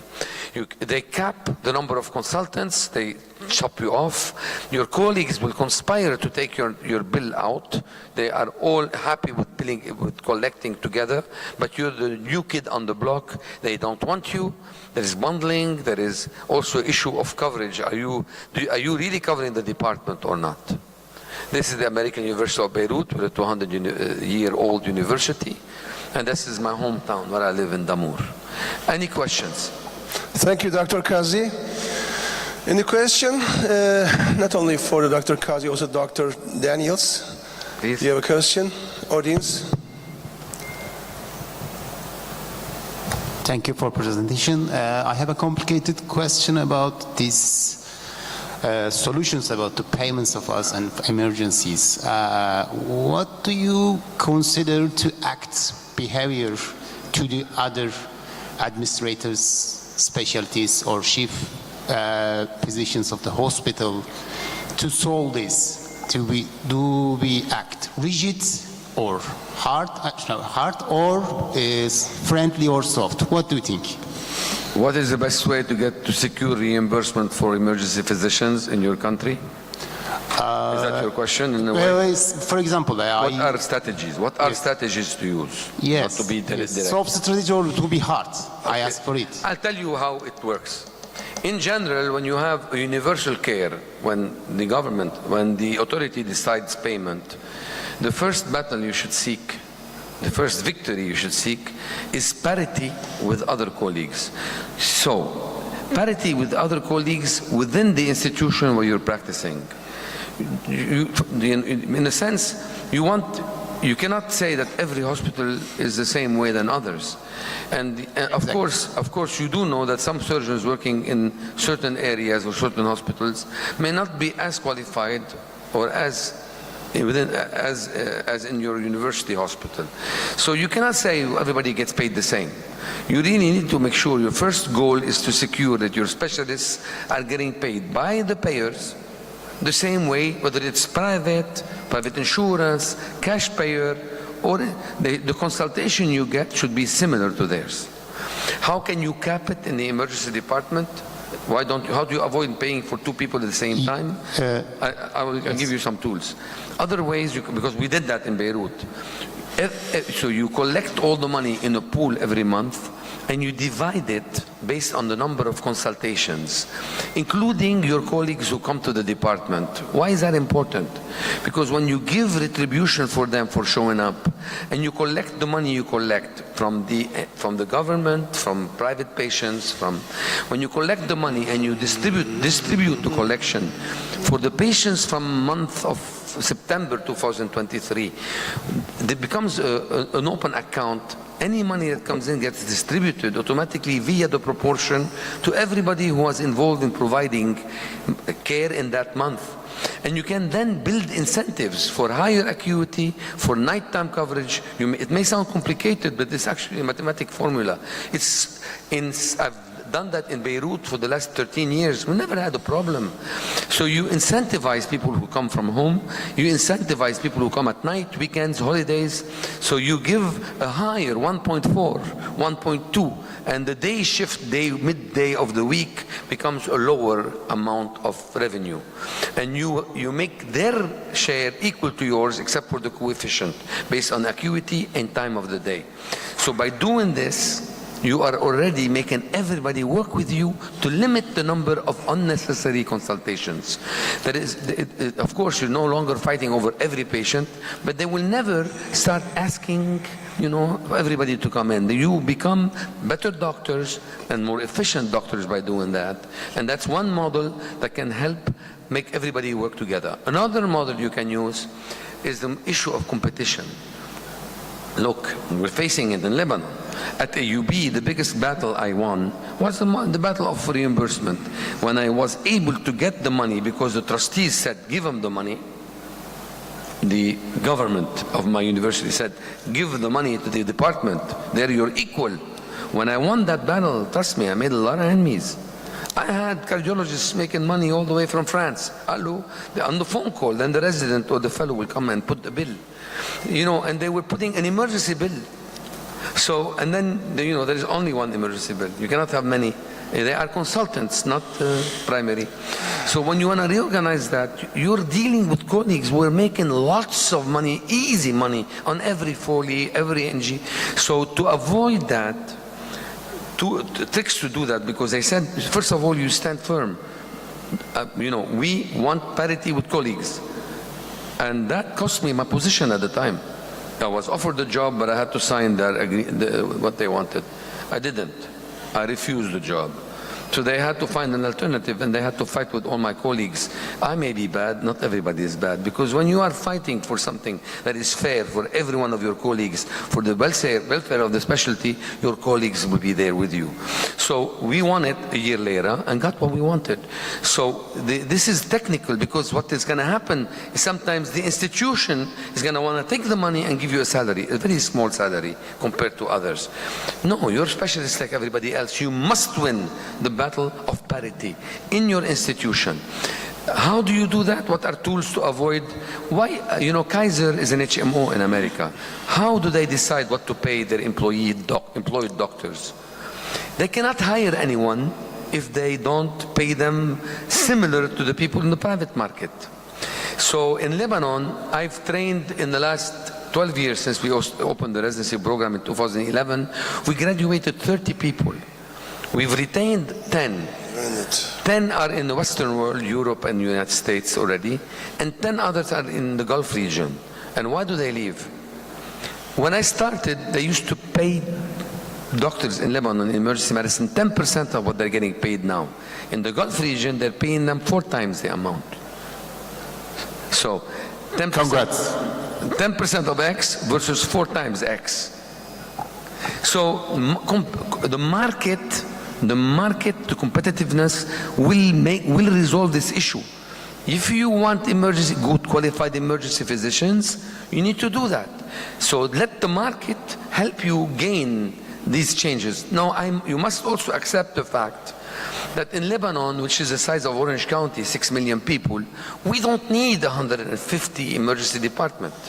You need categorization of these hospitals where the tertiary care centers, where the high acute are distributed properly, that's a national plan for the minister, and where the people there are qualified.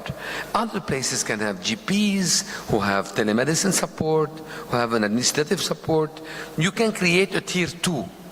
I know it's hard to accept that, but I come from the United States, the American Academy of Emergency Medicine, where only board-certified physicians should do this.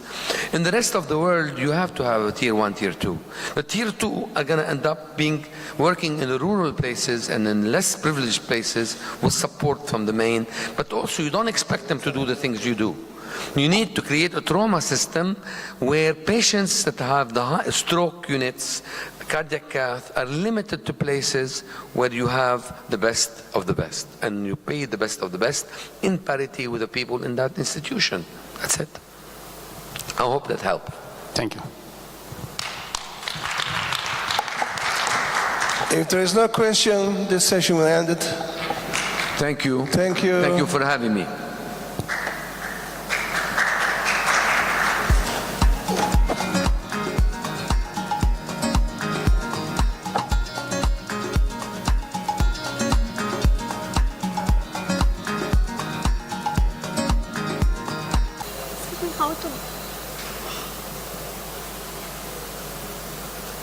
Next slide. Next slide, we have to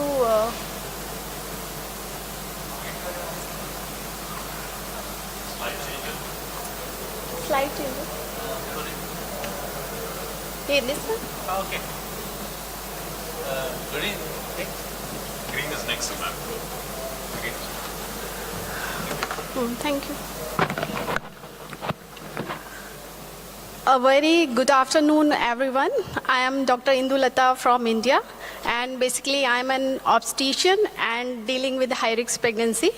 And today's topic of my talk is emergency transfusion in pregnant trauma patients. I think you all are dealing with pregnant patients in your emergency department.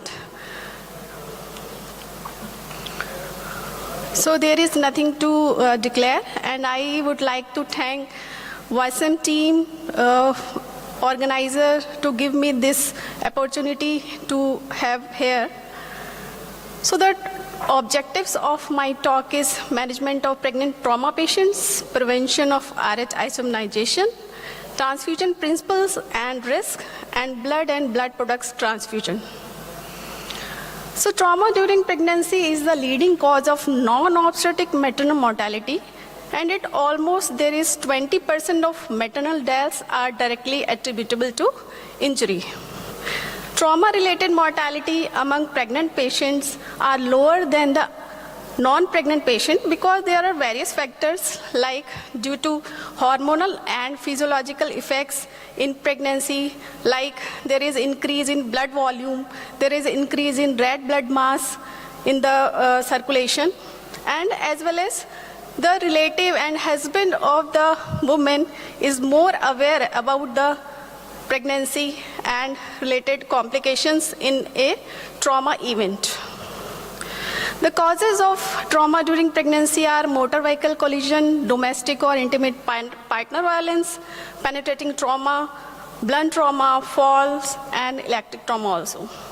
And there are various complications also due to trauma. These are placental abruption, uterine rupture, preterm labor, leaking per vaginum, and direct fetal injury.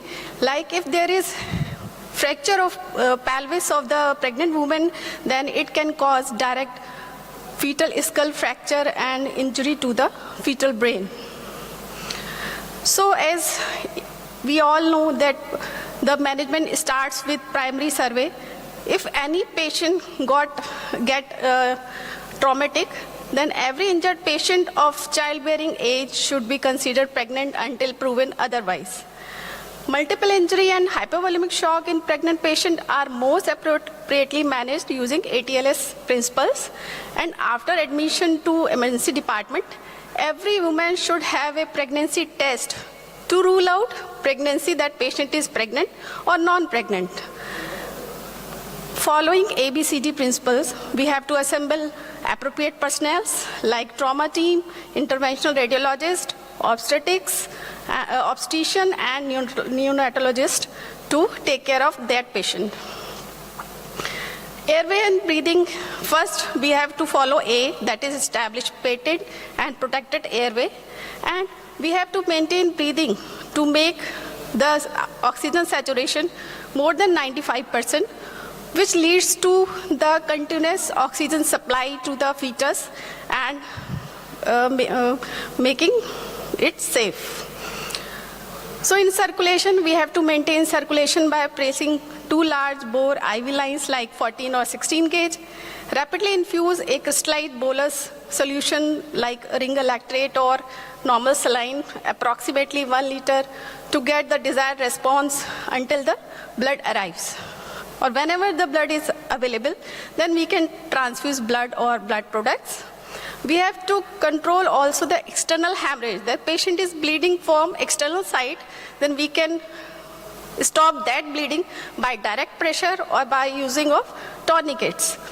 And as same, the indication for extra exploratory laparotomy are the same in the pregnant patient as in non-pregnant patients. So basically the aim is to restore maternal arterial blood pressure with blood products, base resuscitation to maintain uteroplacenta perfusion and prevent unnecessary fetal compromise. In medical management, we can use tranexamic acid 1 gram intravenous slow over 15 minutes, and it can also prevent the bleeding from any side. Vasopressor is usually reserved for patients in whom evidence of inadequate organ perfusion is present and where there is failure in response to further volume administration. And in all pregnant patients, we should also use the left uterine displacement if the uterus is 24 weeks up to umbilicus or above the umbilicus. Like this. If we have more members in our team, then we can use both hand method or by single hand method. Or if there is no one is available, then we can tilt the patient bed up to 30 degree by putting towel or something and make the tilt left side up to 30 degree. After that, the resuscitation of pregnant patient, and whenever the blood is available, we should follow the standard fixed ratio major hemorrhage transfusion protocol like fresh frozen plasma, platelet and PRBC in the ratio of 1:1:1. And we should use cryoprecipitate concentrate whenever there is need of FFP. Because if we give FFP, then there is higher risk of fluid overload. And we should follow this blood products transfusion by the hemoglobin, hematocrit, and coagulation studies like PT, INR, and APTT. And the products are given by seeing the by a point of care test like TAG or ROTAM to guide ongoing blood product replacement appropriately. So this is a study published in 2020. In this study analyzed the two trials like CRASH-2 and WOMAN trials, in which they have seen that the patient with the traumatic hemorrhage and with postpartum hemorrhage, if the time from this event to admission to emergency department is more than 3 hours, then there is need of transfusion, blood transfusion. So we can decrease this blood transfusion related side effects by decreasing this time interval between the event and the hospital admission. So after ABC triage, we have to take thorough history of the patient about the mechanism of injury and possible damage. Previous obstetric history, like if there is previous cesarean, previous myomectomy, or previous bad obstetric history, or in present pregnancy, what are the complications like preeclampsia or diabetes. After that, we have to physically examine the patient, general examination, systemic and obstetric examination to see the condition of the pregnant patient. Maternal assessment also done by the laboratory tests like hemoglobin, hematocrit, white blood cells, coagulation profile, and the imaging methods like abdominal ultrasound, plain radiograph of spine, chest and pelvis, and CT scan. But these all should be done as per local protocol and need to know extent of injury in polytrauma or severe hemorrhagic shock. Fetal assessment can be done by monitoring of fetal heart rate and uterine activity, and evaluation of maternal fetal hemorrhage and prevention of RH isomerization should be seen. Like if there is a patient of injury or trauma and she is RH negative pregnancy, or patient is not known, the RH status is not known, then we should give a single dose of injection anti-D immunoglobulins, 300 microgram within 72 hours of any injury to protect the maternal fetal hemorrhage. And in condition where we predict that the maternal fetal hemorrhage is more than 30 ml, then we have to perform clear Bedke count, and we can quantify this maternal-fetal hemorrhage, and we might need the additional doses of injection anti-D immunoglobulins. So this is the mechanism of development of RH isomerization. When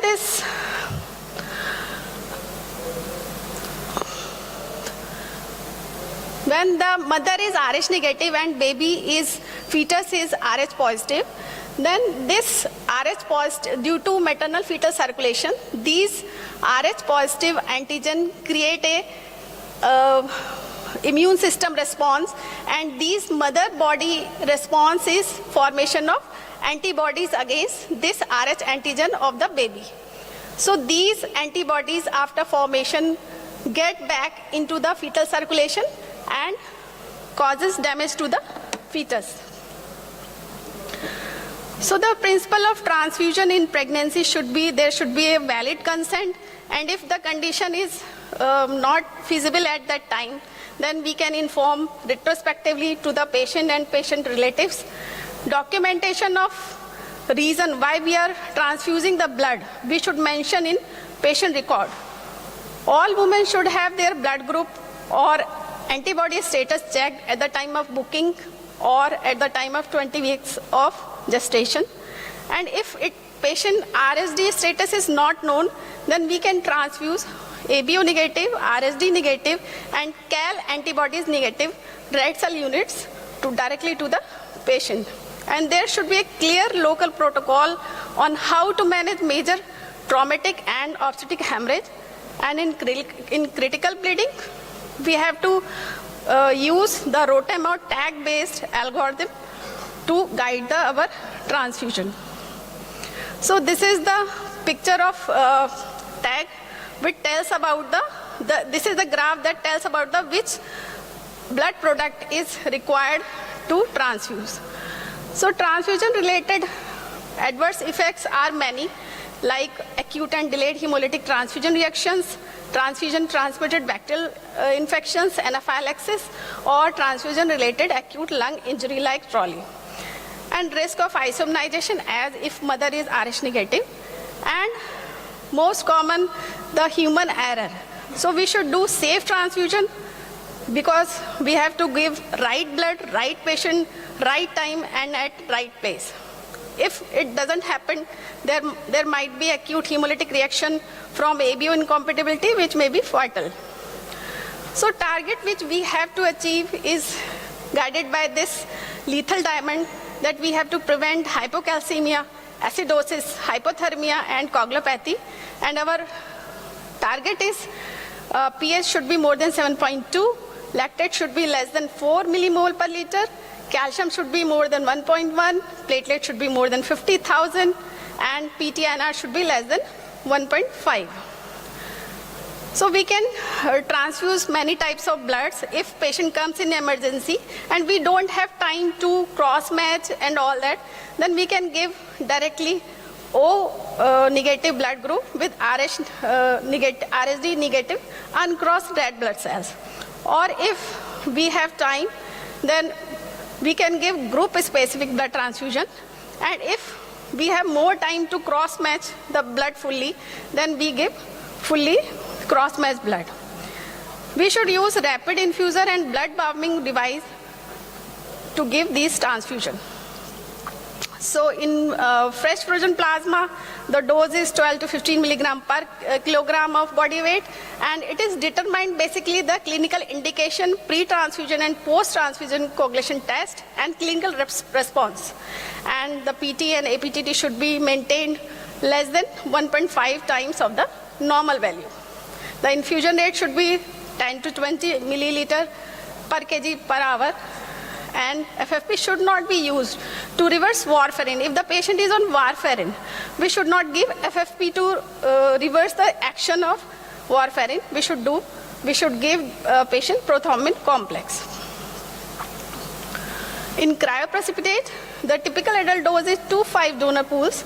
That is, one pool of cryoprecipitate contains the fibrinogen, factor 7, factor 13 and von Willebrand factor from 5 units of whole blood. And it will raise fibrinogen concentration by 1 gram per liter in average adult, and it is administered at the same rate as previously. If you intend to use cryoprecipitate, then it should be thawed because it remains in frozen condition. So we have to tell our bank to thaw it if we want urgently. And the aim of fibrinogen level should be more than 2.5 gram per liter. Cryoprecipitate should be used group specific. Whatever the group of patient, then we should use that group cryoprecipitate only. In platelets, one adult therapeutic dose should be given, and it is typically raise the platelet count by 20 to 40,000, and it should be given over 30 to 60 minutes. Platelets should not be transfused through a giving set already used. Imagine we are giving the blood transfusion and we use the delivering set or same set to transfuse the platelet. This should not be done. Start transfusion as soon as possible after component arrives in the clinical area. So this is all about the component of the blood products, and we should know. We are left with 1 more minute. So we should know the massive blood transfusion, and it may be needed to initiate a major trauma, obstacle hemorrhage. And in adults, massive transfusion may be defined as transfusion of half of 1 blood volume in 4 hours, or more than 1 blood volume in 24 hours, or we can define as more than 5 unit RBC in 4 hours, or more than 10 unit RBCs in 24 hours.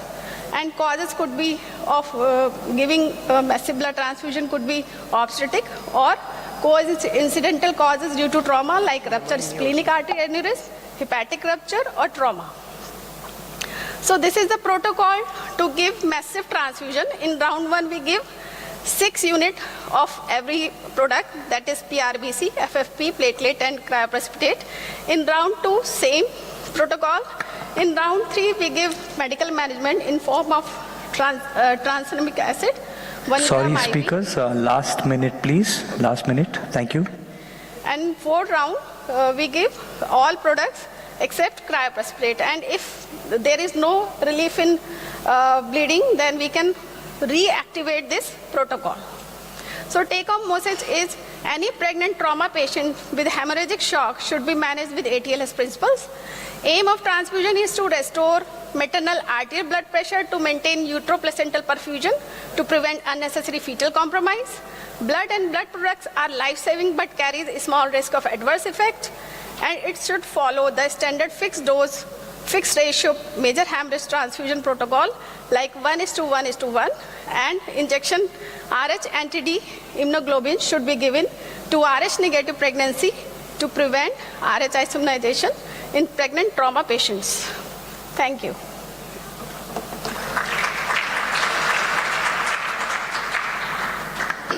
In the interest of time, we'll be taking questions right at the end of the session, if that's all right with everyone. Right? Thank you. Thank you. Thank you very much. Moving on from a vast and general topic to a very specific, specialized, super duper specialized topic, cardiac oncology in the ED. It's Dr. Katia M. Lugo. Thank you. Thank you. And thank you, everyone. It's really an honor to be presenting at WASM 2023. I got appointed with this topic, cardiac oncology, right? Which one I used to?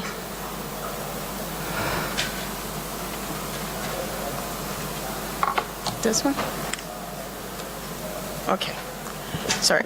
So cardiac oncology in the emergency department, right? It's a new topic. Why it's important to discuss this?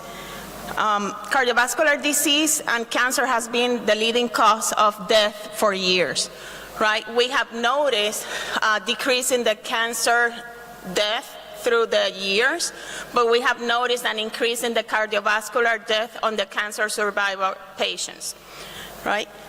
This is what is bringing the importance of the cardiac oncology. We need to create a multidisciplinary team to deliver the integrated and personalized approach on patient care.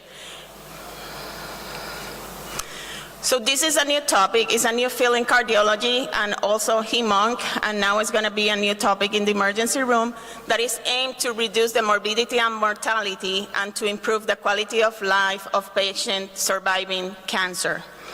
They concentrate in preventing, diagnosis, and treatment in the cardiotoxicity and that result from chemotherapy and radiotherapy, right? It's how we're going to identify these patients earlier to start the treatment, the prognosis, and the prevention. And if they develop the cardiotoxicity, to identify early to also minimize the deterioration on their cardiac status. The most feared complication of the chemotherapy or radiation is the cardiotoxicity, but it's not the only complication that you're gonna see. So cardio-oncology is, as we talk, is a whole treatment plan, right? The patient gets diagnosed with cancer, they're gonna get the evaluation to re-stratify the cancer to select what is the best treatment. Once they select the treatment for the cancer for breast, if it's going to be radiotherapy or it's going to be the chemo, they're also going to be assessing this patient for the cardiovascular risk, right? They're going to be assessing these patients with EKGs, cardiac enzymes, pro-BNP, cardiac imaging, and they're going to stratify the cardiovascular risk, and then they're going to target the best treatment of the cancer and also how to minimize the potential complications of the treatment in their heart, and also how to identify early to start treatment to minimize those effects also. Once they develop, they're going to start the cancer treatment, and they're going to do the follow-up that they need for the cardiovascular status. Right, these patients, how you re-stratify, you start like every patient with history and physical, right? They're going to have the same risk factors that the normal population, in addition to the chemotherapy that we're going to mention. So they could have, if they could be sedentary, obese, high alcohol intake, they could have the same cardiovascular risk factors of smoking, arterial hypertension, diabetes, high cholesterol, right? Also, they could have already history of myocardial disease, heart failure, valvular disease, arrhythmias, and they could have cardiomyopathy or hypertensive ventricular failure. But now we need to add the risk of cancer treatment, anthracyclines, radiotherapy, right? When we see patients in the emergency room with a chief complaint of chest pain, right, we apply the TIMI score, we apply the HART score, all those, but none of them yet has the cancer as a risk factor, right? And it's not only ongoing cancer, it's also resolution of the cancer because they already received the treatment. Now we should be considering that as a risk factor on these patients. So I mentioned some of the studies that we're going to be doing include the EKG, the cardiac enzymes. One of the baseline, you always get a baseline echocardiography, right? What you're going to be seeing in the emergency room, not all the time we do echoes in the emergency room, but you could compare if the patient comes with chest pain and has history of cancer, previous cancer, and they got treated or resolved, they have, you know, now they have that increase. And if they have a echo done about 3 months ago, and we're going to talk about that a little bit later, and you notice a decrease in the most recent one and no one is adding those dots together, it could be you identifying the risk of cardiotoxicity. If they have a sudden decrease in the ejection fraction, or the ejection fraction in less than 50, that's highly concerning for cardiotoxicity. Other factor that they're looking is the global longitudinal strain in the left ventricle. The studies have shown that that change of more than 50% is going to be even earlier sign compared to the changes on the echo in the ejection fraction. So if you notice the global longitudinal strain to be increased, that patients should be evaluated by the cardiology early and also in combination with the hematology oncologist. So this is an example of some of the medications that are related to cardiotoxicity. Mainly is the anthracyclines and also the radiotherapy and the HER. Why they cause the cardiotoxicity? Because they have affect the DNA double strand breaks, and also it could cause damage in the mitochondria. Also, the HER causes direct damage to the cardiomyocytes. Some of the examples of the surveillance that they plan with these patients, right? Once you classify this patient as low, moderate, high, and very high risk, mainly the low and moderate is going to be very similar to screening, and the high and very high are going to be also similar in their comparison. So you're going to have a baseline of the troponins and the pro-BNPs, and every 2 cycles for those low and moderate risk, you're going to repeat those studies. That's while they're on the chemotherapy. And this is going to vary with the medication that they're receiving for the chemo or that they receive. That's why it's important that it's a combination with cardiology and also hematology, oncology. For the high risk, it's going to be a baseline, but also they're going to be follow-up with every cycle of the treatment. Now, once they finish the chemotherapy, they're going to be, for the low risk and moderate risk, it's going to be within the 3 months after the treatment that you're going to start the enzymes follow-up, and also 12 months for the echocardiogram. What is going to vary with the high risk and very high risk is that you're going to do the echocardiogram sooner, and also more frequent the enzymes. This is another example with another of the medications that I'm not going to go over, but you see the difference on the on the surveillance. Other pathologies that you could see with the cardiovascular effects of the chemotherapy and radiation is aortic disease, right? You're gonna get the porcelain aorta. Also, you could have what we mentioned, heart failure and cardiomyopathies. You could have pericarditis and restrictive pericarditis, microvascular disease, valvular disease, rhythm and conduction abnormalities, cardiac ischemia, and arteriosclerosis. So going to also, in addition to the cardiotoxicity, when you see patients that they started the chemotherapy and suddenly they were having normal blood pressure and suddenly they're having elevated of the blood pressure, you need to consider that that could be a reaction due to the chemotherapy. We should not take or tell them that they need to stop the chemo. Many times what they do with those medications that is causing this is to decrease the dose of the chemotherapy until they start getting better, because some of these cases could be reversible. Or they could be started in ACE inhibitors or calcium channel blockers. Right. Also, when these patients present with arrhythmia, that the most common are AFib, and also they could have QT changes. But when you're seeing AFib and they need also anticoagulation, these patients are prone to more complications due to anticoagulation, so the recommendation is to start with the low heparin as much as possible, and if it's needed, then to do a short course of the IV heparin. The patients also could develop valvular disease, as I mentioned before, and these valvular disease complications can take almost 10 years to start presenting, right? And it could go from regurgitation to also, they could present with infective endocarditis. So you need to have a high suspicion in an immunocompromised patient after cancer treatment, and it could take even 10 years because they could be, the valvular presentation could be due to infective endocarditis. So the interdisciplinary approach with including cardiology and hem-onc in these patients that are presenting to your emergency department with chest pain with a previous history of cancer or current history of cancer. This is a more complex graph of what happened after. That is mainly re-stratified. That is how we see the patient with chest pain in the emergency room and the follow-up that they're getting afterwards.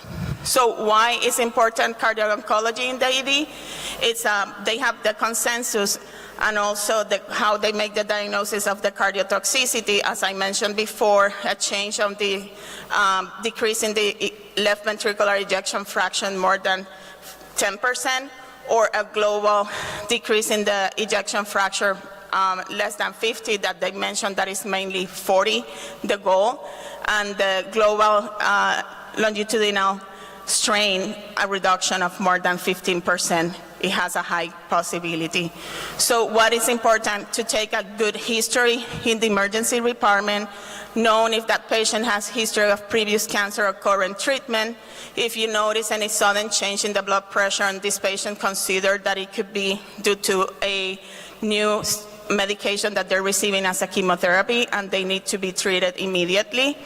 And also, if you notice some increase in the baseline troponin or BNP, consider that it could be that this patient is going in the cardiotoxicity, and the early detection, the better for these patients. And always involve early cardiologists and oncologists in the ED. Thank you very much.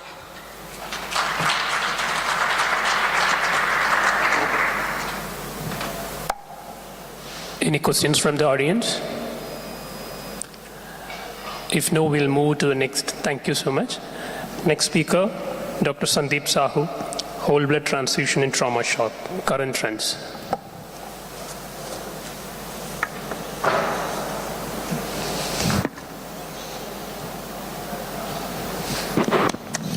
It usually doesn't hurt to applaud, so let's do that. Cheers. Thank you, chairpersons. I am thankful to the organizer from the Turkey, especially Dr. Basar and Beshet, and it's really a privilege to speak in front of Professor Vincent, because a lot of friends from India, and we are listening him for years. So this whole blood transfusion in trauma shock, I'm going to present the current update or trends that is evidence in last 3 years.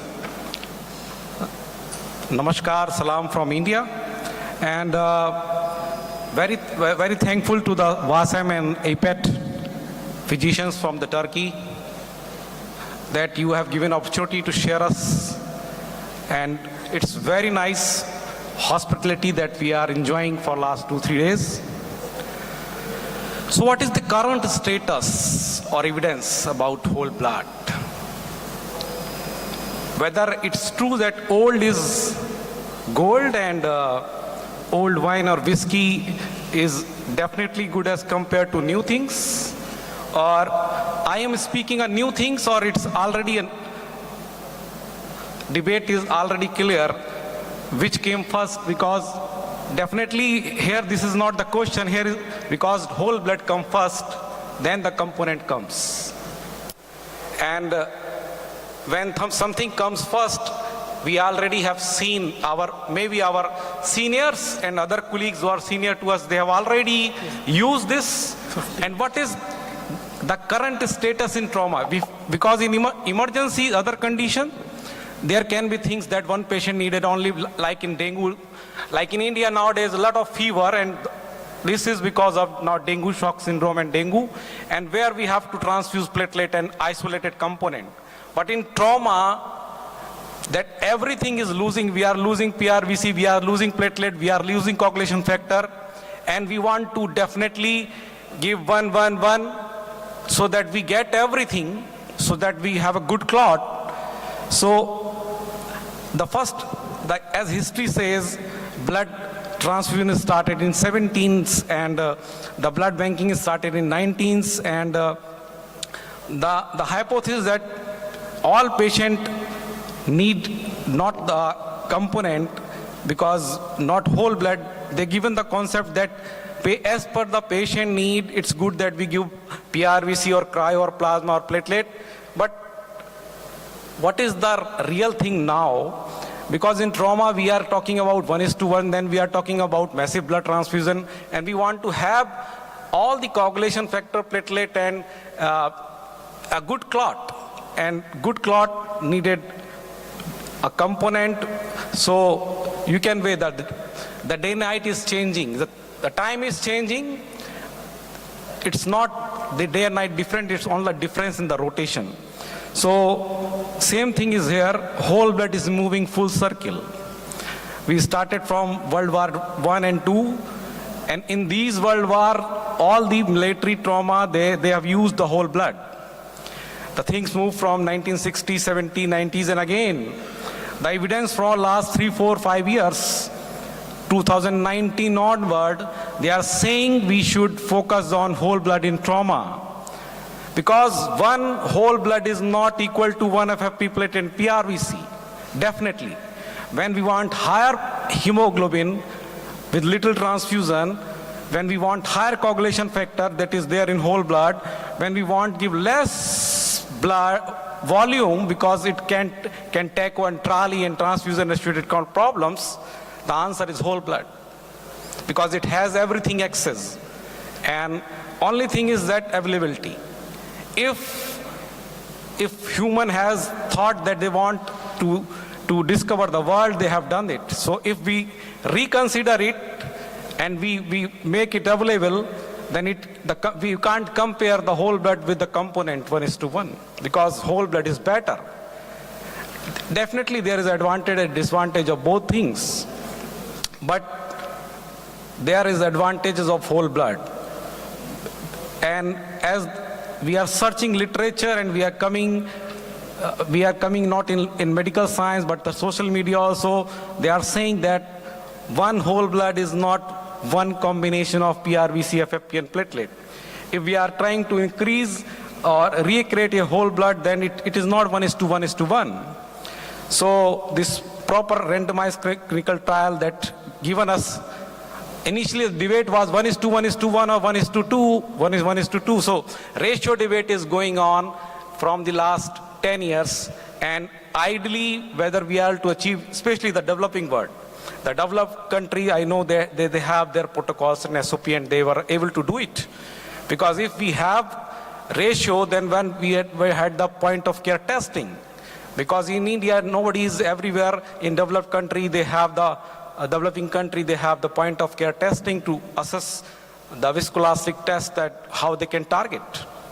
So if we say this, the ratio debate 1:1 or 1:1:2, it does not result in significant difference. So research is emerging that shows that whole blood works better for these in trauma patient as compared to fraction component, and it's a rediscovery, it's not a new discovery. And whole blood versus component therapy in transfusion trauma patients, they're saying that mortality is less because you are transfusing less. Even the cost, because medical science, everything is cost. When you give multiple transfusion, every component has a cost, and also the cost to give it. So whole blood was should with the lesser, lower charges and improved logistic, especially when trauma, when we are dealing with massive blood transfusions. This study in 2021, that is a UCENTCOM, that is a Army, US Army, they have done 5-year prospective study and 1,700 patients. Those receive both the component and the whole blood, and they say whole blood use increased significantly with time in last 5 years. And because the supply is also increasing, and without a long-lasting platelet component, that is a problem with the component therapy, because we know that as the components of more than 14 days, this platelet is only working for first week, 3 to 5 days. Another study that whole blood transfusion versus component in adult trauma patient with major hemorrhage. So more than 3,000 patients that is compared in database, and more than 1,800 records, 6 studies. So what this study says, no study reported worse survival with whole blood. However, there is significant evidence to support or reject the use of whole blood transfusion as compared to component therapy in trauma with massive hemorrhage. Another study, whole blood transfusion versus component therapy in trauma resuscitation, a systematic review and meta-analysis, and in 2020, and this says that on this meta-analysis, whole blood transfusion was not assured with 24-hour mortality, the odds ratio as compared to the component therapy, whether it is 24-hour mortality or 30-day mortality. Another study by this Brill Jason, that impact of incorporating whole blood into hemorrhagic shock resuscitation, analysis of 1377 consecutive trauma patients receiving emergency uncrossed blood products, and they say that it has improved survival because odds ratio is saying this. They have decreased need of overall transfusion amounts, 60% less component products needed in whole blood group, and effect of survival are good, especially in severe trauma patients. So this published in JCS, that is American College of Surgeons. And in US, this group, Dr. Brian Cotton, they are working hard for last 5 years, where they say that low titer group O whole blood, LTOW, and they are promoting this, that is re-emerging role of whole blood. And as we know, this is a walking blood banks. People in military, they have the blood groups, they have a screen, they have already know the blood type, and they are the walking blood banks. So they have the resources, and military is using for Afghanistan, Iraq war, and all the war areas, that is. And we are also, and nowadays we are talking a lot that this country is against this, and things are going on, and it may increase. So whole blood based resuscitation by using cold stored low titer O units, that is also FDA approved now. So this can be used. Only question that it is universal versus type specific blood, RH whole blood versus RH negative blood, or we can use safely in children. The answer is that. Answer is yes. Whole blood resuscitation is safe in pediatric trauma patients. This multicentric study that says that it can be safely used in pediatric trauma patients, 0 to 17 years. And another study is low titer whole blood, truly a universal blood product. This answer is that it appears to be a safe product for universal use across all blood groups. Group B recipient arrives with worse physiological value in shock, and they receive whether this whole blood or component. So another evidence is in 2021 in emerging blood transfusion for trauma patient with perioperative resuscitation standard of care. In 2021, whole blood transfusion is used especially in military scenarios and is also becoming more and more popular in civilian world. Although it is accompanied by a strong lack of evidence, and so we need more things to study and explore so that the Last God given 2 us. minutes, please. Yeah. So the God gift can be used properly in saving life. Single institutions trial comparing whole blood versus balanced component. 50 years later, where we are, we saying that whole blood is better and it has less in-hospital mortality, less ventilator days and pulmonary edema and all that. A review in transfusion whole blood for trauma patient outcome at higher doses. So they say that we are now moving from 1:1 transfusions to the low titer group O whole blood transfusion, because the additives in the component therapy, they are also not increasing the oxygen carrying capacity, and they dilutes the coagulation factor. So lot of evidence. So in summary, by reviewing this 3 to 5 year recent evidences, whole blood used many years since its inception, that blood can be transfused in an human for saving lives without any harm. It proven time tested in military trauma. Thousands patients, hundreds of studies, and evidences also emerging in civilian trauma. Only thing is that everything in life has an advantage and disadvantage and risk. So same here with the component and the whole blood. Only thing that availability. If it is available, definitely, because in my residency in India we have used this. Now, if it is available, I think most of you would like to use it as per the evidences, both in adult pediatric trauma patients and in civilian setting also. Thank you. Thank you so much. Thank you. Thank you very much. That was a very holistic talk, if I may say. Thank you. Any questions at all, or shall we take them in the end? Right. Okay. Thank you very much. If anyone in the audience has any form of backache, headache, heartache, any of those things, please do not leave this hall. The next talk is on newer analgesic drugs by Dr. Rahul Balasubramaniam.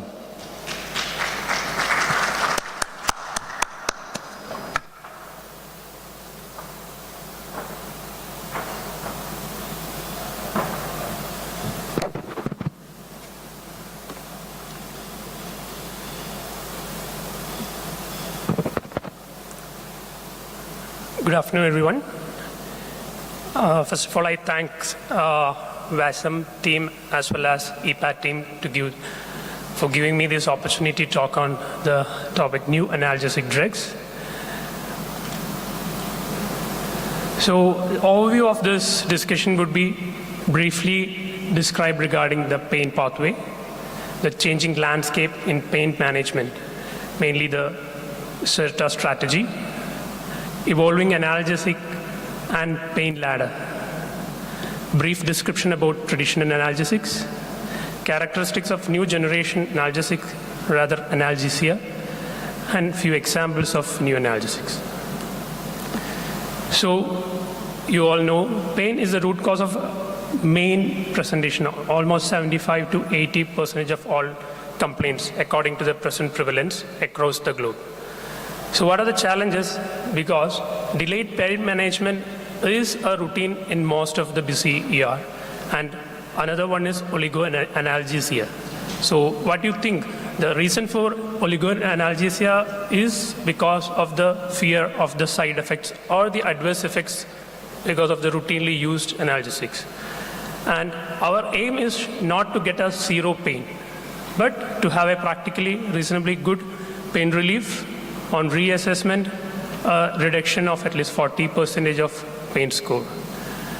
And in the background of opioid epidemic in all the developing country, even in developed countries, we have a wide use of opioids, which leads to a scenario called opioid overuse or opioid epidemic and its side effects. So to conclude, or in short, we need to have a balanced analgesia. You all know this, the pain physiology, the pain pathway, which is by peripheral nervous system as well as central nervous system. Any nociceptive stimuli from periphery goes through the myelinated as well as unmyelinated fibers, reaches the dorsal column of spinal cord, and then to the brain and the higher centers. So as in the diagram, there are different levels of analgesics which can help decrease the pain. That can be both pharmacological as well as non-pharmacological. So my talk would be not only new analgesic drugs, rather analgesia. So it need not be always drugs which can decrease the pain. It can be some other non-pharmacological techniques too. So to review the pain ladder, so the conventional pain ladder, we have 3 steps to start with: mild, then moderate, and severe pain. Usually we have the conventional drugs. To begin with, the most safest one is acetaminophen, paracetamol, or maybe NSAIDs. Then we move on to weak opioids and strong opioids. So what WHO has come up with is a new addition. In each step, it can be an integrative medicine therapy. And while you leap from step 2 to step 4, we have an additional one, that is minimal invasive intervention. So that can include, which we all know now, even after the advent of the ultrasound and easy availability of ultrasound, regional nerve blocks as well as plain blocks are being used, which can be used in order to get a balanced analgesia so that we can reduce the adverse effects of analgesics being used. So what is the armamentarium? We told that the integrative medicine therapy, which we can include in each and every steps of pain ladder, can be a non-pharmacological, which include physical like physiotherapy, osteopathic manipulation, mechanical support, or active mobilization. Direct like heat or ice, acupuncture, all this have got even adequate evidences to use. Transcutaneous electrical nerve stimulation, deep breathing, and ultrasound. Indirect like music therapy, aromatherapy, hypnosis, and even guided imagery, which can actually decrease the pain. Educational and physiological like cognitive behavioral therapy, which been using for psychiatric patients, verbal suggestions, and family support. So this can be integrated to any step of the pain ladder.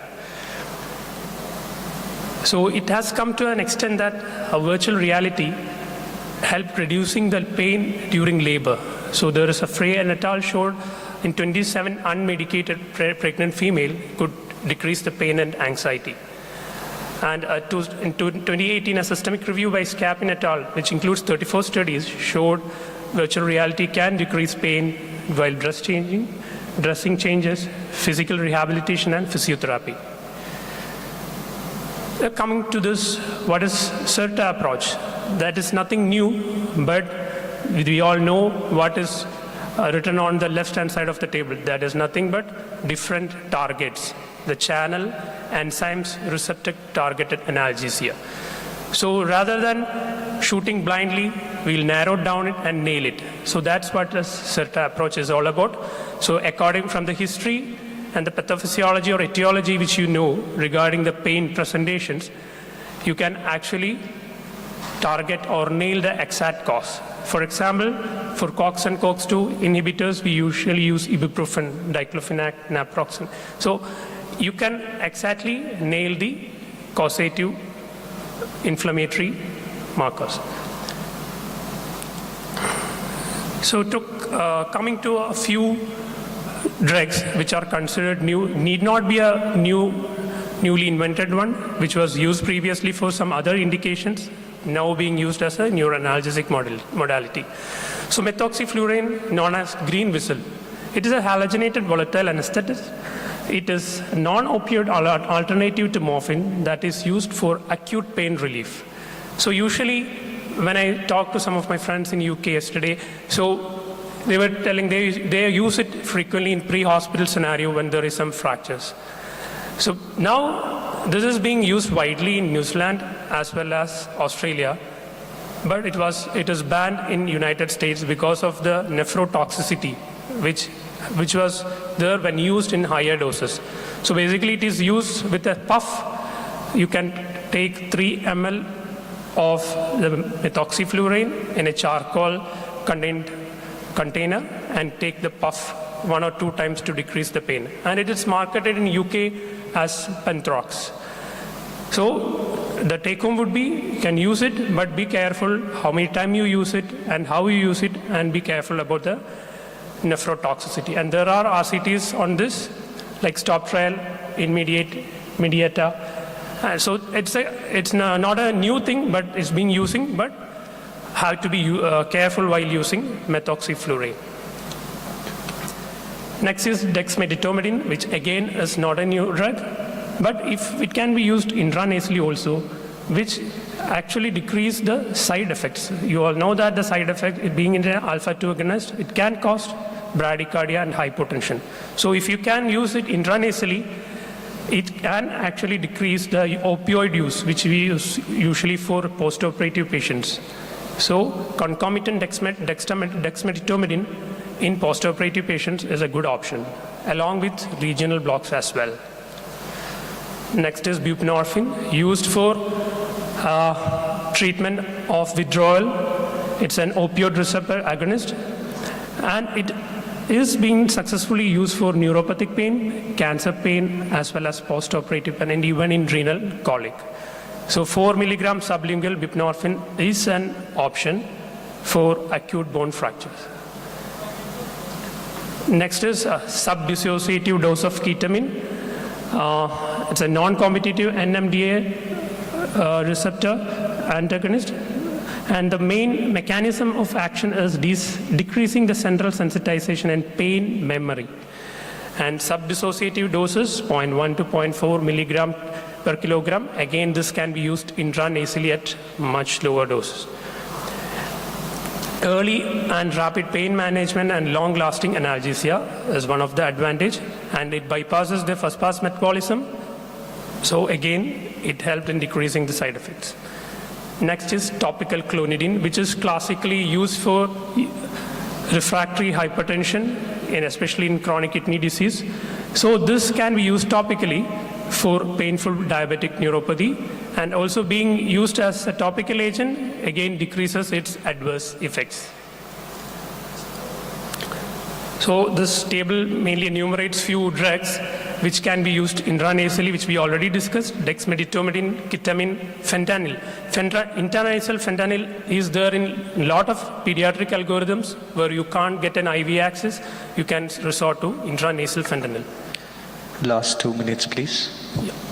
Next is intravenous lidocaine, which has been, it can't be used routinely for a renal colic, but refractory to other drugs like diclofenac and opioids, you can consider giving intravenous lidocaine for renal colic too. Desmopressin in renal colic, again, its analgesic effect, it's due to its antidiuretic property. Decrease the renal pelvis pressure, and it is causing decreased pain. Next is tapentadol, a synergistic mu opioid receptor agonist and noradrenaline reuptake inhibitor. Doesn't have an active metabolite, so the risk of accumulating and producing overdose or adverse effect is less, and is metabolized by cytochrome P450 enzyme. So it has got less side effects like nausea and vomiting compared to opioid, but be careful about respiratory depression when you're using it. So alternative to morphine and oxycodone.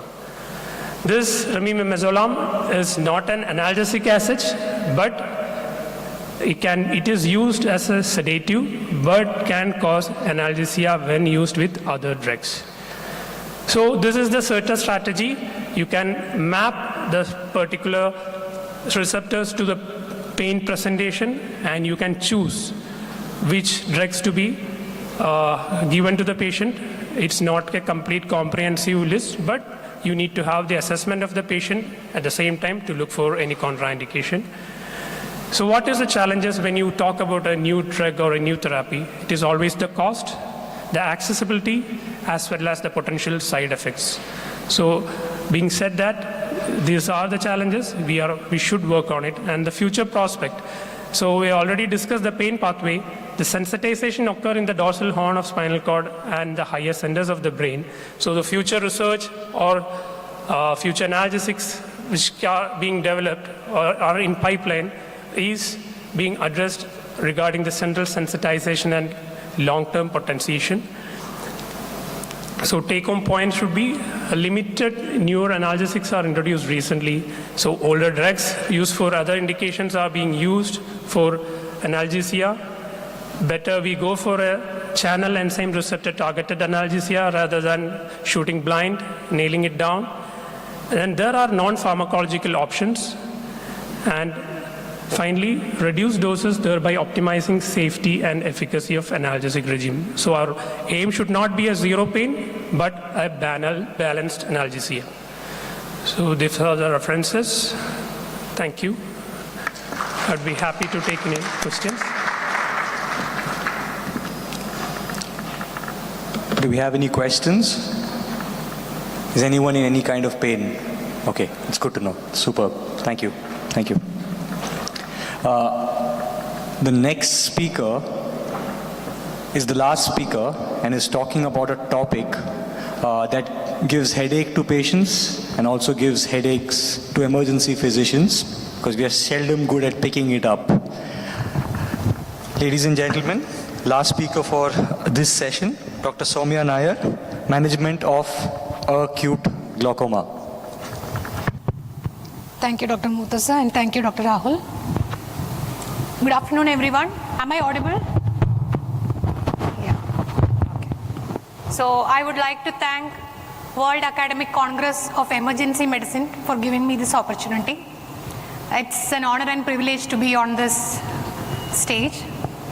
My topic for today, I'll just quickly introduce myself. I'm Dr. Soumya, Assistant Professor of Ophthalmology, Kasturba Medical College, Manipal Academy of Medical Sciences, Higher Education, Manipal, India.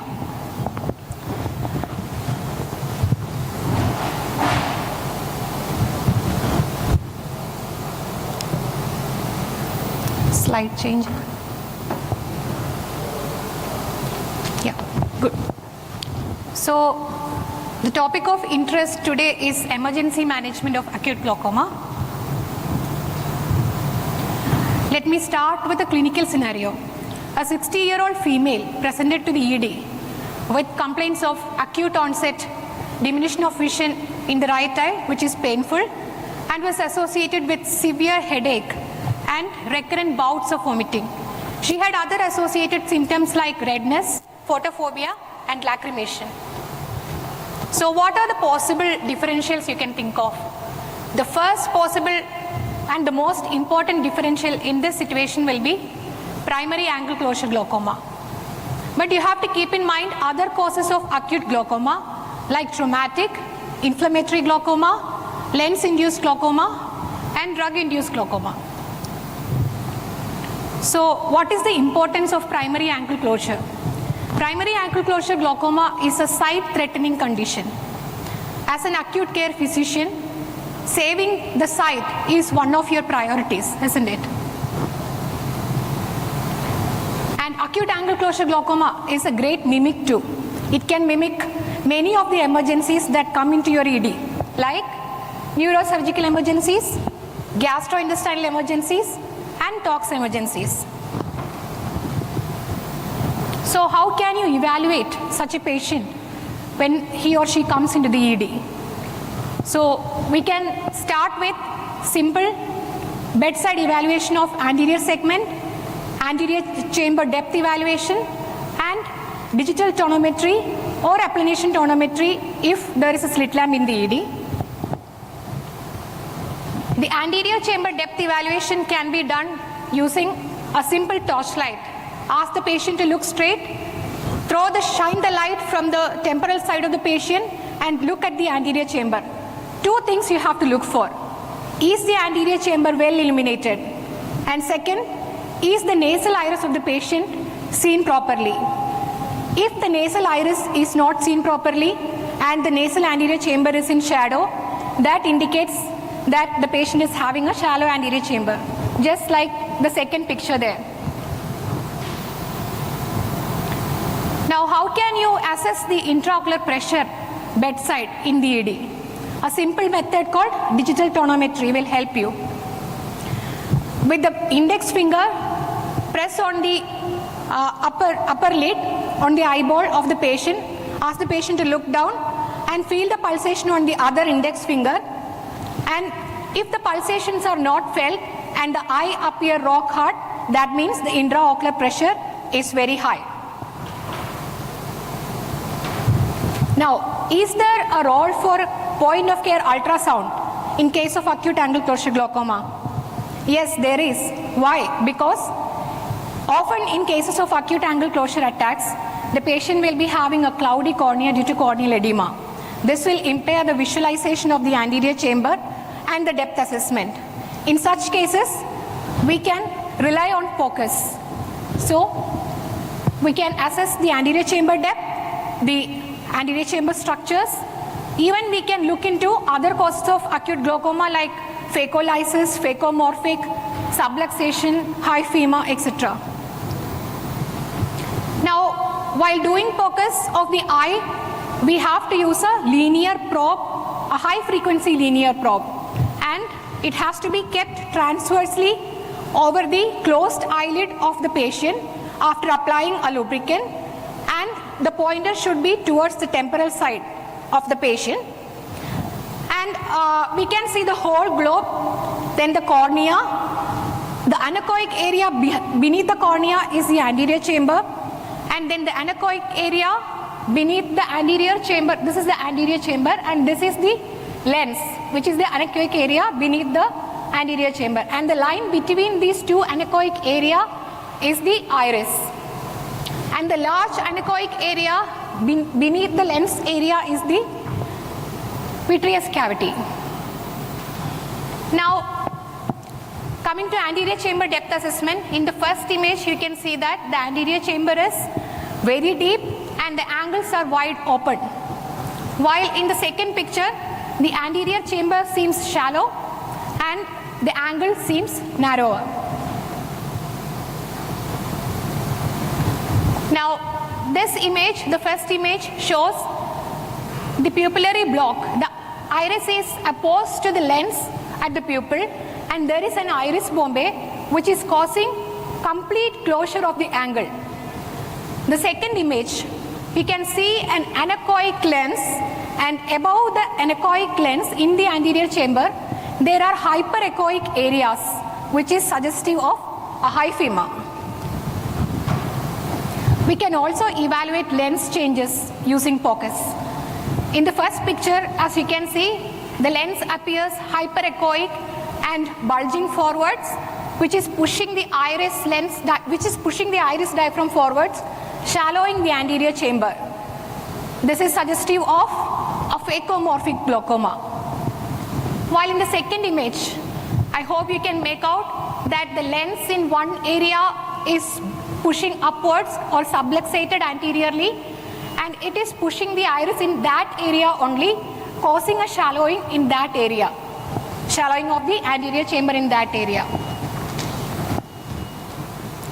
Now, coming to the treatment of acute angle closure glaucoma in the emergency department, what can we do?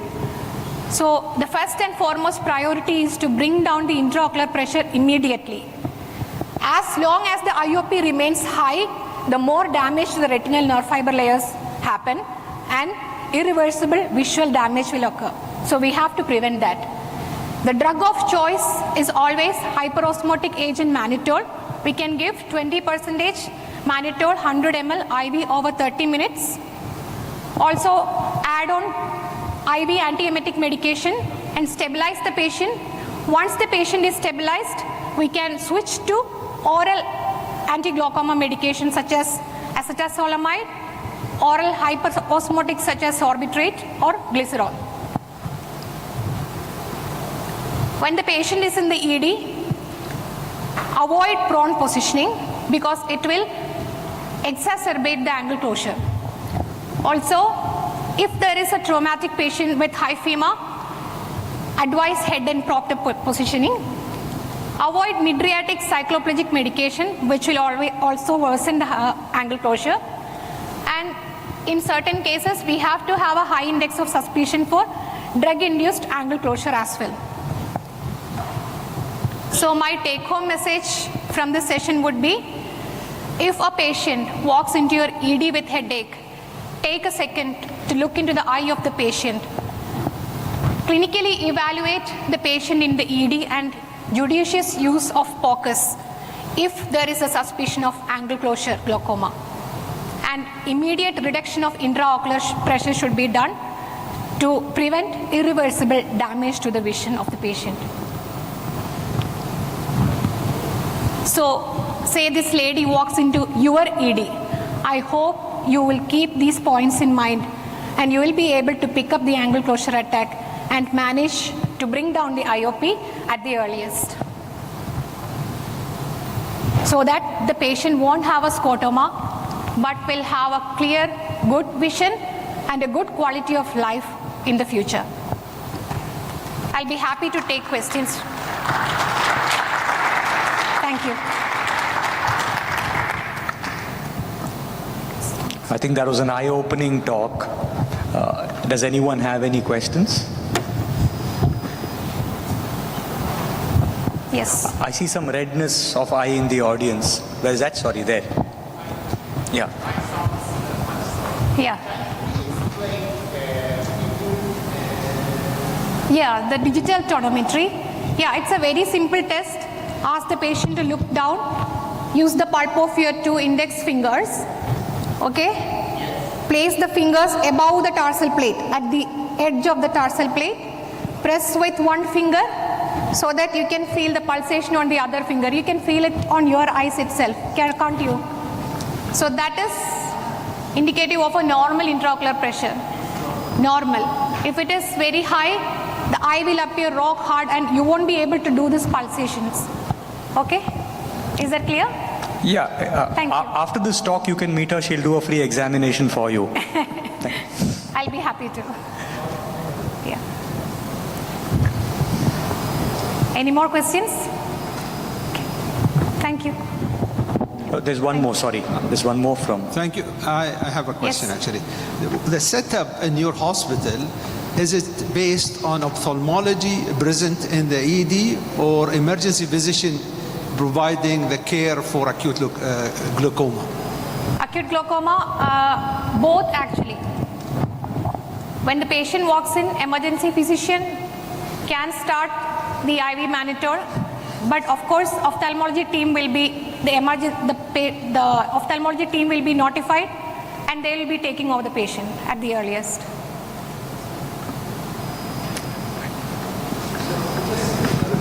Yes. In-house or home? Yes, sir. The ophthalmologist will be in-house in the ED, or he will be called to come. So time is a factor here. Yes, yes. So what is actually the time factors that will require for ophthalmologist to be in-house to provide the care for this patient?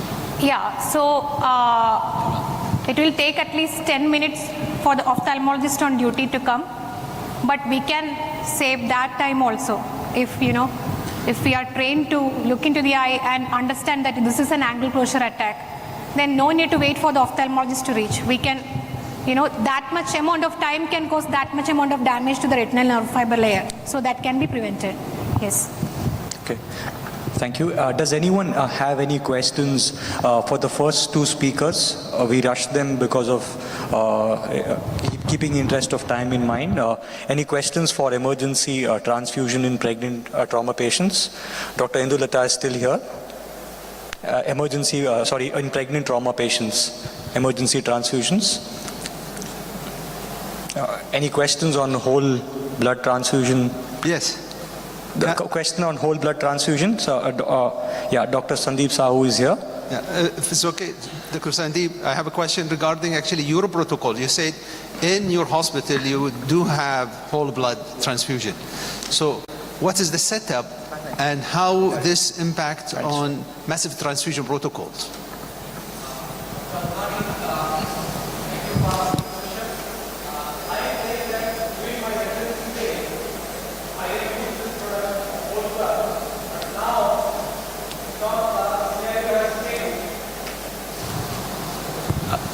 it's around 18 years back in India when I was doing residency.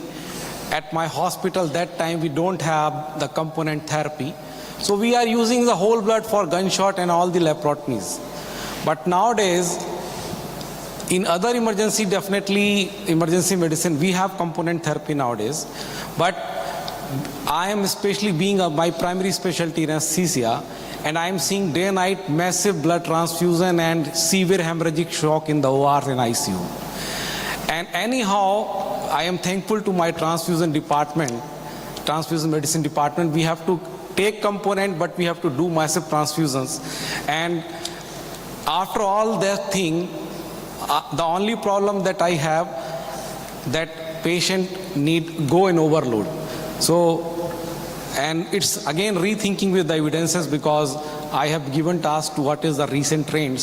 So recent trend is coming back, and even in the wars, that is Afghanistan and Iran war, and even the things are going in disaster worldwide, the blood bank is not available, Dr. Althani, everywhere. And I think if we got the opportunity to have this whole blood, I would like to use, because I have used this during my residency days. So I have that not hesitancy, and you can say the new thing to use, whether it will work and will not work. So sorry, but nowadays in my hospital we are not having whole blood. But definitely I would like to have, especially it's good for severe polytrauma and hemorrhagic shock. Thank you, Dr. Althani. So what's your say, sir? Because you are a trauma surgeon, I know, and you work in ED, and we have seen your hospital. So what's your thought? I would like to add on this. We've got about 1.5 minutes, so it's not bad.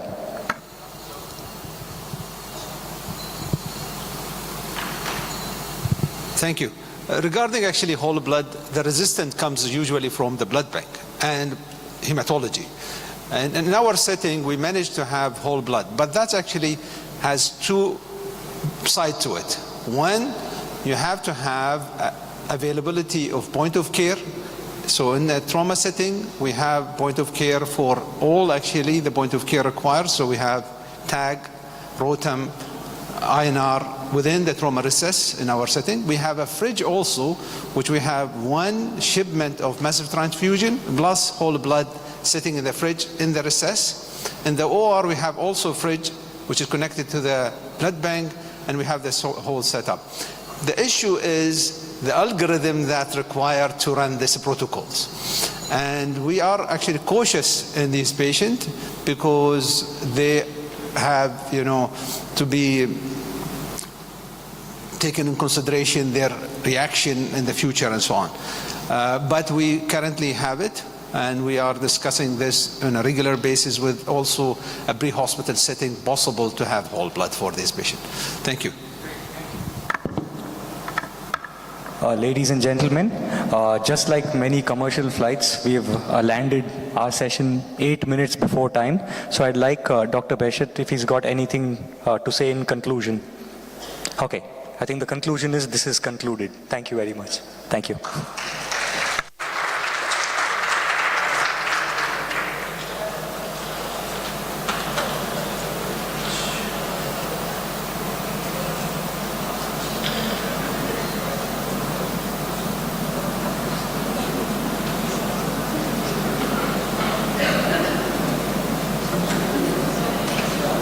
Microphone is on here, please.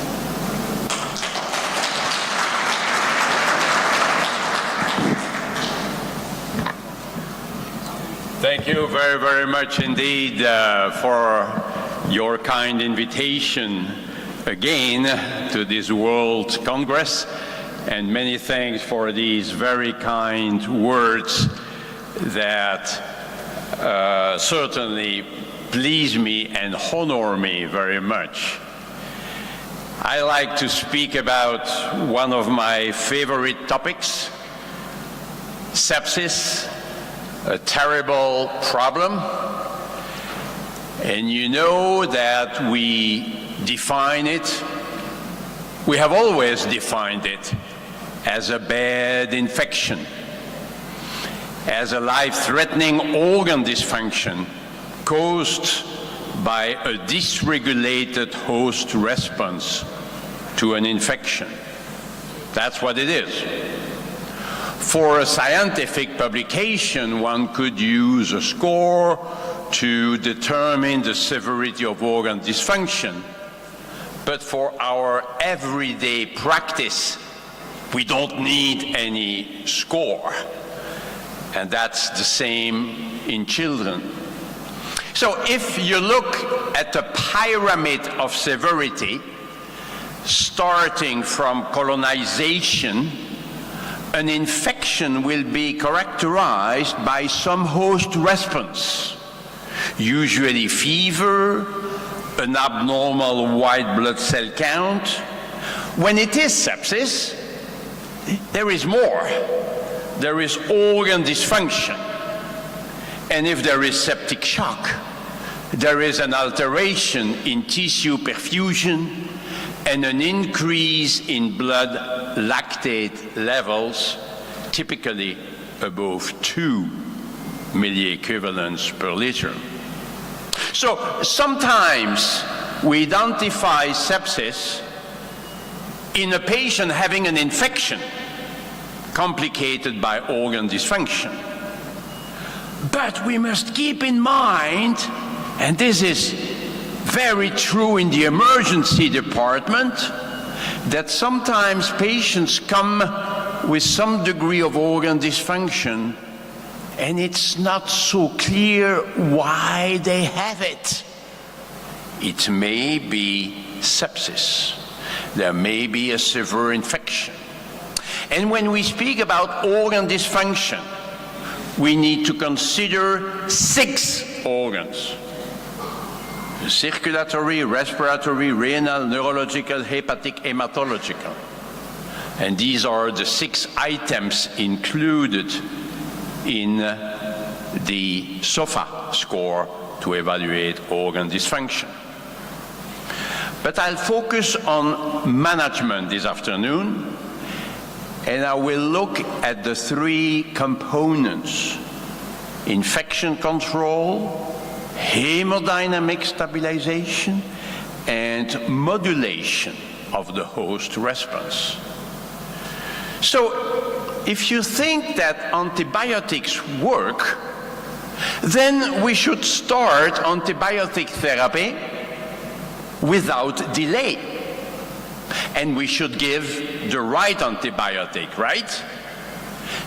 That is particularly important in severe cases, that is in septic shock. So the timing is an issue. We should not waste time when the situation is severe. So if I go back to my pyramid, it's particularly true in septic shock, when there is an alteration in tissue perfusion. And we know that sometimes we waste a little bit of time in the administration of antibiotic therapy. This is a nice recent study emphasizing at the bottom of the slide that this is particularly true in patients with septic shock. Now, hopefully, when there are signs of infection, the antibiotic administration is usually relatively rapid. So you can see when there is hypotension or when there is fever. But still, sometimes we waste time. Sometimes in the administration of antibiotics, we order the antibiotics, but the nurse is very busy with other things, and the antibiotic administration is delayed. So it's not only in the hands of doctors, it is in the hands of the team.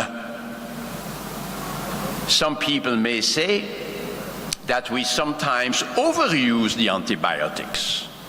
in the United States in particular, where there may be some medical legal aspects, give antibiotics to all patients with fever right away. That could facilitate the development of resistant organisms. So today we look at this like this, as disease severity versus degree of certainty. So if we are not so sure about septic shock, but if it's septic shock, the severity is there, we should not hesitate too much before giving antibiotics. But if it's not too bad, we may have time for additional tests if it's not septic shock.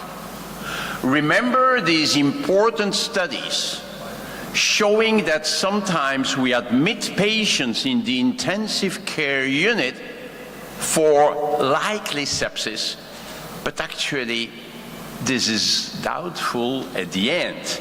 When we have all the elements, we may think, after all, it was not septic shock. Or here in an emergency department in Boston, they found the same thing. Sometimes we think it's septic shock, but it's not. It may be cardiogenic pulmonary edema. It may be a drug effect. It may be some malignancy. So sometimes we give antibiotics for some patients who may not need them. We must accept it.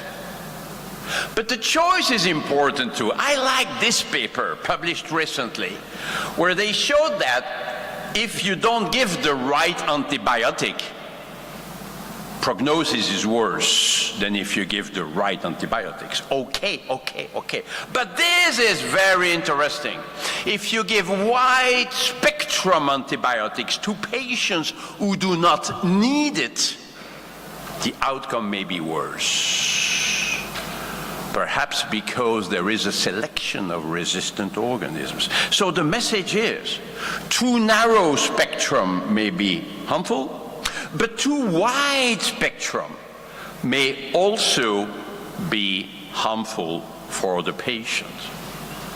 And we should never forget that the antibiotic administration can be reassessed later. So give antibiotics as soon as possible.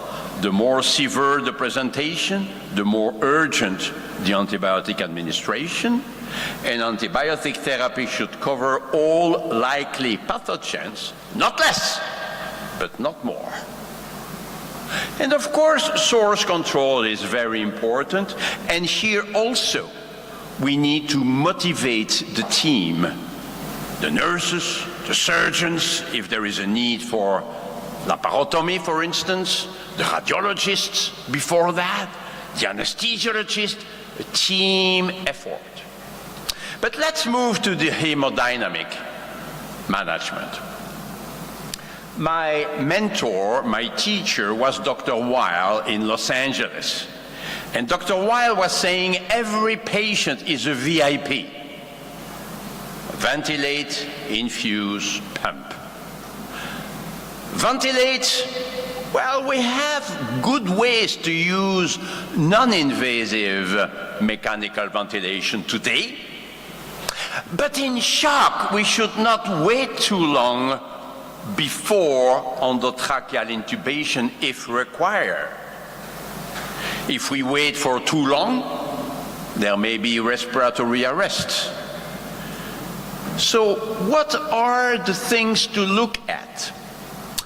With my colleagues at the Surviving Sepsis Campaign guidelines, I said we need to give recommendations to the doctor about when to intubate the trachea. And they said, oh, Jean-Louis, there is no randomized controlled trial on this. I know, but we need to give some guidance. So would it be the degree of hypoxemia? the neurological status, sometimes the PCO2, the hemodynamic status, the muscle function. Are there plans for major surgery? It could be a combination of those. We need to help the doctors. So my recommendation, actually it's not mine, I found it on internet, it is to ask the patient to pronounce metoprolol. If the patient cannot pronounce metoprolol, it's the right time to put the tube in the trachea. Infuse. Every patient with sepsis will need fluids. Not too much, but not too little. Not too little. And we cannot go by formula. Because a patient with pneumonia may require less fluids than a patient with peritonitis. There may be a little bit of vasodilation or much vasodilation. There may be more capillary leak with unavoidable edema formation. And we may need to bring cardiac output to a supranormal level to bring enough oxygen to the cells. So some years ago, a couple of years ago, people were discussing restricted liberal fluid administration. This is over because these trials randomizing patients for more or less fluids showed no difference in outcome because some patients may benefit from one strategy, but some others may be harmed, and vice versa in the other group. Look at this recent paper published this year in the New England Journal of Medicine, comparing more fluids with less fluids but more vasopressors. Well, if anything, the patients who were in a restrictive fluid therapy were worse than the others. They were more likely to need a stay in the intensive care unit. Clearly, fluid restriction is dangerous. There will be some edema formation. We don't like it, I agree. But that's the price to pay to have a sufficient cardiac output. We may need vasopressors, I will go to that in just a moment. But vasoconstriction is really to avoid. So we need to navigate between the two. We all know that. Maybe artificial intelligence will help us in the future to decide whether we should give more fluids or more vasopressors. But to stay with simple things.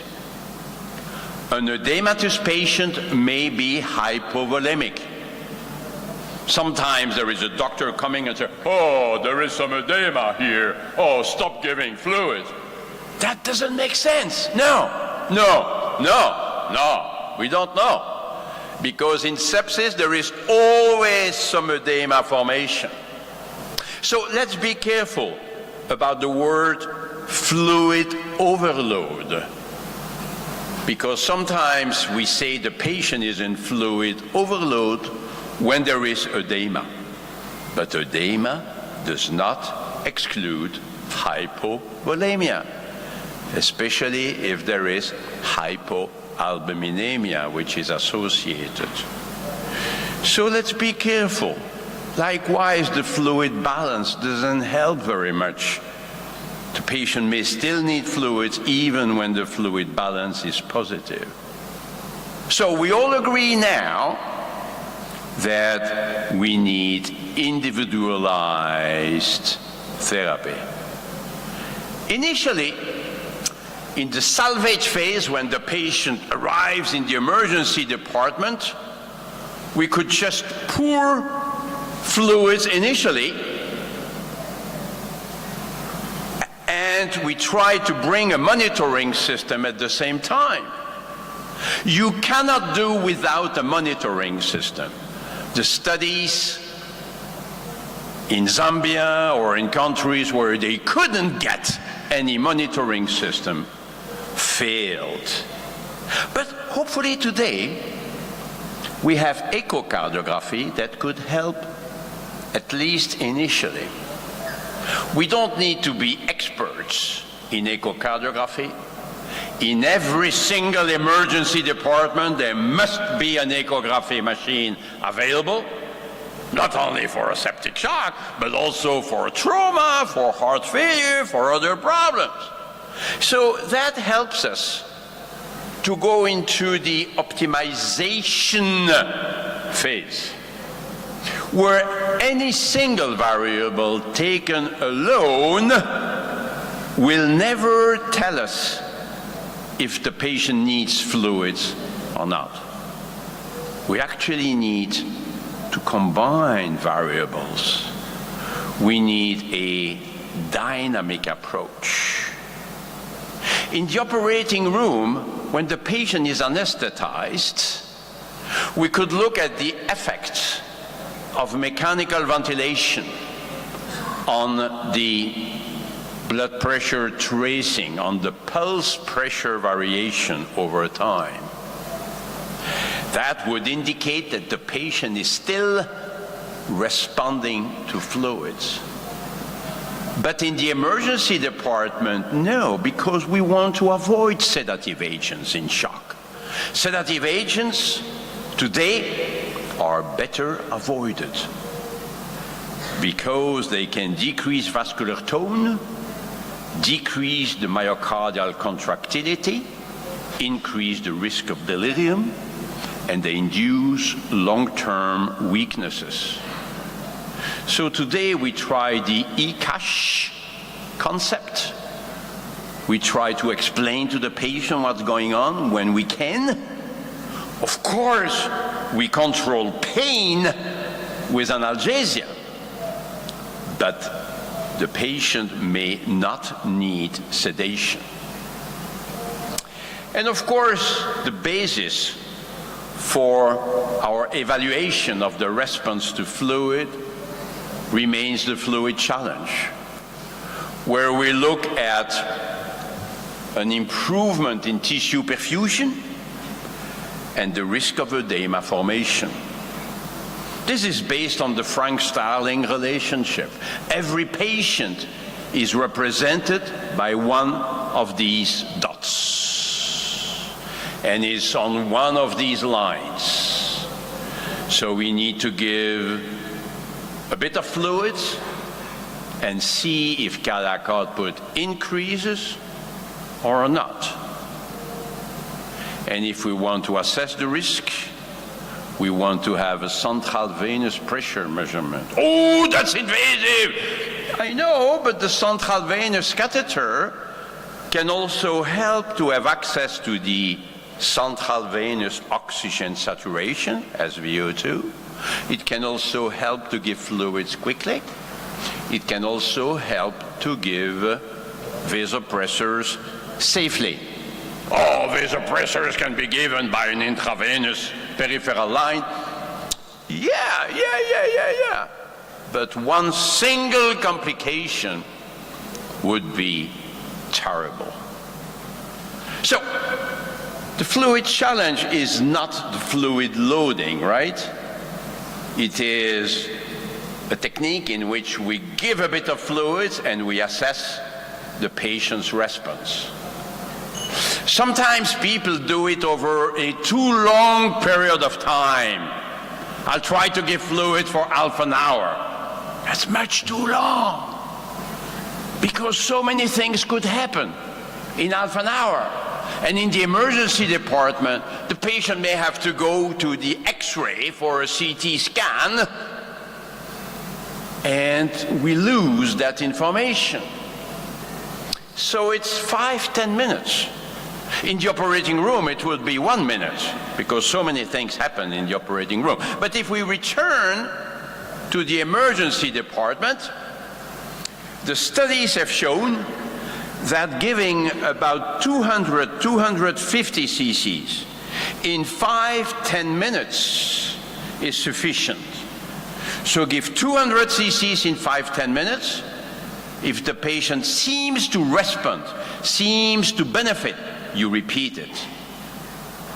And during these 5-10 minutes, if you want to assess the patient's response, you should not do anything. Don't touch the patient for 5-10 minutes. What shall we check? Heart rate? Well, maybe, but it's not perfect. The blood pressure? Not really, because the patients in septic shock may respond to fluids by an increase in cardiac output, and yet the blood pressure may not increase much because there is decreased vascular tone. We showed it many years ago. So optimally, we should actually assess cardiac output and see if cardiac output increases with fluids or not. We could use the technique we like. We just reviewed it for critical care medicine, if you like to look at the various systems available. But again, if you are good in echo, you could just use the velocity time integral to reflect cardiac output, stroke volume, and thus cardiac output. Today, it can even be done automatically. There are some softwares available now that can measure it for you. So that's the fluid challenge technique. You can go to that publication if you want to see the graph. It's quite easy, but we need to pay attention to some simple elements. And the most important one is that if the patient does not benefit, we stop giving fluids. The fluid challenge does not encourage to give more fluids. It does encourage to stop giving fluids when the patient does not benefit. Internal fluid challenge can be obtained by passive leg raising, but it's a bit more difficult to do actually, because the changes in cardiac output will be very transient and very mild. If you like, we did a neat chat, you can find it on internet, with Dr. Monet, who is a world expert in this, asking him, how do you do this? But to go back to simple things, ChatGPT says, the goal of fluid resuscitation in sepsis is to restore perfusion to vital organs and tissues and to prevent organ failure. The appropriate amount of fluids will depend on the individual needs of the person with sepsis and should be determined by a healthcare provider. It is important to monitor the person's vital signs and response to treatment. And it's only then, when the patient is stabilized, that we can think at the stabilization phase and the de-escalation phase with diuretics, with ultrafiltration, if the patient does not have urine output. If you like, we just reviewed it in this paper, the various phases: salvage, optimization, stabilization, de-escalation.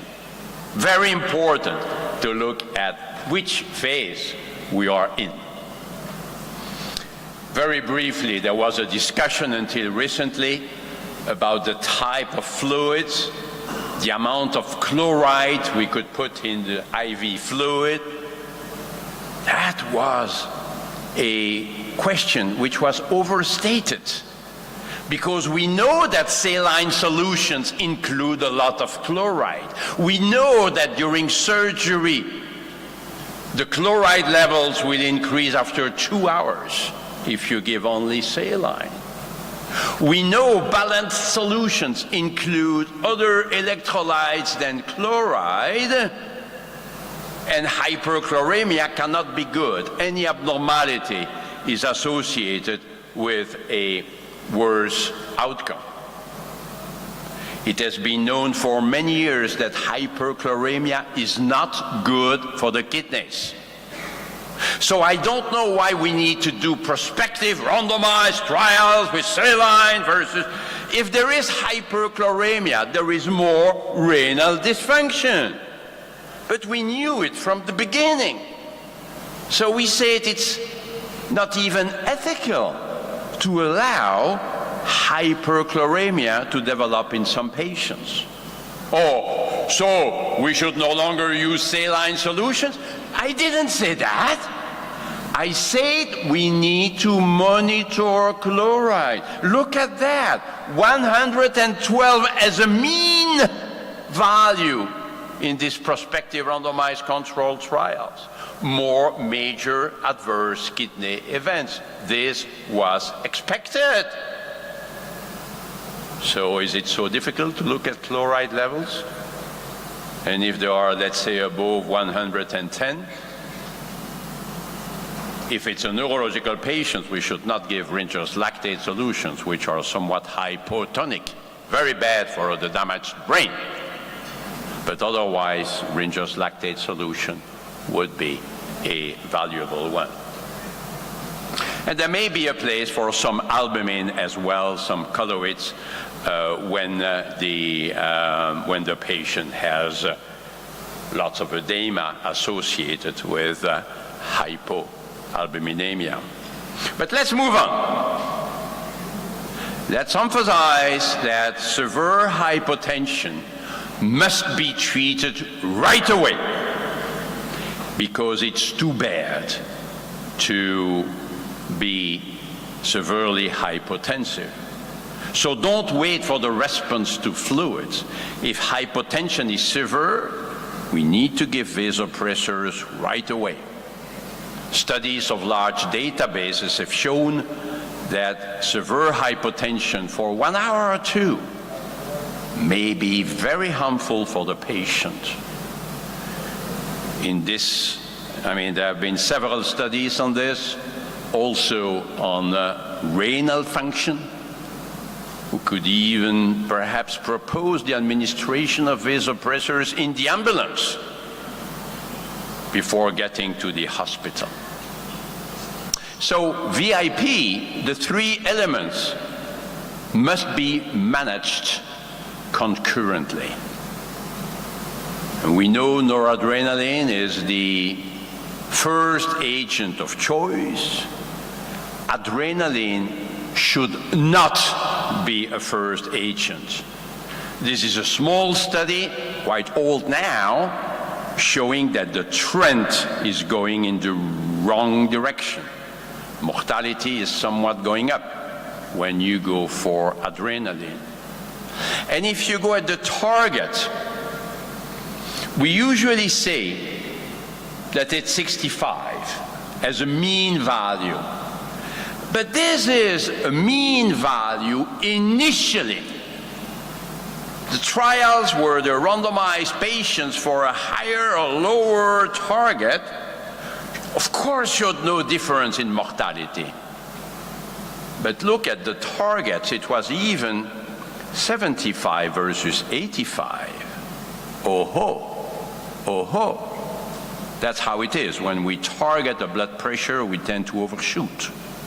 And yet, in patients with chronic hypertension, 75 was not sufficient. So let's go to a higher mean arterial pressure, right? Well, in some patients, maybe. But then you have this other trial where they allowed in patients to be below 65, and there was no difference in mortality. So does blood pressure not matter? Of course it matters, but we need individualization. That's physiology, autoregulation of blood flow to the organs, well known.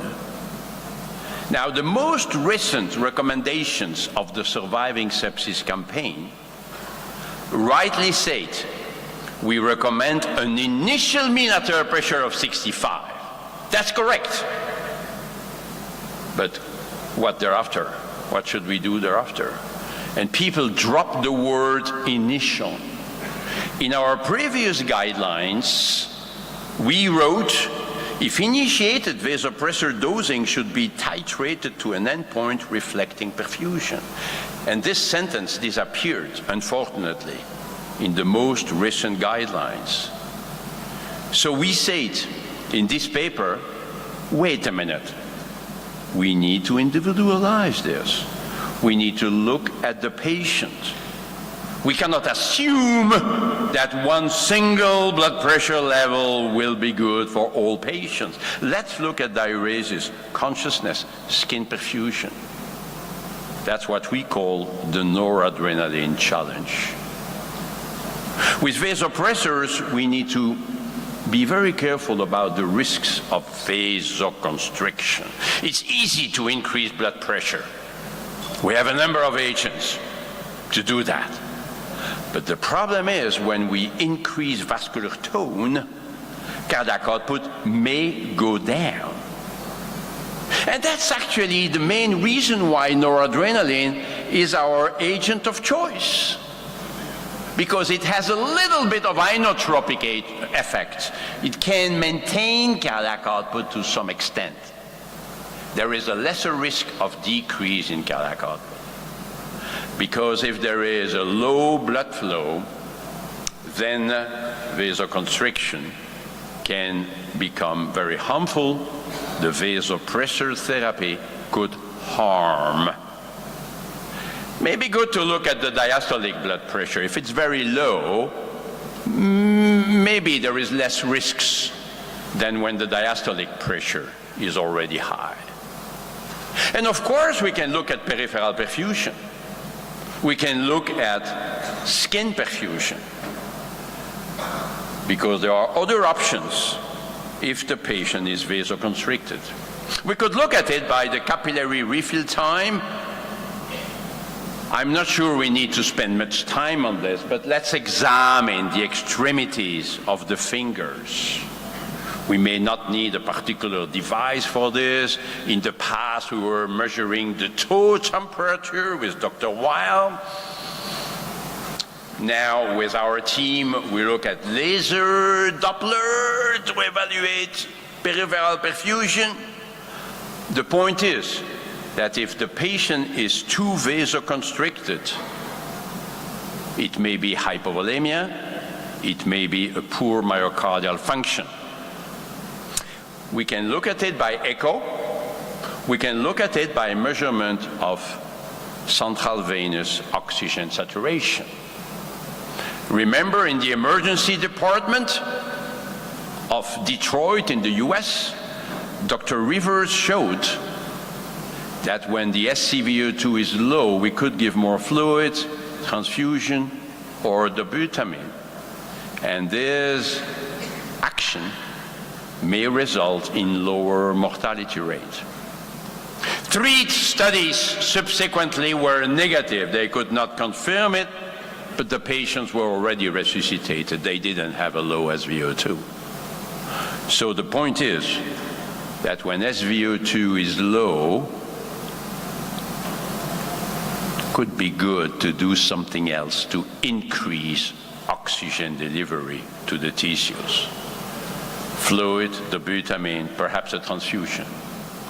We can even look at the veno-arterial PCO2 gap, but the time is running. I will skip these slides. You could read it.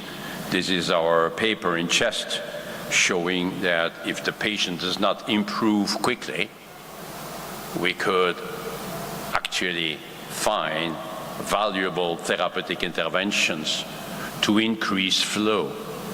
Patient says tachycardia, pacemaker. No, we cannot afford vasodilating agents in patients who are already vasodilated naturally. So it's either fluids or inotropic agents.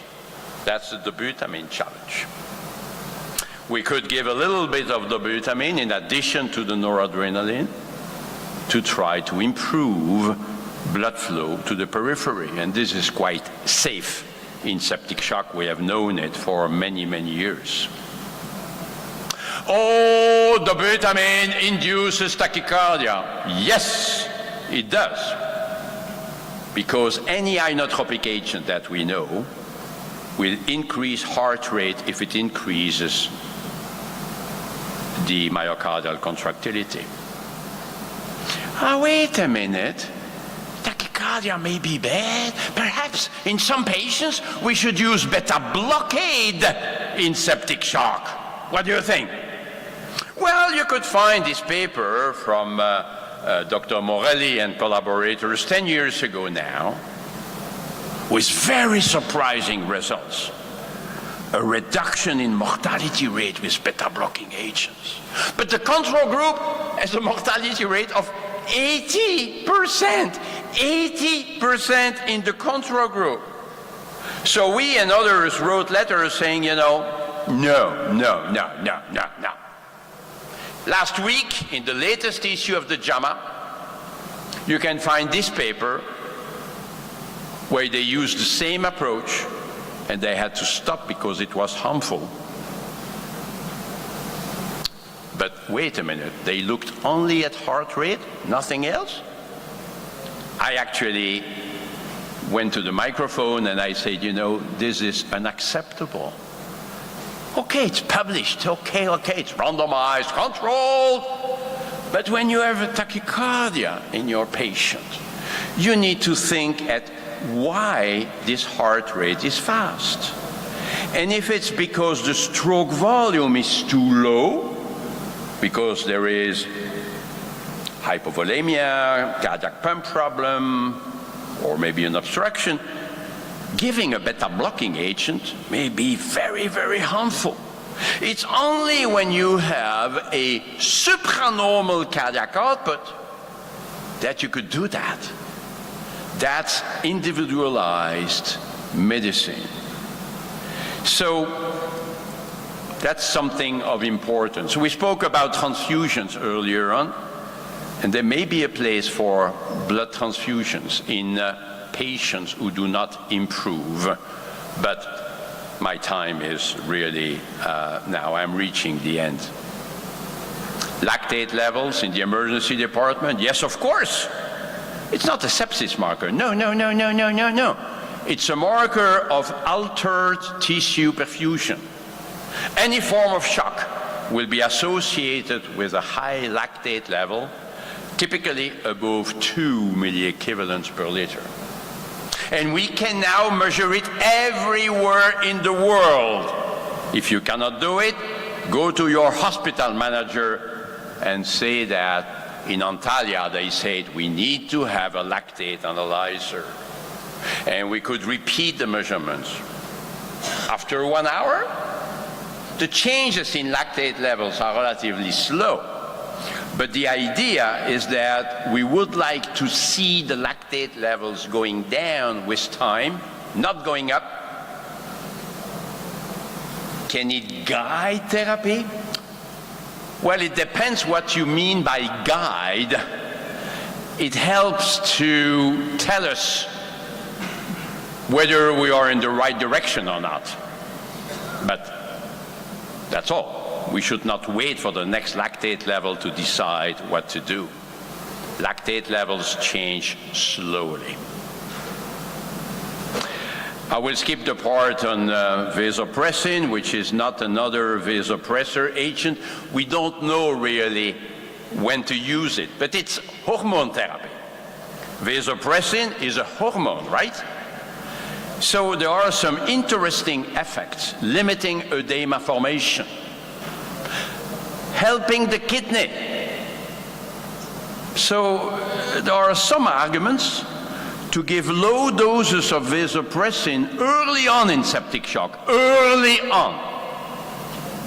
But we must make sure that cardiac output is normal or high. Once again, beware of vasoconstriction.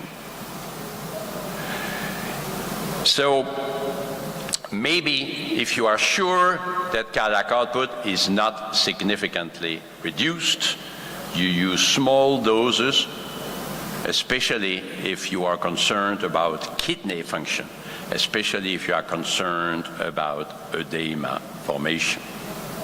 Hopefully the doses are fixed. We should not really titrate the doses.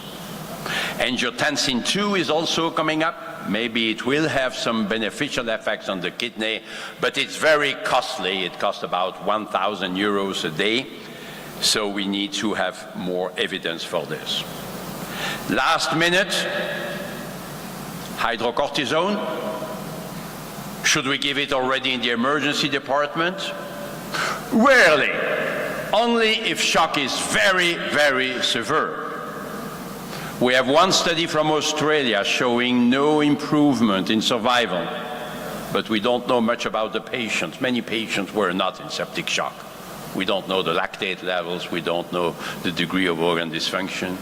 And we have a study from France showing that in patients who have severe septic shock with a high lactate level, multiple organ failure, yes, corticosteroids can decrease mortality. So if you put the two studies together, you can see a benefit in the sickest patients, in the patient with the more severe form of septic shock. That's where we are now. We should find some better biomarkers. Right now, it's only the severity. So at the end, fluids, vasopressors, inotropic agents if we fear that the cardiac function is altered. Let's look at skin perfusion, urine output, mental status, the three windows of acute circulatory failure, respecting the four phases: salvage, optimization, stabilization, and then de-escalation. And for this, it's quite a bit to do. Infection control, hemodynamic stabilization, modulation of the sepsis response. In trauma, we have a trauma team, right? With a trauma leader giving orders here and there. There is the captain giving orders. There are many things to be done. Insert catheters, call the surgeon, call the radiologist, etc. But in sepsis, it's the same thing. We also need the 5 tubes, the diagnostic techniques, the blood tests, microbiology, monitoring, noradrenaline, other agents, antibiotics. Yeah, antibiotics. Don't forget the antibiotics. Oh, there are so many things to be done. I agree. That's why we need sepsis team at 3 o'clock in the morning as well as at 11 in the morning.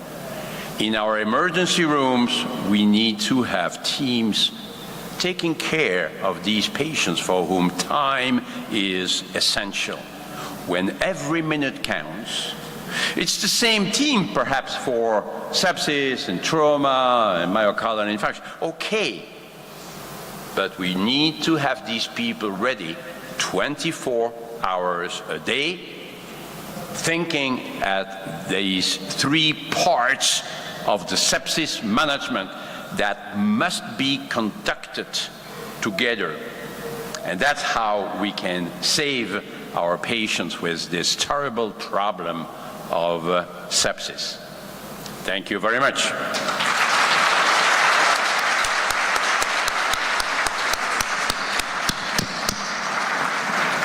Thank you so much, Mr. Vincent. And first of all, I want to say I want to revise my sepsis information after following this presentation. So maybe some of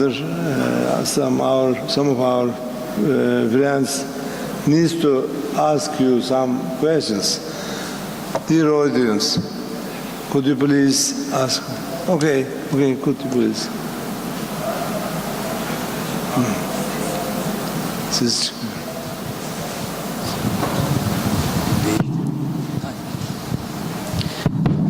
Dear Professor, thank you very much for this great and wonderful and excellent presentation. You explained and summarized the topic in a very short way, and you made me to love this topic. Thank you very much. I'm very grateful about it. My question is about that. I listened to you 10 years ago or 12 years ago. If I listened to you 20 years ago in 2020, perhaps I may listen different thing. So it seems that in recent years there are so many changes. My question is that, 20 years later, what kind of change do you expect to be done 20 years later? Thank you very much.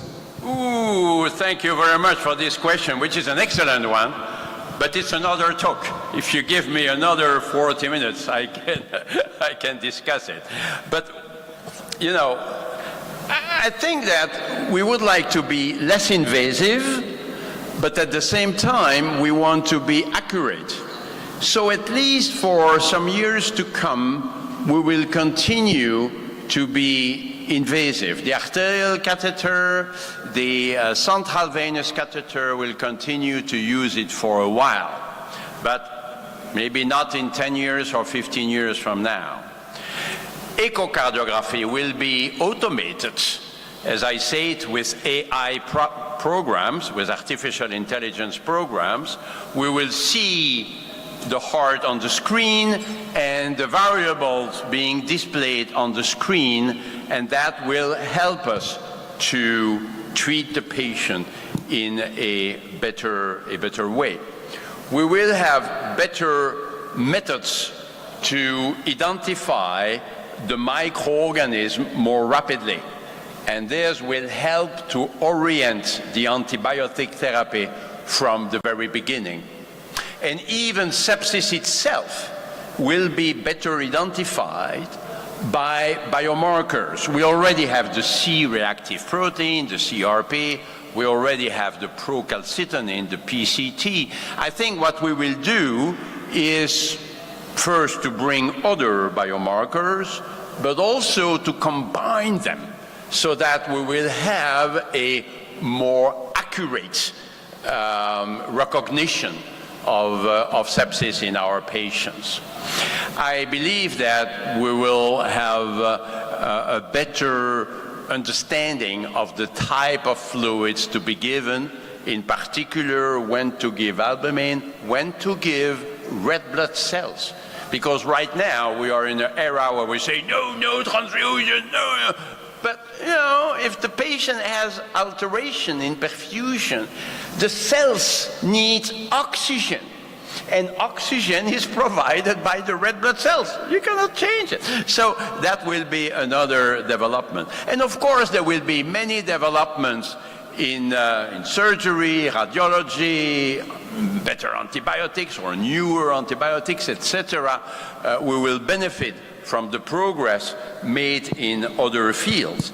And above all of this, artificial intelligence or augmented intelligence, AI, in any case, AI will help us to better identify the problem and better treat it. We will remain in charge. We will not be replaced by an AI system, but the AI system will provide a very effective help to the team. I'll stop here. Thank you so much. Please bring the microphone here, the second line here.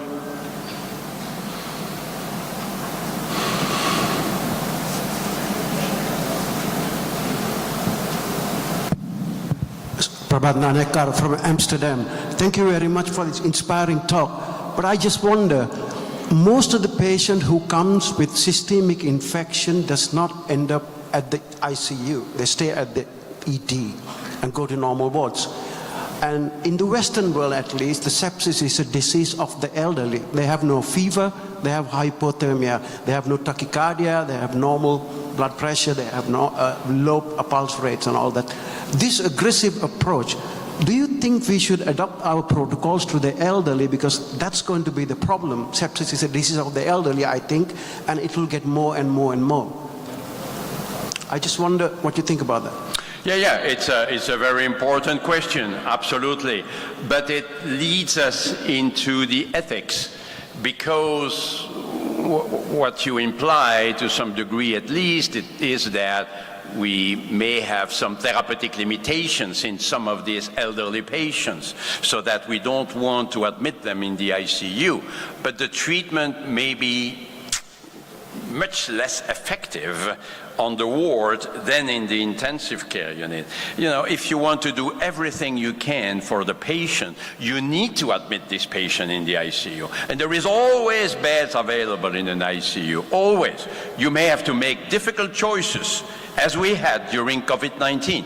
We may have to say, no, I will not take this patient, but I will take that patient, what they call triage. It's a terrible word, but that's what it is. So we could have triage, but if we want to treat a patient with sepsis effectively, we need to bring this patient in the ICU.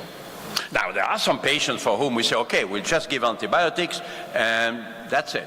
Or at the middle, we could have patients for whom we do what we call the ICU test. We are the ones who proposed the ICU test about 20 years ago. That's a test in which we admit the patient in the ICU for a limited period of time, and we appreciate how the patient will respond to full therapy. But we decide in advance, and this is in accord with the relatives, that after 3 days we will reevaluate. And if the patient is not improving after 3 days, then we will decide to give up.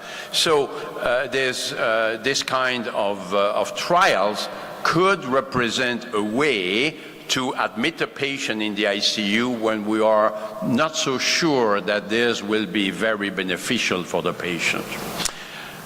Again, we could continue and discuss it for much longer, but our time, I suppose, is limited. Okay, I know and I believe there are more questions about that subject because it is very important, and our guest is very strong in the subject. So please continue to ask the questions in break time. Now we have second speaker instead of you. Please don't. There's no stage over there. So we have.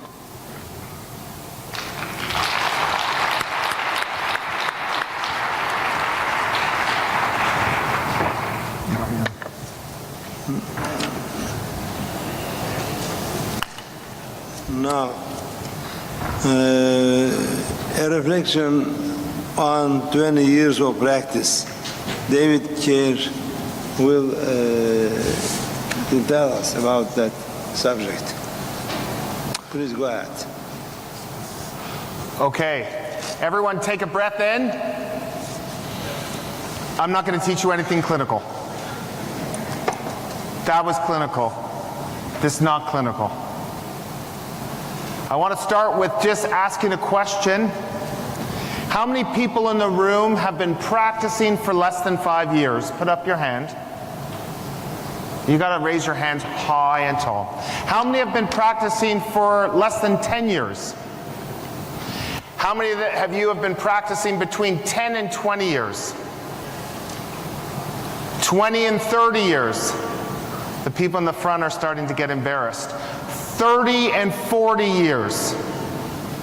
Has anyone here been practicing more than 40 years? Okay, so this is 20 years of my practice. This is year 20 for me, and I designed this talk to tell you what I've learned. The stories, the patients that have shaped my career, and this is not clinical. It's just what I've learned. And when I started working, I work in a large academic center in Toronto, Canada. Things were really easy. We didn't see patients in hallways. We used to get sleep on overnight shifts. And now we see patients in waiting rooms. And things have changed so much in the last 20 years. And when I was starting, about 10 years ago, I approached one of my colleagues and I said, Joel, things are getting bad. And he looked at me, he was older, he's probably about 80 years old now, and he said, David, until I'm dead, you're screwed. You're going to need to take care of this generation of baby boomers. And 10 years ago, Joel couldn't have been more correct. And I think whether you practice in Turkey, in India, in Singapore, in Canada, we are seeing this effect now. So what I want to do is to take you through my first shift to my last shift and to tell you what I've learned. So I remember my first shift. Does everyone remember their first time doing a night shift alone? Like totally. And I remember that shift so clearly because I was waiting for that last person to leave and thinking about how many hours I would be stuck by myself and hoping nothing bad would happen. And what was amazing was I was killing it. I was doing so well. It's 7 in the morning and my shift ends at 8 and there's no one to be seen. There's no one to hand over. And I have to say, I was feeling really good about myself. I knew I was good. I just didn't realize how good I was. And at 7:15, a patient was wheeled in, and I remember thinking to myself, crap, the board's not perfect, but you know, he's not going to be registered for till 7:30, 7:40. I don't really need to do anything. I can leave it for the morning guy. I said to the nurse, as I was just cleaning up some stuff, what's he here anyways? Is there anything wrong? Oh no, he was here last week with DKA. He's been vomiting. He's back. Don't worry about it. And I looked at him from the distance. I had no intention of seeing him. I was handing over a near perfect board. And then I get called to his room stat. Oh crap, I don't really want to see another patient. I'm super tired. It's now 7:40. My shift ends at 8. And I go to see him and he's unconscious. He's 21 years old. He's a type 1 diabetic. So what do you think? You have a 21-year-old who's difficult to rouse. What do you think? So I start to think maybe he's hypoglycemic. I can fix this in 20 minutes. What's his sugar? Oh, we don't have a sugar yet. Okay, well, do his sugar. Okay, I just sit there, just, you know, twiddling my thumbs, point of care sugar, and it says high. And I said, crap. And I said, check his pulse, and he's PA. So it's 2003. And I start CPR. And CPR in 2003 is different. I gave him all these amazing drugs. I got him into PA, and then he went into VF. I gave him amiodarone. I gave him lidocaine. I gave him magnesium. I gave him bertilium. Anyone remember that drug? I gave him procainamide. I put in a central line, a triple lumen catheter, because that's what we were doing. I intubated him. I put in an art line. I gave him some bicarb. I gave him some insulin. And 40 minutes later, he's still got no pulse. And I get his gas back. And he's hyperkalemic. And I give him some calcium. And I pronounced him dead. And I remember after that case, I felt gutted. How could I have not given calcium right out the gate? And I spoke to my friends, and they said, oh, Dave, you gave him bertilium, amiodarone, lidocaine, you intubated him, you did everything right. But in my mind, and I know what this guy looks like today, I know there's something I needed to do that I didn't do. And I learned that day 2 things. I learned that when I started practice, I used to be afraid of what walked in the door that would scare me. Throughout my journey, I've learned that the more important thing to get comfortable with is to get comfortable with those who walk out the door and not be afraid of them. But I also learned the most important lesson that day, and it's why I'm here today. If you want to save lives in the emergency department, teach. You don't save lives sewing up a drunk on a Saturday night. You save lives by teaching things that you missed, because you know others will go down that same pathway. And this was the first thing for me that had inspired me as an academic to want to make a difference, to say, you know what?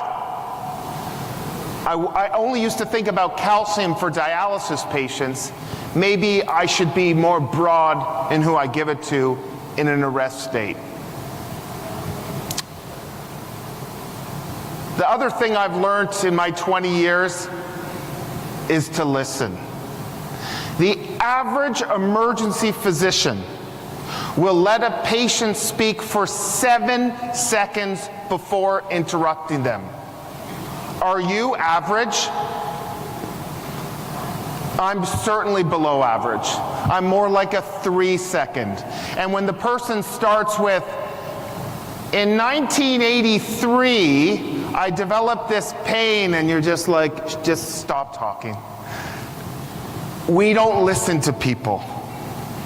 And that's a challenge, and I want to talk to you about the art of listening.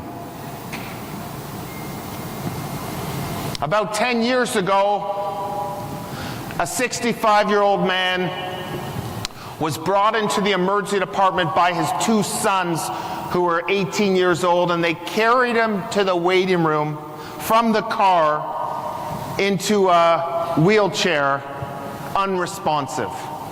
This was the family who didn't call an ambulance, despite the fact that their dad was GCS3 and unresponsive. These are rare birds. And here was his story. On Christmas Day, he had had a cardiac arrest. He suffered from hypoxic brain injury, and 3 months later, he went home. This was his first night at home. And he went to bed with his wife. At 7 in the morning, he was still sleeping. She went to make some tea. At 10 in the morning, she's still sleeping. At noon, he's still sleeping, and she starts to think, crap, like, I guess he's catching up for the 3 months of sleep he missed while in the hospital. At 2 o'clock, she decides, okay, he's been sleeping for 17 hours. I should go check on him. She can't wake him up. Imagine what she's been through. It's her first night with her husband in 3 months. And she brings him to our hospital. He comes to the triage, and I get called to see him stat by the best nurse in our hospital. You all know who she is, or he is, because you know when they're on how quickly you will run when they ask you to see someone. And I go see this person. I don't really know what's up, so I order a confusogram. You know what a confusogram is? Every single test you can think of. CBC, lights, creatinine, tox screen, thyroid, livers, urine, gas, lactate, CT head, extended lights, thyroid. It's all normal. The family doesn't want anything done. And the nurse, Ella, she walks over to me and she says, "What's wrong with the patient?" Ella, I have no idea. All his tests are normal. The family doesn't want anything done.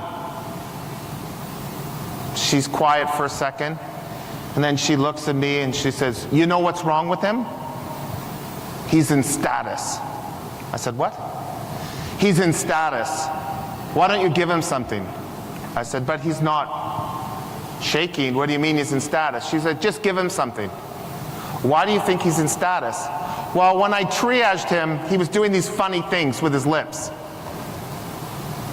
"You have nothing to lose. Give him some midazolam." "Okay, you win, Ella. What am I going to say? Give him some midazolam. Here, give him 3 milligrams and 2 milligrams and, you know, keep her happy." So she gives 2 milligrams of midazolam. About 3 minutes later, she grabs my shirt and she says, "I want you to meet Mr. Johnston. He looks at me and he says, "Hello, doctor." And he was in non-convulsive status epilepticus. I had never seen it, I had never diagnosed it, and it's a big problem in people who've had hypoxic brain injury, of comatose patients in the ICU. This is incredibly common. But you need to listen to others. And listening to Ella was what is the reason that that guy was talking right away. And giving midazolam to patients right before I'm going to give them that intubation has bought me some people from avoiding plastic. Those people on neuroleptics, on antidepressants, history of seizures. Sometimes when I'm about to intubate them because their GCS is 3, I give them that midaz right before, and I wait a minute or two just to see if their LOC is from seizures that are non-convulsive. Do nurses ever ask you to come see them as a patient or to look after their family? Has that ever happened to you? The nurses in the department will say, "Hey, Dave, can you come see my loved one?" What I've learned in all these years of practice is the biggest compliment you can receive as a physician is when a nurse or colleague asks you to look after the person they love most. Don't get annoyed. Realize that this is the ultimate form of flattery when they want you to care for them. Every day we wake up, we have an opportunity to do some good, but there's so much bad that you have to navigate to get to the good. And this is Captain Chelsea Sullenberger, who landed his US Airways flight on the Hudson River in New York City. Sometimes we see a lot of crap, but there's inspiration in all the patients we see. Joe was a guy who came to our Emerge about 250 nights a year. Every single night, the chief complaint was the same: intoxication. I was doing a night shift about 10 years ago. I've seen Joe maybe 60 times in my career. And he walks in, his chief complaint, it was a little different. He had fallen and can't get up. Okay, it's 4 in the morning. He's not going to go home to the morning anyways. I go see Joe. I heard you fell. You can't get up. Yeah, doctor, I can't feel my legs. So I go and I say, "Can you feel that?" "Yeah." "Can you feel that?" "Yeah." "Can you feel that?" "Yeah." "Okay, well listen, why don't you sober up and I'll come see you in the morning."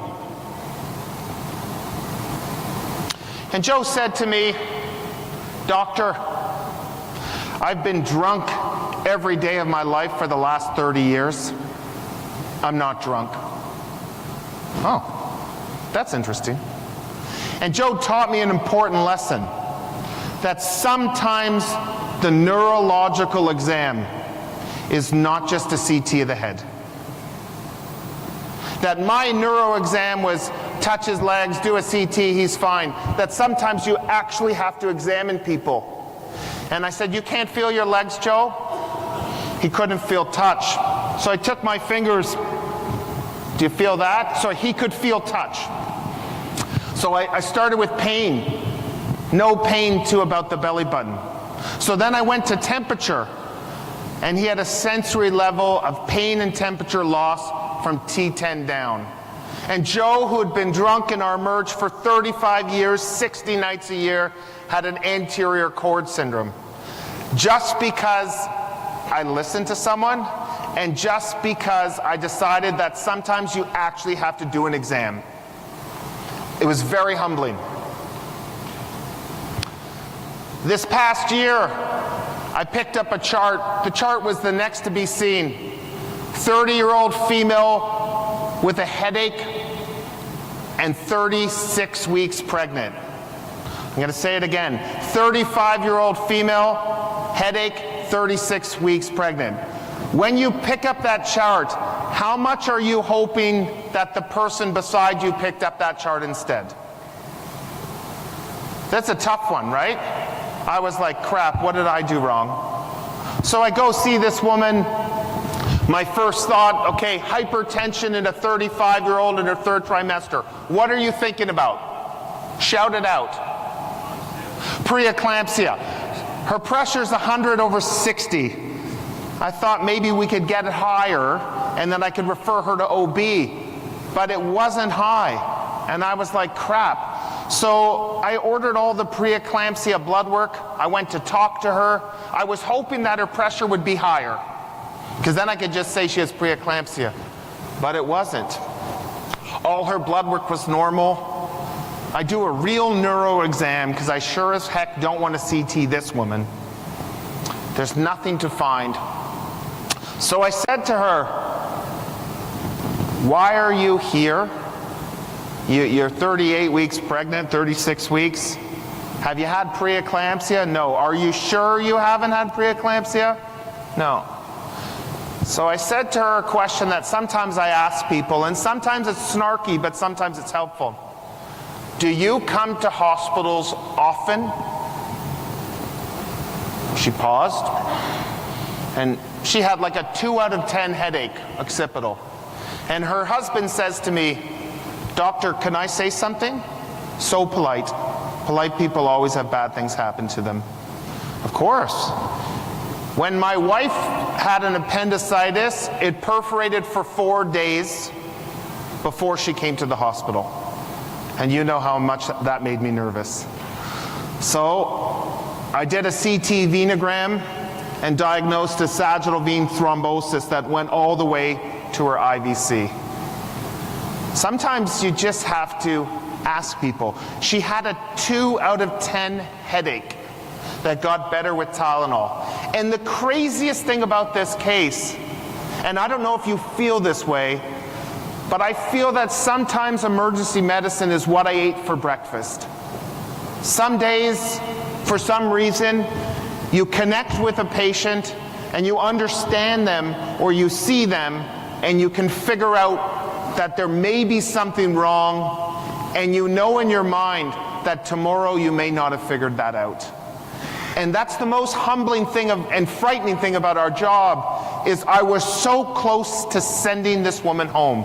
I swear to God, 2 out of 10 headache, better with Tylenol, wanting to go home, but just something. And it's frightening because tomorrow I could have missed that. Nancy was a 74-year-old female. It was a Friday afternoon at 4 o'clock. I was just starting my shift. And the chief complaint said, tired and weak for 4 months, requesting a 4th opinion. Again, who's happy that they got stuck picking up that chart? 4th opinion. You can see the sarcasm in the nurse who wrote it from triage. So I pick it up. I have to go to the waiting room. Mrs. Smith? Mrs. Smith? So I start to think to myself, she must have left. The waits were long. I'm perfect. This is great. But in the distance, I see movement of an old person who looks like Mrs. Smith. I'm kind of hoping it's not her, but she's moving towards me. Crap. Mrs. Smith, come on. So we have a button on the wall that opens the door. I must have hit that button about 10 times before Mrs. Smith made it through the door. I swear I could have seen like 4 other patients. Eventually she comes here. After I've opened the door for her 10 times, I figure I'm going to bring her to the closest room possible so I can get rid of her short, because it took a long time, and this is a 4th opinion. So I go to talk to her and I say, you've been weak and you're sore all over and it's been 4 months? Yeah. And she can tell that I don't really care. Unfortunately, I'm grumpy. The rust and the cynicism has kind of acquired in my tenure. So I ask her all these questions. You saw this doctor and that doctor and this doctor and this person, and how can I help? So then I turn and I say to her, are you depressed? She pauses and she says to me, what year were you born? Okay, think about that. How are you feeling when she says that? Well, I get all defensive. Well, I don't think my birth has anything to do with you, so I'm not going to tell you my birth. Well, she says, I'm going to guess you're born in the 70s. Before you were born, I played tennis for Canada in Wimbledon. Oh, this is not her, that's Billie Jean King. I said, oh. She goes, and I look like looking at you, I'm in a lot better physical shape than you. I play tennis 2 sets, sometimes 3, every single day, 7 days a week, and all I want to do is be able to play tennis again. So you asked me if I'm depressed? I'm used to playing 4 sets of tennis a day, and now I can't even get out of bed in the morning. Of course I'm depressed. Does anyone know what's wrong with Mrs. Smith? I looked at her and I said, I'm going to order 1 blood test. And this blood test is going to change your life. Anyone? I can't hear well, but Mrs. Smith had an ESR of 120, and she had polymyalgia rheumatica. Now, this isn't the most exciting thing in your textbook. In fact, no one has ever in the history of a conference been invited to speak about PMR. But I'm going to tell you something. PMR, next to like a pulled elbow, is the best diagnosis you will make. There is no other diagnosis that will cause gratification. Now, every year, you know, my wife, she's an internal medicine specialist, and every year around the holidays, she gets chocolates, she gets champagne, she gets scarves, she gets tomato sauce. I get nothing. You get nothing. But Mrs. Smith used to buy me a box of chocolates from a really kind of borderline chocolate store in Toronto that your grandmother would have given you chocolates from when you were a little boy or a little girl. And every year, for 10 years, Mrs. Smith bought me chocolates at Christmas. Never saw her again. The only person who's ever bought me anything. About 4 years ago, the chocolates stopped. What's on your differential of chocolate stopped? She's dead. Nah, it happens. We're all gonna die. What can I do? During COVID, I went to see an old man. I walked in the room. He was there with his partner. Everyone's wearing masks and gowns and all that. And a woman says, hello, Dr. Carr, do you remember me? Again, a question I hate getting in the emergency department. Do you remember me? You know, with the mask and the gown, it's really hard to tell. She said, I played tennis in Wimbledon. I said, your ESR was 120. I've never forgot about you. Where the hell are my chocolates? I thought you were dead. And last year, the chocolates started coming back. Billy Mallon said, if you became an ER doc because you love thank yous, boy did you fuck up. Because your best work does not know who you are.